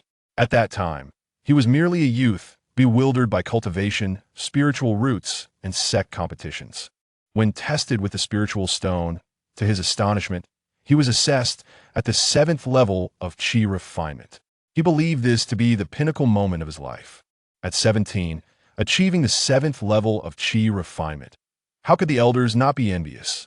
He envisioned a future of diligent cultivation, becoming the most talented individual in the cultivation world, assuming the position of sect leader, and ultimately ascending to the celestial path, reaching the zenith of life. With delight, Xiao Miao entertained these thoughts until he encountered his next rival, Yi, 18 years old, at the 9th level of Qi refinement. Was I not the protagonist? Was Yi truly the main character? Xiao Miao stared blankly as Yi basked in the adoration of the crowd, while he himself was momentarily overlooked. Yet, after a brief moment, he regained his composure. If I am not to be the protagonist, then I shall become the most loyal and capable aide to the protagonist. Or rather, a younger brother. I shall diligently cultivate, aspiring to become the second genius in the realm of cultivation, seize the position of the Grand Elder, and then accompany my leader on the path of ascension to the pinnacle of life. However, before he could even approach Yi for camaraderie, he learned of Yi's impending contract with the sect brother, Yulianqing. How unfortunate! How could the sect leader so recklessly orchestrate such pairings? Fortunately, I was not the first to enter the sect, allowing Yi to draw away all the attention. Had I been assigned a partner in such a fashion, I would rather perish than acquiesce. Simultaneously, he pondered whether Yi was truly so obedient to his master. Could he genuinely accept such a humiliating demand? Or perhaps they had other intentions? Xiao Miao had anticipated some twist, for after all, this was the leader he had mentally designated. Yet, as the day of the contract ceremony arrived, no han dicho le quieren se transpireth. They even formed a bond of life and death under the witness of the heavenly Tao, which at least proved that both were willing participants. Absurd. The path of cultivation necessitates the maintenance of the primordial yang to progress swiftly and steadily. When is it appropriate to form a contract at such a time? How could someone of their age even enter into such a covenant? Xiao Miao inexplicably felt a sense of frustration. He silently resolved to forsake this leader and dedicate himself to earnest cultivation alongside the elders. Then, he would become the leader himself, later recruiting Yi and Yu Lianqing as his subordinates. Yet unexpectedly, Ling Shuzi was not a benevolent figure. Moreover, Such a formidable individual was indeed vanquished by Yi He and his companions. It turned out that their contract was a strategy to attract various sects to unite against Ling Shuzi. The contract was forced upon them by Ling Shuzi, and now that he was dead, it was likely that their bond would also become void. To eradicate evil, one could sacrifice their lifelong pursuits as a bargaining chip. Yi He's character was evidently resolute and meticulous. Such a powerful individual could not be anything but my leader. Xiao Miao, filled with excitement, wholeheartedly supported Yi He's proposal for Yu Lianqing to assume the role of sect leader. From this day forth, I shall follow this faux couple, diligently study, govern the sect, and lead Ling Su sect to unprecedented heights. Before Xiao Miao could fully revel in his enthusiasm, the duo set off once more to hunt down the malevolent cultivators. Once again, he was moved. Their unwavering commitment to the eradication of evil was truly commendable. As they progressed hand in hand, a pair of brothers united in purpose. Yet he did not expect that the monumental task of governing the sect would fall upon his shoulders. That of a mere sidekick. How could this be? Before he had even expressed his desire to be a subordinate, he had already become the most capable vanguard beside the leader. Xiao Miao found himself in a whirlwind of activity, spinning like a top, as he strived to elevate his cultivation while uncovering the undercover agents within the sect. To his astonishment, upon investigation, he discovered that out of 8 elders, 7 had colluded with the malevolent cultivators, and 1 had been perpetually negligent in their duties. In principle, it is not easy to replace an elder. However, upon discovering an infiltrator, he informed Yi and another. Subsequently, it remains a mystery how Yi persuaded the various sect leaders and elders to join forces in apprehending the treacherous elder. Ultimately, the Lingshu sect was left desolate, as nearly all the elders were ousted. Xiao Miao was appointed by sect leader Yu Lianqing as the 5th elder. Elated, he ascended to the elder's position, feeling that he was one step closer to embracing the thigh of his esteemed leader and reaching the pinnacle of life. What transpired next exceeded his wildest imagination. Yi and Yu Lianqing successfully opened the ascension pathway and eradicated the malevolent cultivators. The world underwent a dramatic transformation. The path they had pursued since embarking on their cultivation journey was no longer a mere fantasy. Xiao Miao was overwhelmed with excitement, exclaiming that following his leader would surely bring him fortune. Regrettably, Yi seemed solely focused on Yu Lianqing. Despite his fervent desire to pledge his loyalty to Yi, he could never quite infiltrate the bond between the two. Observing their pure and noble brotherhood, Xiao Miao marveled at the profound connection akin to the meeting of kindred spirits. Later, upon learning that both had lost their cultivation and could only live for a century more, he was nearly driven to madness. He had envisioned ascending to greater heights while clinging to his leader's thigh. How could he bear the thought of losing both the esteemed leader and the second elder? Watching Yi and Yu Lianqing gradually age as they sat side by side in the courtyard filled him with both sorrow and admiration. This pair of close brothers, who shared their hearts and faced adversities together, should serve as a model for their generation.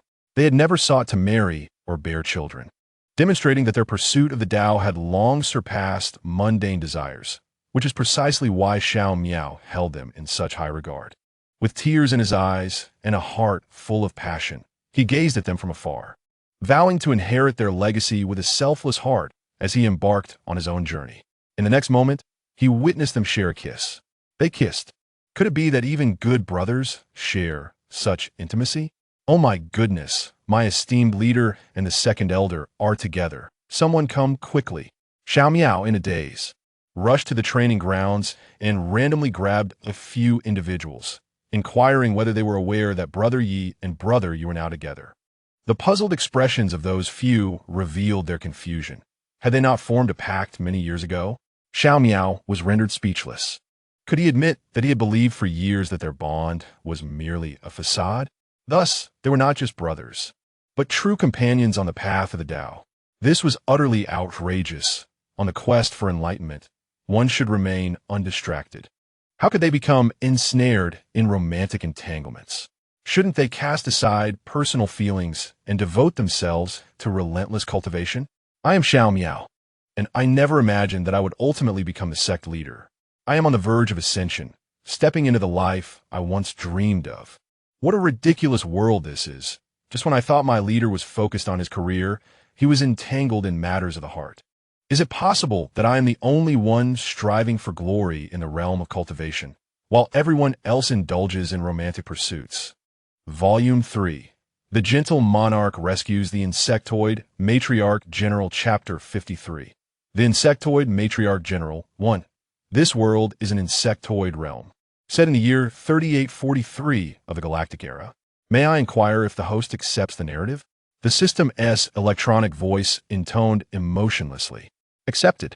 A stream of plot flooded in, intensifying the throbbing headache inflicted upon Yi by the torment of spatial traversal. After a brief reflection, Yi furrowed his brow in consternation.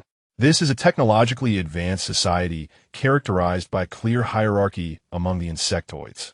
Males are scarce, constituting a mere 5 of the insectoid population. Yet due to their innate formidable psychic network construction abilities and extraordinary intellect, they serve as the pivotal axis of societal function. Although the females possess robust physiques and exceptional combat prowess, their average intelligence lags behind that of the males, and without the regular psychic guidance from the males, they gradually descend into frenzy, losing their rationality. Under the long-term conditioning of societal norms, the females harbor a natural reverence and dependence towards the males. While this social structure exhibits a degree of class inequality, it becomes problematic as certain aristocrats exploit this dependency to solidify their dominion. Progressively instituting laws such as the Male Protection Ordinance and the Female Slave Trade Act, relegating the females to the status of lower laborers in need of control. The wayward youth in dire need of salvation is named Li Qing, a member of the females nurtured by the Federation. In his youth, like most females raised by the Federation, he chose to become a military female. On the battlefield, he showcased his exceptional combat skills and tremendous psychic power, emerging as an SSS-grade female in a world where most females possess psychic abilities below grade S and males below grade A, akin to a celestial star descending from the heavens. Naturally, he ascended to the rank of general at a tender age. However, due to his unattractive appearance, rigid personality, elevated social status juxtaposed with a lowly lineage, and the fact that his extraordinary psychic power could only be matched with A-grade or higher males, he remained without a male partner throughout the years. The drawbacks of lacking psychic guidance ultimately manifested when he turned 40. During a crucial battle against the Star Beast, he suddenly suffered a psychic disruption, allowing the Star Beast matriarch to counterattack, resulting in the loss of 3 major generals and 2,000 troops, leading to a devastating defeat. Li Qing was valiantly rescued by his subordinates, yet remained dazed even at the Interstellar Court, where he was initially condemned to execution. However, due to the influence of a fallen major general, a scion of the noble Helt family, he was instead sentenced to become a female slave and dispatched to the slave trading post. Upon entering the trading post, Li Qing fiercely resisted, injuring the slave master in the process, which resulted in him being branded with the mark of a slave and fitted with a collar and shackles to restrain his powers. For this once illustrious general, many males found his current predicament intriguing, particularly his plight ensnared in despair, leading to his repeated sale among various males until, in a fit of rage after a failed attempt to break free from his bindings, he was accidentally killed by an irate male. Wayward youth? Yi inquired with a knowing smile. Cough. A male-female remains a youth until death. How can a federal combat hero be punished so severely for a single failure? How has the Federation not yet collapsed? Yi inquired, his brow furrowed.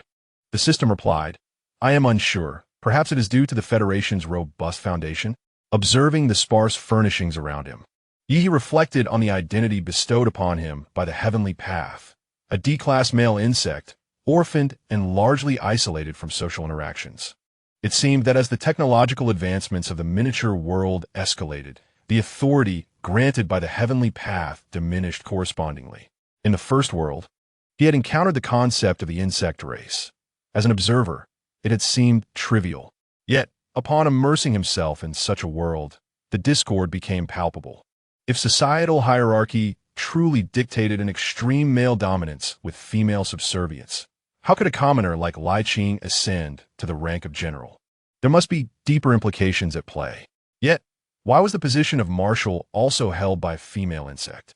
The marshal's role, second only to the president of the Federation, wielded complete military authority.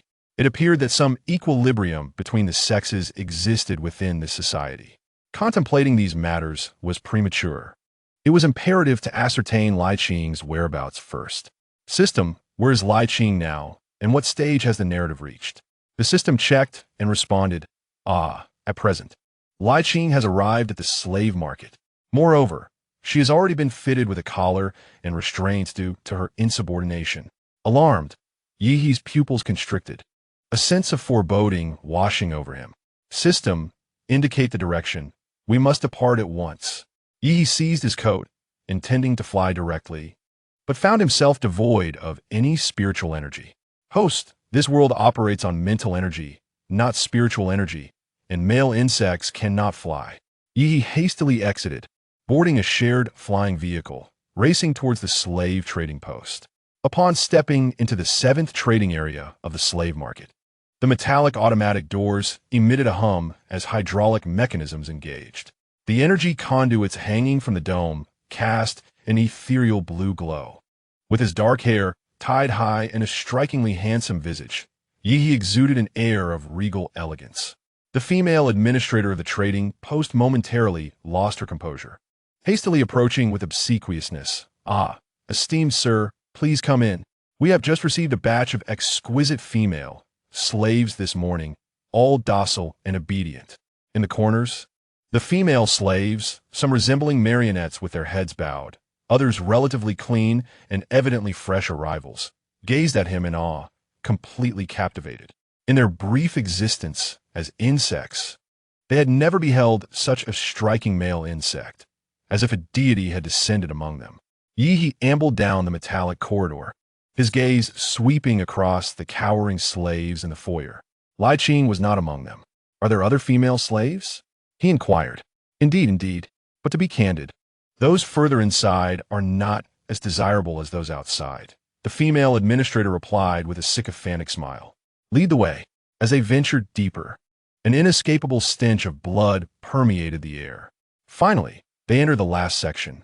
The metallic cages glimmered ominously under the cold fluorescent lights, and the area was suffused with the acrid odor of disinfectant, mingling with the oppressive scent of sweat emanating from the female insects.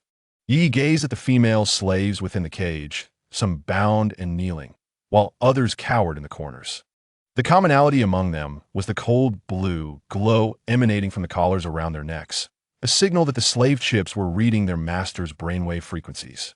Your Excellency, the female slaves in this area are all those who previously exhibited rebellious tendencies. Hence they are fitted with restraining devices. The managing insect observed Yihe with trepidation. He felt compelled to caution the guest insect, for if these female slaves were taken home without the male insect's awareness, any incident involving a female slave harming her master could lead the Male Insect Protection Association to obliterate this trading post. Yihe strode forward, his gaze suddenly fixating on a figure in the corner. The female insect curled in the shadows wore a tattered gray prison uniform, revealing a frail, bony calf, marred with gruesome whip marks that still oozed droplets of blood from her ankle. A sense of foreboding gripped Yihe, prompting him to hasten his steps. Number 17,843. Dog slave, raise your head at once. The managing insect barked menacingly, simultaneously activating a mechanism on the cage. A barbed electronic whip lashed out viciously at the insect. Hey! Yihe reached out in an attempt to intervene, but it was too late. The female insect received the blow, a new gash erupting with blood, finally rousing her from her stupor. She lifted her head, her expression vacant, her amber eyes shimmering with confusion. Yihe felt his breath hitch. Despite the absence of any resemblance to Luo Qing or Yu Lianqing, he instinctively recognized her as his companion. The curled figure of Li Qing trembled violently, ripples of recognition flashing in her amber pupils. Almost reflexively, she turned her head and, with a thud, knelt heavily upon the cold metallic floor. Her knees struck the protruding rivets, yet she did not utter a sound, immediately bowing her head and pressing her forehead to the ground, the slave brand on the nape of her neck quivering slightly. The managing insect observed this scene with satisfaction, nodding approvingly. This slave, once defiant, had now been subdued. Li Qing maintained her submissive posture, blood dripping from her chin and staining the metallic floor with tiny dark red spots. She dared not raise her head, nor breathe, nor even wipe the blood from her lips, rigidly awaiting the managing insect's punishment or command. He felt as if his heart were being slowly disemboweled, the pain almost rendering him breathless. In 2 lifetimes together, Qing had never been so humble, so humiliated. "I want her, release her," He heard his own hoarse voice declare. The managing insect hurriedly replied, "Your Excellency, this slave was previously an SSS-level female insect, a former general guilty of treason, with risks of mental instability. It may be unsafe for you to take her home." I said, "I want her." He abruptly turned, his consciousness radiating outward, causing the very air around him to tremble. All right, please do not be angered. Allow me to escort you to the trading platform." The managing insect bowed and nodded deferentially. Yi was eager to extract Li Qing immediately, declaring, "No need for the trading platform. How many star coins? I will pay you directly." The managing insect, having anticipated this, promptly produced a compact identity verification device and activated the payment interface with practiced ease. There is no way around it. The temperament of His Excellency the male insect is unpredictable, often accompanied by peculiar demands. The trading establishment has devised various countermeasures. Kindly present your light brain identity information. After authentication, you may proceed with the payment directly. The managing insect cautiously brought the machine closer. Yi, without a moment's hesitation, activated the light brain and commenced the authentication process. D-level male insect. We regret to inform you that, for your safety, you may only select female slaves of C level or below.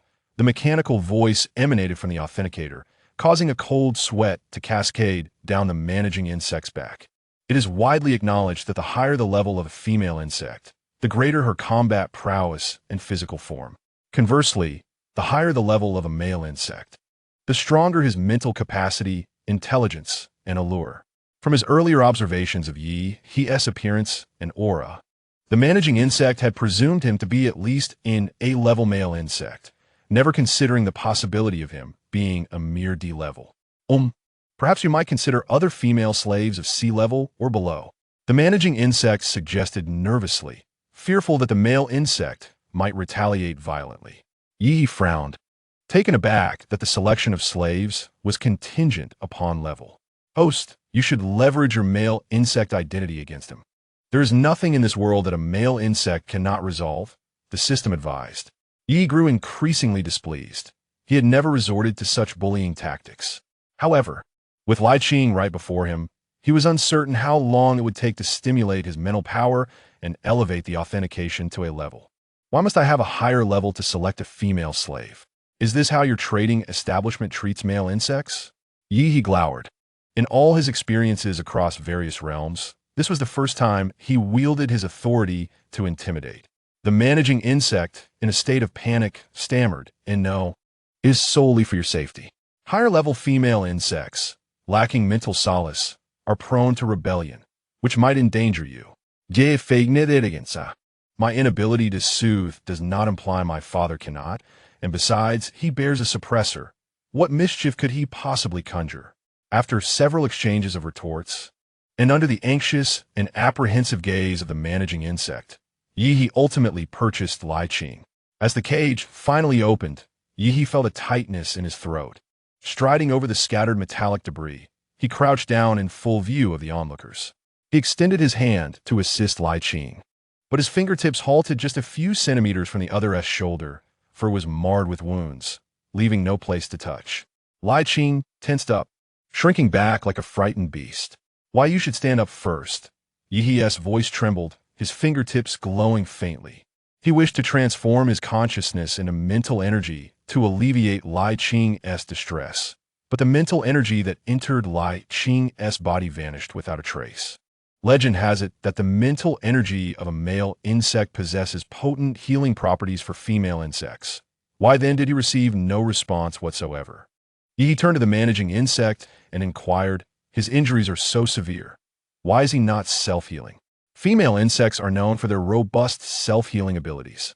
Even if they cannot recover immediately from such grave wounds, there should at least be signs of healing. Yet, it appeared that the lash mark from earlier still resided on Lai Qing's right arm, unchanged.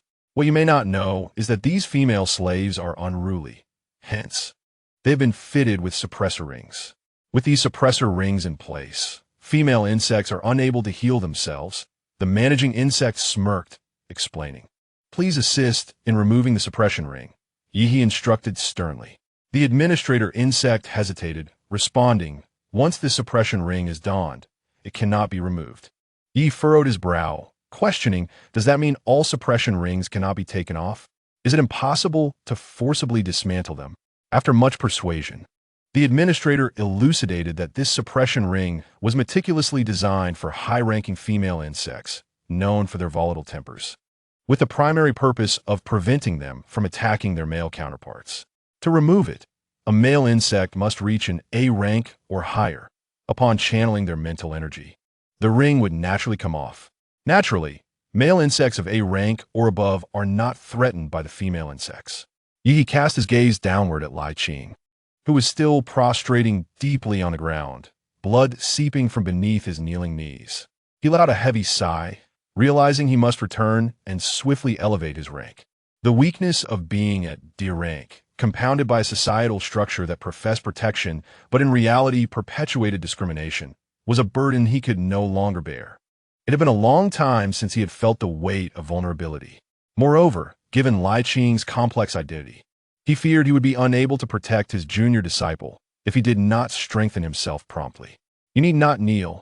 Rise," he urged, extending a hand towards Lai Qing. His delicate, well-defined hand appeared before Lai Qing, yet he bowed even lower, his voice trembling with fear. I dare not." His nails dug deeply into his palms, his body trembling in pain, yet he refrained from any sign of defiance. After scanning his arms, Yi finally located a less scarred area and grasped Lai Qing's hand, pulling him upright. Chapter 55. The Insect Tribe's Female Slave General 3. Although Lai Qing did not wish to stand, the male insect's firm insistence compelled him to comply. As a female slave, he held no right to refuse any physical command from his male master. Thus, even if the very next moment his master commanded him to kneel again, he would unhesitatingly submit to the cold, hard ground. Standing, Lai Qing still dared not straighten up, his body slightly hunched, appearing more fatigued than when he was kneeling. Yi gently placed his palm on Lai Qing's nape, while his other hand supported him upward with tenderness and resolve. Only then did Lai Qing stiffly straighten his body. Yet his gaze remained lowered, fixated on Yi's somewhat unrefined but impeccably clean shoes. Upon standing, Yi noticed that Lai Qing's height surpassed his own by half a head. In the insect society, Lai Qing's stature was considered above average among female insects, while Yi had reached the peak height among males. This experience was quite rare for Yi, as both Luo Qing and Yu Lianqing were shorter than him. Yi presented his StarNet account, internally anxious about whether he had sufficient star coins.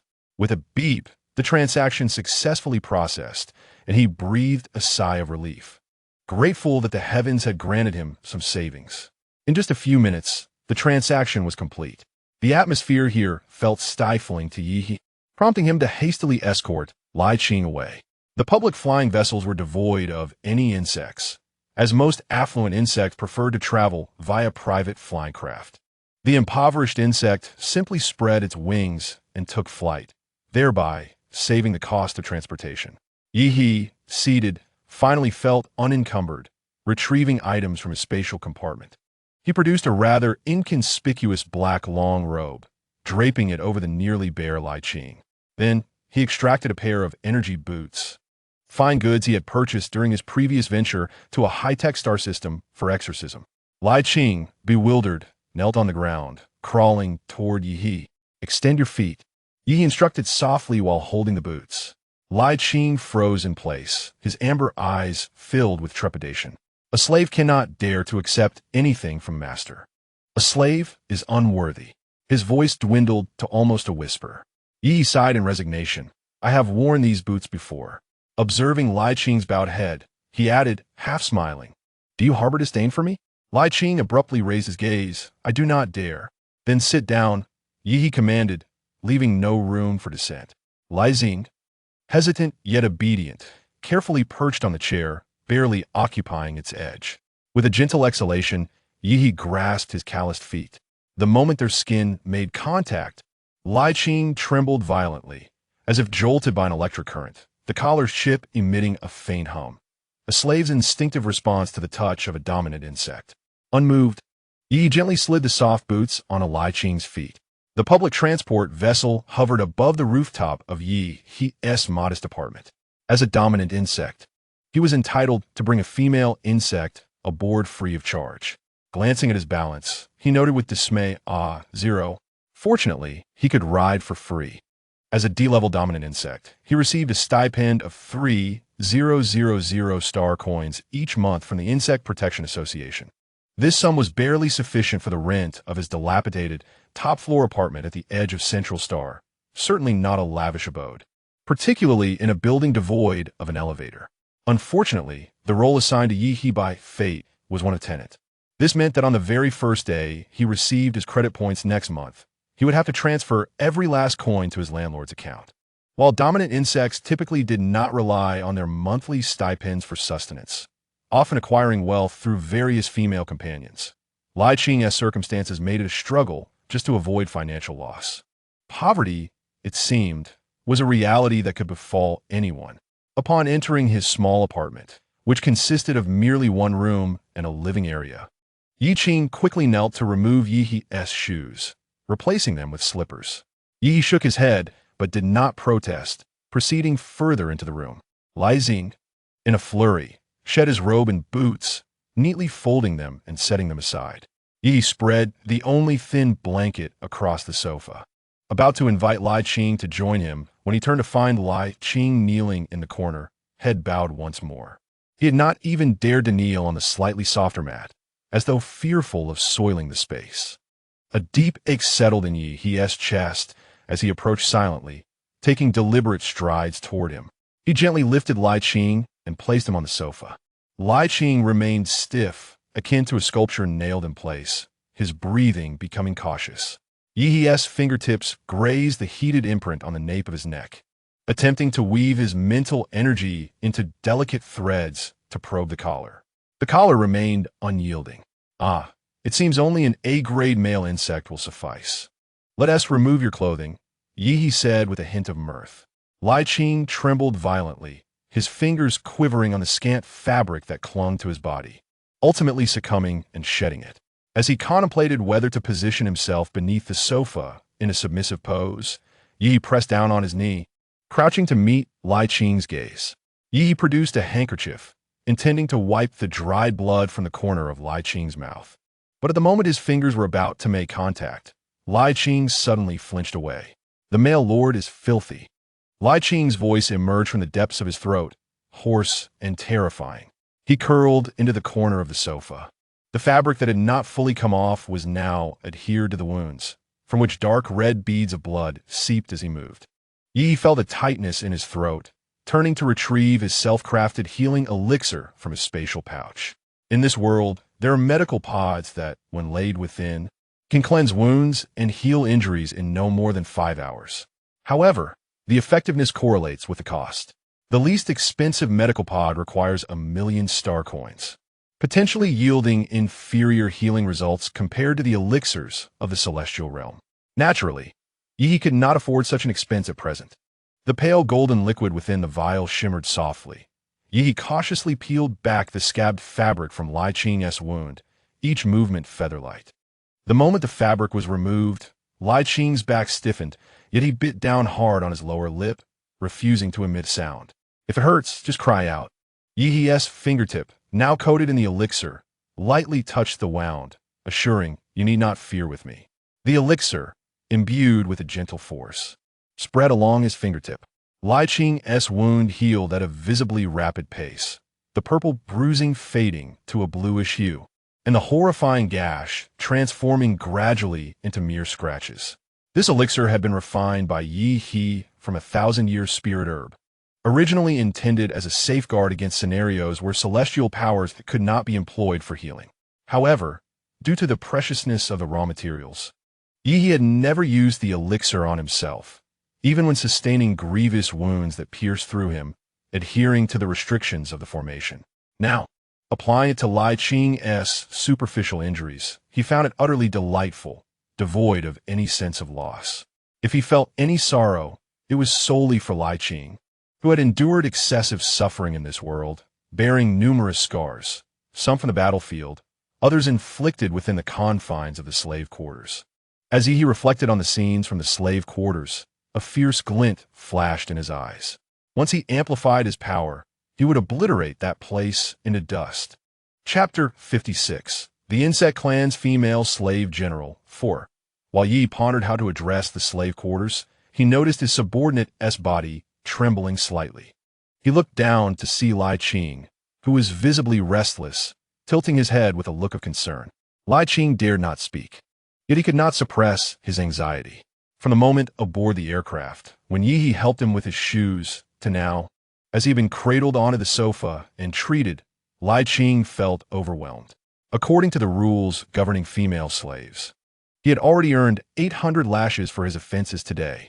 Moreover, as one who has seen battle, he comprehended the value of the medicine he had just witnessed. Its efficacy is exceedingly rare and precious in the marketplace, yet it was used on him, a lowly slave, by Yi He. Lai Qing's nails dug deeply into his palm, but he abruptly released them upon realization. Having just administered medicine to himself, he felt unworthy of inflicting harm upon this body that belonged to his master. The miraculous effects of the healing elixir quickly caused Lai Qing's wounds to scab over.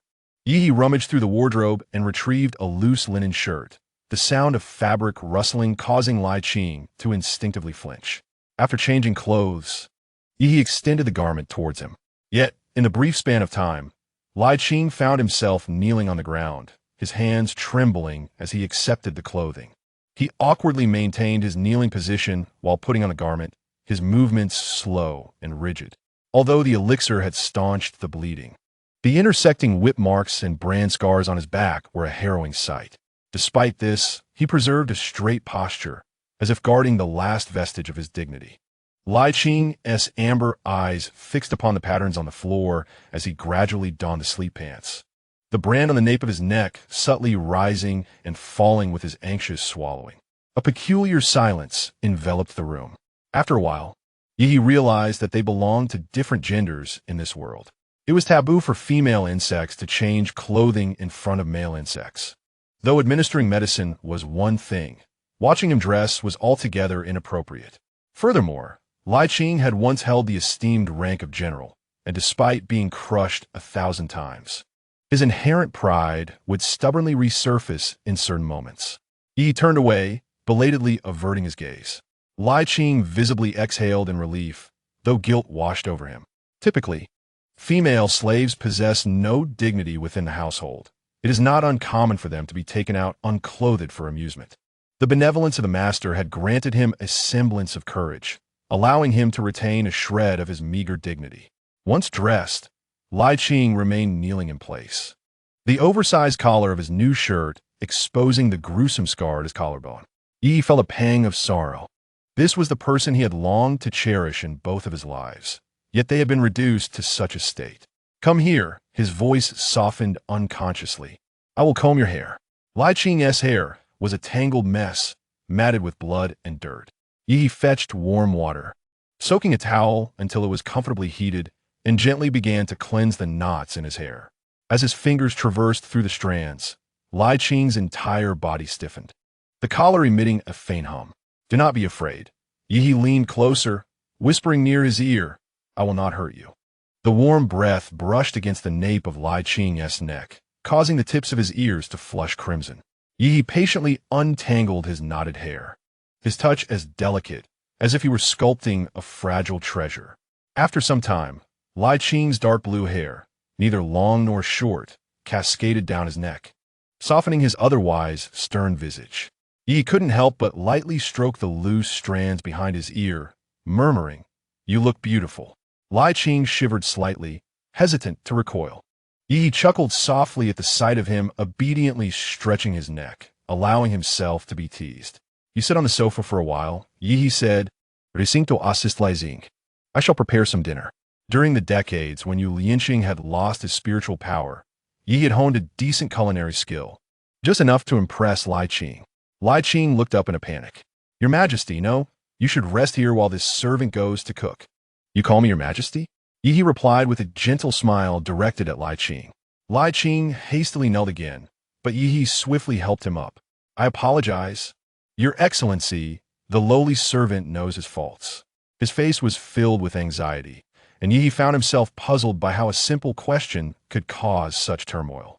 No, it's not your fault," Yi reassured him. "It's fine. Call me whatever you wish."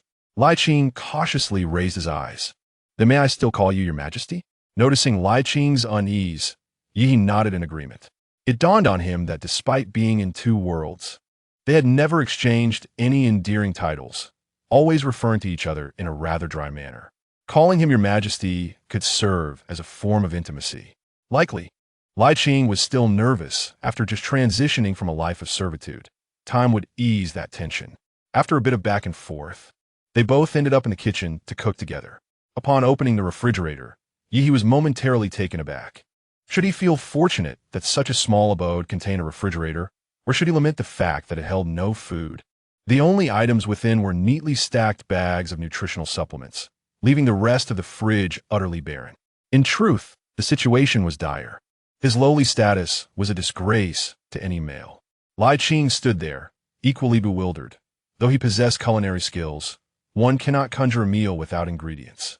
On his first day as a female, he had relinquished all his possessions as compensation to the families of the fallen, leaving him utterly destitute, unable even to procure a morsel of meat for his master. Yi sighed in resignation. It seemed that earning money was an immediate necessity. He retrieved 2 bags of nutritional supplement from the fridge and handed one to Lai Qing. The supplements had a peculiar taste, lacking the satisfaction of a proper meal. Yet they were nutritionally adequate. Though it was somewhat meager for Lai Qing, who was unwell, it would suffice. Lai Qing accepted the bag with a hint of trepidation. Having noticed the limited supplies in the fridge, worried that if he consumed one, there might not be enough left for his master. However, Yi did not allow him to dwell on his anxiety for long.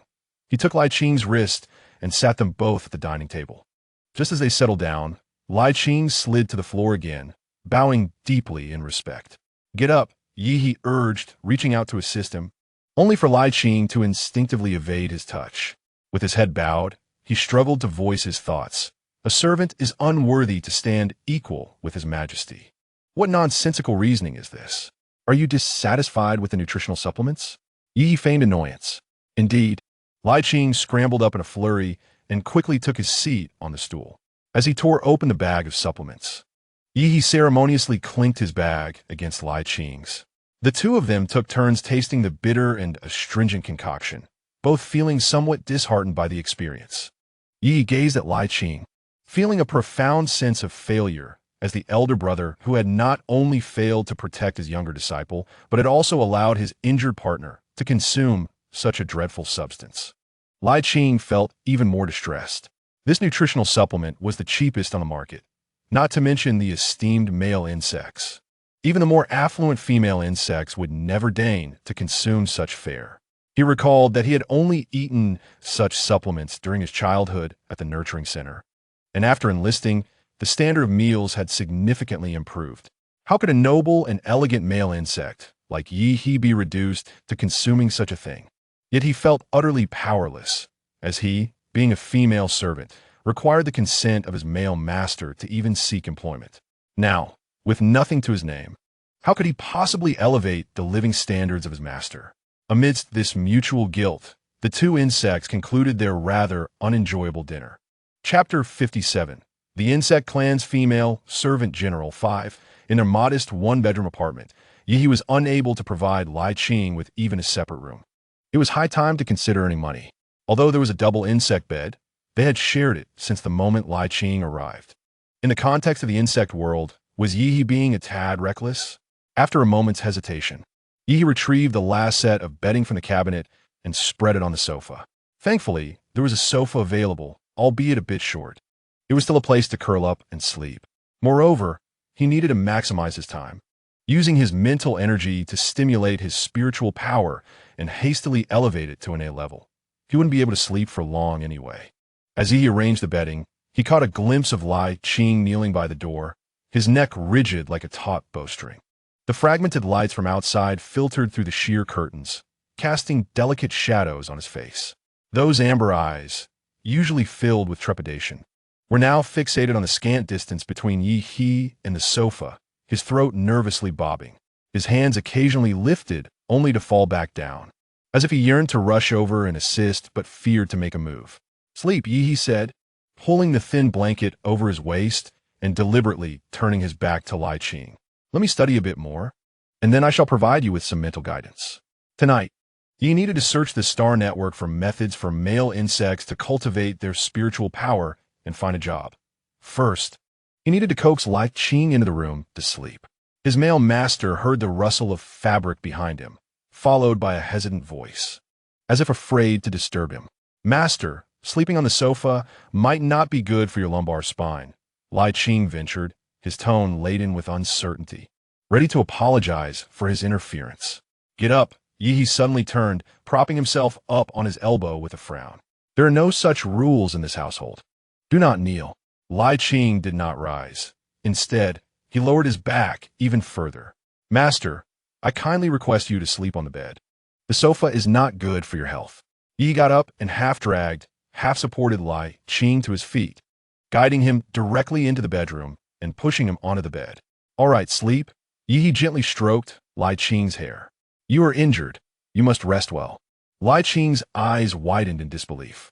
"Master, you sleep on the sofa so that the servant can sleep on the bed?" Yi chuckled softly. "Do not overthink it. I will practice my spiritual power on the sofa. You are the injured one. You must recuperate properly." "This cannot be." Lai Qing's pupils trembled violently. His body quivered slightly as he attempted to break free from Yi and rise from the bed. How could a slave dare to sleep on the Lord's bed? Before his words could fully escape, the collar emitted a sharp alarm, the blue light rendering Lai Qing's face even paler. Yi's breath abruptly halted. He recalled the burns that crisscrossed Lai Qing's spine during the healing session earlier that day, their patterns mirroring the warning light of the collar. This collar must be removed swiftly at once. His heart felt ensnared, and amidst Lai Qing's terrified gasps, Yi firmly pulled the creature towards the bed, insisting, "Are you disregarding my commands? Get onto the bed and sleep." Lai Qing froze, turning to stone until the soft pillow pressed against the back of his neck, awakening him from his stupor. "No, my lord. The slave is unworthy." His voice suddenly ceased as Yi's warm palm covered his trembling eyelashes. "Close your eyes." Yi, in exasperation, realized that if this continued, neither of them would get any rest. "Lie down first. I will fetch the bedding." Yi stated unequivocally, "We shall sleep together tonight." Lai Qing dared not protest further, obediently closing his eyes and lying on the bed. After a moment, he sensed the bed sinking beside him. Yi had also lain down. Lai Qing's heart raced, nearly fracturing his ribs, each breath becoming cautious. Never had he been in such proximity to a male creature, even during his tenure as a general, let alone now, having been relegated to a position of servitude. Anxiety and unease intertwined within him. Yi yawned softly and murmured, "Good night, General." Lai Qing had anticipated a sleepless night, but perhaps due to the gradual healing of his tormenting wounds or the sudden alleviation of long-standing mental strain, or perhaps because he had finally felt kindness and concern after being condemned for treason, he slowly drifted into slumber. Noticing the steadying breath beside him, Yi quietly rose and made his way to the living room, settling into a meditative posture on the sofa. "System, assist me in locating information regarding the enhancement of mental prowess and the evolution of male creatures in this world." Yi assumed a stance of deep concentration, After delving into the conversion rules of mental energy and consciousness, he proceeded into the bathroom, which offered slightly better sound insulation. As the system pondered why Yi had chosen the bathroom for meditation, it was soon met with a scene of terror.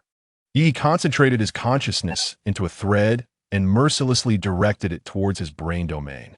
In an instant, blood streamed from his 7 orifices, and his head felt as if it would explode, countless steel needles piercing through his mind. Even someone as resilient as Yi, he was tormented by the pain emanating from the sea of consciousness. Initially, the system shrieked in fright, but soon fell silent. Fearing it might disturb Yi, this man is different. This male creature is terrifying.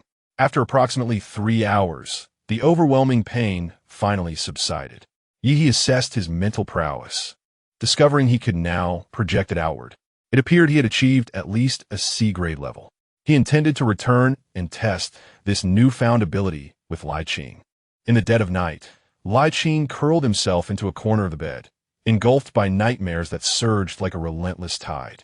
The collar around his neck flickered with an erratic blue light, a testament to his current mental turmoil. Yet he remained ensnared in slumber, oblivious to whether he was deeply asleep or faint from pain. Cold sweat drenched his nightclothes as he writhed in agony, when suddenly he tumbled into a warm embrace. Yi, regardless of Li Qing's state of consciousness, gently patted his back, one hand resting on the nape of his neck, slowly extending his mental power to penetrate the chaotic sea of Li Qing's psyche. Upon entering this mental realm, Yi felt a familiar ache begin to throb in his head. This was to be expected, as his level was significantly inferior to Li Qing's. Fortunately, this attempt at mental clarity proved somewhat effective, as Li Qing's trembling body gradually began to calm, his breaths becoming more even. Yi gazed at the results with satisfaction, comparing them to the descriptions of different ranks of male insects he had read online, and he surmised that he had reached the initial stage of B rank. In the midst of chaos, Li Qing sensed a refreshing aura wash over him, providing a fleeting moment of relief to his tormented spirit.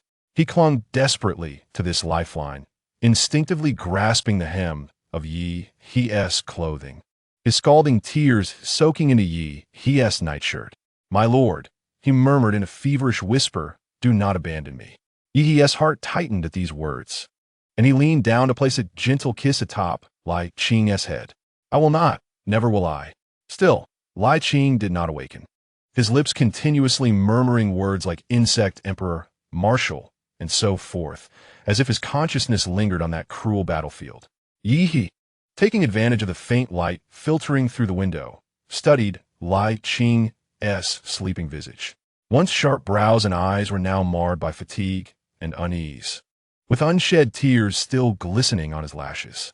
He tenderly wiped away the tears, adjusting the blanket to cover Li Qing's exposed shoulders. Then he too lay down on the bed. Sleep now. Chapter 58. The Insect Tribe's Female Slave General. 6. As dawn broke, Yi groggily opened his eyes. This body was merely that of an ordinary male insect, still in need of rest. Yet he had spent the previous night both breaking through his own limits and tending to Li Qing's wounds. He had likely slept no more than 3 hours. Nevertheless, his biological clock, honed since the first world, did not allow for indulgent slumber in the mornings. The early sunlight streamed through the tattered curtains, and Yi sensed a familiar presence beside him. Glancing down, he discovered Li Qing kneeling at the bedside, maintaining a posture of devout reverence. "My lord, you have awakened." Li Qing's voice was laced with cautious flattery. "May this slave prepare breakfast for you?" Yi propped himself up, his gaze falling upon the bruises on Li Qing's knees, remnants of prolonged kneeling. Even though the wounds had healed, the purplish marks remained. "There is no need to kneel." He reached out to pull Li Qing closer, only to have him shy away. Lowering his head, Li Qing's voice trembled. "The rules of the female slave state. Are my words not of greater importance than those rules?" Yi interjected directly. Li Qing flinched slightly, yet he hesitated, grappling with the teachings he had adhered to during this period, which emphasized obedience to the female slave code. Was it not true that failing to comply now might offend his lord and lead to his expulsion? His lord had reiterated several times not to kneel. Would failure to heed this command only serve to irritate him further?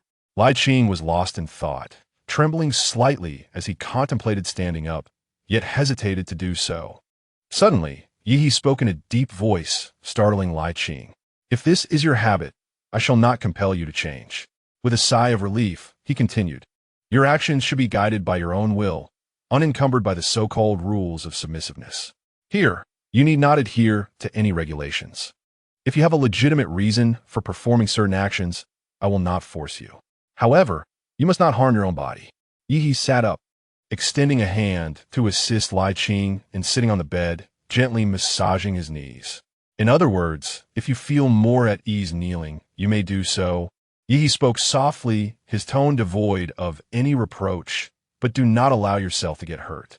Li Xing, his larger frame curled beside Yi like a large dog receiving its master's affection, trembled slightly and nodded earnestly. Satisfied, Yi stood up and beckoned him toward the kitchen.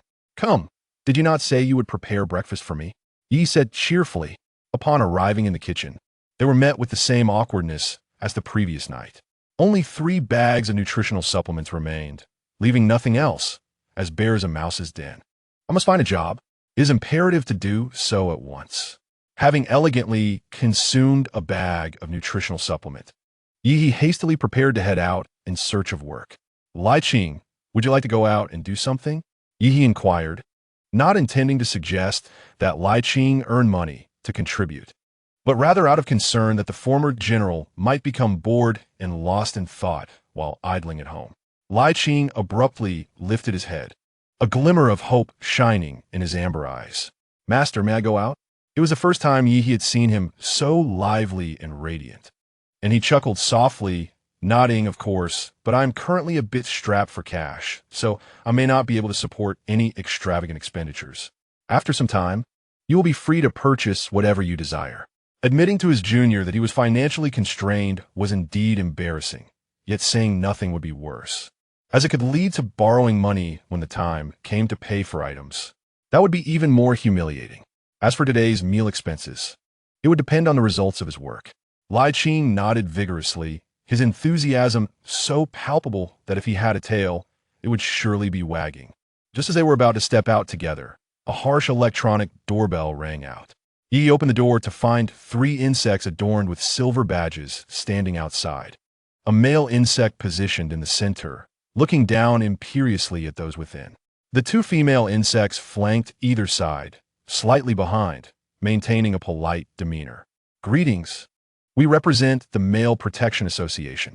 D-class males are prohibited from keeping female slaves with mental disorder. We require to verify your safety. The leading male insect scrutinized Yi, seemingly intrigued by how such a specimen could be classified as D-class. Li Qing had already knelt by Yi's feet the moment the door opened, adhering to the rules of female servitude. The male insect lowered his gaze, his eyes sweeping over Li Qing's neck where the slave collar rested, a flicker of disdain crossing his features. Li Qing bowed his head, fixating on Yi's slippers, each posture meticulously conforming to the requirements of the submissive code. Dutiful and compliant. Yi furrowed his brow as he gazed at the male insect. Thank you for your concern, but I feel quite safe on my own, so there is no need for your assistance. You have no say in this matter. Should you refuse to comply, prepare yourself to languish in prison. The male insect's expression was laden with hostility. Just as Yi was about to protest, he felt a gentle tug at the hem of his trousers. Looking down, he saw Li Qing gazing up at him anxiously, shaking his head slightly. Yi could only suppress his frustration. He had never felt so constrained. But the laws of the insect race were immutable. If he did not cooperate, not only would he be imprisoned, but Li Qing would also be returned to the slave quarters, or worse, executed due to the perceived threat. Holding back his breath, Yi reluctantly stepped aside. The male insect brandished a pressure gauge that shimmered with blue light, ensnaring Li Qing's neck with a chain. A jolt of pain coursed through Li Qing's nerves, forcing a muffled groan from him as cold sweat trickled down his spine. Ah, speaking of which, brother, your female slave is rather undisciplined, the male insect sneered. At home, even clothing is a requirement. it's evident that her servitude lacks the necessary intensity. Yi had no desire to engage in conversation. His heart ached as he watched Lai Qing struggling to suppress his cries of agony, feeling as though he were enduring the pain himself. Spiritual fluctuation, level 03. Barely qualifies as submissive. The male insect scoffed, suddenly delivering a kick to Lai Qing's abdomen. But a slave is merely a slave. Who knows when they might turn on their master? Before he could finish, Yi seized the male insect's wrist, his gaze icy. Enough! The male insect stared in astonishment, while two female insects stepped forward, glaring at Yi.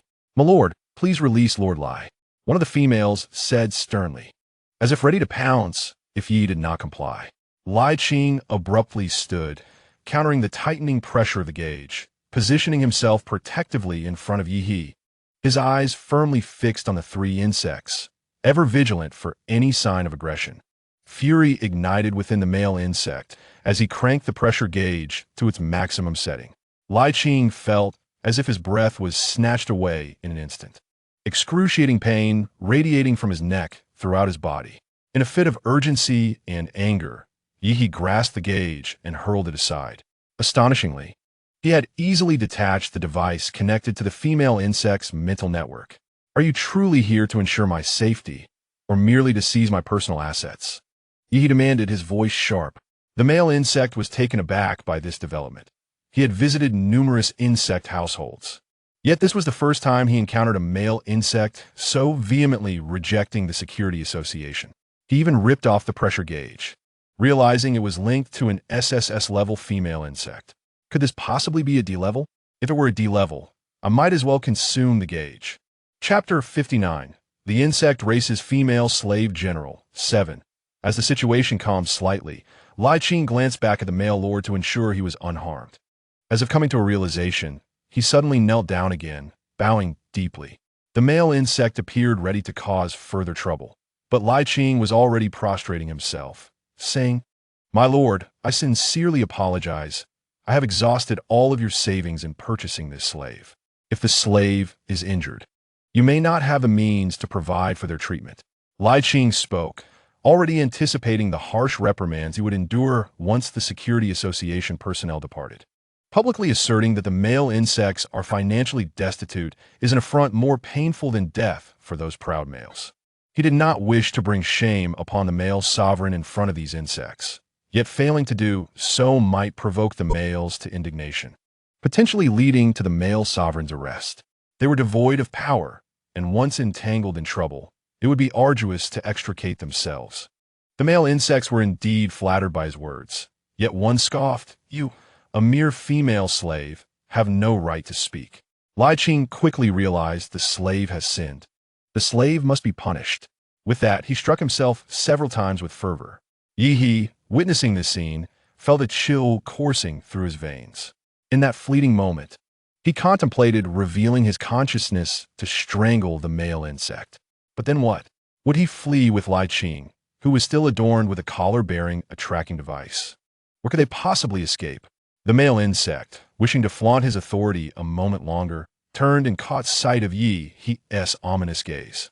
Recalling Yi's earlier display of mental prowess, which was evidently beyond D-grade, he thought better of it and decided to retreat. After all, who knew if this was a hidden powerhouse? As the male insect from the Guardians Association departed, Yi hesitated to close the door. He looked down at Lai Qing, still kneeling, and felt utterly at a loss for words. The events of today stemmed from his own actions as a D-grade male insect, forcibly bringing Lai Qing home. His impatience had led to Lai Qing's subsequent humiliation. As the male sovereign, he had failed to protect his female insect, forcing Lai Qing to endure indignities for his sake. He found himself lacking the dignity to face Lai Qing. Just as he was about to close the door and apologize, the electronic door of his neighbor's residence slid open. A finely dressed female insect stood at the threshold, offering Yi a gentlemanly and cultured smile. "Good day, sir. I am your neighbor. My name is Lookaway," she stated, her slender frame and striking appearance accentuated by her fiery red eyes as she regarded Yi politely. "May I inquire your name?" Yi nodded in acknowledgement. "Hello, I am Yi, and this is Lai Qing." He assisted Lai Qing to rise, and the two insects formally greeted their neighbor. Yi, your name is quite elegant, Lookaway remarked, her radiant smile illuminating her presence, which seemed almost out of place in this modest apartment. Yi merely offered a brief smile. He was not in the mood for pleasantries and wished to close the door swiftly. Sensing Yi's distracted demeanor, Lookaway immediately transitioned to the matter at hand. Yi, I apologize for overhearing your conversation with the Guardians Association. A male insect of your caliber should not be accompanied by a female slave who is financially destitute and poses potential danger. Yi frowned. Thank you for your concern, but this is a personal matter. Lai Qing bowed his head in shame, unconsciously clutching his sleeves. No, you misunderstand. I meant to say that I am an employee of X company nearby, earning a monthly salary of 100,000 star coins. And I reside here solely for the convenience of proximity to my workplace. Yi was perplexed. What her employment and residence had to do with him was beyond his comprehension. Lookaway placed her hand on her chest and gracefully bowed slightly. Thus, would you consider accepting me as your female attendant? This statement left Yi's mind in a whirlwind. He is aware of the Zerg's openness and is striving to acclimate to this societal environment. However, is it truly acceptable for a Zerg, encountered for the first time, to self-recommend as a female attendant, especially in the presence of Lai Qing? Yeha is still unfamiliar with this place and does not realize that such behavior is quite normal. Male Zergs are inherently rare, and if female Zergs do not take the initiative, what opportunities will they have to find a male partner? Given the scarcity of male Zergs, who often enjoy substantial incomes due to their advanced cerebral capacities and the additional generous stipends afforded to higher-ranking males, females typically need to possess exceptional individual attributes to secure a male consort. Faced with Yeha, a D-class male Zerg currently without employment, Lookaway, with a mere monthly salary of 100,000 star coins, dares to self-recommend as a female attendant. Had Yeha possessed even a slightly higher rank, Lookaway would have had no choice but to present herself as a female slave. Just as Yeha was about to decline, a sharp sound pierced the air behind him. A cup at the doorway had been knocked over by Lai Qing, creating a chaotic mess on the floor. You insolent female slave! How dare you behave so recklessly? Lookaway shouted in anger. Lai Qing dropped to her knees crashing onto the ground littered with shards. The glass embedded painfully into her skin, yet she frantically began to gather the pieces, exclaiming, I'm sorry, my lord. I acknowledge my wrongdoing. Please punish me. Glass shards cut in her palms, leaving trails of blood on the floor. Yeha's pupils widened in alarm as he urgently commanded, do not move. Remain still. Lai Qing froze in place, paralyzed by fear. Yeha turned to close the door, stating, I apologize, but there are matters at home. Regarding your earlier proposal, I must decline. Please do not mention it again. Just before the door sealed shut, Lookaway stared, dumbfounded, at the kneeling Lai Qing. She cast a cold glance at him, her eyes sharp as a serpent's venom. Yet, in the instant Yeha turned away, she transformed into a picture of subservience, gazing at him with tear-filled eyes. How perplexing! Wasn't it said that military females were docile? This was hardly the case. After the door shut, Yeha, with a stern expression, strode to the bathroom and retrieved a simple, antiquated cleaning robot. After some fiddling, he set it to operate autonomously within the room. With a pale complexion, Lai Qing attempted to follow on her knees, but Yeha seemed to possess eyes in the back of his head. Do not move. She dared not disobey, trembling as she replied, Yes, please do not be angry. I implore you. Lai Qing felt an icy chill seep through her veins, her entire being trembling uncontrollably. Just that morning, she had already committed countless transgressions. She had rashly interrupted during the meeting with the male protector, defamed her lord, and plotted when Lookaway self-recommended herself. Such mistakes, for a female slave, warranted 10,000 deaths. Regret washed over her as she reflected on her earlier folly of dropping the cup. Her performance had been utterly unconvincing. Did her lord truly fail to see through it? As merely a female slave, what right did she have to be jealous, to obstruct her lord from taking a female attendant? Such a magnificent male Zerg would undoubtedly attract an endless stream of female companions in the future. She would have to acclimate, at least cherishing the unique care and warmth her lord had once bestowed upon her. Yet now, in his fury, would he cast her out or return her to the slave quarters? In this moment, Lai Qing felt a genuine and profound fear. He is now willing to endure the most severe punishments from the male sovereign, even if it resembles the harshness of a slave's confinement, as long as he is not cast away. Chapter 60. The Insect Tribe's Female Slave General. 8. Yihe's temples throbbed as he approached Lai Qing, who awaited either reprimand or scolding. Instead, Yihe crouched down, disregarding the shards embedded in Lai Qing's knee, and lifted him effortlessly into his arms. Lai Qing gusped, instinctively attempting to break free, yet Yihe tightened his grip. "Do not move. Glass shards have entered your wound. I will take you to tend to it." Yihe's voice was firm, yet carried an undeniable authority. Lai Qing froze in his embrace, acutely aware of the steady heartbeat resonating within Yihe's chest. The crisp scent of cedar enveloped him, gradually calming his tumultuous thoughts. However, the sharp pain in his knee reminded him of his earlier misstep. Biting his lip, he murmured, "Sovereign, I can walk on my own." Silence. Yi placed him gently on the sofa, ensuring that his bent knee would not further aggravate the injury. He then retrieved a low stool and meticulously extracted the glass shards with tweezers one by one. Subsequently, he located a potent disinfectant and healing ointment, uncapping the bottle and using his mental prowess to cleanse the wound. Lai Qing was taken aback by the disparity in their positions and struggled to kneel on the ground. "If you wish to avoid infection, remain still," Yihe commanded coldly. The icy disinfectant made contact with the wound, causing Lai Qing to flinch. Yet he bit down hard on his lip to stifle any sound. Yihe's movements suddenly halted as he noticed several tiny glass fragments still lodged in Lai Qing's palm. "Extend your hand," he said, his voice hoarse. Obediently, Lai Qing stretched out his trembling fingers. Yihe carefully removed the shards, each touch making Lai Qing's body tense. "If it hurts, speak up," Yihe remarked without looking up, though his tone softened. Lai Qing shook his head, his amber eyes fixed on Yihe's focused profile, his throat tightening. "Sovereign, I am sorry. What did you do wrong?" Yihe raised his gaze, his eyes sharp. Lai Qing was momentarily taken aback, then hurriedly lowered his head. "I should not have discussed you at the Sovereign Conference. I should not have dropped the cup. I should not have been disrespectful to Mr. Lockaby." "Incorrect," Yihe interrupted, discarding the last glass shard into the dissolution bucket. "Your fault lies in allowing yourself to be injured." He then produced the healing ointment, gently applying it to Lai Qing's wound. "Lai Qing, I have told you before, you may follow your habits in other matters. But the bottom line is that you must not allow yourself to be harmed." The soothing energy of the ointment seeped into his skin, gradually staunching the bleeding and healing the wound, leaving only faint red marks. "In front of the Sovereign Conference, speaking of me, I know you did it to protect me," Yihe said, attentively applying medication to the wound. "Moreover, it is my own inadequacy for not safeguarding you properly." "No, it is not your fault," Lai Qing exclaimed in a fluster.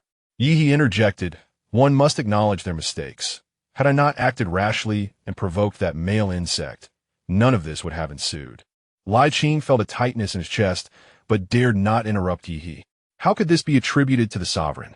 If the sovereign had not promptly halted the pressure gauge, his mental state might have truly spiraled into chaos. Moreover, where can one find a noble master who would admit fault to a female servant? "The issues concerning the Xiong Bao Hui primarily lie with me," as Yihe continued. "Yet the matter regarding Luo Kaiwai rests largely upon you." Lai Qing's breath hitched. Was he finally to be held accountable? "Our acquaintance had only spanned 2 days. It was only natural for you to distrust me and to be apprehensive that I might accept him, thus interrupting our conversation in a fit of rage." Lai Qing felt a stiffness engulf his body, as his displays of emotion appeared so clumsy before Yihe. "However, you must not inflict harm upon yourself to divert my attention." Yihe lifted his gaze, only to find Lai Qing staring at him with a pale countenance. With a sigh, he rose and gently ruffled Lai Qing's hair, saying, "My attention has always been upon you. In future instances such as this, simply tell me not to engage with him. Rest assured, I shall heed your words. Li Qing stared blankly at Yi He, his heart swelling with an amalgam of bittersweet emotions. He had never envisioned that the thoughts and pains of a mere female servant would be treated with such solemnity by a noble master. Furthermore, the master had clearly discerned his subtle feelings, which are oftentimes the least favored, yet he seemed utterly unconcerned. He even promised to listen to him.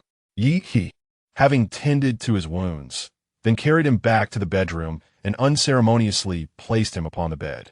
We were originally to seek employment together today. However, as a form of punishment, you shall remain at home to recuperate for the day. Tomorrow, we will venture out. After a moment of contemplation, he added, do not engage in any activities that require the use of your legs while at home. For lunch, consume nutritional supplements, and I shall return for dinner. After all, a knee injury is not to be taken lightly. Neglecting proper care could lead to permanent repercussions. Medical chambers also operate on probabilities when it comes to healing. Turning to exit, Yi He felt an urgent need to secure employment today, lest he return to an empty dinner table. Li Qing watched Yi He's retreating figure, his fingers tightly gripping the bedsheet. He understood that the noble master was indeed angry, yet the source of that anger seemed not to stem from his transgressions, but rather from a lack of self-care. This realization filled him with trepidation, yet simultaneously ignited a flicker of secret hope. Upon leaving, Yi He activated his light brain, fervently searching for job listings. The constraints of being a D-class male insect limited his options, as most lucrative positions required a mental capacity of B-class or higher. Thus, the first step was to recertify his rank. Upon entering the certification center, a banner proclaimed that the certification fee was 1,000 star coins per attempt. Yet, breakthroughs in rank could afford a complimentary certification. Yi He breathed a sigh of relief, for he was currently without a single coin to his name. The mental capacity of male insects typically solidifies before the age of 20, with potential for numerous differentiations prior to that age. Instances of D-class males ascending to A-class are not unheard of before turning 20. However, after this age, enhancing mental capacity generally requires the use of mental enhancement potions, which yield only minimal improvements. The limitations of these potions are significant, failing to meet the standards necessary for a direct elevation in rank. Consequently, breakthroughs in rank for male insects are exceedingly rare post-20. With a confident stride, Yi He entered the testing chamber, producing his identification information. Lord Yi He, age 22, rank D-class, appeared on the testing screen. The tester, a female insect, observed Yi He, who was already 22 years old, and sighed inwardly. Each year, numerous male insects dissatisfied with their ranks sought to test themselves, hoping for miraculous outcomes. Naturally, the results were often disheartening. Yet, she maintained a deep respect, for even a D-rank male insect was not someone of her ordinary status could provoke. As the testing commenced, the machine whirred to life. Yi He, originally of D rank, and the tester calmly watched the display screen. To their astonishment, it read, B rank. Congratulations, Yi He, on your remarkable ascension of 2 ranks. Chapter 61. The Insect Clan's Female Slave General. 9. What? The female insect's eyes widened in disbelief as she gazed at Yi He. He had actually surpassed 2 ranks. Upon reflection, it could be that his previous test was conducted during childhood, just before turning 20, without a subsequent evaluation. Hence, it was plausible that he had already advanced before reaching 20, yet lacked any documented record. Phew, what a relief. The tester beamed and bowed to Yi He, offering his congratulations. Yi He smiled and nodded, then turned to exit the testing facility. Once again, he opened a recruitment interface and discovered that numerous positions had now become available to him. His gaze suddenly fixated on a particular job listing. Qing Li Biotechnology Company, Limited. Seeking junior researchers. Requirements included keen perception of mental energy fluctuations, with preference given to those with relevant research experience and attractive compensation. System. What do you think of this company? The system cheerfully responded. Host. Qing Li Biotechnology is a renowned pharmaceutical firm among the insect clan, primarily focusing on the enhancement of male insect mental energy and the development of medications for female insect mental disturbances. Yi nodded in satisfaction. This was indeed his area of expertise. Although the position was for a junior researcher, the compensation was appealing and would address his immediate needs. He swiftly prepared a resume and made his way directly to Qing Company. The company's towering edifice reached the clouds, and the security robots diligently scrutinized the identity of each entrant. Yi took a deep breath, straightened his attire, and stepped into the building. The interviewer, a bespectacled middle-aged male insect, exhibited a cordial demeanor. After reviewing Yi's resume, he remarked, "Mr. Yi, I notice your resume lacks professional experience in research publications." Shaking his head, he stated solemnly, "Regrettably, this position requires a certain level of research experience. Without any compelling qualifications, the outcome may not align with your hopes." Yi smiled gently and lowered his gaze. "I'm well aware of your company's recruitment criteria. However, while I may lack formal research experience, I possess research outcomes that have been validated through practical application." The interviewer regarded him with newfound interest as he presented his two test reports, one from age 20, indicating a D rank, and another from age 22, reflecting a B rank. The interviewer's eyes widened in astonishment as he stared incredulously at Yi. Yi calmly explained, "Due to my low rank, I conducted research on mental energy enhancement agents in my own laboratory. Fortunately, just a few days ago, I successfully synthesized a potion, resulting in my significant rank advancement." The interviewer suddenly rose, exclaiming, "Are you suggesting that the potion you formulated has elevated you by 2 levels? Yi calmly nodded and added, "However, this potion may not possess universal applicability. Perhaps it merely reflects my inherent potential to transcend my previous limitations. Nevertheless, I am confident that I can develop a remedy that significantly enhances mental acuity."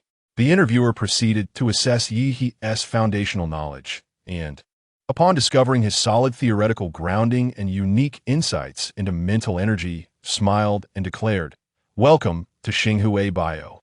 For the time being, your position will be that of a mid-level researcher with a monthly salary of 200,000 star coins." Anticipating that Yi might have reservations, he hastily added, "Of course, should you yield tangible results, we hope that your collaboration will prioritize our company, with profits shared in a 70-30 split in your favor. If Yi indeed manages to create a potion that greatly augments mental power, Qing Company stands to profit substantially from their partnership. The male insects are known to spare no expense in pursuit of even the slightest enhancement in mental prowess." Yi smiled and replied, "Very well. I can sign a contract today, but I wonder if your esteemed company could provide an advance on 1 month's salary?" The interviewer appeared puzzled, for 200,000 star coins were hardly a substantial sum for a B-grade male insect, given that they typically receive a basic living allowance of the same amount. Yet, since Yi had requested it, he deemed it reasonable to comply with the request for an advance. Upon exiting the Qing Bio building, Yi felt a sense of liberation. The 200,000 star coins were sufficient to cover the basic living expenses for him and Li Qing for the month. As for the medical chamber and nutritional products, he would need to await the development of his patent before making further plans. He was eager to indulge in some shopping. An hour later, as Yi surveyed the virtual shopping space, he encountered the Star Hub that could connect to the Star Network, along with various ingredients that he could barely recognize, and nodded in satisfaction. The Star Hub was intended for Li Qing. Upon becoming a female servant, Li Qing's personal insect account had been revoked, and all associated items, including the Star Hub, had been confiscated. However, now that she was Yi's female servant, he could register a new insect account in his name, allowing them to communicate at any time. Satisfied, he placed the order and opted for immediate delivery. In the remarks section of the Star Hub box, he personalized a note. "Li Qing, this is your Star Hub. I have completed the registration. Please video call me as soon as you receive it." A moment later, the video call connected, revealing Li Qing standing in the kitchen, her voice tinged with nervousness. "Master, good day. I have succeeded in the interview." Yi chuckled. "I received a monthly salary of 200,000 star coins, and they have advanced 1 month's pay. I bought some groceries. Is there anything else you would like to eat? After a brief silence, Li Qing solemnly replied with respect, "Congratulations, master. I do not have any particular cravings. You need not exert yourself too much." Yi recalled a saying from a previous world. When a partner casually suggests anything for dinner, it is wise not to take that suggestion lightly. Although Li Qing certainly did not mean it in that manner, Yi found himself amused by the thought. After ending the video call, Yi took a moment to observe his surroundings, deepening his understanding of the insect society. Upon returning to the apartment, Yi found that Li Qing had already attended to most of the ingredients, meticulously categorizing them for preservation. "Congratulations on securing a job, my lord," Li Qing approached, intending to kneel, but hesitated as his knee injury had yet to fully heal. Remembering Yi's previous admonition against self-harm, he refrained from kneeling and instead offered a deep bow. Yi felt a sense of satisfaction. Li Qing had indeed taken his words to heart. Entering the kitchen, Yi prepared 4 dishes and a soup with a calm demeanor, despite Li Qing's conflicted, fearful, and guilty gaze. Among the dishes, 2 were spicy. Had it not been for Li Qing's knee injury, Yi would have made all of them spicy. Li Qing clearly relished the meal, as evidenced by the brightness in his eyes, despite his silence. "From today onward, we shall no longer subsist on the cheapest nutritional supplements," Yi remarked with a smile. Li Qing nodded vigorously, though with a hint of hesitation. He expressed, "My lord, I wish to seek employment tomorrow as well. May I?" He faltered, aware that in the Zerg society, a female servant venturing out without the lord's consent was a grave offense. Although Yi had previously stated he could go out, Li Qing was uncertain if the sentiment still held. "Of course," Yi replied without hesitation, "but remember, seeking work is to realize your own value, not merely to contribute to household expenses. Therefore, jobs that may harm your health are absolutely off limits, understand?" Yi gazed seriously at Li Qing, emphasizing his words. Interacting with Li Qing in this world proved to be more taxing than in the previous 2, as Li Qing had been deeply indoctrinated, firmly believing himself to be of a lower caste among the Zerg. This mindset was detrimental, yet it required gradual adjustment. Attempting to change it abruptly would likely backfire. Li Qing accepted earnestly, feeling a warm swell in his heart. His lord genuinely cared for him, and he resolved to uplift himself, striving to alleviate his lord's burdens. The following day, Yi and Li Qing exited the apartment building together. Li Qing had previously owned no formal attire. Thus, Yi had expedited the purchase of several outfits for him online the previous night. Today, Li Qing donned a solemnly styled outfit, the high collar perfectly concealing the collar around his neck, rendering him indistinguishable from a mere servant in the eyes of others. Yi, casually dressed in a long coat, knew he would change into his lab attire upon arriving at work. "Let us go," Yi said, stepping out first, with Li Qing cautiously trailing half a step behind. In the corridor, they encountered their neighbor, the female Zerg, Lokawai, who gazed in astonishment at Li Qing's evidently high-quality clothing. He appeared both austere and aloof, a stark contrast to the humble servant who had knelt at Yi's feet just days prior. "Is it permissible for female servants to venture out freely nowadays?" Lokawai remarked, prompting Li Qing to instinctively lower his gaze, recalling the earlier reprimand from the male protectors about his lack of decorum. However, a warm, slender hand grasped his, guiding him directly out of the apartment. Li Qing's heart raced. He recognized that his lord was merely defending him. Yet the connection of their hands ignited unrealistic fantasies within him. Regrettably, this warmth did not linger for long, as Yi soon parted ways with Li Qing at the public transport platform. "Li Qing, I have transferred 100,000 star coins into your StarNet account. Do not hesitate to spend it. Should you require more, feel free to reach out to me at any time." As Yi departed, he imparted numerous admonitions to Li Qing. Without such reminders, he feared that Li Qing might not even spend money on lunch. Li Qing gazed with a complex expression in the direction from which the aircraft had vanished. It was remarkable that a male master could bestow such patience and trust upon a female slave. From the very first moment he laid eyes on Yi, Li Qing felt an undeniable connection, as if Yi were his destined master. Had he still been that lofty general, he would have undoubtedly pursued Yi.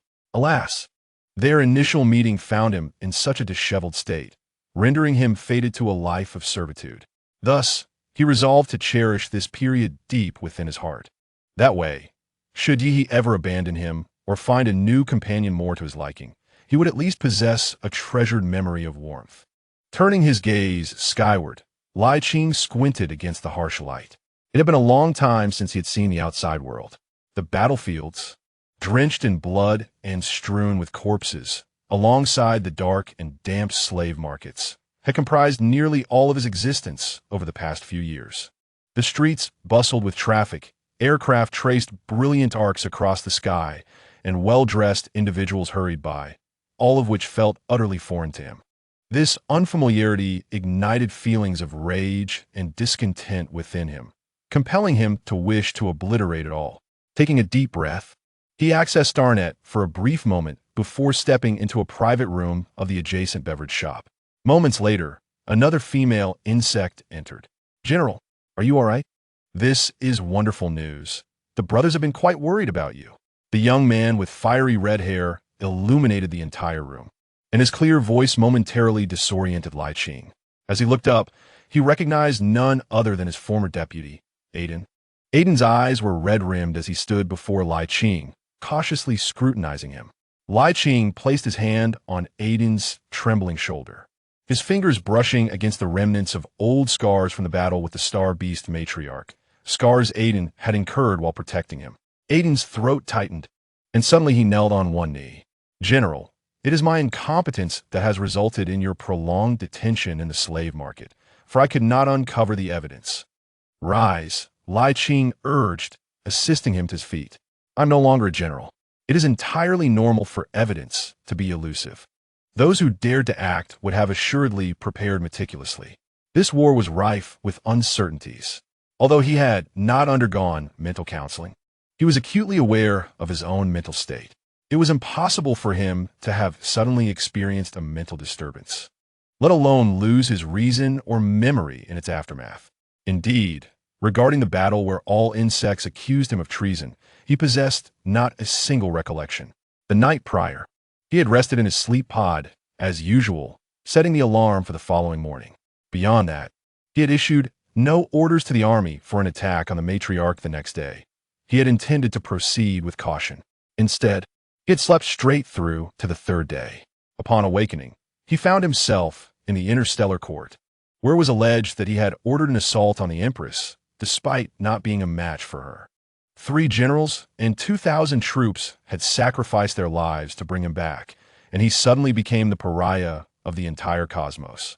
The footage revealed a sudden loss of control over his mental faculties, followed by a violent strike that shattered the recording device of his cryogenic chamber.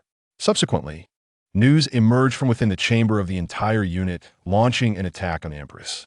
Under the tutelage of Li Qing for many years, the entire team was obedient to orders. Upon receiving the command, even if some felt the timing was premature, they prepared for the offensive without hesitation. Li Qing believed that his mental turmoil was indeed genuine, yet he could ascertain 2 facts. First, there had been no prior signs of mental disturbance, making an unprovoked loss of control implausible. Second, he would never issue a command for an attack. Thus, who had entered his quarters and disseminated the orders? Coupled with the fact that after his downfall, another deputy, Cairo, swiftly accused Li Qing of issuing erroneous commands and quickly assumed the position of general. The identity of this traitor was no longer a mystery. Initially, following his incident, Li Qing had no intention of confessing, but eventually, it was his most esteemed superior, Marshal Ian, who engaged him in a private conversation. Marshal Ian stated that should he refuse to admit guilt, the entire military would face repercussions from the federal government, and he would become the scapegoat. Left with no recourse, Li Qing ultimately did not confess outright, but tacitly accepted the punishment. Aiden wiped his face and remarked, "However, General, we are not without our findings. At the very least, we have confirmed that there are indeed issues surrounding your mental disturbance." He retrieved an encrypted file from his personal chip. This is an anomalous record from the logistics supply of that year. All orders directed towards the Helter military industry have been tampered with. On the holographic screen, a dense stream of data displayed a sequence of material codes representing mental interference chips repeatedly surfacing. Li Qing's pupils constricted. Such chips had only appeared on the black market. He had participated in the eradication efforts, destroying all chips available in the market, though regrettably, he had failed to capture the manufacturer. To discover that the manufacturer was, in fact, the Helter family was astonishing. However, they too had sacrificed a general. Nurturing a general within their ranks was no small feat to bring him down. Were they willing to abandon everything? Is this something you have disclosed externally? Li Qing inquired with gravity. Aiden shook his head vigorously. I have not. Those investigating this matter are trustworthy comrades. Li Qing nodded. Very well. Let us set this issue aside for now. Do not mention it to anyone. Not even to the marshal, understood? Aiden's eyes widened in disbelief. Li Qing offered no explanation. He had once held the utmost respect for the marshal, who had personally adorned his chest with medals. Yet this young, vigorous, and principled leader had allowed him to be wronged and forced into compromise. Therefore, to seek vindication, he must tread cautiously, ensuring that when the time came, he would strike decisively. It seemed that more evidence would be necessary. Chapter 63. The Insectoid Female Slave General, 11. Meanwhile, Yi managed to subdue all the insects of Starshine biology in merely one day. On the very first day, following the conclusion of the experiment, he successfully improved the existing mental enhancement potion for male insects. In the laboratory, Yi delicately dripped the final drop of reagent into the petri dish. The moment the transparent liquid came into contact with the simulated psychic field, it radiated a dazzling golden hue. This potion was capable of stabilizing the psychic wave fluctuations of Class B male insects at their peak state. The male insects in the laboratory, upon sensing the aroma of the reagent, felt a surge of vitality. However, they were forbidden from consuming it just yet, as clinical trials were still pending. The lead researcher sternly admonished the male insects that attempted to sneak a taste. The male insects, with a flick of their tongues and a look of discontent, reluctantly returned the reagent to its place. With their highly developed cerebral domains, these experimental insects were among the elite. Among the dozen test subjects, only Yi and 2 others were classified as Class B. The rest were Class A. Yet, the painstakingly developed reagent, which had taken years to create, was unexpectedly refined by Yi in a mere day. Was this not the mark of a genius? Alas, this genius did not work overtime. As the workday concluded, Yi purchased groceries online and returned home punctually. The insect race's patent applications for psychic potions were remarkably swift, and it was anticipated that he would soon receive a substantial sum of star currency. At that time, he hoped to attract the attention of more nobles.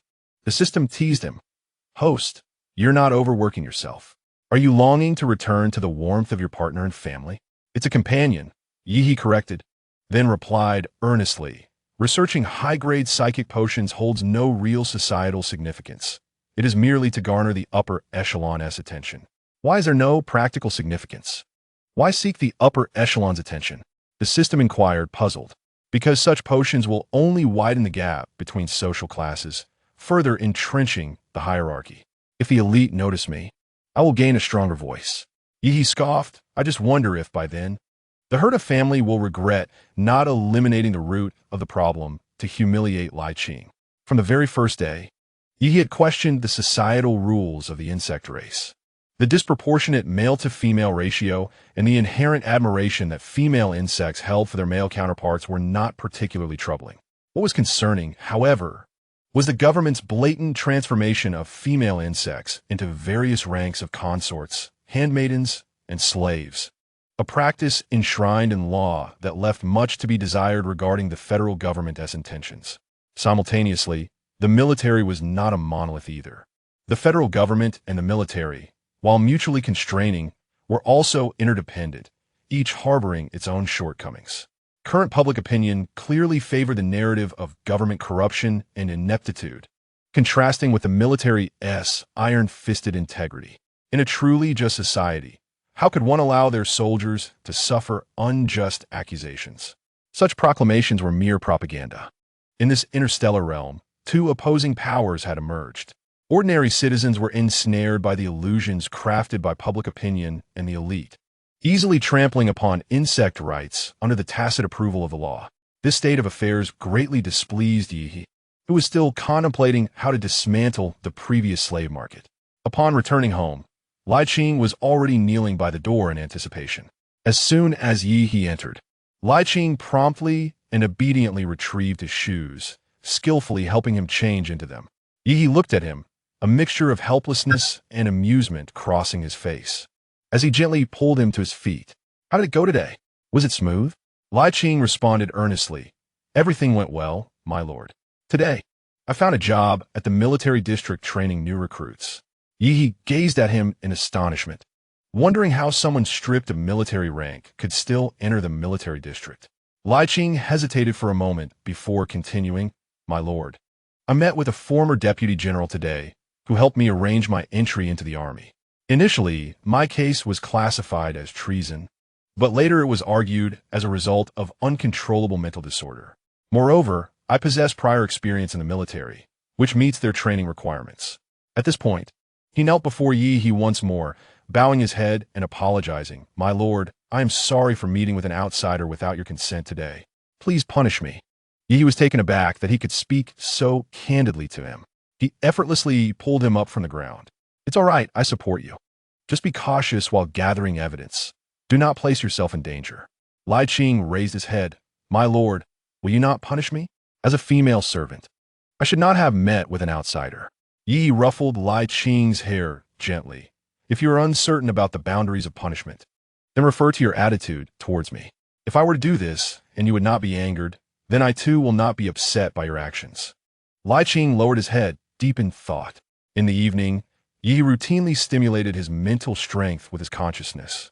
This time, he attempted to conduct dual lines of thought, simultaneously stimulating his mental power while consulting literature relevant to mental strength to identify commonalities. The pain of stimulating his mental power had become second nature to him, no longer affecting his ability to think. 5 days later, Yi successfully advanced to level A. He did not undergo testing, but released a tangible thread of mental power that could only be emitted by an A-level male insect. Concurrently, the high-level mental power potion he developed officially passed clinical trials and was granted a patent. The news of Yi's advancement to A-level and the improvement of the mental power potion reverberated through the upper echelons of the insect society like thunder. The stock price of Xinghui Biotech surged threefold in a single day, and the middle-aged male insect, who had initially brought Yi in, despite the pressure, was promoted 4 levels. Yi, once an obscure below-level male insect, now became a sought-after mental power prodigy by numerous nobles and research institutions. On a bright morning, the doorbell of Yi's apartment was nearly overwhelmed by incessant ringing. Visitors included both old aristocrats bearing rare energy crystals and representatives from emerging tech companies holding letters of intent for collaboration. Even the typically reclusive Royal Research Institute sent an envoy with an invitation, respectfully requesting him to serve as chief consultant. "My lord, these insects." Li Qing observed the ceaseless stream of visitors outside, his brow furrowed. Fresh from training recruits at the military district, he instinctively positioned himself in front of Yi, like a vigilant guard dog. Yi sat on the sofa, his fingertips gently tapping a collaboration proposal from a branch of the Health family. A cold smile gracing his lips. They are merely vultures drawn by the scent of blood. He then looked up at Li Qing, his gaze softening. "Do not worry. I'm aware of what I am doing." In recent days, Yi has not been content with his current achievements. Within the state-of-the-art laboratory provided by Xinghui Biotechnology, he has successively introduced several highly targeted potions, leveraging a knowledge system that transcends this world. For instance, the tranquilizer stabilizes the mental fluctuations of lower-tier male insects, while the Soul Ignite liquid temporarily enhances the physical limits of female insects. Most of these pharmacological formulations are based on the elixirs and potions Yi once crafted in the realm of immortals. The essence of medicine is its universality. Thus, for Yi, refining a potion is no formidable challenge. These concoctions precisely cater to the demands of the aristocratic class, elevating Yi's reputation to unprecedented heights. All within a mere month since he joined Qing Li Biotechnology.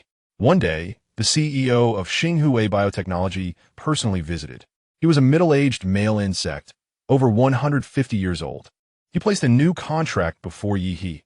Mr. Yi, if you agree to grant us priority on subsequent research, the company is willing to establish an independent laboratory for you, transforming our relationship from employer-employee to collaboration, with the company directly purchasing usage rights from you. Yi lightly traced the terms of the contract with his fingertips, his gaze serene. There is no need. I am only responsible for research, not production. And the profit will remain a 30-70 split. The CEO's expression brightened, eager to respond. However, I have one condition, Yi interjected, lifting his gaze.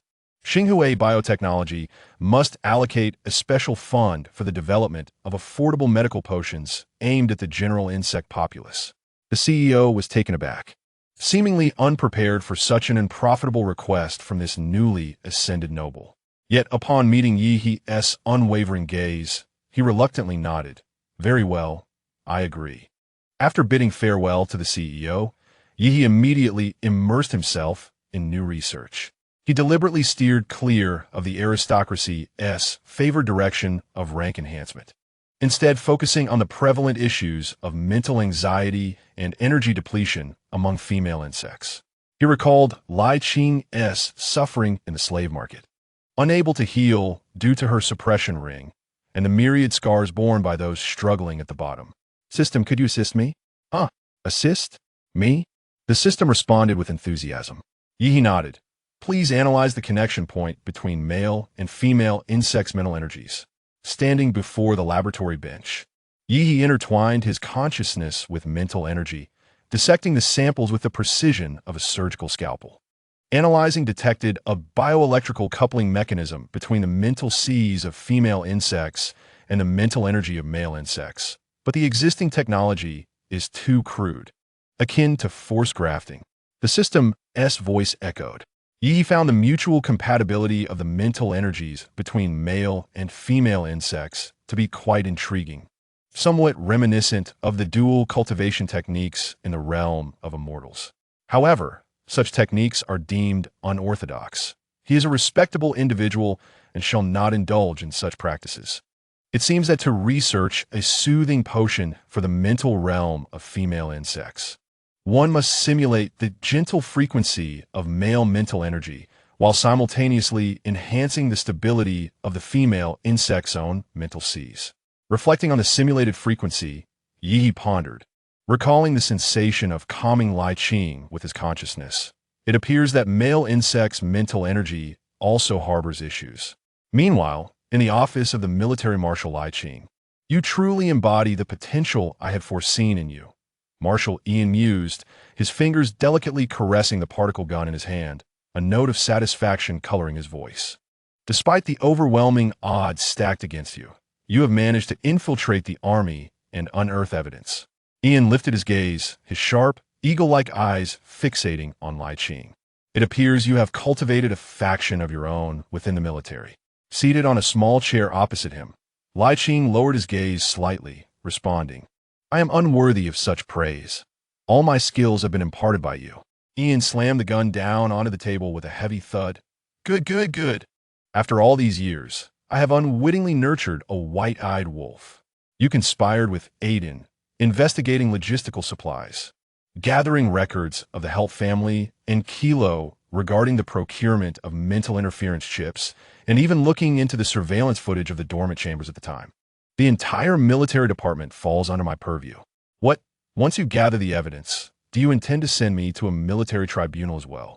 Ian's gaze was icy as he scrutinized Li Qing. Li Qing found himself at a loss for words. Until today, he had believed he was concealing his actions quite effectively. It now seemed that many of his endeavors had been conducted under the watchful eye of the marshal. The evidence he had gathered, while insufficient to topple the Helt family, could at least exonerate him and liberate him from the humiliating status of a subordinate. Was it too much to ask for the marshal to grant him this modest request? Li Qing raised his head, his eyes glistening with unshed tears. "Marshal, my teacher." The term teacher momentarily caught Ian off guard. "It was you who taught me that upon entering the military, I must defend our galaxy and safeguard the federal government. And I have accomplished that. But now, you are fully aware that I am wrongfully accused. Were it not for the ruler, I would likely have perished in the slave market. The Federation has invested considerable resources in my training, and I have honed many skills, only to ultimately relinquish my military achievements for the benefit of another creature." Li Jing stood abruptly. He had harbored these sentiments for far too long, watching as the Federation grew increasingly corrupt and the military lay in ruin. When confronted by the Star Beasts, the immediate thought was to shirk responsibility and engage in the power struggles of politics. Is this a case of healthy competition, or merely a contest of mediocrity? He had ascended to the rank of general, finally possessing a greater voice. Yet, before he could enact the reforms he envisioned, he was ensnared by this crude, absurd method of entrapment. This was the interstellar realm he had sworn to protect, the Federation he had pledged to safeguard. "Li Qing, your idealism sometimes appears naively juvenile. Ian spoke in a grave tone. Do you believe your position as general is a result of your own efforts, talent, or rank? Or that I elevated you to this status?"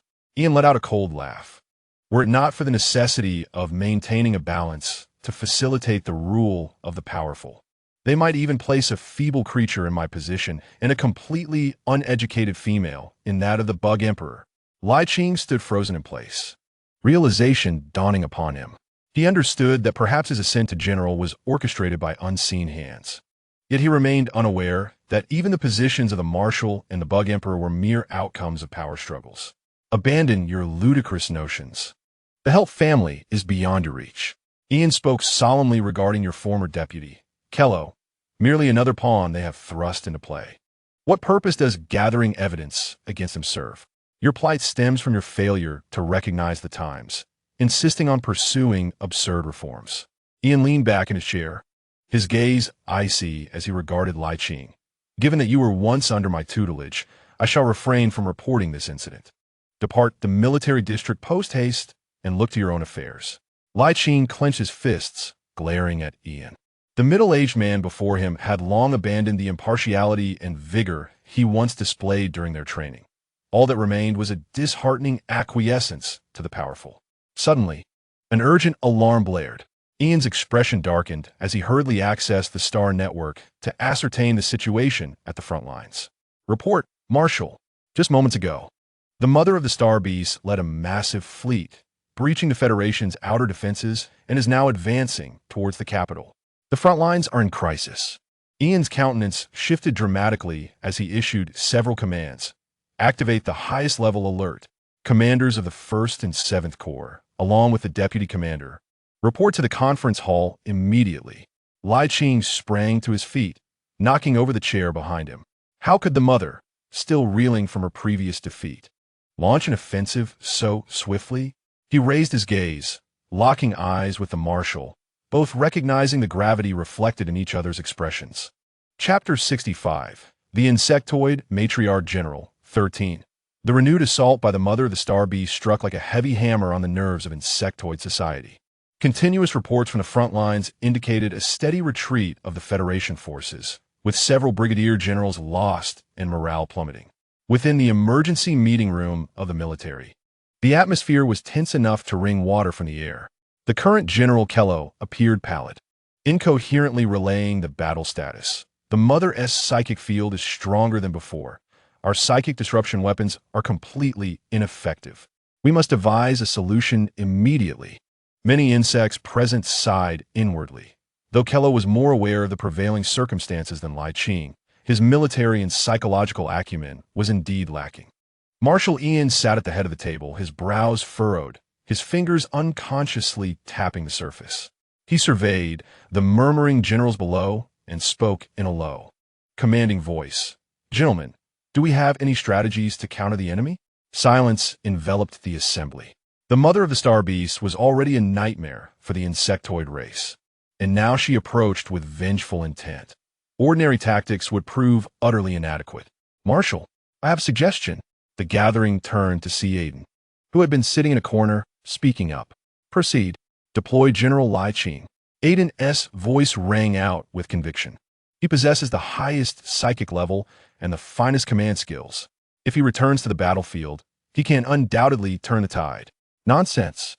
The commander of the First Corps immediately retorted. Li Qing bears a criminal record and has a history of psychic instability. Should he lose control again in battle, who will be accountable? The commander of the Second Corps echoed. Indeed, are you willing to risk the entire capital? Kello, what say you? Ian inquired of the current general. Kello lowered his head, remaining silent. Gentlemen, Marshal, Aiden coldly surveyed the room. The circumstances surrounding past events are riddled with uncertainties. With a formidable enemy at our doorstep, shall we forsake our only hope due to baseless accusations? Enough. Marshal Ian raised his hand to halt the dispute and directly initiated a video call to Li Qing. At that moment, Li Qing was at home, awaiting Yi He's return. With the news having surfaced today, he sensed that significant actions were imminent. This matter required a thorough discussion with the sovereign. Upon connecting the video call, Ian observed the silent figure of Li Qing on the other end. Clad in simple civilian attire, the slave collar around his neck was barely visible, while the background revealed a clean yet exceedingly modest small living room. Judging by his posture, it appeared Li Qing was kneeling at the doorway, anticipating the sovereign's arrival. Marshal Ian sighed inwardly. He had previously consented to the higher-ups' decision to replace Li Qing. However, he had not anticipated the Helter family's ruthless approach, which aimed to completely clip Li Qing's wings and reduce him to dust. The once formidable and valiant general had been transformed into a wretched female slave, crawling at the feet of the sovereign. Yet, Li Qing maintained a straight back and steady gaze, looking directly at the insects on the video call while remaining in his kneeling position. Ah, well, it was time to reach a resolution. Li Qing, the marshal began, his voice tinged with weariness. Are you willing to atone for your misdeeds and return to the battlefield? Upon your return, I shall petition for a case review. A flicker of understanding crossed Li Qing's eyes. He had suspected this scenario. For only an SSS-level psychic could withstand the psychic waves of the Queen Mother, and he was the sole SSS-level female insect in the Federation. Yet, the Marshal's ease in broaching the subject stirred a small thrill within him. He glanced at the Marshal, then at Aiden, and finally his gaze settled on the impassive Cairo beside him. After a deep breath, he stood and solemnly saluted. Li Qing expresses gratitude for the Marshal's trust. I shall not fail in my mission. Very well. You shall lead the expedition tomorrow. The Federation awaits your favorable news. The moment Li Qing ended the video call, his fingertips trembled uncontrollably. The Marshal's proposal struck him like a thunderbolt. Returning to the battlefield now appeared to be his chance to redeem his tarnished reputation. Yet, he had accepted this potentially fatal decision without informing Yi. Every action of a female slave required the sovereign's permission, especially when it involved the uncertainties of life and death on the battlefield. Under the sovereign's indulgence, he had been allowed to freely venture out for work. However, this impending departure might extend for several months, and according to the female slave regulations, he would have already faced numerous returns. Would the sovereign be angry? He paced back and forth in the cramped living room, the slave collar at his nape emitting faint crackling sounds in response to his psychic fluctuations. Suddenly, he halted and glanced at the Starnet clock. Yi would return in half an hour. Rushing into the kitchen, Li Qing intended to prepare dinner for Yi. But in his flurry, he knocked over a bottle of seasoning, splattering deep purple sauce onto the pristine shirt that the sovereign had just bought for him. In a frenzy, Li Qing attempted to wipe the stain, only to make it worse. The sound of an aircraft landing outside sent a jolt of electricity through him, rendering him frozen in place. It was over. He inhaled deeply, abruptly kneeling at the entrance, his forehead pressing heavily against the cold floor. Yi did not encounter any news regarding the battlefield on the Star Network today, yet the system detected signals from the military headquarters. It was said that the Empress had been repelled by the remnants led by Cairo, sustaining severe injuries, and logically, she should not have recovered so swiftly. He intended to return and inquire about the specific circumstances from Li Qing. Upon entering, he was first greeted by an unusual scent, a mixture of burnt aromas and sauce. And then he noticed Lai Qing kneeling and bowing deeply on the ground. "What is this?" Yi hastened towards him, wishing to assist him up, only to find Lai Qing's body rigid as if carved from stone. With his voice muffled against the floor, Lai Qing uttered, "I am guilty, my lord." For what absurd reason was this foolish creature seeking forgiveness? Yi chuckled softly, settling cross-legged before him, gently stroking Lai Qing's head. "What transgression? Pray tell me." Lai Qing's voice was hoarse as he rapidly recounted the proceedings of the military meeting and his hasty agreement to deploy, speaking in a flurry reminiscent of a rapid-fire barrage. "The situation was urgent, and I failed to report to you. I should not have acted on my own accord. I beg for your punishment. Please do not be angry." Yi listened in silence, his fingertips lightly brushing the heated brand on Lai Qing's nape. He could feel Lai Qing's body trembling violently, not from fear of the battlefield, but from the dread of inciting his wrath. "Rise," Yi commanded softly, his tone imbued with undeniable authority. Lai Qing dared not move, pressing his forehead even tighter against the ground. "If my lord does not punish me, I shall not rise." Yi let out a light laugh, bemused by Lai Qing's foolishness, which paradoxically revealed a hint of cleverness. Had he begun to threaten him? With a resigned sigh, he whispered into Lai Qing's ear, "If you ruin your knees from kneeling, how will you pilot the mecha tomorrow?" His warm breath carried a faint scent of cedar. Lai Qing felt as though he were enveloped entirely within the aura of his lord, lost in its embrace and unable to extricate himself. "This is the opportunity you have secured for yourself through your abilities." Yi gently lifted the dazed Lai Qing. The entire creature glowed a soft pink, accentuating the sharp angles of his handsome face with a youthful innocence. Yi could not resist reaching out to lightly brush Lai Qing's long eyelashes. "The situation is dire, and military orders are paramount. You must proceed." Chapter 66. The Insectoid Female General 14. Military orders are paramount. You have done well. Lai Qing suddenly lifted his head, his amber eyes filled with astonishment. "My lord does not blame me. I do not blame you. I blame myself for not devising a quicker method to relieve you of your female servant status, but more so for not informing you sooner." Yi retrieved a small, elegant metal box from his space. "This is a portable chip I have refined during this period. In due time, even in the absence of my mental comfort, it will stabilize your mental sea." He cradled Lai Qing's wrist and gently pressed the chip against the inner skin, where it seamlessly integrated, leaving a faint golden mark. In this, he produced a silver badge engraved with his name, fastening it upon Lai Qing's chest. "This is my insignia, which shall prevent them from using your status as a female servant against you." Incorrect. This was a protective talisman blessed by his master. Though it could not ward off advanced evil practitioners, it was more than sufficient to deflect fatal blows from star beasts. Finally, Yi placed his hand gently upon Lai Qing's neck, caressing the collar that adorned it. With a sharp crack, the collar shattered. Having ascended to the rank of an A-class male insect, he was perpetually tormented by the desire to remove this emblem of disgrace. Yet its placement at a critical point deterred him from acting recklessly. However, now that he had become adept at wielding his mental prowess, the removal was within his grasp. As Lai Qing felt the sudden absence of the restraint around his neck, a surge of long-lost mental energy flooded his entire being. He gazed down at the emblem on his chest, and then at the golden patterns adorning his wrist, his heart racing as he looked up in a flurry. "Master, I am your female servant. Regardless of whom I am with, I shall never deny this." Yi placed a hand firmly on his shoulder, his expression turning gravely serious. "Lai Qing, you are the general who once instilled fear in the hearts of the enemy, not a slave to be trampled upon. The shackles upon your body have been lifted by me.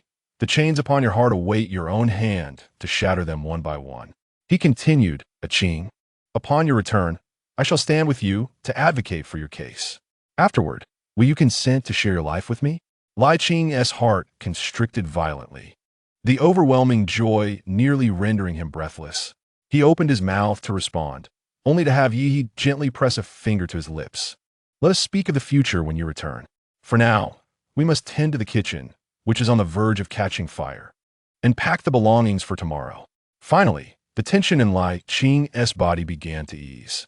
He nodded vigorously and dashed into the kitchen, a clumsy smile curving at the corners of his mouth. The system couldn't help but mutter softly, "Host, do you realize that what you just said sounds remarkably like a battlefield flag? It's akin to saying, 'We'll marry upon your return,' which typically means the protagonist 1T come back." Yi smiled lightly. Perhaps for others, it may be a flag, but for Li Qing, it serves as a source of reassurance. Moreover, rather than placing faith in ephemeral notions, it was far wiser to trust in Li Qing's combat prowess. As the only SSS-class female insect in the galaxy, his military acumen was unparalleled, and his combat style was both resolute and composed, with exceptional personal and strategic capabilities. Absent interference from other insects, he would undoubtedly shine brightly. The following morning, after bidding farewell to his master, Li Qing resolutely embarked on his expedition. However, when a military announced that Li Qing had deployed and would return to the battlefield, the Star Network erupted in uproar. What? Are they sending that traitorous female servant general in a battle? The federal government must be out of its mind. Has Marshal Ian lost his sanity? He previously suffered a mental breakdown leading to a catastrophic defeat, and if he falters again, we shall all be doomed. No, this is utterly unacceptable. The reasoning and strategic decisions of a female insect are inherently unreliable. Waves of skepticism and dissent flooded in, primarily from the uninformed masses and those deeply entrenched in the belief that female insects were intellectually inferior. This sentiment was particularly strong among the nobility, who feared that Li Qing's potential success could jeopardize their control over the lower insect races. Amidst the fervor of public dissent, Yi utilized the official channels of Xinghua Biotech to convene a live press conference for the entire galaxy. Before the cameras, he appeared in a crisp white lab coat, exuding an air of cool composure. He did not engage in excessive pleasantries, but rather plunged directly into the subject. I am aware that there are concerns regarding General Li Qing's return to the battlefield, primarily centered on his mental instability. Pausing briefly, his gaze swept across the dense barrage of comments on the screen, and he continued, "Here I officially announce that after relentless research, I have successfully developed a chip specifically designed to facilitate the mental guidance of female insects, called the Heart Anchor. This chip gently organizes the tumultuous mental sea of the female insects, enhancing their stability without any side effects." As he spoke, he presented samples of the chip along with comprehensive clinical trial data, which even included anonymized records of Li Qing's initial mental guidance sessions. The principle behind the Heart Anchor chip is not to render the female insects reliant on the mental strength of their male counterparts, but rather to assist them in discovering their own mental anchor points, thereby achieving self-stability. Yi's voice resonated clearly in every corner of the venue. This signifies that female insects will no longer be entirely dependent on male insects for guidance. They can attain a more independent mental state. These words detonated like a bomb, stirring tumultuous waves throughout insect society. The female insects erupted in fervor. Countless lower-class females, military females, and even bound female slaves expressed their exhilaration across the Star Network. "We can be free too. Long live Lord Yi." However, simultaneously, many male insects, particularly those aristocratic males accustomed to controlling the females, felt a surge of panic. This would undermine the position of the males. If females no longer relied on us, what would we amount to? Meanwhile, several insects who had already held disdain for the males chimed in. "You male insects are useless, now that you're no longer needed. You should hurry and perish, ha ha ha. All you can do now is impregnate the females, and I haven't seen any evidence of your intelligence. Indeed, it is the females who fight on the battlefield while you hide behind enjoying comforts. This is utterly unfair." Yi coldly observed the barrage of comments before unleashing another astonishing revelation. During this period of research on mental strength, I discovered something quite intriguing. The media present at the press conference were already drenched in sweat, and discussions on the Star Network had momentarily halted, all waiting to see what significant news he would unveil next. That is, the mental guidance provided by male insects comes at the cost of depleting their essence, essentially their life force. I wonder if anyone has noticed that in more harmonious households, Male insects tend to have significantly shorter lifespans. While female insects may live close to 300 years, males often perish before reaching 200. Although there are differences in brain domains and physical capabilities between males and females, these are not insurmountable divides. With proper training, males can also possess the ability to engage in battle. For instance, Yi raised his hand and struck the table with force, and the insects below were horrified to witness the table cracking. Chapter 67. The Female Slave General of the Insect Clan, 15. The insects gazed at Yi, utterly astonished. This was a metal table. While female insects could almost flatten it with their strength, their estimation of male physical prowess had been that of utter frailty. Host, this seems like cheating, doesn't it? Are you certain that an ordinary male insect could strike like this? The system's luminous sphere flickered. Though uncertain, through rigorous training, they are capable of shattering a wooden table. With proper conditioning, even ordinary humans can achieve feats beyond the reach of the average individual. Thus, the formidable insectoid race is destined to surpass them. Yi continued, stating that the advanced cerebral regions of male insects render them more adept at mastering military strategies, making them particularly suited for the battlefield. Similarly, the physical prowess of female insects enables them to undertake more demanding and intricate scientific experiments. Therefore, there should not be such rigid distinctions in the workplace between the sexes. It merely comes down to who is better suited for a particular task. This declaration was nothing short of revolutionary. The male insects, who had previously remained silent under the onslaught from their female counterparts online, suddenly regained their voices. By the gods of the insect realm, is this why I've always felt utterly drained when counseling female insects? I thought it was my own failing, and I was too embarrassed to speak of it. Could this have an impact on lifespan? Indeed. Had no one realized this before? Why has it never been mentioned? Am I the cause of the male leader's demise? He cherished me so dearly, but was it merely for my mental acuity leading to his early passing? Of course, some insects recognized the crux of the matter. Hey, can we also pay attention to what Lord Yi mentioned about the other issues? He stated that there should not be strict divisions in work between males and females. Exactly. I am a female insect with health issues, yet I consider myself quite intelligent. However, when I applied for a researcher position, my resume was immediately rejected. Yes, I am a male insect, yet my family insists that I possess a simple mind and a strong physique. I feel I was meant to be a military female fighting against the star beasts. The conflict between the sexes was unexpectedly thrust into the limelight. Yi's anchor chip served as a pivotal point, prompting many insects to ponder whether the numerous laws and regulations in society are truly justifiable. Following this press conference, the announcement of Li Qing's return to the battlefield, coupled with the promotion of the anchor chip, generated a formidable wave of public sentiment. Despite lingering skepticism, a greater number of insects, particularly females, placed their hopes in this former hero. Many took to the Star Network to voice their support for General Li Qing, offering prayers and encouragement for his endeavors. The nobility acutely sensed the impending peril, and Yi noticed unfamiliar faces frequently loitering around his apartment. Meanwhile, Xinghua Biotech faced relentless media and noble scrutiny, affecting their daily commutes. Though Yi felt a twinge of guilt over the situation, the shareholders of Xinghua reveled in their profits from the anchor chip, reaping substantial rewards. As Yi gazed out the window, he spotted several insects armed with rifles and artillery. It was imperative to relocate. If he delayed, he might soon face genuine threats from those brandishing weapons. Yi dialed Li Qing's video call. They were transitioning to the main battlefield, which would take at least half a month, so this video call should connect. Although the expedition team employed signal jamming, the male leaders of the military females typically possessed access to internal signals, allowing them to connect directly. Li Qing promptly accepted the video call, standing respectfully before the screen. "My lord, good day." General Yi and Duan sat at the table, their eyes twinkling with amusement as they observed Li Qing. "Is the heart anchor still functioning well? Has your mental ocean become chaotic again recently?"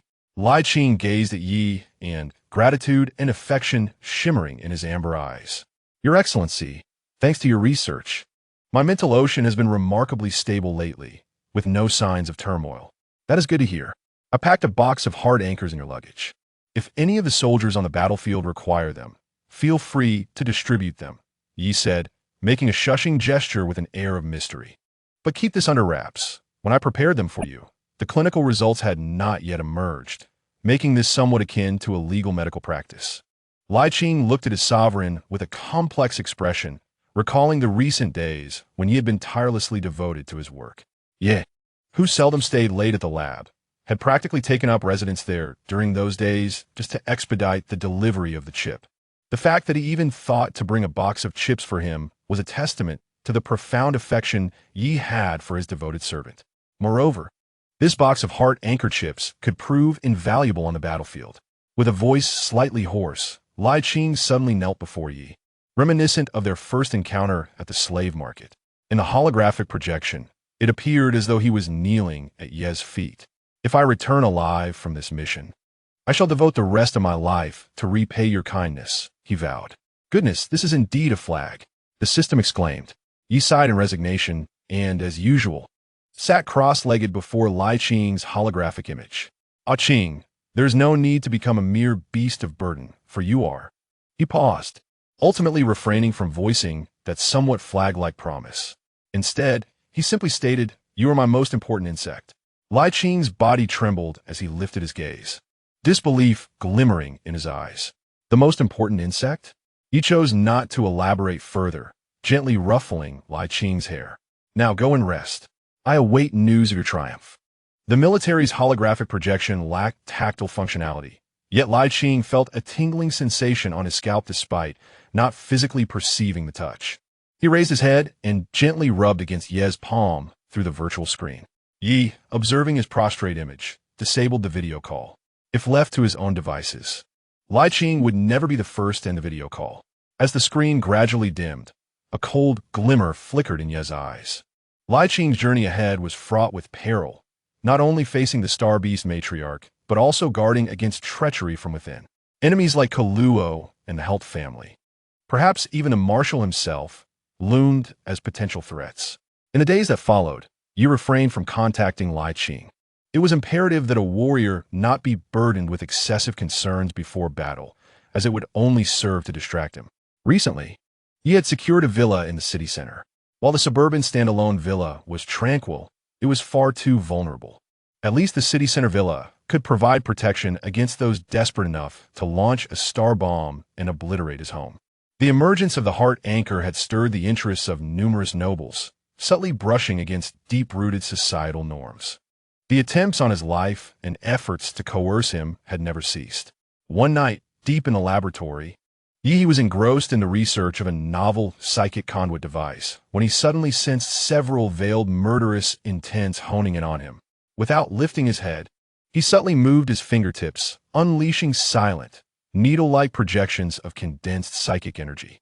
With a series of soft thuds, the assassins concealed throughout the laboratory fell to the ground, unable to emit even a single cry of despair. They bore no visible wounds, only the faintest traces of nearly imperceptible punctures at their foreheads. It was laughable. Had he just arrived in this world, such an assassination might have posed a modicum of concern. Now, however, with a profound understanding of the laws of nature and a fortified physique, no number of assassins could approach him. After dispatching the bodies, Yi continued his experiments, his demeanor unruffled. The system in his mind exclaimed, "Host, your methods are rather ruthless, yet undeniably impressive." Yi, without looking up, replied, "System, seek out the Tao of Heaven and request reincarnation for those insects." "Who should I find? The Tao of Heaven? Me?"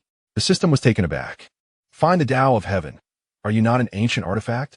Fear not. The Tao will heed your call," Yi stated calmly, devoid of any emotional stirrings. His purpose in this world extended beyond merely rescuing Li Qing. He sought to transform this distorted society. Every obstacle in his path must pay a price. However, these insects were mere pawns, compelled by their masters. Facilitating their swift reincarnation would serve as compensation from Yi. Beyond assassination, there was an abundance of attempts at persuasion. Various noble families proffered exorbitant stakes, striving to acquire the patent rights to his heart anchor or other universally beneficial potions. Your Excellency Yi, should you consent to collaborate with us, the entire resources of the health family will be at your disposal, and you shall become the wealthiest male insect of the insect race. The representative of the health family arrived, his tone haughty yet tinged with urgency. As he was packaging a batch of affordable healing salves intended for donation to the wounded female insects on the front lines, he replied, without lifting his gaze, "My aspirations have never been wealth. What then do you desire? Power? We can support your ascent to the Federal Council." Finally raising his head, Yi's eyes glimmered with derision. The Federal Council? An institution monopolized by the nobility, serving only a select few? How could it ever warrant my allegiance? The representative's expression darkened, and he departed in indignation. Yi observed his retreating figure, a cold smile tugging at his lips. These nobles would never comprehend that he sought not to join their game, but to completely upend this decaying chessboard. Within the leadership of Qing Li Biotech, opinions were far from unified. Some sought to increase their share, while others aimed to directly impede Yi's research. Yi engaged in discussions with the board, clearly stating his position.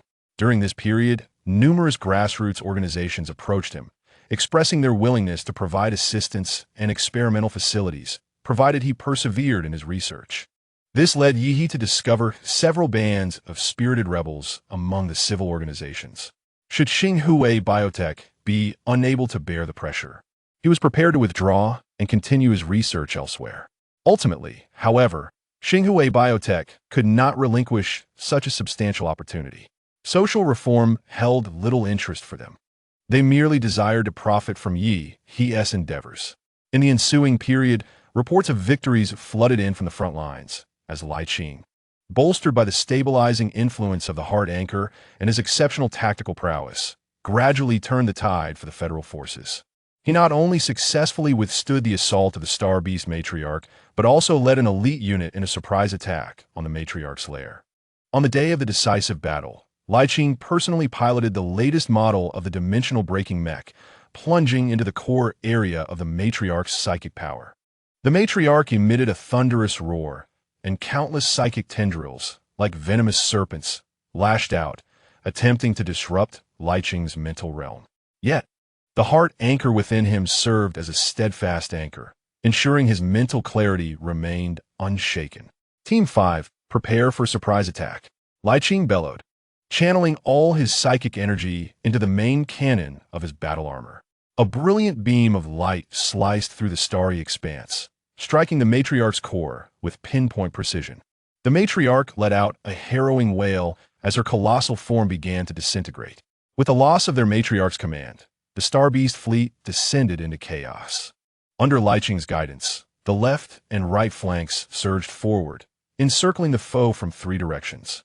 After a fierce battle lasting 10 hours, the matriarch's main nest was successfully obliterated. In the plaza of the capital star, countless members of the insectoid race gathered to witness this historic moment via live broadcast.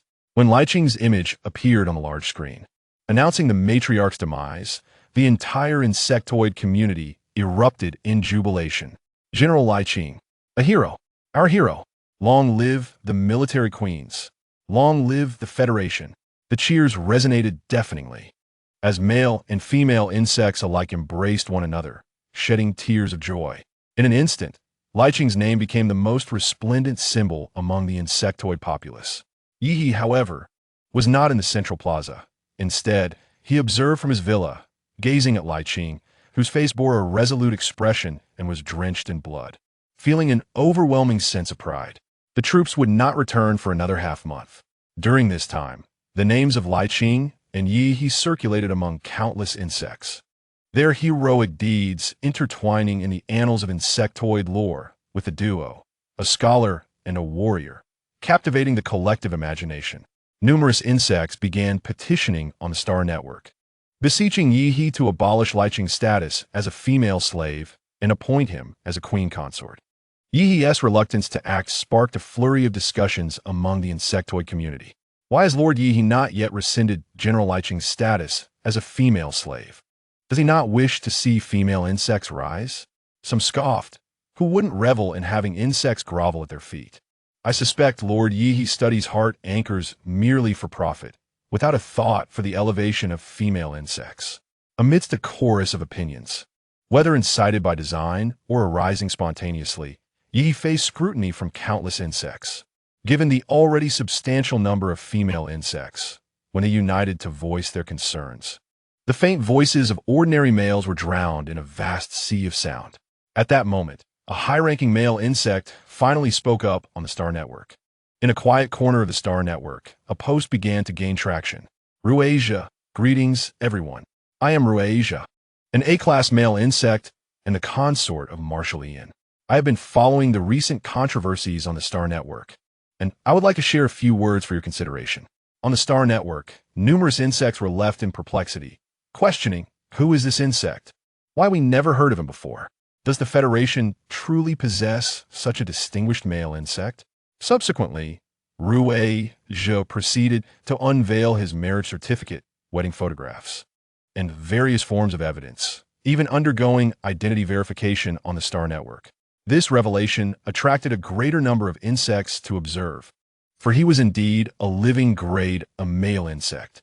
Typically, those exalted male insects were elusive, rarely making themselves accessible for direct discourse on the Star Network. Ruasia then recounted an astonishing tale that left all insects in disbelief. He hailed from an ordinary family, and upon the revelation of his grade A status by his male and female parents, their immediate reaction was to conceal him. For a commonplace family, while a high-ranking male insect could bring wealth, it simultaneously meant a loss of freedom. They wished to shield their child from the covetous eyes of the nobility at such a tender age. Their intentions were noble, yet their actions were far too sluggish compared to the noble swift moves. The moment Ruasia's rank was detected, the news spread like wildfire among the upper echelons of society. Thus, at the tender age of 15, Ruasia was taken into the noble Kane's family. Later, at an otherwise ordinary banquet, he was traded to the Helt family. Without a single insect inquiring about his consent, he was treated akin to a precious piece of porcelain passed from one hand to another. Then, at the age of 22, he was matched with Ian, the male sovereign. Ruasia had no prior acquaintance with Ian, who was an SS-grade female insect, procured by the Helt family from another noble lineage. Consequently, they became a married couple, devoid of emotional entanglements, focused solely on mental harmonization and the exchange of benefits. Ian sought military achievements on the battlefield, enhancing the Helt family's prestige, while Ruasia was tasked with refining Ian's mental prowess against extraordinarily powerful star beasts. In return, he received protection for his male and female parents, along with a wealth he had no need for. Ladies and gentlemen, from the very beginning, I was aware that engaging in mental harmonization would diminish my lifespan, yet I was a guest under another's roof, left with no alternative. This truth was not mine alone. It was common knowledge among the elite, as the insect emperor would never perform mental harmonization on an empress. I stand on the brink of the end. My male and female parents have long departed from this world, and they are already seeking another male sovereign for Ian. I now find no reason to hold back my words. I merely wish to pose a question. Do you truly believe that it is the male insects who perpetrate the oppression of female insects? Chapter 69. The Insect Race's Female Slave General, 17. Ruasia's statements ignited a tremendous uproar on the Star Network. Mere seconds later, the post was deleted, prompting Ruasia to repost it, only for it to be removed again within moments. This time, his account was suspended. All discussions related to this matter were prohibited, forcing individuals to communicate under pseudonyms. It was not until several sections of the Star Network were restricted that the discussions dwindled. Half a month later, the frontline troops returned triumphantly, and the military held a grand celebration feast, broadcasted across the galaxy to allow the populace to savor the fruits of victory. Naturally, Yi, as a significant contributor for providing the mind anchor chips, was expected to attend, but due to the recent influx of insects attempting to obstruct him, he opted to participate remotely via holographic video to avoid unnecessary complications. Marshal Ian personally adorned Li Qing with the starry medal, a symbol of the highest honor. Li Qing, you have performed admirably. From this day forth, your rank of general is reinstated, and you shall resume your former duties." The hall erupted in enthusiastic applause. In a corner, Cairo stood, his face ashen and his gaze vacant. However, just as the crowd believed all was settled, Li Qing suddenly stepped forward and addressed the marshal, as well as all the assembled generals, proclaiming loudly, "Marshal, I am grateful for your promotion. However, I, Li Qing, no longer wish to hold the title of general." The room fell into an uproar. Marshal Ian was taken aback. Li Qing took a deep breath, his eyes resolute as they swept across the assembly, ultimately resting on Yi He, who attended the banquet via remote communication. Yi He raised an eyebrow, his gaze conveying encouragement. Li Qing turned to the marshal, articulating each word with precision. "I aspire to be the marshal." What? This declaration not only caused an uproar, but rendered the hall silent in shock. A newly reinstated general boldly expressed his desire to become the marshal. Such audacity was unprecedented. Had Li Qing lost his senses? Marshal Ian's expression darkened significantly as he stared intently at Li Qing, his voice low and stern.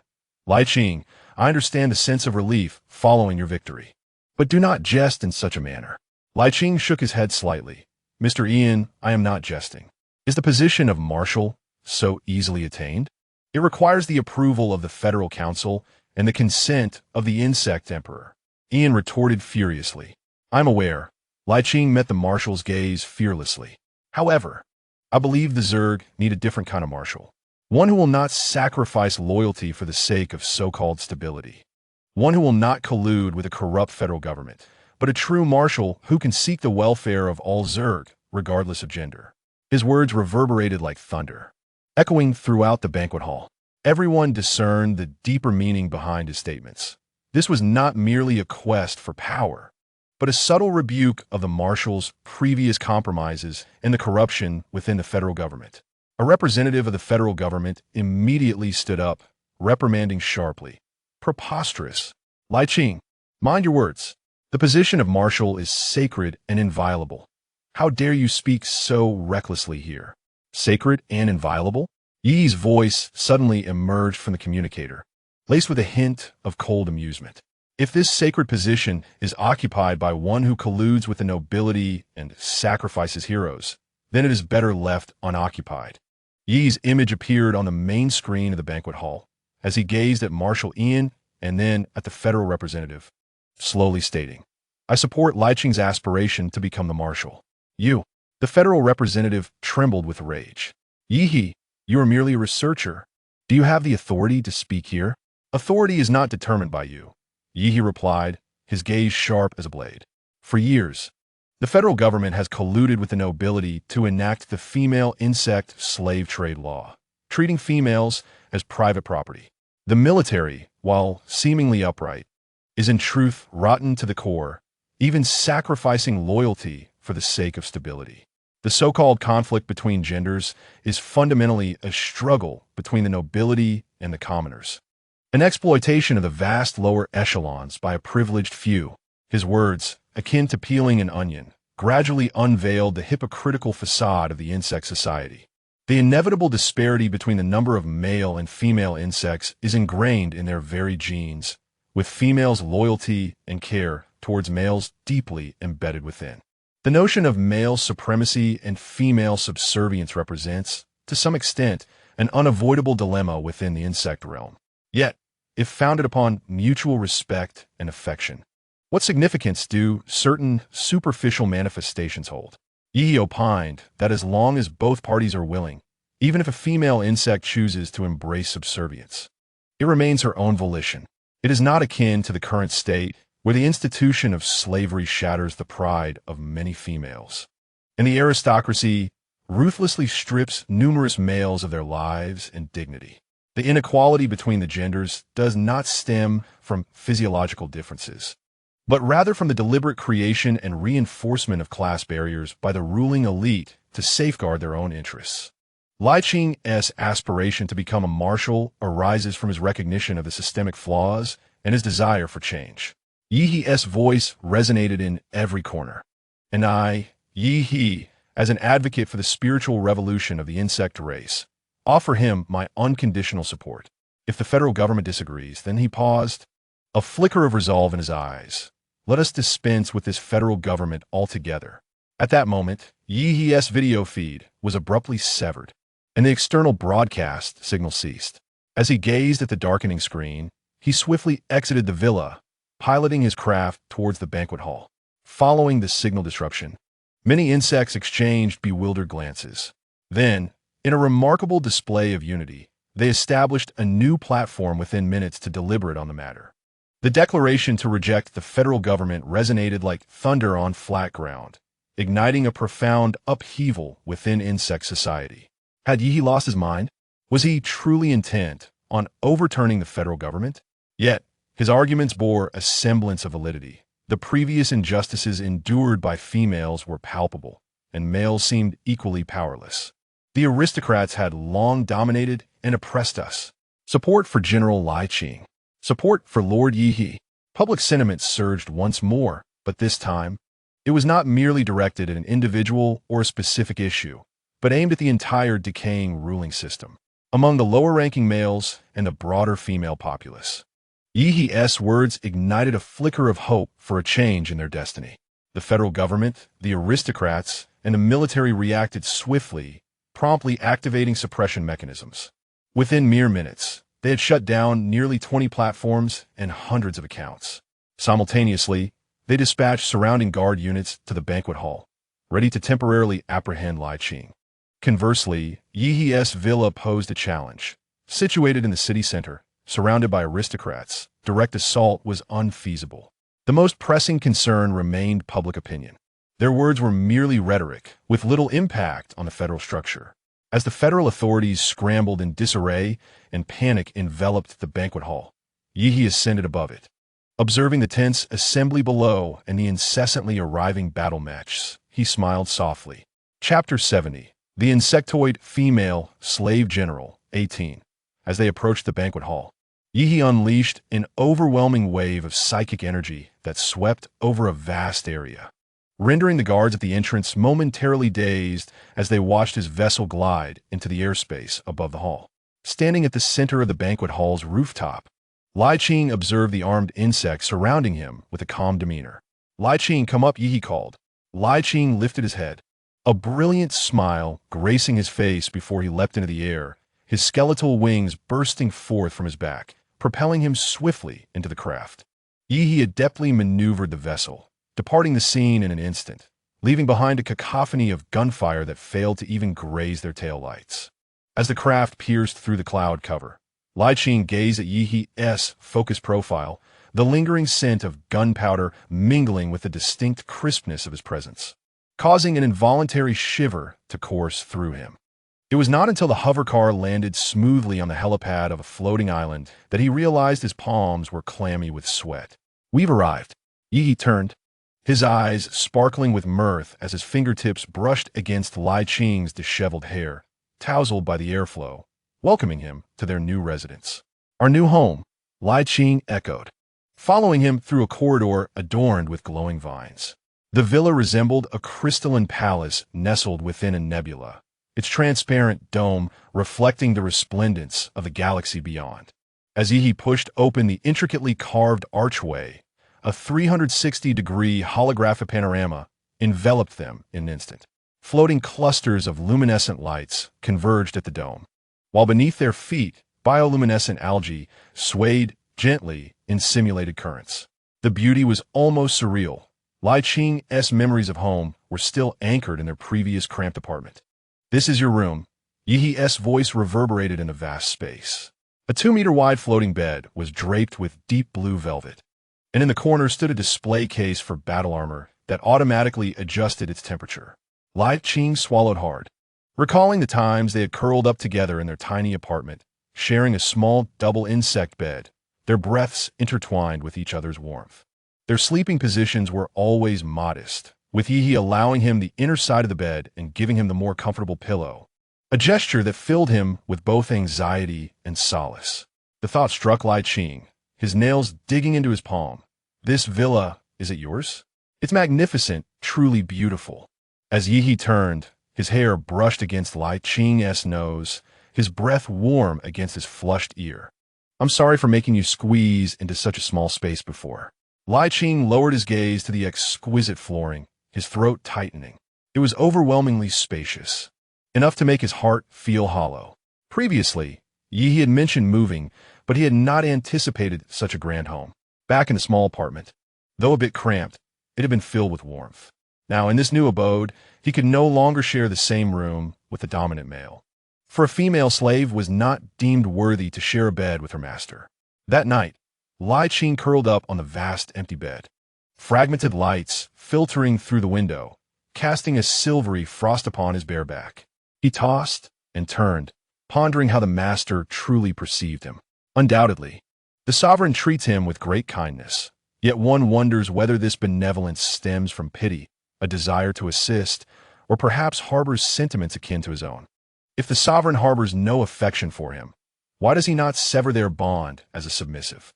Conversely, if he does indeed care, why is there never any intimate physical contact? During their initial encounter, he had been completely bare, yet Yi exhibited scarcely any reaction, merely applying medicine and dressing him once more. Contemplating this, Lai Qing could not help but scorn himself. It was Yi who donned his discarded garments one by one, painstakingly restoring his shattered dignity. Yet now, he found himself yearning to remain by the sovereign's side, even if it meant embracing the role of a lowly submissive. Unconsciously, Lai Qing loosened his nightgown, revealing collarbones still marked by scars, which glimmered a pale pink in the dim light. A glance downward dimmed his expression further. His body marred by scars, it was no wonder the sovereign did not favor him. However, the longing to be utilized by the sovereign lingered within him. In the stillness of a late night, Lai Qing tread barefoot across the soft carpet. As he passed a mirrored hallway, he instinctively averted his gaze. The reflection of the submissive revealed a body riddled with both fresh and old wounds, the neck bearing scars from the slave collar's burn. At that moment, Yi was engrossed in legal texts and literature spread across the table. His research into the realm of mental energy had reached a satisfactory conclusion. The rigid mental energy guidance issues for submissives had been resolved, and the enhancement potions for ordinary dominance were on the brink of clinical trials. Yi had decided against delving deeper into research, believing that these studies would suffice for the insect society for a considerable duration. The remainder would be left for future generations to build upon his experimental foundation. Consequently, Yi had refrained from engaging with experimental materials in recent days, opting instead to study law.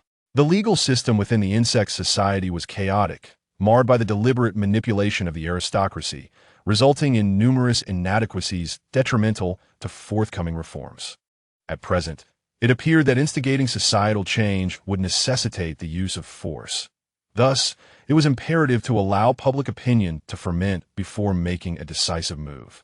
He had yet to determine whether he would assume the mantle of responsibility for transforming insect society or select another to do so. Given his past inclinations, it was likely he would take the lead himself. However, the words spoken by Luo Qing at the end of his life lingered in his mind, reminding him of his status as an outsider. Should he truly take it upon himself to alter the trajectory of the world? Suddenly, the long silent system chimed in. Ding ding. The mission objective has arrived. Yi snapped back to attention, turning to the doorway. Lai Qing clenched his fists, gently pushing open the ajar door to Yi's chamber, meeting his gaze. Startled, Lai Qing immediately knelt on the ground, exclaiming, "I apologize for disturbing the sovereign. Please punish me." Yi chuckled as he approached, saying, "You are to become a general. Why do you still kneel so?" "No, regardless of my station. I am your submissive." Lai Qing quickly professed his loyalty. Yi paused momentarily, but said nothing further, inquiring instead, "What brings you here?" The voice of the formidable Lord Lai Qing bore an intentional huskiness, yet his entire form seemed somewhat rigid, revealing a hint of anxiety as he had been haunted by nightmares. Yi pondered, could this be the manifestation of battlefield PTSD? He embraced Lai Qing, gently stroking his hair, asking softly if the sudden change in surroundings had made him uncomfortable. Yielding to the embrace, Lai Qing nestled against Yi's warm chest, feeling the rhythmic thumping of his heart. Then, with deliberate intent, he began to rub against him. Yi felt a surge of confusion and pushed Lai Qing's shoulder to gaze into his eyes. At that moment, his pupils dilated in shock. Upon entering, Lai Qing had draped himself in a long blanket that concealed him entirely. Yet, as he moved, the blanket slipped away, revealing that he wore nothing underneath. No, it was not entirely accurate to say he was devoid of clothing. His body was entwined with several delicate red strings, weaving around his armpits, waist, and between his legs. Rather than obscuring anything, they accentuated his most intimate features.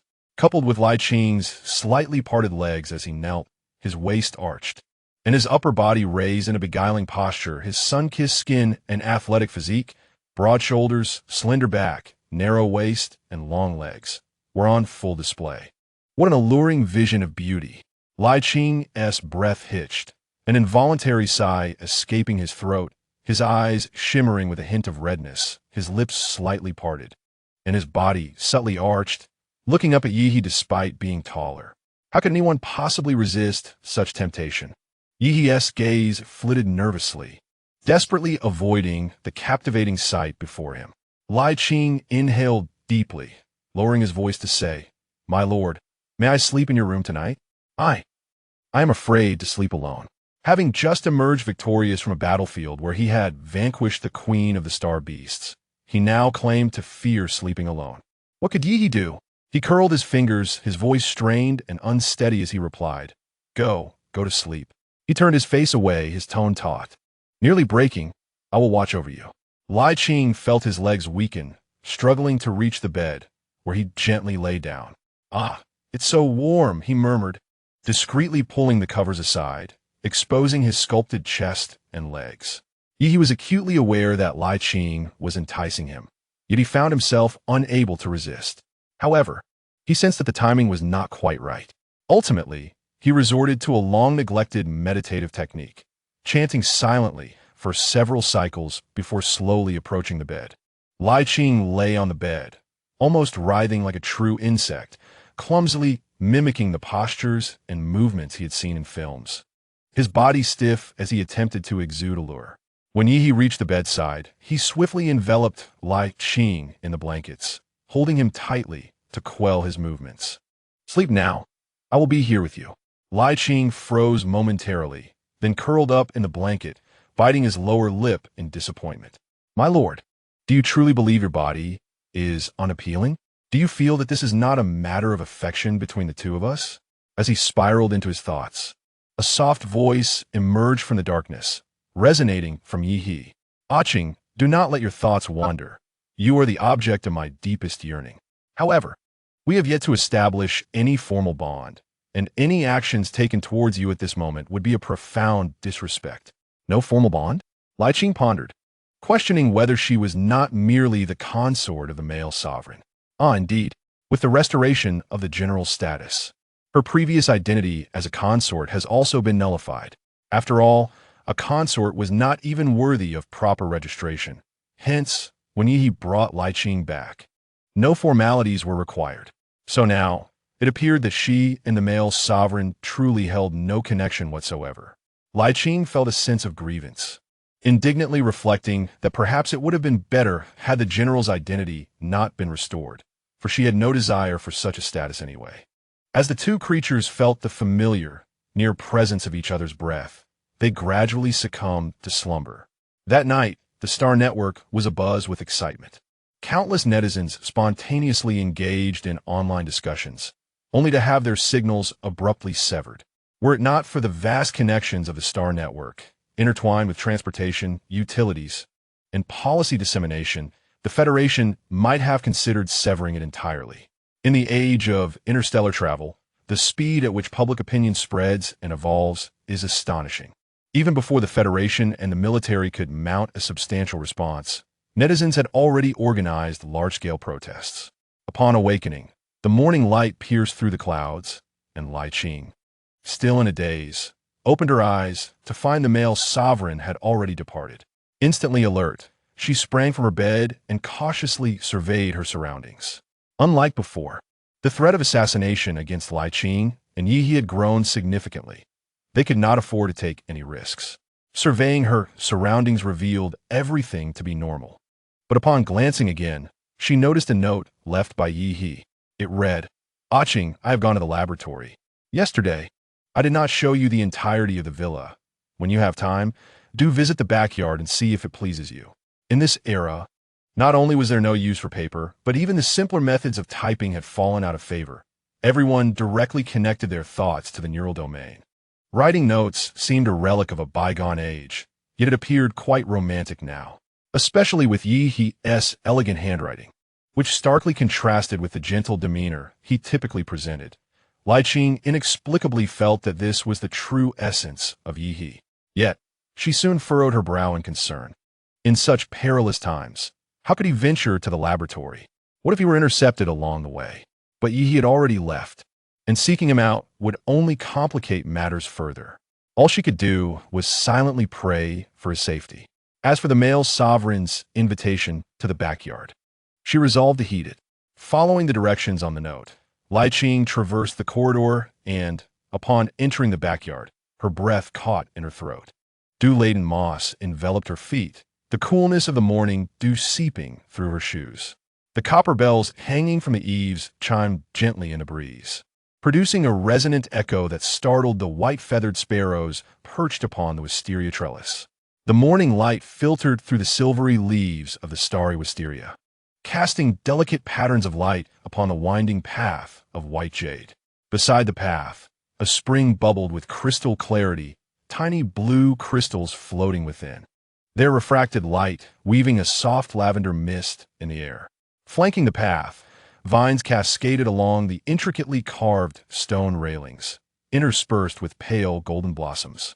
As the morning breeze swept through, a subtle fragrance enveloped Li Qing, drawing her deeper into this enchanting scene. Li Qing was momentarily entranced by the ethereal scene before him. These visions seemed to belong solely to the realm of dreams. The decor, contrasting sharply with the monochromatic aesthetic typical of the insect race, delivered an overwhelming visual impact. It felt as though he had traversed a corridor and stepped into a picturesque ancient era, allowing all worldly concerns to fade away. His mind was a muddled haze as he stumbled forward, questioning whether he had truly awakened from a slumber. When he spotted Yi leaning against the railing, he still harbored doubts about his consciousness. Yi stood beneath a small pavilion at the end of the spring, his moon-white robes fluttering gently in the breeze. A jade flute hung gracefully at his waist, reflecting a warm luster in the morning light. His dark hair was loosely gathered with a wooden hairpin, with a few strands cascading at his temples, accentuating the elegance of his profile. This attire would have been familiar to Qing Li, for it was Yi's customary garb at Tianqianshan Mountain. Yet it was imbued with subtle nuances. Unlike his usual meticulously arranged hairstyle, this one was undeniably alluring. Li Qing had never witnessed such a sight. At this moment, Yi, clad in flowing moon-white silk, appeared as a transcendent being amidst the pines and bamboos. Yi gazed into the spring, inspecting his reflection until he heard Li Qing's soft footsteps approaching, prompting him to lift his gaze. "Do you like this place?" Yi turned, his voice clearer than the sound of the spring water. Li Qing looked on in a daze, as if Yi were enveloped in a soft glow, making him appear almost unreal. Could this truly not be a dream? Chapter 72. The Insect Race's Female Slave General, 20, with the morning light at his back. Yi approached Li Qing with measured steps. His robe brushed against the moss on the steps. "I apologize," he began, "when I guided your spiritual energy earlier. I inadvertently glimpsed your inner world. I decorated the backyard of my home according to your dreams. I hope you do not resent my presumption." Li Qing's throat tightened, his fingers digging into his palm. He had never anticipated that he, a battered female insect, could be regarded with such esteem. The dignity shattered by the whip and the pride worn down by the collar seemed to unfurl slowly in the morning light. Yi paused before him, adorning Li Qing's head with a crown woven from freshly picked flowers. Li Qing's visage, typically characterized by its resolute demeanor, appeared amusingly charming adorned with such a garland. As he looked down, the morning dew from the petals dripped onto the back of his hand, cool yet searing enough to sting his eyes. Aching! Yi gently brushed aside the stray hairs by Lai Qing's ear. Regardless of what I do shortly, please do not panic, all right? Lai Qing nodded absently. As you wish. My lord. Aching. Suddenly, Yi knelt on one knee, gazing up at Lai Qing. This gesture startled Lai Qing, causing him to fall to the ground in alarm. Bending forward in a desperate attempt to lift Yi. My lord, please do not. If I have erred, simply punish me directly. Do not. Lai Qing's voice became frantic and disjointed. Yi, with an air of resignation, replied. Did we not agree that you would not panic regardless of my actions? Xiong, the dominant male, was at a loss for words, unaware that Yi would directly cause this female servant to kneel before him. Aching, rise, Yi spoke gently. This is an ancient interstellar civilization's proposal ceremony, and I believe it is fitting for us. Please allow me to complete this ritual of courtship, will you? Proposal? Lai Qing was bewildered. What could a male insect possibly propose to a female? Yi merely needed to beckon, and countless female insects would rush to kneel at his feet, eager to serve as his concubines or even slaves. Yet, Yi forcibly pulled Lai Qing to his feet and knelt on one knee himself. Lai Qing, flustered and unsure, felt the weight of Yi's unwavering gaze, clearly imploring him to remain still. Lowering his head, Yi retrieved a star marrow ring from his sleeve, its center adorned with a translucent gem that shimmered with flowing golden patterns. This was the convergence of Yi's consciousness and mental strength. In this lifetime of love, this is my first formal proposal, my first chance to establish a bond with you. Qing Li. Yi gazed up at Lai Qing, his eyes more radiant than the star marrow itself. Qing, you have always treasured me as if I were your savior. Yet in truth, it is you who has continuously redeemed me. From a moment I first laid eyes on you in this life, I felt I had found my sanctuary for the soul. Recalling the anguish and fury he felt upon learning of Lai Qing's presence in the slave market, a desire to incinerate everything and a plunge into despair surged within him.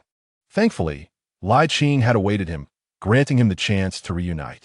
Grateful that Qing Li never abandoned him, even enduring immense suffering in the small world, yet still loving him deeply and profoundly. Qing, Yi's voice trembled. I have long wished to convey this to you, but lack the opportunity. Now, I finally exist in a world where I can openly pursue you. I wish to gaze upon the vast starry river with you, to join forces in transforming this decaying world, to converse with you at the dining table each evening, and to awaken each morning to your presence in the dawn's light.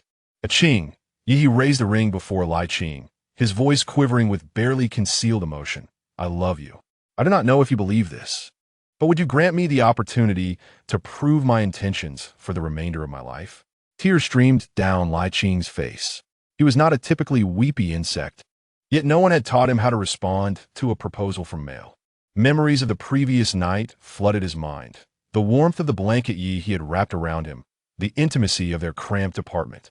Those subtle acts of tenderness had already taken root in his heart, growing into a towering tree. Suddenly, he threw himself down to embrace Yi, his hot tears soaking the fabric of Yi's robe, creating a darkened patch. Choked with emotion, Lai Qing nodded, speaking in halting breaths. I am willing, my lord. I am willing. I wish to be your slave for a lifetime. You always kneel before me. Always consider yourself a female servant. If what you wish to express is your eternal submission to me. Yi gently touched the ring, where the consciousness and mental strength intertwined into a heart shape. Then I too wish to declare that I shall forever submit to you, bowing my head in reverence. A single tear fell from the corner of his eye, yet he smiled as he placed the ring on Lai Qing's finger, the star marrow glowing warmly in the morning light. In the distance, the moon spring gurgled melodiously, while the glimmering points of the starry vines cascaded softly down upon the entwined hands of the two, resembling a blessing that transcended time and space. Lai Qing nestled in the crook of his neck, suddenly recalling his clumsy attempts at seduction from the previous night, his cheeks flushed with warmth, akin to a pan ready for an egg. Yet Yi, as if perceiving his thoughts, gently tousled his hair and murmured, I apologize for not fulfilling your desires last night. Primarily, I find it difficult to act impulsively due to a fleeting emotional surge. Li Qing leaned against Yi He's shoulder, rendered speechless. How could such a formidable master exhibit such tenderness? It was evident he was considering Li Qing's often anxious heart, but he attributed it to his own shortcomings. A breeze stirred the flower trellis, causing the petals of the forget-me-not to bloom anew, softly carrying the vows of the two towards the distant galaxy. Over here, Yi He and Li Qing, in perfect harmony, altered their marital status online. Simultaneously, Yi captured an image of their interlaced fingers, both adorned with rings on their ring fingers. Greetings, everyone. I am Yi, and this is my one and only companion for eternity, my beloved Li Qing. Li Qing sat beside Yi, wide-eyed as he observed the message being sent out. Master, you say, the only? Yi placed a gentle kiss upon Li Qing's forehead. Of course, am I not your one and only? Indeed. Yet Li Qing felt his eyes prickling with tears again. How could the only of a male be the same as that of a female? With such excellence and beauty, would he not eventually take female attendants and concubines? To be the female partner of such a master was a fortune he could scarcely fathom. Even on the day of Yi He's proposal, he dared not imagine a lifetime share between them. However, his heart was undeniably filled with selfish sweetness. He truly wished not to share Yi He with any other. Alas, he was a jealous creature, burdened by guilt. Soon after, he sent another message. Greetings, everyone. I am Li Qing. I am grateful to my master for bestowing upon me his singular love. Let it be a sin. If he could enjoy his master's exclusive affection in this life, he would willingly embrace the gravest of sins. Chapter 73. The Insect Tribe as Female Slave General, 21. The simultaneous dispatch of these two messages set the Star Network ablaze with fervor.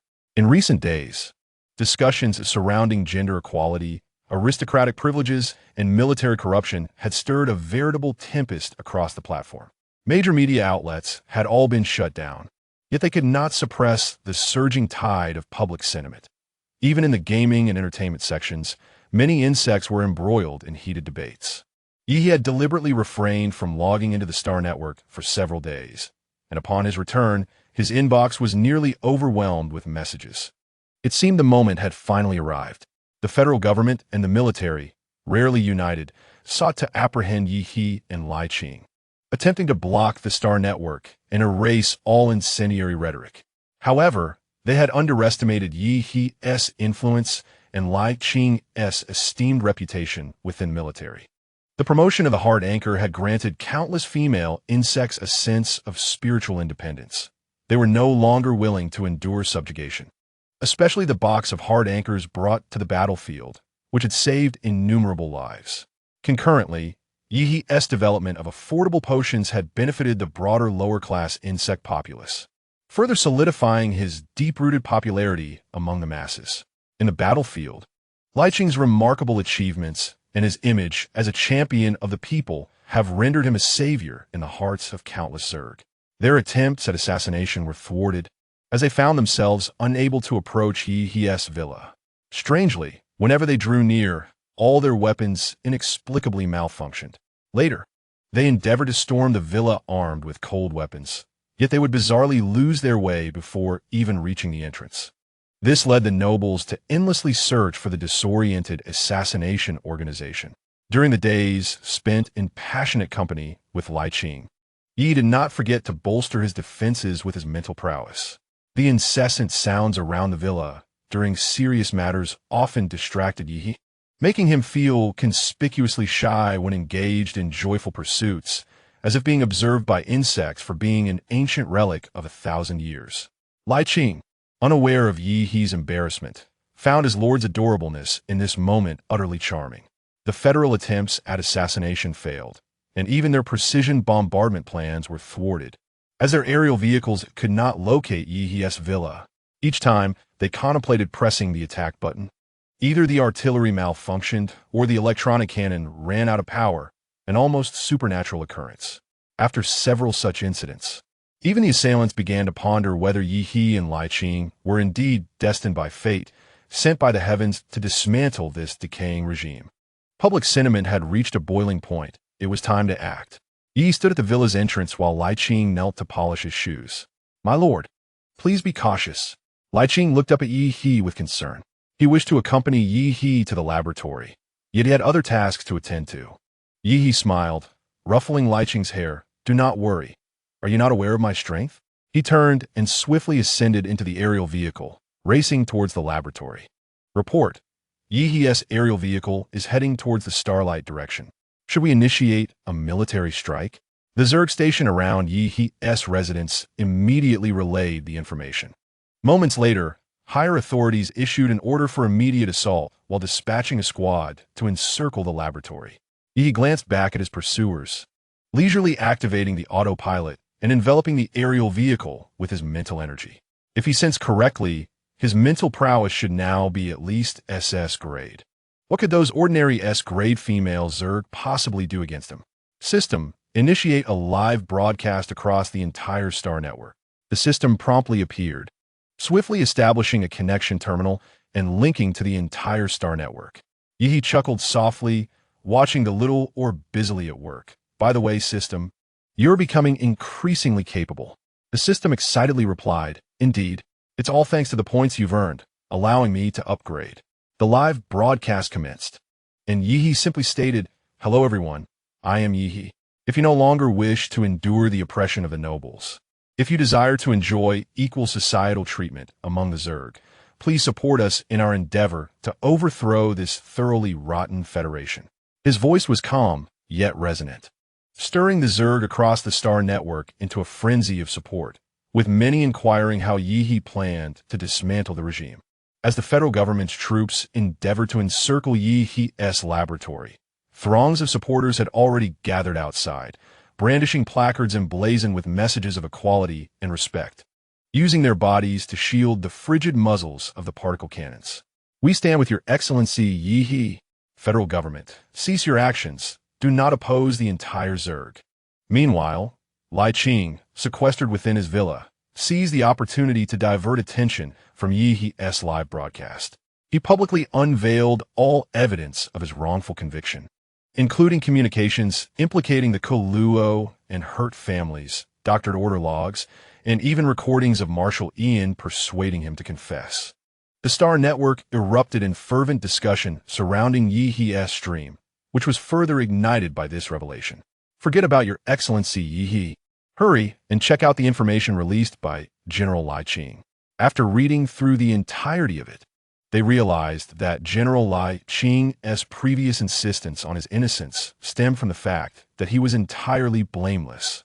How could the military continue to boast of its integrity? How could Marshal Ian utter such words urging Lai Qing to confess, knowing full well the origins of his alleged crimes? Kuluo, absorbing the comments on the Star Network, felt a numbing sensation within. Betraying Lai Qing had not been a matter of choice. Being a puppet general was never his desire. Nevertheless, actions had consequences, and he feared that when the reckoning came, he would not escape unscathed. Administering poison to Lai Qing, issuing erroneous orders to the entire army that resulted in significant Zerg casualties. Under interstellar law, he knew that the gallows would be the lightest punishment he could expect. He sat calmly in the vice commander's office, sipping water, as he regarded the furious soldiers who stormed in. "Kuluo, how dare you remain in the office? Surrender now. The new government is on the verge of establishment, and your former benefactors can offer you no advantages." Aiden, his eyes reddened, aimed his gun at Kuluo. No matter who had betrayed them, he could not fathom Kuluo's treachery. The vice commander who had once fought alongside him, the brother he had shared the battlefield with. How could he succumb to the temptations of the Federation, causing the demise of so many comrades and ensnaring the general in disgrace? Kuluo regarded the soldiers with composure, suddenly looking up at the sky and allowing a bittersweet smile to escape his lips. He then withdrew a firearm, and as the soldiers braced themselves for a potential ambush, Kuluo aimed at his own throat and fired 3 consecutive shots. The flames erupted, enveloping him as he writhed in agony, howling in pain. Aiden stood in shock, rushing forward in an attempt to rescue the man who had become a fireball, hastily seizing a small amount of water nearby. However, upon closer inspection, He realized something was amiss. This was no water. It was clearly oil. How could Kaluo, even in despair, resort to such a gruesome method? Surely a single gunshot would have sufficed. The flames surged higher, leaving no chance for rescue. A group of soldiers stared, stunned, as Kaluo transitioned from pained screams to silence, leaving behind only a charred corpse. Aiden gazed at the lifeless body, momentarily lost in thought. Let us give him a proper burial. Chapter 74. The Insectoid Matriarch General. 22. Within a single day, the federal landscape transformed dramatically. Aiden led his forces deep into the capital star, catching the federal government utterly off guard. Marshal Ian's countenance turned ashen. He was completely oblivious to how Li Qing had managed to gain such a firm grip over the military. This relentless and overwhelming advance was entirely unforeseen by all the insectoid factions. Unbeknownst to him, Li Qing did not possess absolute control over the army. Although he held the rank of general and had numerous supporters, the military would not heed his commands without shared interests, especially considering the magnitude of rebellion at hand. However, under Yeha's guidance, Li Qing disseminated numerous incendiary proclamations within the ranks, bolstered by the loyalty of his former subordinates. Concurrently, various insurgent factions among the populace extended their support to Li Qing. The military, too, comprised insects who harbored discontent with the existing regime, weary of a lifetime of service only to have their meager wages reliant on appeasing the aristocracy. In a bid to preserve his own safety, Ian voluntarily resigned from his post as marshal, yet was promptly indicted by Yeha the very next day and incarcerated in a federal prison. Meanwhile, noble families such as Health, Hosman, and Amin were swiftly toppled under the weight of multiple charges, their downfall hastened by the military's pressure. The aristocrats, despite their deep-rooted influence, quickly sought to amass funds to rearm themselves and initiate a resurgence. Yeha, however, would not grant them such an opportunity, opting instead to dispatch them to remote star systems for confinement, awaiting a reckoning once the dust settled. What awaited them would be the adjudication of the new federal laws. With the loss of pivotal figures and public support, the federal government's attempts at suppression appeared feeble and ineffective. An increasing number of military personnel defected, aligning themselves with Yeha and Li Qing. The once mighty aristocrats found themselves scattered, either facing the wrath of the enraged populace or fleeing the capital in a panicked retreat. In this revolution, which had seen little large-scale bloodshed, the federal government, which had endured for millennia, crumbled with a resounding collapse. The insect emperor slumped despondently in his chair, gazing at the encroaching military forces. Leading the charge, Yeha and Li Qing presented an image of calm composure, devoid of any ostentation typical of victors. Unable to contain himself, the insect emperor rose, exclaiming, "Your Excellency Yeha, General Li Qing, or should I say Marshal Li Qing, I surrender voluntarily, provided you allow me to take a portion of my wealth and escort me to a remote resource-rich planet with my few female attendants." Li Qing chuckled softly, lowering his gaze. "Your Majesty, what gives you the confidence that we would spare you?" Yeha, armed with a particle gun, approached the insect emperor step by step. "I have done nothing to provoke you." Li Qing's entry into the slave quarters was orchestrated by the nobility. I had no means to prevent it. The insect emperor stammered in panic. Yeha's every word resonated with authority. "Do you think we sought to overthrow you solely for Li Qing's sake? How many female insects have you stripped of their wings and confined to cages as songbirds? How many male insects have you stripped of their dignity, forcing them to squander their lives to uphold the glory of your aristocracy? Under your governance, how many common insects have struggled to secure food and clothing? How many have perished in the decaying society you have constructed?" Yi approached the insect emperor, his particle gun aimed squarely at the center of the emperor's brow. To spare you would only exacerbate the public's fury. With a soft puff, the insect emperor, who had occupied the most exalted throne for over a century, met his demise. He turned and raised his gun, proclaiming to the encircling soldiers and the insects below, "Behold, the insect emperor is dead. We have triumphed. Oh, we have emerged victorious. The emperor has finally perished." He regarded the scene before him with a calm demeanor. There was a crucial sentiment he had withheld from the emperor. As the highest leader of the previous regime, the emperor could not be allowed to live, even if he was merely a puppet elevated by the aristocracy. With the emperor's death, Yi was naturally elevated to the position of acting emperor, while Li Qing seamlessly stepped into the role of marshal. Entering the emperor's office, Yi sank in a guest chair and let out a long sigh. Luo Qing had advised him against overexertion. Yet the burdens of this world seemed to multiply with each passing moment. The role of emperor was not one he coveted. Once stability was achieved, those who desired it could take the mantle. Li Qing followed closely, gently placing his hand on Ye's temple and skillfully kneading it. "My lord, you have worked tirelessly," Li Qing said, concern etched upon his face.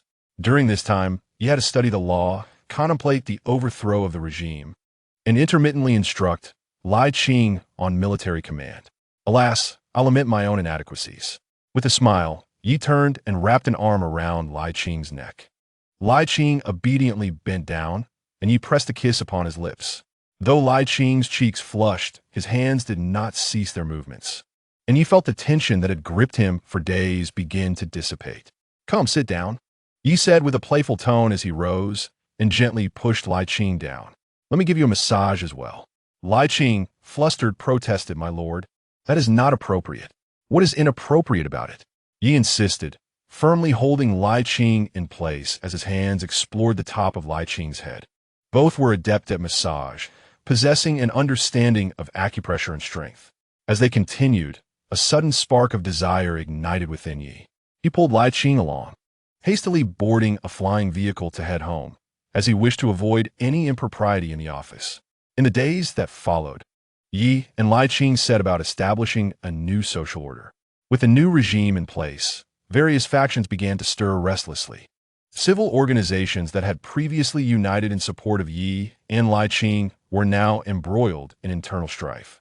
Military leaders at all ranks began vying for power and influence. Central institutions like the Security Council and Intelligence Bureau stirred the waters, each seeking to carve a piece from the fallen behemoth. Fortunately, with the death of the Star Beast Empress, the Star Beast would need time to settle, preventing immediate turmoil from both internal and external sources. During this period, Li Qing focused on stabilizing the military, while Yi worked on securing the regime and establishing laws. The armed forces were the cornerstone for maintaining stability. As long as Li Qing kept the military secure, Ye's reforms would become significantly more manageable. Initially, Yi implemented institutional reforms and restructuring, abolishing organizations like the Security Council and establishing associations for the protection of vulnerable groups. Simultaneously, all laws that discriminated against female insects, such as the Insect Slave Trade Act, were abolished, explicitly stating that all members of the insect race, regardless of gender, are equal before the law, prohibiting any form of insect humiliation. Regarding marriage, the new legislation stipulates that unions must be based on the complete consent of both parties, with no individual permitted to coerce or interfere. The rights and responsibilities of male and female insects within marriage are to be considered equal. True equality may not be immediately attainable, especially given the factual scarcity of males. In households where the number of both genders is imbalanced, true equality is inevitably elusive. Furthermore, the fervent admiration of females for males is rooted in genetics, an immutable aspect of their existence. Yi does not intend to forcibly alter the societal status quo, but seeks to empower both parties through legal means. Regardless of gender hierarchy, consent from both parties is paramount. Subsequently, Yi also abolished the so-called insect male protection regulations, which, while ostensibly aimed at safeguarding males, were primarily designed to further oppress the lives and spirit of male insects. Many males expressed confusion regarding this initiative. Thus, Yi convened a press conference to elucidate the insidious nature of the insect male protection regulations. For instance, the purported protection of males included prohibitions against enhancing their combat capabilities or joining the military, as well as restrictions on using their mental prowess as experimental material to avoid potential psychological harm. The question arose, was this truly for the protection of males, or merely a means to constrain their power? Chapter 75. The insect female general, 23. Although insect society may appear to favor males, the true power rests firmly in the hands of the females. The recent rebellion was ignited by Yi He's shocking pronouncements and the subsequent sway of public opinion. However, the decisive force was the armed strength led by Li Qing. It must be acknowledged that while the previous regime was corrupt and ineffective, it exhibited a degree of cunning. It compelled females to submit to males, legally reinforcing the notion of male superiority. Simultaneously, it rendered the ruling males devoid of combat effectiveness, thereby stifling any potential for a robust rebellion. With He now at the helm, it was imperative to abandon outdated systems while ensuring central authority to prevent a repeat of the prior disarray, wherein the Federation and military operated independently, each striving for power through any means necessary. Consequently, in terms of military authority, He guided Li Qing in establishing a central military commission composed of representatives from various military strata, ensuring that military power truly belonged to the entire insect race rather than any individual or clique. The most revolutionary reform concerns the succession of supreme power. Drawing upon his transcendent insights and a subtle, almost imperceptible influence of the natural order, He proposed an electoral system to replace hereditary succession. He meticulously selected 30 distinguished representatives, renowned for their prestige and capabilities across diverse fields, through a transparent and equitable process to form the Supreme Council. This assembly comprises both male and female insects, scientists, laborers, military females, and merchants, reflecting all facets of insect society. The Supreme Council's duty is to vote for the next insect emperor. The insect emperor is no longer a hereditary monarch perched high above, but rather the supreme executive officer of the insect race, tasked with managing national affairs under a limited term, subject to oversight by the parliament and the populace. This reform encountered opposition from remnants of old powers and conservatives. However, bolstered by the prestige of Yi, the military prowess of Li Qing, and widespread public support, it was ultimately implemented successfully. Naturally, this electoral system is bound to introduce certain drawbacks, such as the parliament inevitably fracturing into various factions during its development. Consequently, new classes will emerge. This is an unavoidable reality. The transition of power is seldom flawless, and Yi can only rely on the forces of destiny to safeguard the first cohort of 30 insects. As for future developments, they shall be determined by history and the insect citizens. After a brief period of upheaval and adjustment, insect society finally embraced a new dawn. The relationship between males and females is no longer one of absolute dominance and subjugation. While complete equality will require time to cultivate, the era of insult and enslavement has irrevocably vanished. He abolished the system of female servitude, retaining only the roles of female monarchs and female attendants.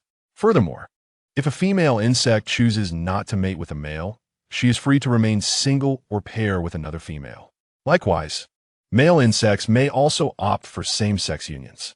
Although this may lead to a decline in fertility rates, the immediate priority is societal stability.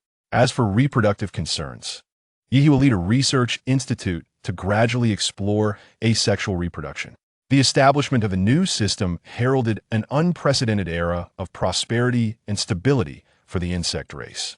Yi and Li Qing, as the principal architects of this transformation, became the most revered figures in the annals of insect history. Yi continued to shine brightly in the scientific community, shifting his focus from merely researching psychic-related potions to enhancing the quality of life for the entire insect populace. This included developing more efficient energy acquisition technologies, eco-friendly planetary transformation plans, and accessible healthcare systems, as well as methods to increase the male insect population, alleviate psychic pressure on males, and extend their lifespans. His name became synonymous with progress and hope. Li Qing was appointed as the first Marshal of the National Defense Army, elected by the Supreme Parliament, charged with military reform and defense affairs. He abolished rank discrimination within the military, promoting numerous capable female commanders and transforming the army into a force genuinely serving the entire insect race.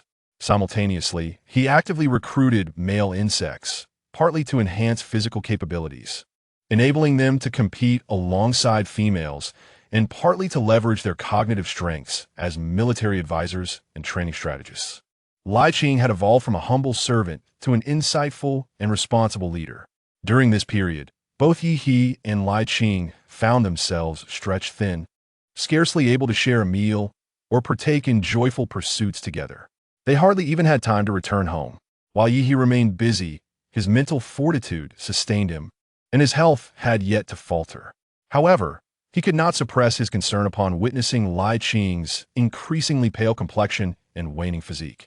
He now finally comprehends the sentiments of Luo Qing, who at over 80 years of age still dedicates himself to scientific research. He wishes for Li Qing to take a well-deserved respite, yet with the establishment of a new regime and a multitude of tasks at hand, there's indeed no time for rest. Observing the dark circles under Li Qing's eyes, Yi could no longer restrain himself and, after a late-night meeting, seized him by the arm. The cold, fluorescent light illuminated Li Qing's taut jawline. He had just concluded a holographic communication with the border troops, the dust of the simulated training chamber still clinging to his military boots. "Your Excellency?" Li Qing instinctively straightened his back, his fingers trembling slightly from exhaustion. Through subtle influences over time, and in a bid to project the authority of a leader before the masses, Li Qing had finally ceased to kneel every time he greeted someone. Yi remained silent, merely guiding him toward the rest area. Upon his fingertips brushing against Li Qing's wrist, he noticed it too was quivering slightly. "Lie down," Yi insisted, pressing him into the medical chamber and initiating the gentlest of repair programs. A soft blue stream of energy enveloped Li Qing's body, gradually easing his taut muscles. Yet he still furrowed his brow. "Your Excellency, the budget proposal for military expenses has yet to be reviewed." Aiden sighed. "Fear not. I have sent Lin Xia to assist Aiden." Lin Xia, one of the 30 young bugs in the council, is merely 53 years old.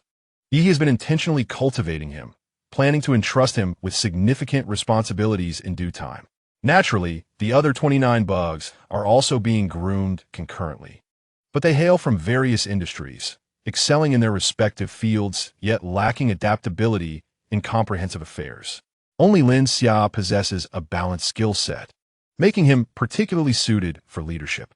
Yi pressed on the interface of the medical chamber, his mental energy transforming into delicate streams that delved into Li Qing's mental sea. "If you do not rest, it will soon be my turn to enter the battlefield."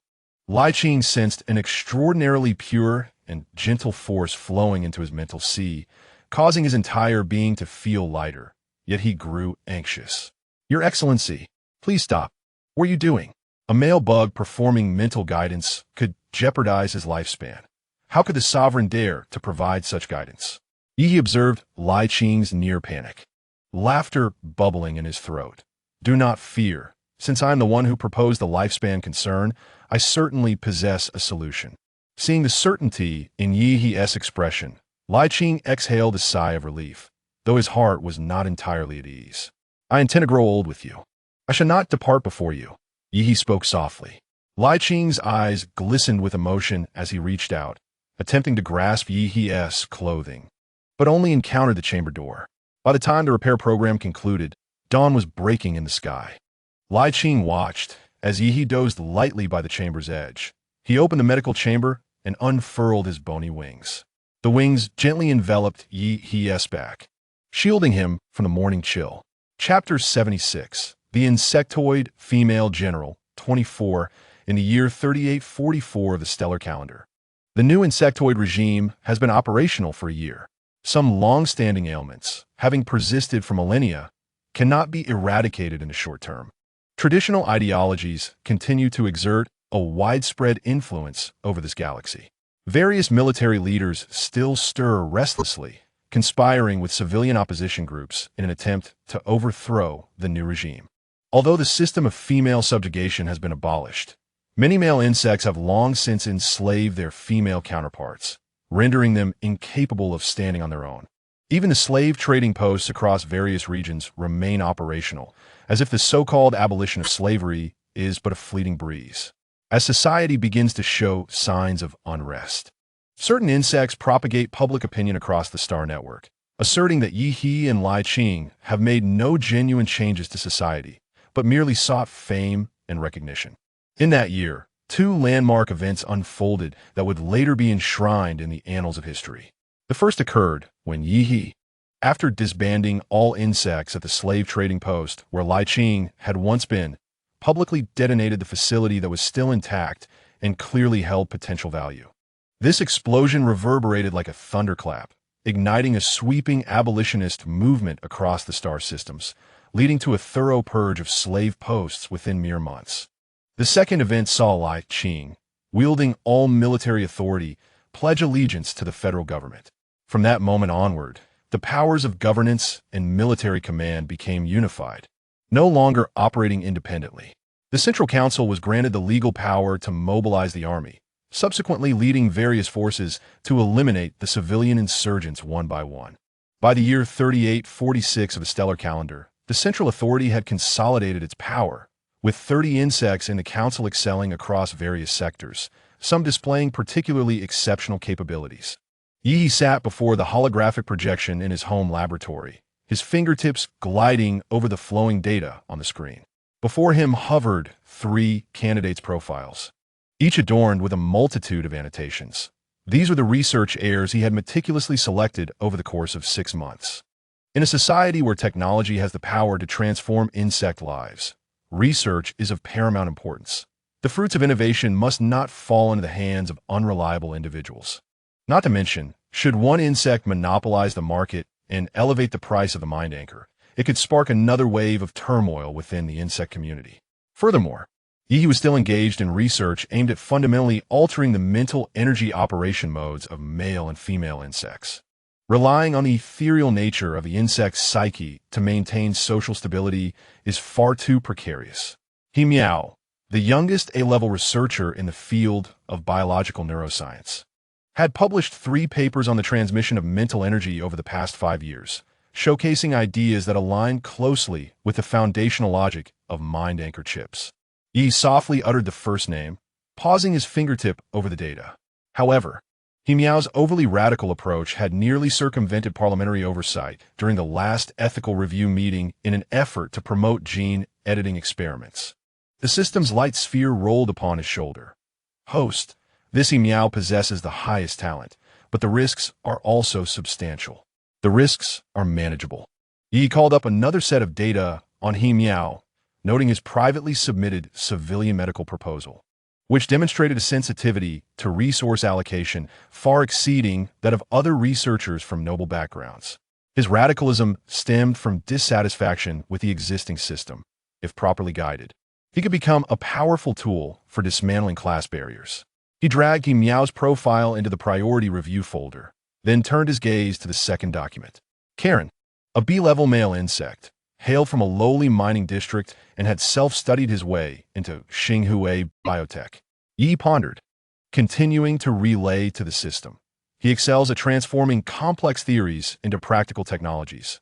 Last year, he improved the portable medical pod, reducing costs by 60%, and its adoption rate has reached 92% in the border star regions. However, his character is overly cautious, lacking the audacity to transcend limitations. The system remarked, he resembles a prudent executor rather than a pioneer.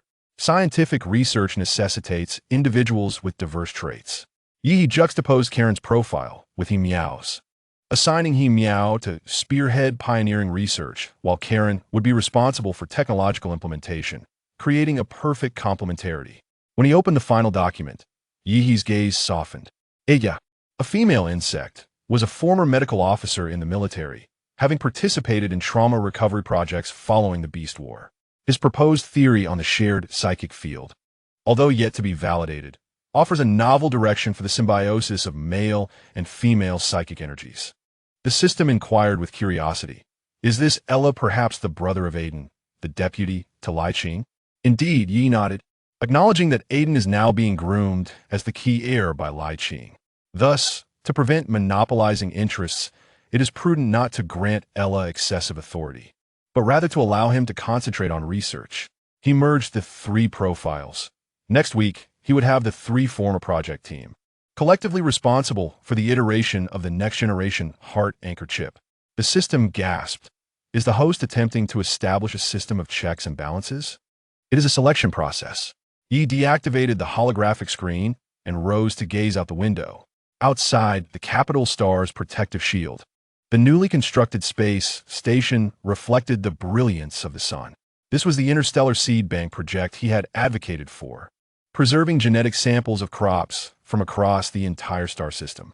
The true heir must comprehend both technology and human emotions, Yi murmured. Just as he often conveyed to Li Qing, an army requires more than weaponry. It needs a purpose to protect. Since the fall of the queen of the star beasts, various factions within the insect race have been restive, which is to be expected. Not all insects can disregard their own interests solely for the sake of collective benefit. He and Li Qing have undertaken substantial reforms and restructuring in both the political sphere and the military, cultivating reliable heirs.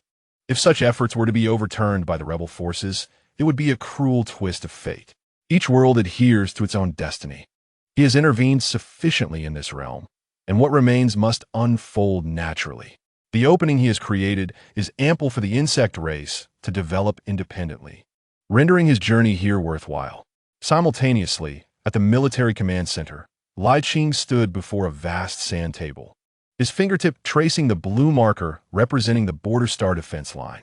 Three young commanders, standing tall like pines, flanked the sand table. Chun Feng, you advocate for deploying the Third Fleet to the Alpha Star system, citing a 30 increase in activity at the beast nest there. Li Qing's gaze fell upon the male commander on the far left. However, you have overlooked the gravitational anomaly in the Alpha Star system. Should combat ensue, the mecha's energy shields would be compromised. Chun Feng's cheeks flushed, and he lowered his head, saying, Marshal, I. Sit down, Li Qing interjected, raising his hand to signal. Mistakes are not dreadful. What is truly alarming is the neglect of environmental variables. On the battlefield, terrain could determine victory more decisively than firepower. He then turned to the female commander in the center. Su Man, your proposal for a joint military-civilian defense plan is commendable. Yet the armed civilians at the border lack standardized training. Integrating them directly into the defense line would lead to chaos within the command system. Su Man nodded. Yes, Marshal. I have revised the plan to establish a 3-month training camp, with instructors dispatched from the military for training. At last, Li Qing turned his gaze towards the female insect on the far right. Aiden, the cross-species tactical collaboration you proposed earlier is undoubtedly the most groundbreaking concept at present. Aiden straightened his back, replying, Marshal, I believe that future threats will not only stem from the star beasts, but also from the competition for resources between galaxies. It is only through fostering genuine trust among warriors of different races that we can confront greater crises. A flicker of approval glimmered in Li Qing's eyes. Starting tomorrow, the three of you will each take command of fleet, and a report on practical exercises is to be submitted in 3 months. He paused before adding, remember, the heir to the military must first learn not to issue commands, but to take responsibility for every soldier under his command. The light from the sand table illuminated Li Qing's profile. Though in his 40s, he still appeared youthful, yet fine lines were beginning to etch around his eyes. As he watched the departing figures of the three, his fingertips absent-mindedly brushed against the star marrow ring on his 4th finger. My lord, I hope I have not brought you shame. Chapter 77. The female insect general, 25. In the dead of night, Yi returned to the villa, discovering Li Qing curled up asleep on the sofa. He still wore his military uniform, the starry metal on his shoulder glinting coldly in the moonlight. For as long as it had been, this remained unchanged. Whenever Yi was absent, Li Qing would invariably wait in the living room. Yi tiptoed over and gently draped his coat over Li Qing's form. His fingertips grazed the dark circles under Li Qing's eyes, stirring a pang of bitterness within him. These past 2 years, they had become like 2 swiftly orbiting planets, occasionally crossing paths, yet more often burning on their respective trajectories. Suddenly, Li Qing opened his eyes and grasped Yi's wrist. Who? It's me, Yi chuckled. So alert, you can't even recognize my presence? Li Qing flüsterte. sprang up. My lord, I'm sorry. Yi gently stroked Lai Qing's hair. No need to be anxious. I know you are simply exhausted. Lying on the bed, Lai Qing turned to face Yi, gazing at him with deep affection. My lord, you have worked hard during this time. Have you selected the candidate insects yet? Yes. There are 3 candidates from the research team. Trials will begin next week. As for the political heir, Lin Xia is nearly assured to become the next federal leader. Yi turned to embrace Lai Qing, asking, and what are the military candidates? Also 3, Lai Qing nuzzled against Yi's arm. Chen Feng excels in tactical simulations. Su Man is proficient in logistical coordination, and Aiden, needless to say, possesses a natural ability to unify. Yi held his hand, fingertips tracing the calluses on Lai Qing's palm. Good, but don't overexert yourself. Health is the foundation of revolution. The fatigue they felt had long been anticipated before their decision to overthrow the regime. For the sake of creating a better and fairer world, all of this was worthwhile. Lost in thought, Yi glanced down to find that Lai Qing had shifted from nuzzling his arm to resting against his chest. In the darkness, Lai Qing curled up, tilting his head to gaze at Yi, his eyes shimmering with affection. My lord Lai Qing, at your service. With that, he swiftly burrowed down, burying his entire head beneath the covers. Yi had yet to comprehend the situation when an overwhelming ecstasy surged through his mind. Just like that, he helplessly thought. Whenever the 2 insects found themselves on the bed at home, there was an 80% chance that their conversation would shift from serious matters to the exploration of another serious affair. Outside the window, the stars rustled softly, enveloping the whispers of the 2 insects in the night's embrace. 3 months later, at the experimental base of Xinghua Biotech, Miao stared anxiously at the pulsating red warning on the holographic screen, beads of cold sweat forming at his temples. The next-generation heart anchor chip he led was exhibiting rare rejection symptoms during clinical trials, with 30 of the female insect subjects experiencing brief episodes of mental turmoil. The experiments must be halted immediately. Karen's voice was laced with anxiety. These subjects were retired military females from the front line, and any mishap would be catastrophic. Halt! Miao spun around suddenly. We are just 1 step away from a breakthrough. If we adjust the frequency of the neural interface, we can resolve the rejection issue. Are you suggesting we bypass the ethics committee? Karen furrowed her brow. Yi has made it abundantly clear that no technology should come at the cost of an individual's sacrifice. As the 2 insects argued, the laboratory doors swung open, revealing Yi, with Ella following closely behind. Give me the data, Yi commanded, his voice calm and unwavering. With a clenched jaw, Miao transmitted the test records to Yi's terminal. On the screen, the chaotic waveform of the subject's mental energy resembled a disordered electrocardiogram, forming sharp peaks during the rejection episodes. Yi swiftly navigated to the genetic sequences of the subjects. You have overlooked the recessive gene markers on the chromosomes. These military females underwent mental enhancement during the war, resulting in slight mutations in their genetic chains. Ella suddenly interjected, I have an idea. What if we incorporate an adaptive algorithm into the chip, allowing it to recognize individual genetic differences like an immune system? Yi raised his gaze. Elaborate. Just as the mental energy guidance for male insects varies by individual, the chip could establish a dynamic database that adjusts parameters based on the real-time status of the subjects. Ella displayed a simulation chart. I have already conducted preliminary modeling, and the success rate is approximately 68. Miao was taken aback. When did you? While you were debating whether to pause the experiments, Ella responded calmly. Karen is right. We cannot risk the subjects, but we can validate the proposal using simulated data. Yi looked at the 2 insects and suddenly smiled. This is precisely why I wanted you to team up. Miao's ambition for breakthroughs, Karen's caution, and Ella's holistic perspective are all indispensable. He returned the terminal to Miao, revised the proposal according to Ella's approach, and provide me with a new test report next week. As he exited the laboratory, the system remarked, This method of assessment is truly brilliant. It's not assessment, it's teaching, Yi replied, gazing at the distant stars. All he could do was hand them a key. Which door would unlock depended solely on them.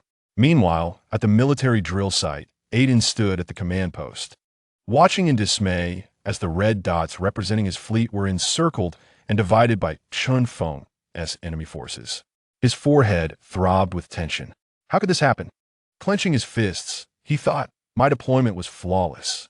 Qing Li's holographic image materialized beside the sand table, a smile gracing his lips. You place too much emphasis on collaborative warfare, neglecting the agility of small-scale raids. The terrain of Border Star is intricate. A large force cannot be effectively deployed and is thus vulnerable to being taken down one by one. Suddenly, Su Man interjected. I examined your logistics report, and the ammunition supply points are set up too closely together. If they are compromised, the front line cannot withstand more than 4 hours. Aiden's face flushed crimson. Are you dissatisfied? Lai Qing's voice resonated from the entrance. The three turned simultaneously, observing Lai Qing clad in military attire, the medals on his shoulder glistening under the sunlight. The purpose of the exercise is not to determine victory or defeat, but to identify issues. Lai Qing approached the sand table. Aiden, your greatest strength lies in your ability to unite the team. However, an excessive pursuit of harmony may lead to indecisive decision-making. Just as when you attempted to apprehend Cairo, a competent warrior would never afford him the opportunity to take his own life in your presence. Lai Qing gestured towards Qin Feng. Your tactics are excessively aggressive. Although the recent raid was successful, it overlooked flank defenses. Had Su Man's logistics team not provided timely support, you would have perished. Finally, Lai Qing turned to Su Man. Your logistical planning is impeccable, yet it lacks flexibility. In real warfare, there is no absolutely precise timetable. One must leave room for the front line. The three lowered their heads, their initial defiance gradually transforming into contemplation. Lai Qing suddenly announced, tomorrow, we shall change the topic and simulate the resurgence of the Star Beast matriarch. This time, you three will take turns as the overall commander. Aiden looked up. Marshal, will you not personally command? One day, I will withdraw from the power struggle. Lai Qing replied with a smile, though a hint of satisfaction flickered in his eyes. The future belongs to you. He understood that he would never excel as a conservative ruler. Moreover, he was eager to step back and spend more intimate moments with his partner. Together, they wielded immense power over the interstellar realm. And such authority inevitably came with profound responsibility. Over time, complications would surely arise. The wind at the training ground rustled his clothing, and in the distance, the shouts of new recruits training echoed, reminiscent of his own initial days in the military many years ago. Chapter 78. The Female Slave General of the Insect Race, 26. In the spring of 3850 in the galactic calendar, the results of the Supreme Council's voting were announced. Lin Xia, with a support rate of 98 in the parliamentary election, secured the position of the next supreme leader of the Interstellar Federation. Nominated by Lai Qing, Aiden was appointed as the next marshal, and the transition was smoothly executed in the council voting. Simultaneously, key positions such as Minister of Technology, Minister of Culture and Entertainment, Minister of Agriculture and Forestry, and Minister of Economy were also filled through the assembly. Notably, during the inaugural address of the new Minister of Technology, emphasis was placed on the scientific achievements of the esteemed team led by this distinguished male insect. The research team composed of He Miao, Chiron, and Ayla successfully developed the third-generation heart anchor chip, reducing rejection reactions to below 0. 3. On the same day, military exercises concluded. The joint command plan of Aiden, Qin Feng, and Suyo achieved a resounding victory in the simulation of a Star Beast invasion. With defensive efficiency improved by 40 compared to Lai Qing's strategies from years past. Yi sat in the front row of the council hall, observing He Miao as he accepted the Interstellar Progress Medal on behalf of the research team. The young male insect spoke with a hint of nervousness. Yet each word resonated with clarity. We shall continue to enhance our chips, ensuring that every member of our swarm possesses a stable mental realm. Lai Qing, seated beside him, gently brushed his fingertips against the back of his hand. My liege, it is our turn. During the voting session, the proposal for Yi He and Lai Qing's resignation was unanimously passed. As the chairman announced the results, thunderous applause erupted throughout the hall. Yi grasped the microphone, his voice broadcasting across the star network, reaching the entirety of the galaxy. Over the years, I have witnessed countless young insects who surpass me in excellence. Their eyes sparkle with a fervent desire for the future, a force surpassing any technology. As the marshal, Li Qing delivered his farewell address. The baton of command has now been entrusted to more capable hands. I am confident they will excel beyond my own capabilities, for they stand on our shoulders, gazing further into the horizon. In that moment, tears flowed freely, both online and at the government offices, as insects mourned the impending separation. Although the resignation of Yi He and Li Qing had been anticipated given their actions over the past few years, and Yi He had never intended to leave himself a path to power, the day of parting arrived with palpable reluctance. The Star Network mobilized a nationwide petition, pleading for their return to politics, even in a peripheral capacity. Yet from the moment of their resignation, the two had remained silent, retreating to their villa for 3 days. The media, anxiously lurking nearby, were eager to discover what the two were up to in seclusion. Meanwhile, Yi He and Li Qing sat leisurely upon the carpet. Yi He retrieved an exquisitely ornate box from the storage room.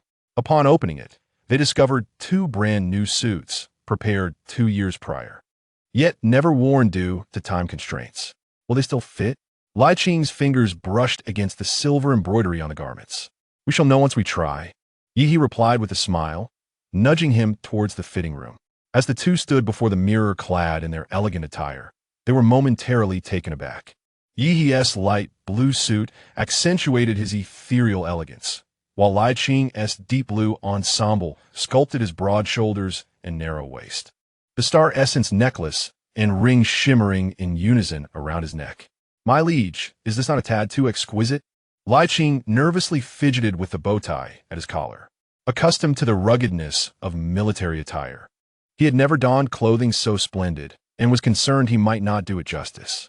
Suddenly, Yi He leaned down, whispering in his ear, "Tomorrow, let the entire galaxy behold the beauty of my queen." Thus, the eager citizens of the Star Network, anxiously awaiting news of Yi He and Li Qing, were taken by surprise when Yi He's account announced a momentous message. "Tomorrow at 10:58 a.m., I shall renew my vows with my queen, Mr. Li Qing. All are welcome to join the ceremony online." The Star Network erupted with excitement. This was to be the century's wedding of the former Supreme Commander and the former Marshal. They had anticipated a modest ceremony to simply obtain a marriage certificate, yet it was to be broadcasted across the galaxy. The wedding was set to take place on the rejuvenation star of the Gamma Galaxy. Here, the grandeur of the capital star was absent, but the hills were adorned with bioluminescent flowers, flickering in rhythm with the auroras at night. Only the closest companions, Chong Linxia, Karen, Ella, Chun Feng, Su Man, and Aiden, along with a few veterans who had followed Li Qing during the rebellion, and some insect from Xinghua biology who were on amicable terms with Yi He, were present to witness the ceremony. The wedding music, a creation of Yi He himself, harmoniously blended elements from both the celestial realm and the insect race. Featuring an array of instruments from bamboo flutes and shao to guitar-like and trombone variants. The style appeared abstract, yet the rhythm was remarkably cohesive. Following this significant event, Yi He was bestowed the honorary title of a master in various musical arts by the system. As the music played, Yi He and Li Qing walked towards each other through a grove of luminescent flowers. Upon reaching the center of the stage, Yi He took Li Qing's hand. Standing amidst a starry backdrop, the ceremony was officiated by an elderly male insect, a capable aide Yi He had later acquired in the laboratory. "My lord Yi He, do you wish to take Li Qing as your one and only partner for eternity, forsaking all else regardless of the shifting of stars or the changing of galaxies?" At this proclamation, the insects quietly observing from the Star Network erupted in uproar. By the insect God above, did this phrase receive your lordship's consent? Is the officiant out of his mind? For eternity? One and only? Forsaking all else? Which of these words is accurate? Mind your words, up there. Although gender equality is gradually being established, the male insect lord is not someone you can insult. Could this be the wording penned by Marshal Li Qing, thrust upon Yi He without his prior knowledge? Unbeknownst to Yi He, who is only gazing deeply into Li Qing's eyes, The fragments of the aurora reflected therein resembled a shattered river of stars. I am willing. The star network exploded in excitement. Yi has declared his willingness. Just look at his eyes. He does not appear reluctant at all. Indeed, Yi's affection is evident, while his martial Lai Qing, who maintains a stoic demeanor, seemingly unwilling, with reddened eyes and a subtle tremor coursing through him. Lai Qing forced himself to suppress his emotions. Mr. Lai Qing, do you wish to take Yi as your sole partner, unwavering in devotion through life and death, poverty and wealth? Lai Qing's voice trembled as he suddenly knelt before Yi with a resounding thud. Yi was taken aback. This had not been previously discussed. However, he remained still, curious to see Lai Qing's intentions. Bowing his head deeply, Lai Qing pressed a kiss upon Yi's shoe. My lord, I pledge to serve you for eternity, unwavering, regardless of the path ahead. Chapter 79. The Insect Race's Female Slave General, 27. Yi gazed at the kneeling Lai Qing, a tightness forming in his throat. Before the entire interstellar audience, Yi knelt as well. My lord, Lai Xing exclaimed. Previously, when Yi had proposed with a single knee on the ground, it had nearly frightened him to death. Now, to perform such a grand gesture in front of so many insects was overwhelming. Pale-faced, Lai Qing inwardly chastised himself for solely focusing on expressing loyalty, forgetting that Yi did not favor such displays of submission. Fearing that his lord might become the subject of ridicule across the stars, Lai Qing trembled as he reached out to help Yi rise, only for Yi to gently evade him. In that position, he buried his head deeply. Qing, I once ventured to a distant galaxy. There, it was customary for couples to bow to one another during weddings, a testament to their unwavering love and commitment. This ancient ritual harbored many beautiful significances. You truly possess a romantic spirit, Qing. He understood the struggle concealed within Lai Qing's kneeling, where the pride of a former general clashed with the devoutness of a current matriarch. Interweaving dependence forged over lifetimes with the reverence that transcends social classes. As he helped Lai Qing to his feet, Yi softly murmured in his ear, Qing, you need not submit to me. Simply live joyfully and well, and I shall come to you. Lai Qing's amber-hued eyes shimmered with unshed tears, and just as he was about to retort, Yi unexpectedly grasped the nape of his neck, planting a lingering kiss upon his lips. The crowd erupted into fervent applause and excited shouts. The live comments on the Star Network flooded in. No way. They are truly in love. Lai Qing Marshall's ears flushed crimson. How delightful. The romanticism of this century's wedding surpassed expectations. They even embraced the ancient custom of bowing to the heavens and the earth. The officiant cleared his throat, breaking the momentary silence, and presented a pair of rings embedded with stardust. One of the rings had been removed from Lai Qing's hand just that morning, while the other had been custom-ordered in haste by Lai Qing some time ago. Yi took Lai Qing's hand, gently tracing the calluses on his palm with his fingertips, and slowly slid the ring onto his ring finger. This ring contains a fragment of my consciousness. Yi whispered in his ear, wherever you are, I shall find you. Lai Qing's fingers trembled slightly as he clasped Yi's hand in return. The warmth of Yi's palm flowed through the ring, like a gentle stream coursing through his very being. At the moment they exchanged rings, bioluminescent flowers suddenly bloomed in unison, merging with the auroras in the sky. Veterans raised their glasses, younglings cheered while showering petals, and even the system within Yi's consciousness launched virtual fireworks. As the wedding drew to a close, Lin Xia presented a congratulatory gift from the council, a tapestry woven from stardust. It depicted Yi and Lai Qing standing side by side amidst the ruins, with the new federal flag rising in the background.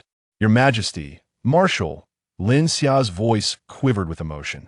This is the heartfelt sentiment of the entire insect species across the galaxy. Yi gazed at the tapestry and suddenly smiled. There is no need for everyone to reminisce about us. A new tale awaits to be penned by your own hands. That evening, Yi and Lai Qing chose not to linger in the honeymoon suite of the Healing Star. Instead, piloting their craft back to the quaint street of their first small apartment. The area appeared significantly tidier than before, undoubtedly more vibrant during the day. Hand in hand, Lai Qing and Yi strolled down the street. Do you remember this? Yi asked, producing 2 packets of nutritional supplements, shaking them lightly. There are no snack stalls at this hour. Let's make do with these. Though they were indeed nutritional supplements, they were far superior to the cheap alternatives of yore. Enhanced and refined, these supplements contained a wealth of energy vital to their kind and boasted a delightful flavor reminiscent of refreshing fruit tea. Lai Qing accepted the packet, his fingertips brushing against the cool packaging, transporting him back to a night filled with humiliation and hope. Suddenly, he leapt into Yi's embrace, murmuring, "My lord, thank you for not abandoning me back then." One can well imagine the difficulties faced by Yi during that time, initially lacking in funds. He had to bring back this considerable burden. "Silly bug." Yi tousled his hair, proclaiming, "I came into this world for you. How could I possibly let you go?" Lai Xing Tuchklet. The normally serious monarch occasionally indulged in such cheesy declarations of affection. Only the system understood that Yi's words were not mere sweet nothings, but rather profound truths. The days after his abdication passed slowly and languidly. In the villa, Yi and Lai Qing awoke punctually each morning, setting off to engage in their respective exercises. Lai Qing particularly enjoyed practicing military boxing on the terrace, his wings unfurling to stir a breeze that ruffled the pages of the book he had left on the stone table. "Your morning workout is complete, my lord?" Upon seeing Yi approach, Lai Qing immediately ceased his practice, fetching a towel to present to him. "Yes, I have finished." Yi accepted the towel, but first used it to dry Lai Qing instead. Lai Qing's face flushed slightly as he took another towel to wipe Yi dry, then turned to prepare breakfast. It was evident that Lai Qing possessed a culinary talent far superior to Yi's. Yi still struggled with the age-old dilemma of burnt edges on fried eggs, while Lai Qing, after just one attempt, could flawlessly cook a runny yolk. Yi was enamored with Lai Qing's culinary skills. He once believed that food was merely for sustenance and that flavor was of little concern. However, the meals prepared by Lai Qing were simply delightful. He devoured them completely each time. In the afternoon, they would visit the botanical garden on the planet, where new varieties of the thousand dew flower, cultivated by Ella, changed colors with touch. Yi loved to glide his fingertips over the petals, watching them transition from blue to purple, then to the hue of Lai Qing's eyes. "Shall we plant something else?" Lai Qing suggested, crouching beside the flower beds, carefully pulling out weeds. "Plant what?" "The king sweet potatoes from a central star are delicious, as well as the crystal ear rice," Lai Qing replied, his eyes sparkling. "Ella mentioned that the soil here is quite suitable." Yi chuckled. "You, a military female, have an interest in farming? Because you seemed quite intrigued by these 2 crops earlier," Lai Qing said, lowering his gaze, his fingers gently brushing against the tender leaves of the seedlings. A sudden pang struck Yi's heart. He recalled how in the First World, Luo Qing had also been adept at remembering his offhand remarks. Both crops were specialties of the Zerg, at least not seen by Yi and other star systems. They were not only visually appealing, but also provided high-quality carbohydrates, ensuring a strong sense of satiety. Most importantly, they were easy to cultivate. They could thrive in black soil, yellow soil, and even saline alkali land, once well fertilized. A handful of seeds could flourish. Although the Zerg could synthesize nutrients and their need for natural food was not as pressing, Yi instinctively paid more attention to these crops. In the year 3860 of the star calendar, the king sweet potatoes and crystal ear rice on the recuperation planet matured. Thanks to the technological advancements of the Zerg, the yields were astonishing at 10,000 gene and 6,000 gene per mu, respectively.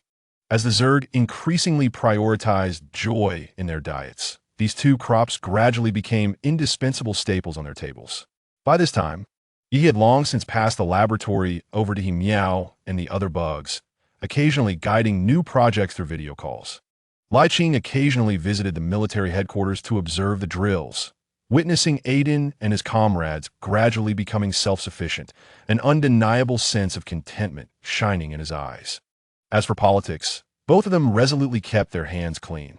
Their most cherished pastime was to sit in the backyard of their villa, gazing at the stars. For over a millennium, Yi had never felt such tranquility, The world's tasks were accomplished, and the successors were all reliable. It was indeed a joyous affair to simply watch the clouds drift by. Chapter 80. The Insectoid Female General, Epilogue, in the year 3850 of the stellar calendar. The 7th anniversary of the new Federation's establishment had arrived. The morning mist over the floating islands had yet to dissipate when Li Qing awoke. Beside him, Yi was deeply asleep, the moonlight filtering through the dome and casting a gentle shadow on his profile. His raven hair sprawled on the pillow, appearing even more tender than when they first met 7 years ago. Li Qing held his breath, his fingertips lightly brushing over Yi's brow. 7 years had passed. From their first encounter at the slave market, through the turmoil of overthrowing the old Federation, to their current peaceful retirement, they had traversed 7 years together. Throughout this time, Li Qing's love for his male sovereign had never waned. Rather, it grew stronger with each passing day. Li Qing even felt as if he had contracted a malady that would lead to his demise in the absence of his sovereign. He could scarcely fathom a day without him. Yet, he recalled his visit to the military yesterday, where several young military females were casually discussing the so-called 7-year itch, their words piercing his heart like a fine thorn. Have you heard? The male sovereign from the neighboring galaxy, who initially claimed he would not take female attendants, has now acquired a new one in his 7th year. Alas, no feast of affection lasts forever. Especially for a male insect, what harm is there in taking female attendants? As long as he doesn't discard you, that is the greatest grace one could receive. Li Qing dared not linger to listen further, and turned away, his heart feeling as if it had been grazed by the claws of a star beast, both numb and pained. He discreetly observed Yi's recent demeanor. The sovereign still tucked him in every morning, remembered his fondness for spicy sautéed insect legs, and would gently kiss his forehead upon returning late at night. Yet, it seemed something was amiss. Although Yi had never placed much importance on physical desires, if Li Qing played his cards right, they could indulge multiple times in a single night. However, in recent days, there was only one encounter each day, and the warmth in his gaze felt as languid as a mountain spring. Was there truly a sense of yearning? Had he awakened? Yi's voice, still husky with sleep, reached out to him as he pulled Li Qing into his embrace, resting his chin atop his head and gently caressing him. We're not going to the lab today. Shall we head to the starport to buy the newly released spicy sauce? Li Qing nestled into the crook of his neck, muffling a response of agreement. Yi chuckled softly, his fingers sliding down Li Qing's spine, igniting familiar warmth. Shall we sleep in a bit longer then? Li Qing remained silent, merely curling tighter into his embrace, his legs wrapped around Yi, who, feeling the fervor of his female partner, joyfully engaged in their shared intimacy. The morning sun poured onto the bed, and Li Qing lay breathlessly in Yi's arms, the thin sheen of sweat on the nape of his neck being tenderly wiped away by Yi's handkerchief. Shall we take a shower? Yi's voice, tinged with laughter, echoed as he lifted Li Qing effortlessly. The warm water cascaded over their ankles, and as Li Qing gazed at their intertwined reflections in the mirror, his heart suddenly tightened. He bit his lip, his fingertips clutching Yi's sleeve, his voice as soft as a whisper. Is it itchy? Yi, momentarily pausing in his task of adjusting the water temperature, looked down at him. Is it itchy? Li Qing immediately regretted his words.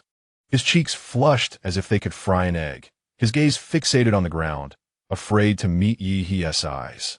Yi was startled for a moment, then felt a faint blush creeping to his ears.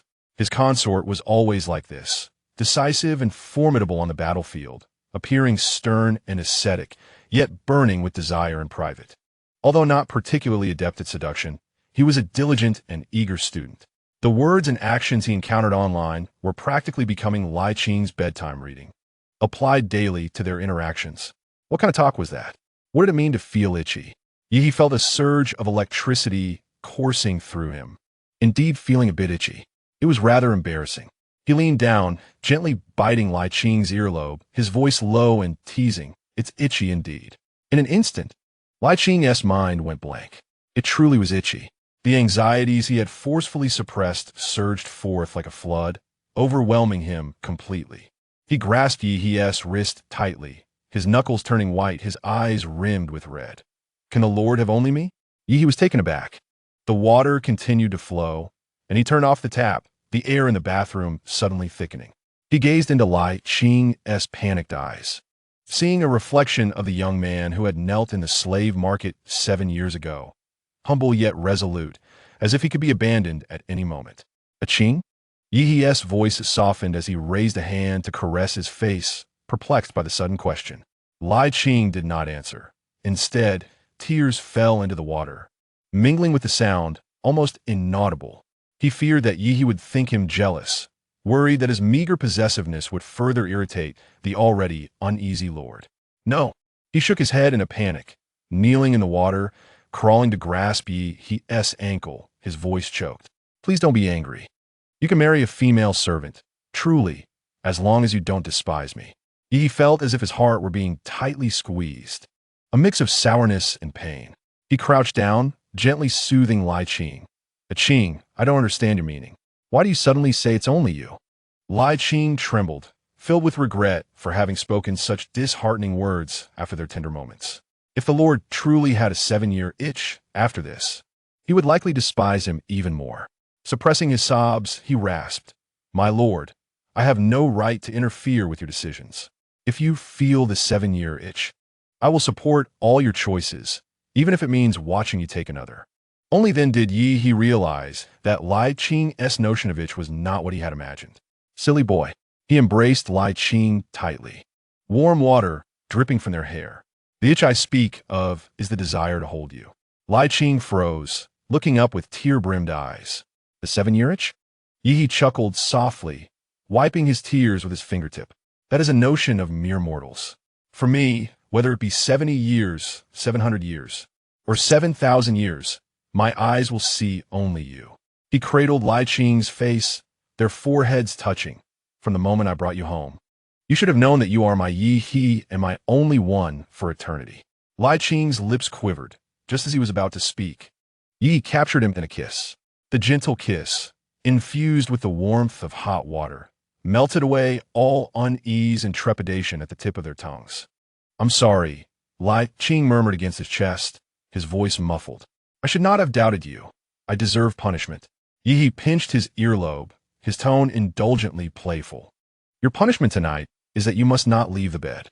Lai Qing's face flushed crimson, yet he obediently nodded, snuggling closer into his embrace. The sound of flowing water resonated, reflecting their intertwined silhouettes. Outside, the starry vines had blossomed anew, with pale golden petals swirling in the air, shimmering like scattered fragments of stars amidst the brilliant lights. Lai Qing pondered. It seemed that the so-called 7-year itch, in the presence of Yi, merely transformed into a deeper affection expressed in a different manner. He raised his hand to wrap around Yi's neck, softly whispering amidst the sound of water, "My lord, I love you." Yi chuckled softly, kissing the crown of his head, his affection so tender it could almost drip with warmth. "I love you too. From the past to the future, through countless lifetimes, never shall we betray one another." Volume 4. The Outsider Scholar Rescues the Village Boy, Chapter 80. The harvest of Qingha. 1. The soil of Wangshi village seemed perpetually imbued with an inescapable earthy scent, mingled with the aroma of sweat and livestock manure. The summer breeze swept through the sun-scorched rice fields, causing the sparse wild grasses along the embankments to droop, as if the harshness of the world had drained them of all vitality. The paths bordering the village were laden with dust, while the lowly houses within were predominantly mud brick or earthen structures, with only a scant few adorned with blue tiles. It was on such an afternoon that Yi stepped onto the sun-baked road, entering Wangshi village. Having traversed 3 different worlds, Yi still struggled to adapt to the experience of spatial travel. What proved even more challenging was the necessity of bidding farewell to Qing Li in each realm. Though Yi understood that soon he would enter yet another world and encounter the next fragment of Qing Li's soul. Witnessing the aged visage of Qing pass away, laden with longing for him, left him with an inescapable sorrow. Moreover, each world seemed to bear its own tragic tale, each one tugging at his heartstrings. Yi shook his head, striving to clear the haze from his mind that the summer heat had induced. He lifted his gaze and walked purposefully into the village. Clad in a somewhat worn green gown, the fabric plain yet freshly laundered, his exposed wrists revealed pronounced bones. Fingertips bearing the thin calluses of a lifetime spent wielding a pen or sword. He carried a slightly tattered blue cloth bundle, containing only a few changes of clothes and some books hastily provided by the system to disguise his identity. Standing tall, with a handsome visage and an air of refined grace that felt out of place in this impoverished setting, he appeared like a scholar fleeing from hardship. His complexion pale from the long journey and beads of sweat gathering at his brow. In this world, the heavenly order had just begun to awaken its consciousness, wielding its authority with great inexperience, and thus he was carelessly assigned the identity of an unregistered outsider. The system sighed heavily. Yi, esteemed one, what has transpired to cause your status to decline so drastically? From a wealthy and handsome figure, to a mere disciple of the mountain, to a D-class insect, and now, it seems, reduced to a wretched state of being undocumented. Yi, too, felt a sense of helplessness. This endeavor to rescue his junior apprentice had indeed exposed him to a myriad of experiences. By the way, system, is this world not a realm of tasks? Why do I not hear any mention of storyline? The system, lacking warmth, yet feeling somewhat dispirited, replied, I do not know. Perhaps you have yet to encounter your beloved Qing. What a coincidence that every wayward youth you are destined to save happens to be Qing. The system fell silent, as if it had drifted into slumber. Yi stimulated his mind with a flicker of consciousness to prevent overheating and trudged forward with heavy steps. At the village entrance, a few chatting villagers observed Yi with scrutinizing and curious gazes, noting his unfamiliar appearance and scholarly attire. Is he an outsider? A dark-skinned man, puffing on a pipe, appraised him from head to toe. He looks like a scholar. In these times, even scholars must flee. A woman nearby raised her voice. Hey, young man, who might you be? Ahead lies our Wangshi village. You should not proceed further. A robust man at the village entrance called out. Yi quickly nodded and performed a courteous bow, his tone gentle as a spring breeze. I am Yi. My homeland has suffered calamity, and I have journeyed south to this place. I sincerely apologize for the disturbance. His modest demeanor and soft voice eased the villagers' initial wariness. The village chief, a frail old man leaning on a cane, approached and scrutinized Yi. Though he appeared weary, his comportment was refined, indicating he was not a rogue. The chief sighed with slight relief. Scholar Yi, your journey has not been easy. When do you intend to depart? To be candid, I have specifically come here upon hearing of Wangshi village's tranquility, seeking refuge. If you have any vacant dwellings, I'm willing to pay rent. Yi's voice remained gentle, yet bore an undeniable authority. As he spoke, his calm gaze swept over the assembly. Despite his seemingly destitute state, his eyes shone brilliantly, akin to obsidian immersed in a crystal-clear spring. Upon hearing his offer of rent, several villagers stirred with interest. A woman tentatively inquired, Young man, how much rent do you intend to offer? Yi fell silent. System, what would be an appropriate amount? The system, perplexed, responded, That would depend on how much silver you possess. Yi pondered, I have a silver mine in my possession, but I fear that in this era, it would be somewhat ostentatious to reveal a mountain of silver. Cough, cough, how much? The system was astounded. Wasn't Yi the illustrious elder brother, typically indifferent to wealth? After a moment as contemplation, Yi, seeing that the system offered no assistance and continued to make incoherent sounds, determined, As I am but a refugee, I carry little silver with me. I am willing to pay a monthly rent of 1 tael of silver. This declaration sent the villagers at the entrance into a frenzy. 1 tael of silver.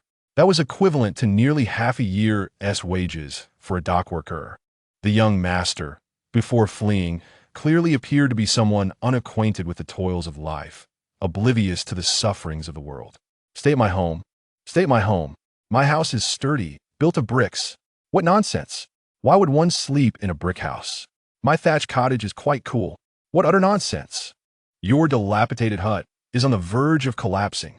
The village head tapped his cane against the ground twice, signaling for others to be silent. There is indeed a decrepit house in the village, unoccupied, next to the former Zhao residence. If you don't mind, you may stay there. It's old and run down, but a mere 200 won per month will suffice to be added to the village funds. The village head surveyed the surrounding villagers, who dared not speak. He continued, "As a scholar, you may not grasp the hardships of earning a living. Since you have fled here, it would be wise to retain some silver for unforeseen circumstances." Observing the villagers' displeasure, he added to Yi, "However, our village does not offer refuge without expectation. In return, you shall impart knowledge to the village children. Rest assured, when the time comes for your remuneration, no one shall shortchange you." Upon hearing this, the villagers' eyes brightened, and they eagerly chimed in, "Yes, yes. The village head speaks wisely. Yi, you should settle in." The only scholar in the village, now teaching at the county school, earned a monthly salary of 3 to 5 taels of silver. Even if he did not attain the title of scholar, knowing a few letters and arithmetic could land him a position as a bookkeeper in town, earning at least 2 taels a month. "Thank you, village head, and thank you all." Yi expressed his gratitude with a bow, following the village head westward. As they passed a threshing ground, Yi suddenly heard a sharp chorus of jeers. "Look, it's that despicable lad." Naturally, like mother, like son, his mother was cast off. Undoubtedly for some shameless act. This boy is truly wretched. He looks so manly, yet dares to seduce other men. He deserves a beating. Yi paused, turning towards the source of the voices. In the corner of the threshing ground, a group of young children surrounded a frail figure. The figure, clad in a patched gray short coat, had its back turned, bending to pick up scattered herbs. The children's stones interrupted the action, causing the figure to stumble and fall to the ground, the herbs strewn about, trampled underfoot by the children. "Stop!" Yi's voice was not loud, yet it rippled through the chaos like a stone cast into still water, silencing the boisterous children instantly. They turned, momentarily taken aback by the sight of the outsider, until one bold child spat, "Who are you? This is none of your business." Yi ignored him and walked directly to the bullied youth. The boy slowly lifted his head, revealing an excessively sallow face, his chin sharp like a thin stone, lips devoid of color, yet his eyes were dark and deep, like a hidden abyss. The boy held his neck high, silently enduring the humiliation without uttering a word. His wrists were thin, seemingly fragile enough to break, adorned with fresh, red marks, evidently from the stones hurled moments ago. Yi's heart tightened. It was Qing. Once again, she was being bullied. He had arrived too late. "Are you all right?" Yi crouched down, his voice unconsciously softening. The youth's indifferent expression shattered in an instant, as if he had been startled. He recoiled suddenly, his shoulders trembling like leaves in the wind. He quickly lowered his head, his long eyelashes casting a shadow over the emotions hidden in his eyes, and stammered, "No, it's nothing. Thank you, my lord." His voice was faint and timid, imbued with a heavy nasal timbre, resembling a frightened little beast. He picked up the herbs scattered on the ground and placed them in the basket. Most had been trampled beyond recognition, leaving only a few intact. "Thank you, my lord," the boy said with difficulty as he struggled to rise. Yi's gaze fell upon the frail figure, and considering the prevailing gender norms of this era, he refrained from offering assistance. The boy seemed to sense the scrutiny and instinctively hunched his shoulders, akin to a frightened rabbit, hastily shouldering the half-basket of damaged herbs. He then kept his head down, almost breaking into a run, not daring to lift his gaze. His silhouette was so fragile that it appeared a gust of wind could easily topple him. As he hurried away, his coarse trousers were speckled with mud. Yi felt a gentle pang in his heart, as if something had lightly stung him, causing a familiar ache to resurface, reminiscent of a long-buried compassion. Scattered on the ground lay the trampled, windproof herbs, and the leading child muttered softly, "You can hit him, but why trample the herbs? They could be sold for money." Yi swept a sleeve, and the child felt a tightening in his throat, struggling to breathe, his face reddening. When the other children attempted to voice their protests, they were frightened into silence by Yi's icy gaze, scattering like startled birds. The village head observed the scene with a sigh. "Ah, this Qing boy is indeed a pitiful lad. The rascals in the village constantly bully him. Don't take it to heart. Scholar Yi. Target character identified. Su Qi. Original plot node. 15 days until the forced marriage. Host task. Prevent tragedy. Guide him onto the right path. Host, please select whether to accept the plot. A cold mechanical voice echoed in Yi He's mind, causing him to withdraw his gaze, his emotions instantly retreating to reveal only a gentle calm. He said to the village head, "It is of no consequence. Children will be mischievous. Please lead the way." Following the village head towards the abandoned house at the village's edge, Yi He's pace was deliberate and unhurried. "Accept the plot." The system promptly responded, "I understood." Moments later, the narrative pertaining to Su Qi was conveyed to Yi He. In this world, there existed 3 genders: men, women, and boys. Boys shared similar physical traits with men, but were more delicate in stature and softer in appearance, possessing the ability to bear children. Su Qi, an 18-year-old boy, was the only biological son of the scholar Su Xian in the village. Years ago, the Zhao couple, fleeing with their daughter Zhao Lian, took refuge in Wangxi village. Thanks to the Zhao family's exceptional medical skills and their knowledge of herbal medicine, they managed to lead a decent life. Zhao Lian was renowned as a great beauty throughout the region. Upon their arrival, she concealed her beauty with mud, but once their fortunes improved, her unmasked beauty shone like a lotus emerging from clear water, causing matchmakers to nearly wear down the threshold of the Zhao household. The Zhao family is renowned for its scholarly heritage, naturally desiring a suitor for their daughter who possesses a measure of literary talent, to ensure a shared language in their union. Thus, among the youthful talents introduced by matchmakers, the distinguished Su Xian captured the attention of Mr. and Mrs. Zhao. Su Xian hailed from a modest background. His parents had nearly depleted their finances to provide him with an education. As the time for the imperial examination approached, they found themselves unable to afford the examination fee. Observing the village's common folk, the Zhaos felt that Su Xian was the only one worthy of Zhao Lian. Poverty was no matter, as long as he continued to strive for success, and they feared no misfortune from marrying within the village, as they could always protect their daughter. Thus, Su Xian and Zhao Lian were wed, and that year he succeeded in passing the examination, even welcoming a child, Su Qi. Years later, with the support of the Zhao family, Su Xian ascended to the rank of a scholar. The Zhaos intended to continue funding his pursuit of the higher degree, but Su Xian expressed his reluctance, feeling he had already burdened them enough. Though the Zhaos felt regret, they did not press him.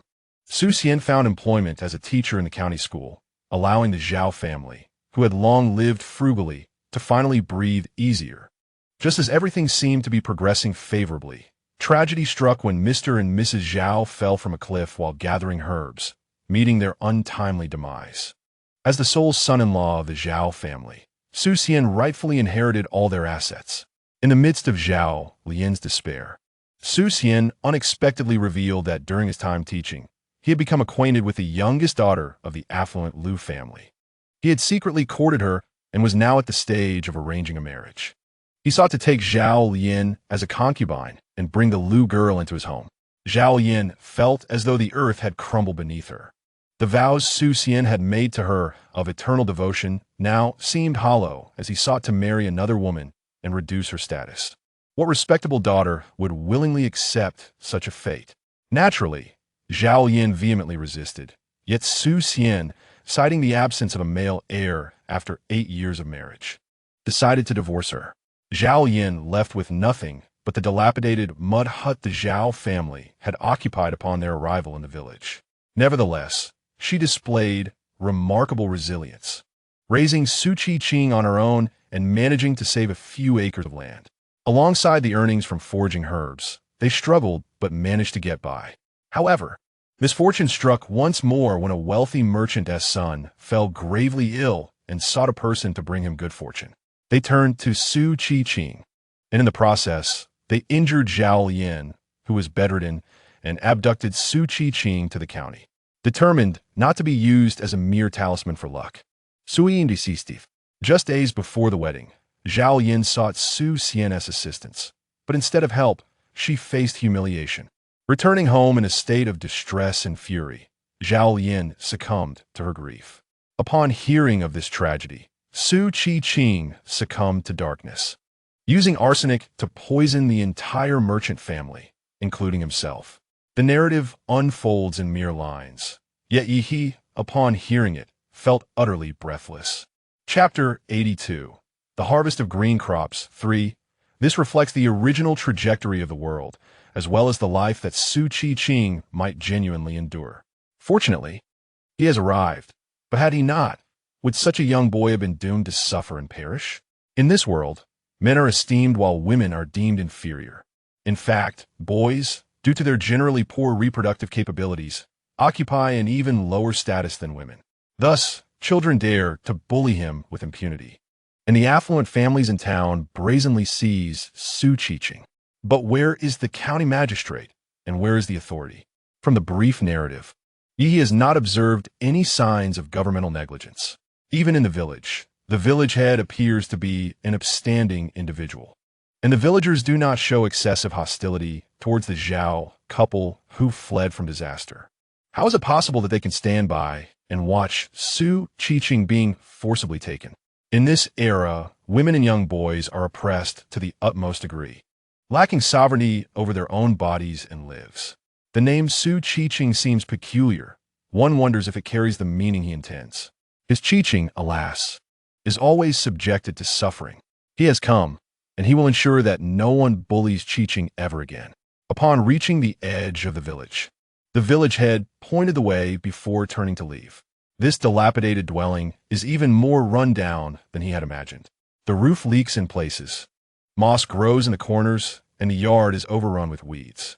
The only advantage is its distance from the village center, providing a semblance of tranquility.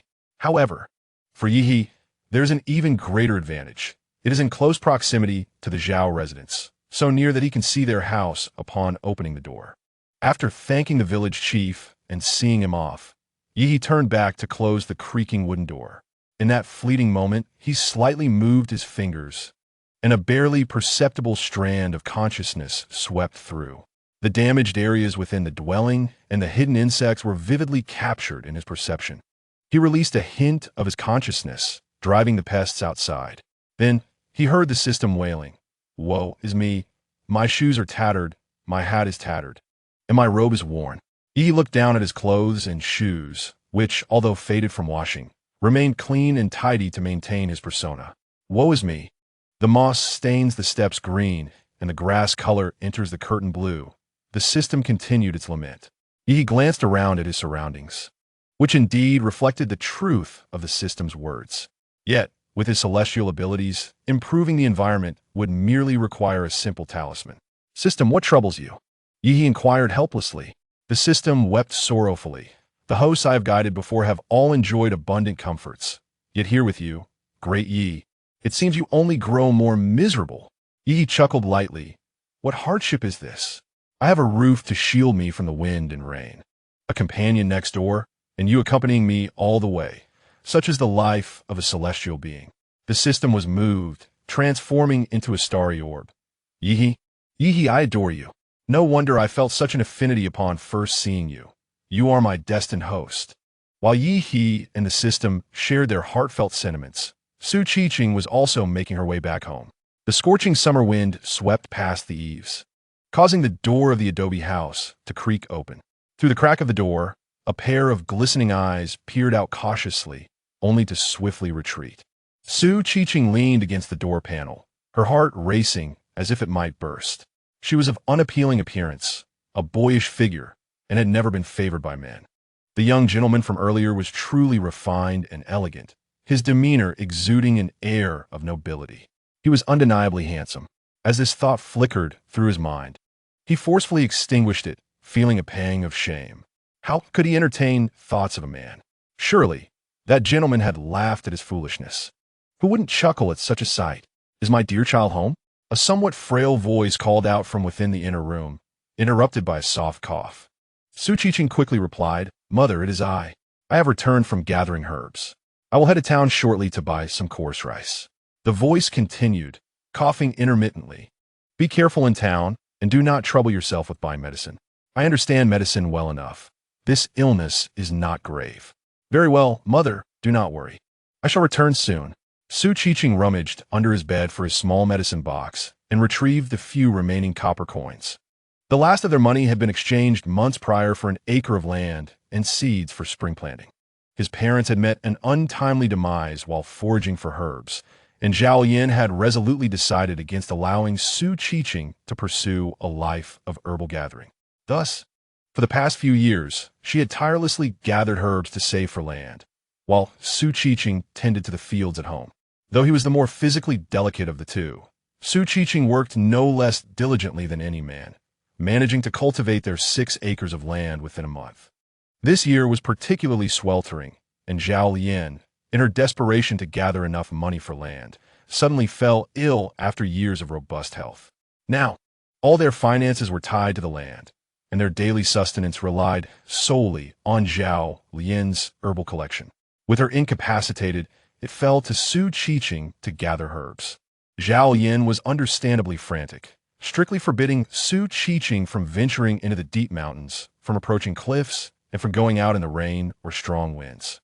Thus, over the course of several days, her illness lingered without sufficient funds for treatment, leading to a rapid decline in their living conditions. Su Qiqing also had to occasionally weed and tend to pests in the fields, further slowing his progress in gathering herbs for income. He held the few warm copper coins tightly in his hand. These coins were the result of yesterday's labor.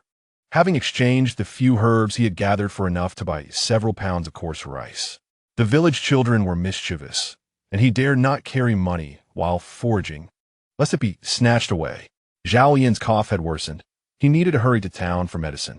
Clenching the coins, Su Qiqing opened the door, intending to sell the herbs he had collected that day. Although some had been bruised, with a little washing and drying, they could still be used and ought to fetch a few coins. However, upon stepping outside, he was struck by the sight of the empty basket where his herbs had been, now gone. Panic surged through him as he looked around, despairing at the thought that the children had returned to steal his herbs. But then he froze. The basket was completely devoid of its contents. Yet a neatly bundled bunch of windbreak had been placed on a clean slab of green stone behind the basket, still bearing fresh soil at the roots. The basket had obscured his view, and he had not noticed it before.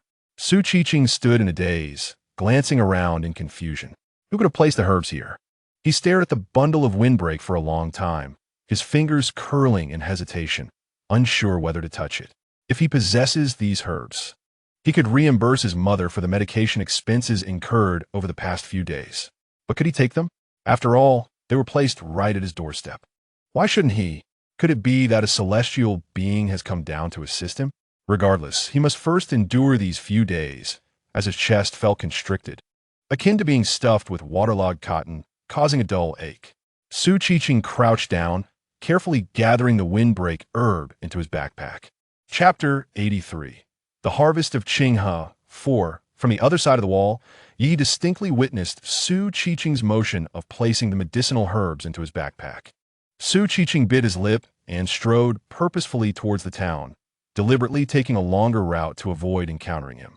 Yi raised an eyebrow and swiftly donned his travel boots, making his way towards the town. After a considerable time, Su Qiqing finally arrived at the town with great difficulty. The apothecary, Master Chun, was a shrewd middle-aged man who immediately frowned upon seeing Su Qiqing. You again? The last batch of herbs was riddled with impurities. How dare you return? Su Qiqing offered his backpack, his voice barely audible like a whisper. Master Chun, please see. This time the windbreak is of excellent quality. Master Chun examined the neatly bundled herbs, somewhat astonished. Su Qiqing typically brought herbs that were muddy and tattered, but this time, the quality was indeed exceptional. After rummaging through, Master Chen tossed Su Qiqing a handful of copper coins. All right, I bought them. You may leave. Su Qiqing's eyes widened.